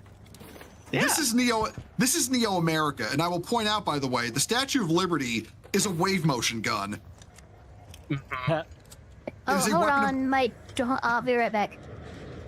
Oh fuck. Wait till we get out. So basically, in G Gundam, they decide to pull a battle mech clans and have tournaments instead of wars.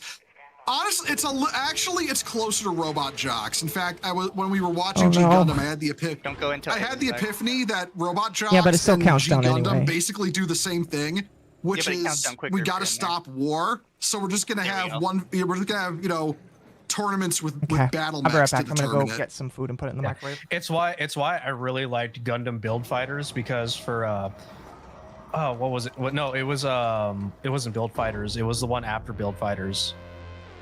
Build Divers? Yeah, it was Build Divers. They had a fucking Tequila Gundam show up. Yep. Well, I mean, is it possible to get more people in here? Build Gundam's main character is literally the prodigy of Nomo himself. It's kind of amazing. Yeah. Well, listen, I will always respect. I will always respect the Build series because they had a cameo by They had a cameo of the G Savior. I am the G Savior, strongest soldier. I will fight until professional Ace Gundam pilot Mark Karan is finally brought up again by Sunrise and recognized as the hero of the Universal Century that he is. Fuck you, Sunrise, for forgetting G Savior exists. What fucking kills me about build fighters is that in like the last season, like literally the person trading him was just fucking Domon. Yeah, it was Domo. It really was just him. It was the man himself. So we can just assume that that Bill Divers is just a sequel, canon sequel to G Gundam. I've never actually watched. I'm pretty sure like Build Fighters is like Build Fighters, the one before it was like is supposed to be theorized as like the means do I have a damn control key for Gundam, because literally fucking Rambo Rawl is there. Oh yeah, I know that because I remember it was Himmel on Twitter was going through Gundam and was getting ripped apart with all of his favorite characters dying, and then he gets to build fighters and he's just seeing them all living happily, like in this setting. Like you got Ramba Rawl, you got Char and Lala. Okay, the one that really kills me is Iron Mask. That is what happened, chat. Iron Mask from F91 is still with his wife and they're raising their children together. For those who don't know about F91, Iron Mask is the sort of Darth Vader copy Char clone of Mobile Suit Gundam F91. It's in the Universal Century timeline. His F91 whole deal with the manlit fucking mobile suit. Like Iron Mask's whole deal is that he got cucked by a manlet and became so fucking distraught he decided to throw his emotions away and then wipe out humanity. Okay, really quickly, I have a dam key, so we should head to the dam next time we go in. Just make sure it's the right location. Yeah, it's dam battlegrounds under the control tower.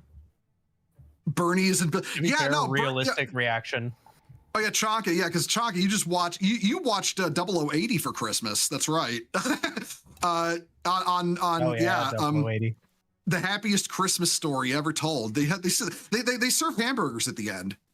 But yeah, no, it's like because it's implied that in the Build Fighters universe, Bernie and Chris are there and they got together. If you know how 0080 ends, that's not how it ends. Yeah. Oh man. Shiro, what did you think of my house? It was very tasteful. I thought it was. Oh, hey, Cheryl, Merry Christmas. Merry Christmas. I meant to be in here a lot earlier, but I kind of got a bit. Christmas. There's Dude, another. We had our power there's go another out. new voice in here. I've had On Christmas. I've had another new person. I've had another new person to Fugi. I've had like a half a dozen people. Why don't you just use the group one? See, I just put it on Fugi group, and like I can look in my. I'm looking at my preview right now. There's holy shit 1, 2, 3, 4, 5, 6, 7, 8, 9, 10 Fugis on my screen right now. Is there Is there an option to just have people show up without having to deliberately add them? Because ever since they changed Fugi. Yes, Yeah, there's it's a the group group Fugi source. option. Yeah, group source. He's learning so many things. Yeah, it should be a different link. It should be a different link entirely. Should probably let him know what the URL is because they don't. Oh, hold on. I have to do some. I had to do some inventory management here.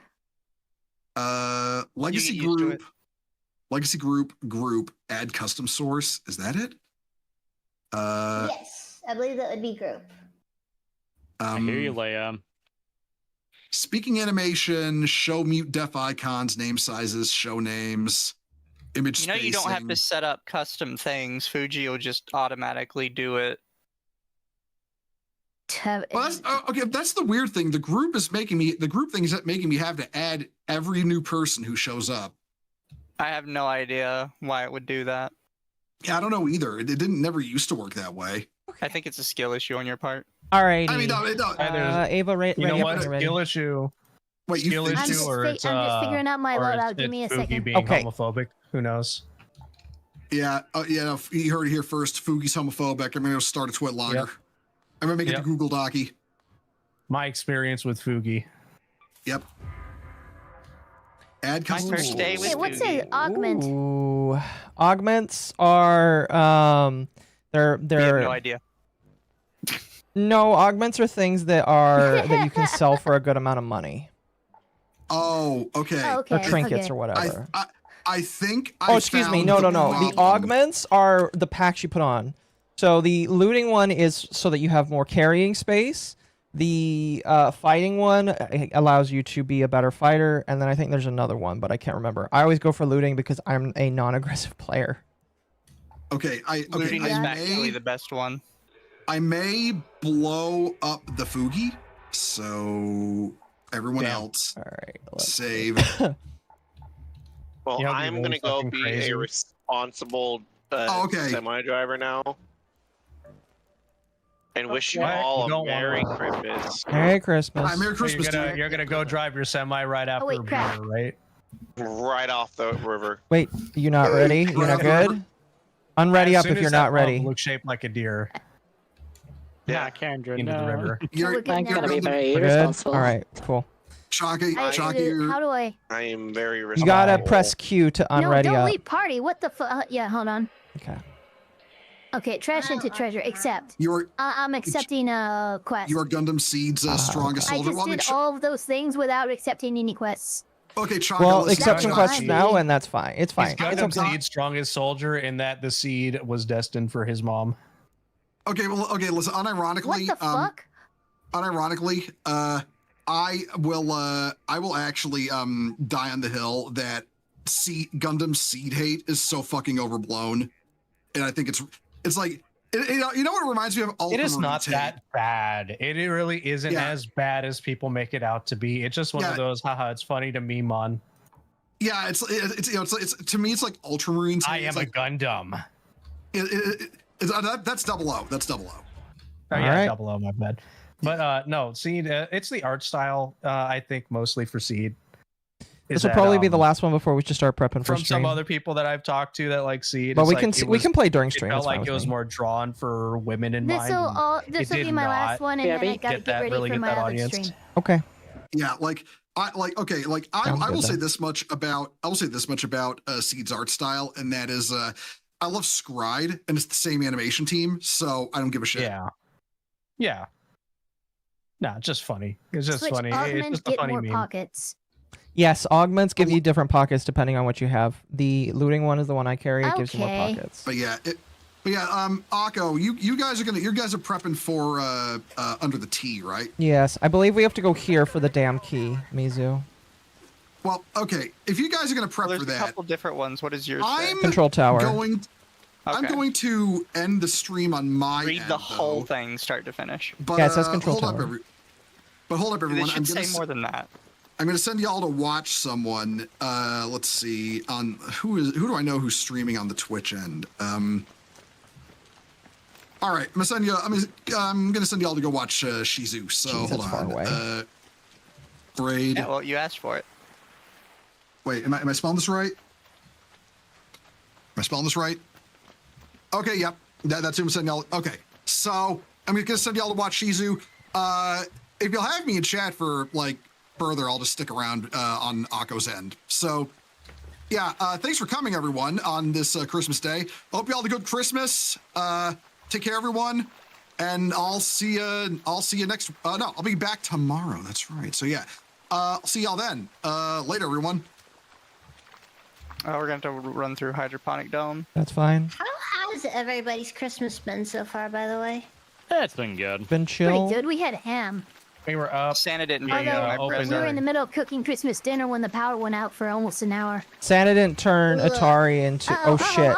What is that? Oh, okay. Yeah, Mizu, Santa, come back. Santa didn't deliver Atari under Mizu's tree yet. Mizu, come back. Mizu already got it. a goth GF. All right, now we can That's continue. not Atari. Well, listen, I didn't get my goth femboy under the Christmas tree, so I'm kind of mad. Loot him or I don't need him. I don't need him. You can have him. Okay, I mean, I because do- I still listen- need snitches. Yeah, you can have him. I do have a boyfriend. He'd join in.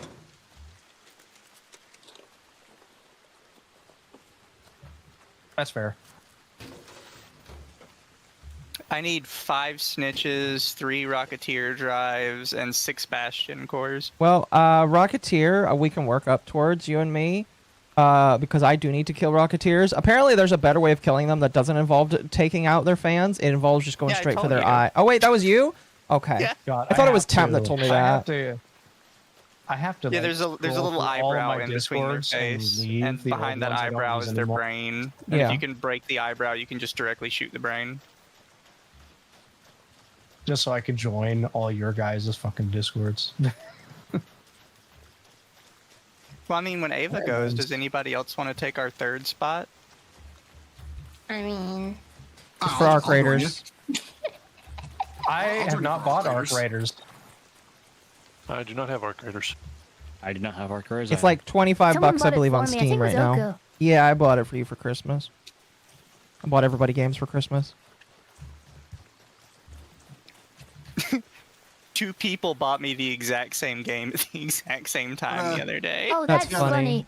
But yeah, Akko and Mizu. I just gave everybody a nightmare of nuclear. I've got Arc proportion Raiders. game. I'll join you both for it if you've got a space. Yeah, I should be fine, right? Is that They're already about to easy? have a space. Yeah, this is our last one. Okay.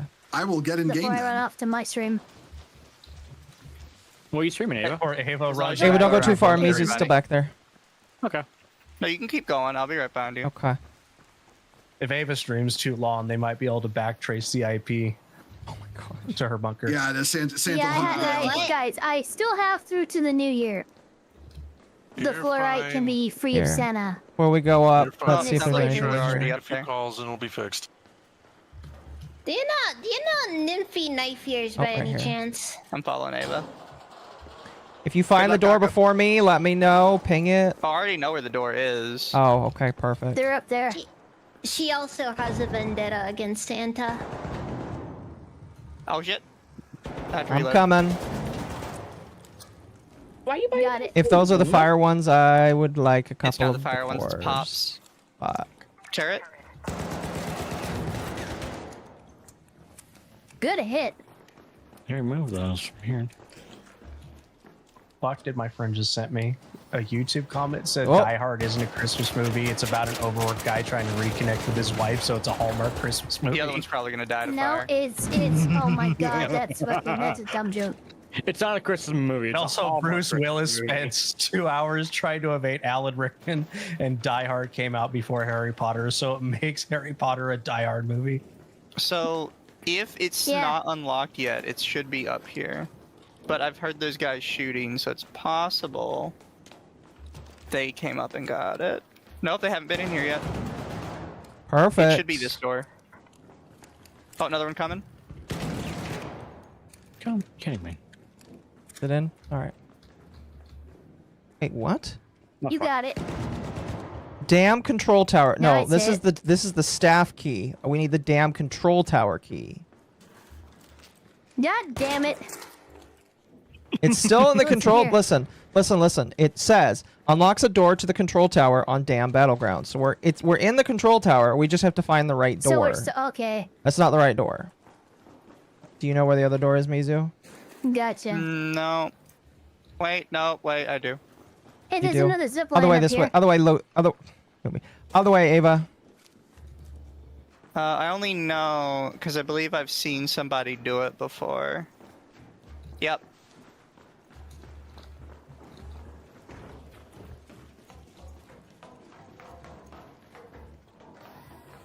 I saw a YouTube video on this. Cheater.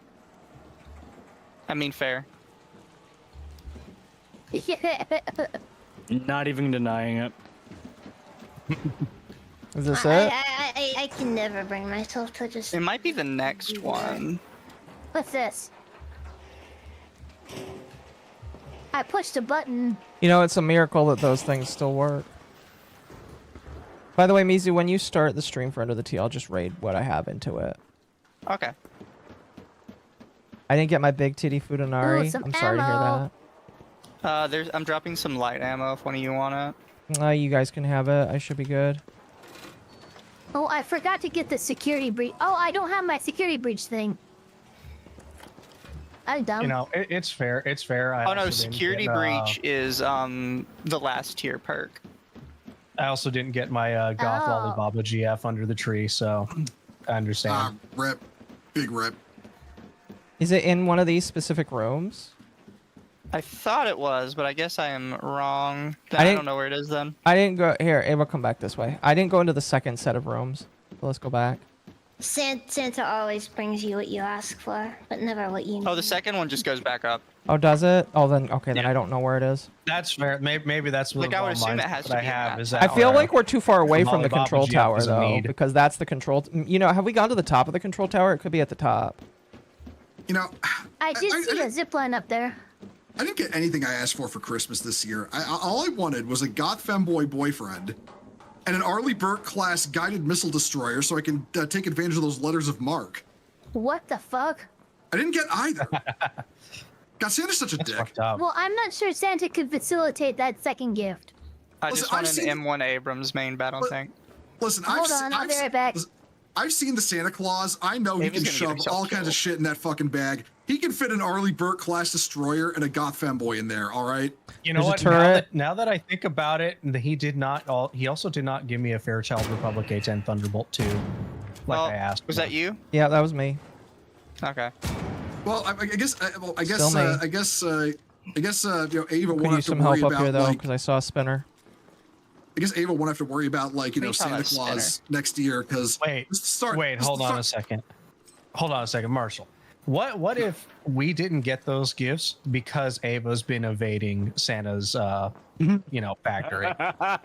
What if this is the reason we didn't get what we wanted for Christmas because Ava was driving the numbers down? I was about to say this. Eva's fault. Okay, I was about to say this is the start of my villain arc where I'm going to go after Santa. But actually, no, maybe the start of my villain arc where I'm about to go after Ava because I wanted my goth femboy boyfriend an Arleigh Burke class guided missile destroyer, and I didn't get it because a certain elf wasn't doing their job. We're all on the naughty list for aiding and abetting. Which is also not prepared by Santa. I can't Santa believe knows we know where Ava is. And we're not handing them over. No, I got what I wanted, which was money for IKEA, so I could go buy furniture at IKEA. That's all I wanted. I got new clothes. That's all I wanted. I don't know what I wanted. And a third monitor. And a new Unless iPhone. I received nothing.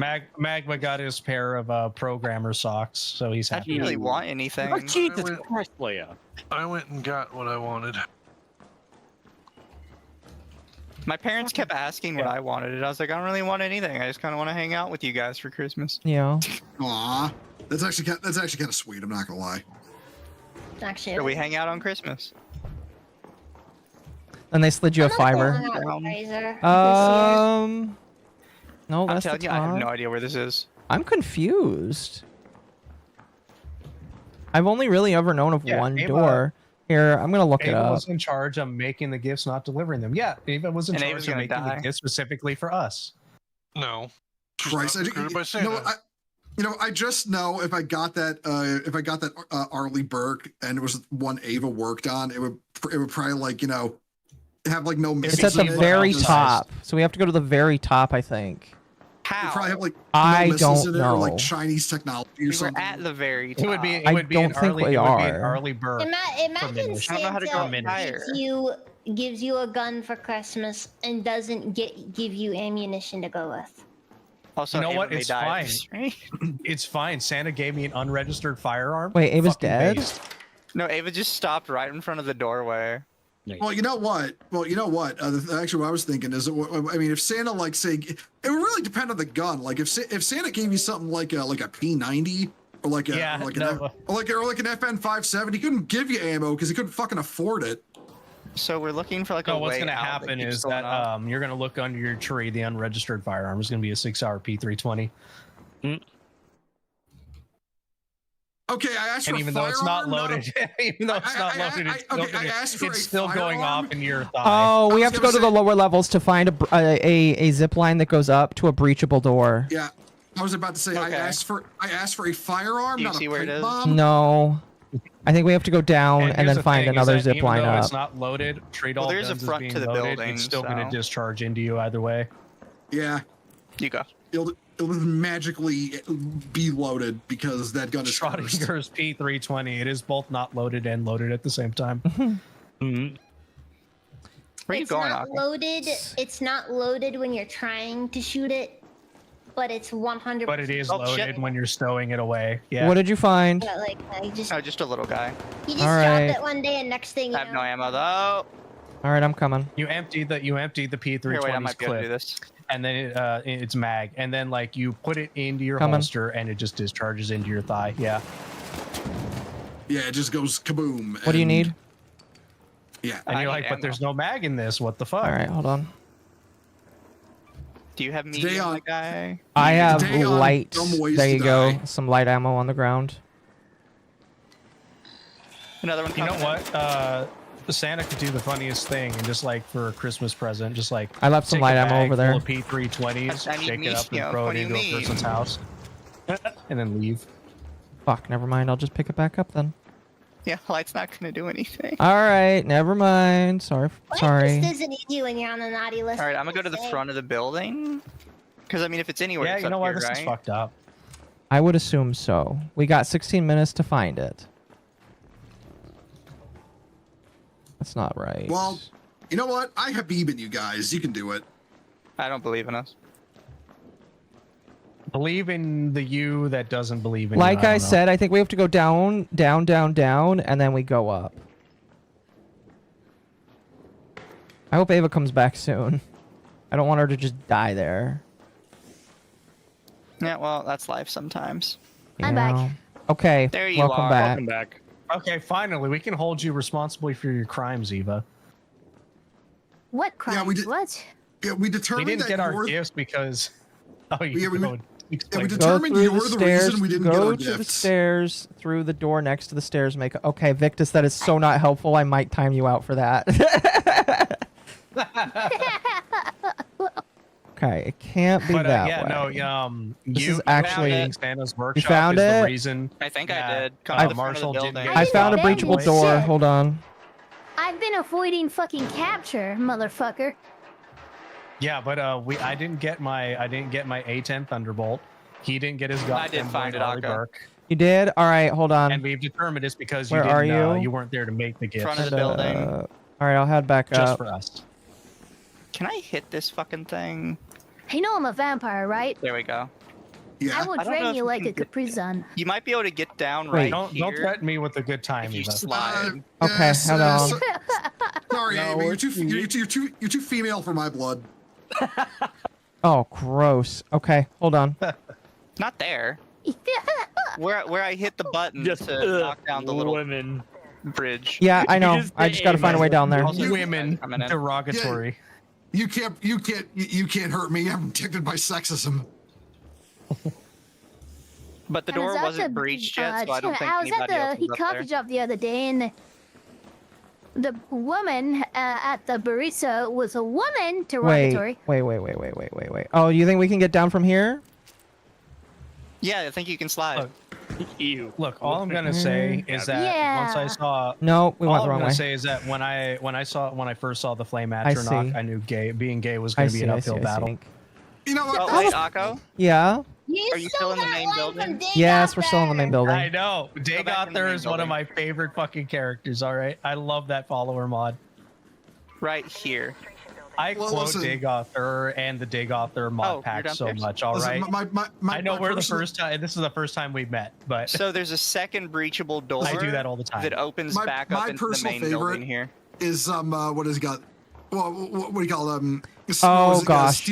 Steal their Oh, shit. souls. Careful, there's Steal like their two of them. souls Like Vishodo stole. like from the Vishodo stole IDF. from the IDF. Yeah. Right, one down. That was I saw that. that was a really good one. Well, that was I pretty saw it wild. during one of Oh, hit this, Ava, Tygus, if you can. one of Never mind, I got it. Tygus Iron streams, Tiger stream, and yeah. I fucking lost it. All right. I really hope that somebody that a who, like, you know, is like a former V-Shoujo member sees that way. No, but it's still down there. Dude, no, Ah! I hope that they're playing Skyrim with the Dagothar follower mod, and that they get that line because that'd be fucking funny. There's another one. Yeah. Unless it's dead. Specifically, Iron Mouth It's would dead. be the most. Oh my god, that would be fucking great. All right, this is it. We all know that life can never be so wonderful. This though. is such a dumb fucking spot for this, by the way. Right. It is, but I don't care. Free reign. You can take anything you want. Can somebody hit can one of I? those?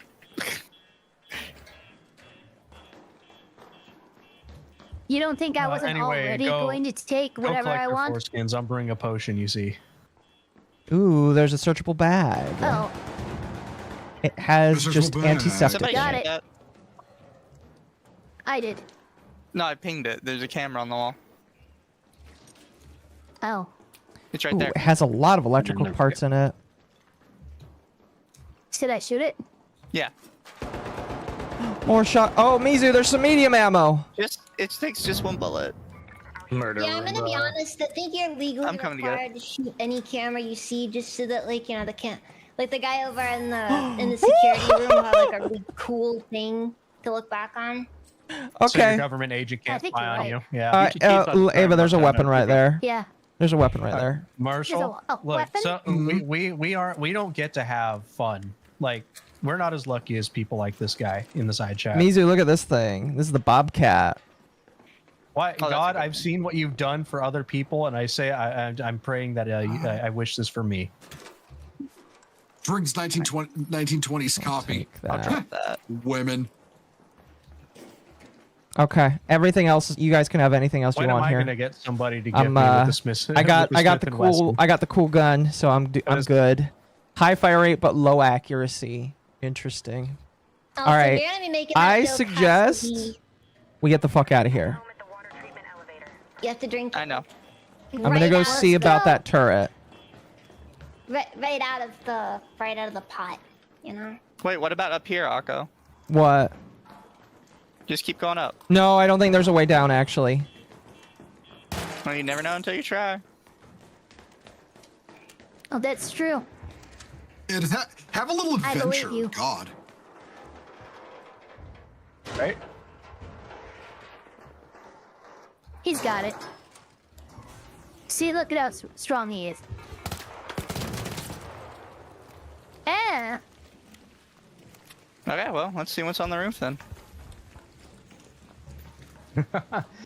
Fucking.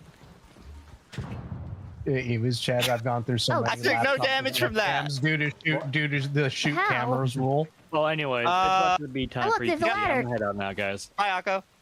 Oh, you heading down? All right. All right. Oh Later. shit. Okay. It's about 10. It's about 5 minutes till UTT, so I'm heading Oh. out. See you guys. Or that. See ya. So yeah.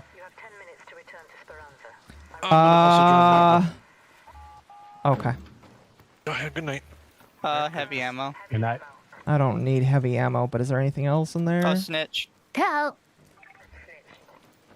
Don't shoot him. Don't shoot. Oh, there's. Oh gosh. Be careful. Ammo? I don't have ammo. You don't have I any got ammo? I've I got have ammo. a bullet. If you have long range, yeah, go after him. Oh, Oh, shit. Just seen you. You have a bullet, a solitary bullet. Don't look at me. He's gonna summon. He's gonna summon. He's summoned. All right, It run. actually doesn't damn it, matter that damn much it. 'cause it's gonna spawn them way on the ground. Shoot the turret. Shoot the turret. Let's go. Turret's down. Let me see if he's got medium. Let's see. What does he have? Oh, they're coming up. He's got light. I think they're yellow. They don't see us. Oh, think as we're it in turns trouble. out, Santa's just a hoe because he's hoarding all the fucking. So, goth baddies for where himself. are we going? Are we? I don't know. We're just following. Oh gosh, Ava, be careful. Oh, There's nothing shotgun over ammo. here. Fuck yeah. Nothing. Okay, so we're. We do have to go back up. Oh no. Well, We do. damn. All right. Well, I've got ammo. It sounds like Mizu doesn't. Oh man. Oh man. Oh man. Oh man. Listen, if they see you, give them a hug full of bullets. You cannot leave this area without a zip line. Well, guess what? We don't have. Oh. Oh A line shit. that's zip. Oh, we're in a blur. We have a problem because yeah. Oh. I can't. Oh wait, look, I did it. Okay. Yeah, you gotta jump. You gotta jump, Mizu. You gotta jump. Oh. We all did it. We all did it. We all did it. We all did it. All right. Go We're down. fine. We just gotta deal with that turret in the elevator shaft. Yeah. Okay. I'll head down first. I still have like 70. Oh, I just crashed. You crashed? Oh, yep. Ava's walking. Totally. this way. No! I don't know if that means that she's dead or. Well, fuck. Well, we got time to wait for Ava. Can I relaunch? I'll go down the thing. Will let me do that? Well, okay, we got 7 minutes. We can make it. Okay. Well, I'm relaunching. Okay, that turret sees me.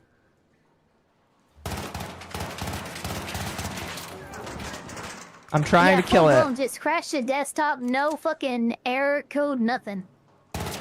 We're waiting for you, Ava. Dang. Okay. I'm My almost chat out is of saying I ammo. can rejoin. So I might ask that you know, maybe we just like leave Ava. Yeah, because I have like less than 20 ammo right now. You go on, Akko. I'll wait for Ava. Are you sure? Yeah. I'll risk it for the chocolate biscuit. You and what ammunition?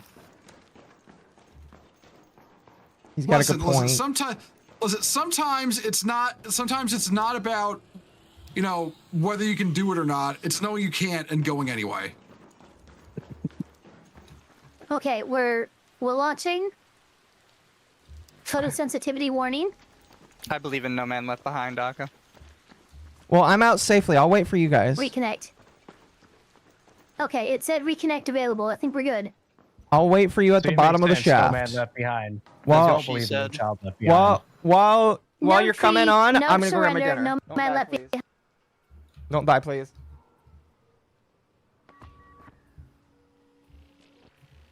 It's my favorite government program, Child Left Behind. Okay, hey, Yes, child left behind. where am I? You should still I be. mean, to be fair, that was the standard. Yeah, Ava, for, we're going to for the many shaft. years. Oh my god, 5 minutes. Nyo. Oh, Akko, did you go all the way down? Yeah, I'm all the way at the bottom. You go all the way to the Why? bottom. You need to come back up. What? No, yeah, you have this to is, come back up this to is the way. middle section. Oh, okay. We're gonna be starting trust UTT Mizu. late. Yeah, unless you have a He hatch has a key, you gotta diver's- be up here. Look, he's got a diver's helmet and you know, above ground. All right, we got know, he 5 minutes clearly to get all the way has, over there. Yeah, if you go down the way you were going, we have to go all the way around the building. There's a bomb. There's a rocketeer over there. Yeah, well, I'm gonna pretend I didn't see it. Also, keep in mind, I have no ammo. So if we Yep, meet I people- know. Yeah, I have only like 70 rounds. Oh, wait, actually, do you want some? No, we're good. It's Just keep running. Gotta be medium if you want. To. You Ammo can share is some more with me. valuable in your hands than mine. What do you got? No, I Light believe or in you, Ava. medium? I'm just saying. I've got medium. Oh, then yeah, you probably should share some of it with him. I'm gonna just go hit the button. saying. Let him hit the button first. All right. All right, You don't go hit the follow button, him. Come Here, back to me, and I'm gonna drop some medium ammo. Ava, hide behind this container. Right over here. Hide behind this container. Okay, I'm gonna drop some ammo for him. Medium ammo. I'm just now getting Drop an to ad ground. for fucking There you go. this game, Guns and Nuns. I gave you like 2 clips worth. Right over here, Mizu. Guns and Nuns. Demo launch trailer for Guns and Nuns storming There's hell. an angry one that saw me, I think. We'll hide. Oh yeah, I see him. Apparently, there's a demo on Steam. You gotta let him get closer because my guns are inaccurate. No, you're good. Oh, there's a guy on the thing. Is he friendly? I don't know. All right, Got anime-looking him. nun, shooting a bunch of demons. As soon as with it opens, just guns. go okay. for it. It's open. It's open. I mean, but what did you expect it to be? Did you expect it to be just regular old priests? Wait, no, fuck! This is, okay. Oh my god, you made it. That wasn't me, that was that Holy guy. fuck, that was bad. Dude, All right. you barely managed to make it. All right, that was beautiful. That one's beautiful. Oh, All right, chat. That leaves us for us. I'm gonna do my goodbyes, but thank you so much for having. All right, I got chat. a whole level up off that. I'm sending you over to the under the T. Mizu, start her up. She's already been up. Oh, she's already been up? Perfect. Customization, redirect. We're just gonna stay in here and let everybody join. Okay. Oh, you want to stay in No, this I'm chat? asking. Or do you want to go to the UTT chat? I was asking you. Oh, let's go to the UTT chat and we can drag people in. Are you live on Twitch or are you just live on YouTube? Yeah. You two don't want 3 additional guests. I mean, it's anybody that wants to join. Oh, so it's just like okay. Because I was about to ask, because I was going to join you guys for Arc Raiders. I was wondering. Yeah, you can still join us for Arc Raiders. It's no big deal. Okay, yeah, I'll move over to the UTT. Yeah, Discord we'll drag then. you over. So you're not streaming on Twitch? No, I've never really streamed it on Twitch. Why? Okay, well then I'll just throw somebody random over. I'll just throw everybody randomly. And you're not streaming on Kick either, so I will throw somebody. Oh, this person. We'll throw them to that person. All right, chat. I'll be back tomorrow night. I think we'll see. You guys have a fun, fantastic one. Tim says he can jump in too, by the way. All right. But why is this not properties? And raid. There we go. All right, chat.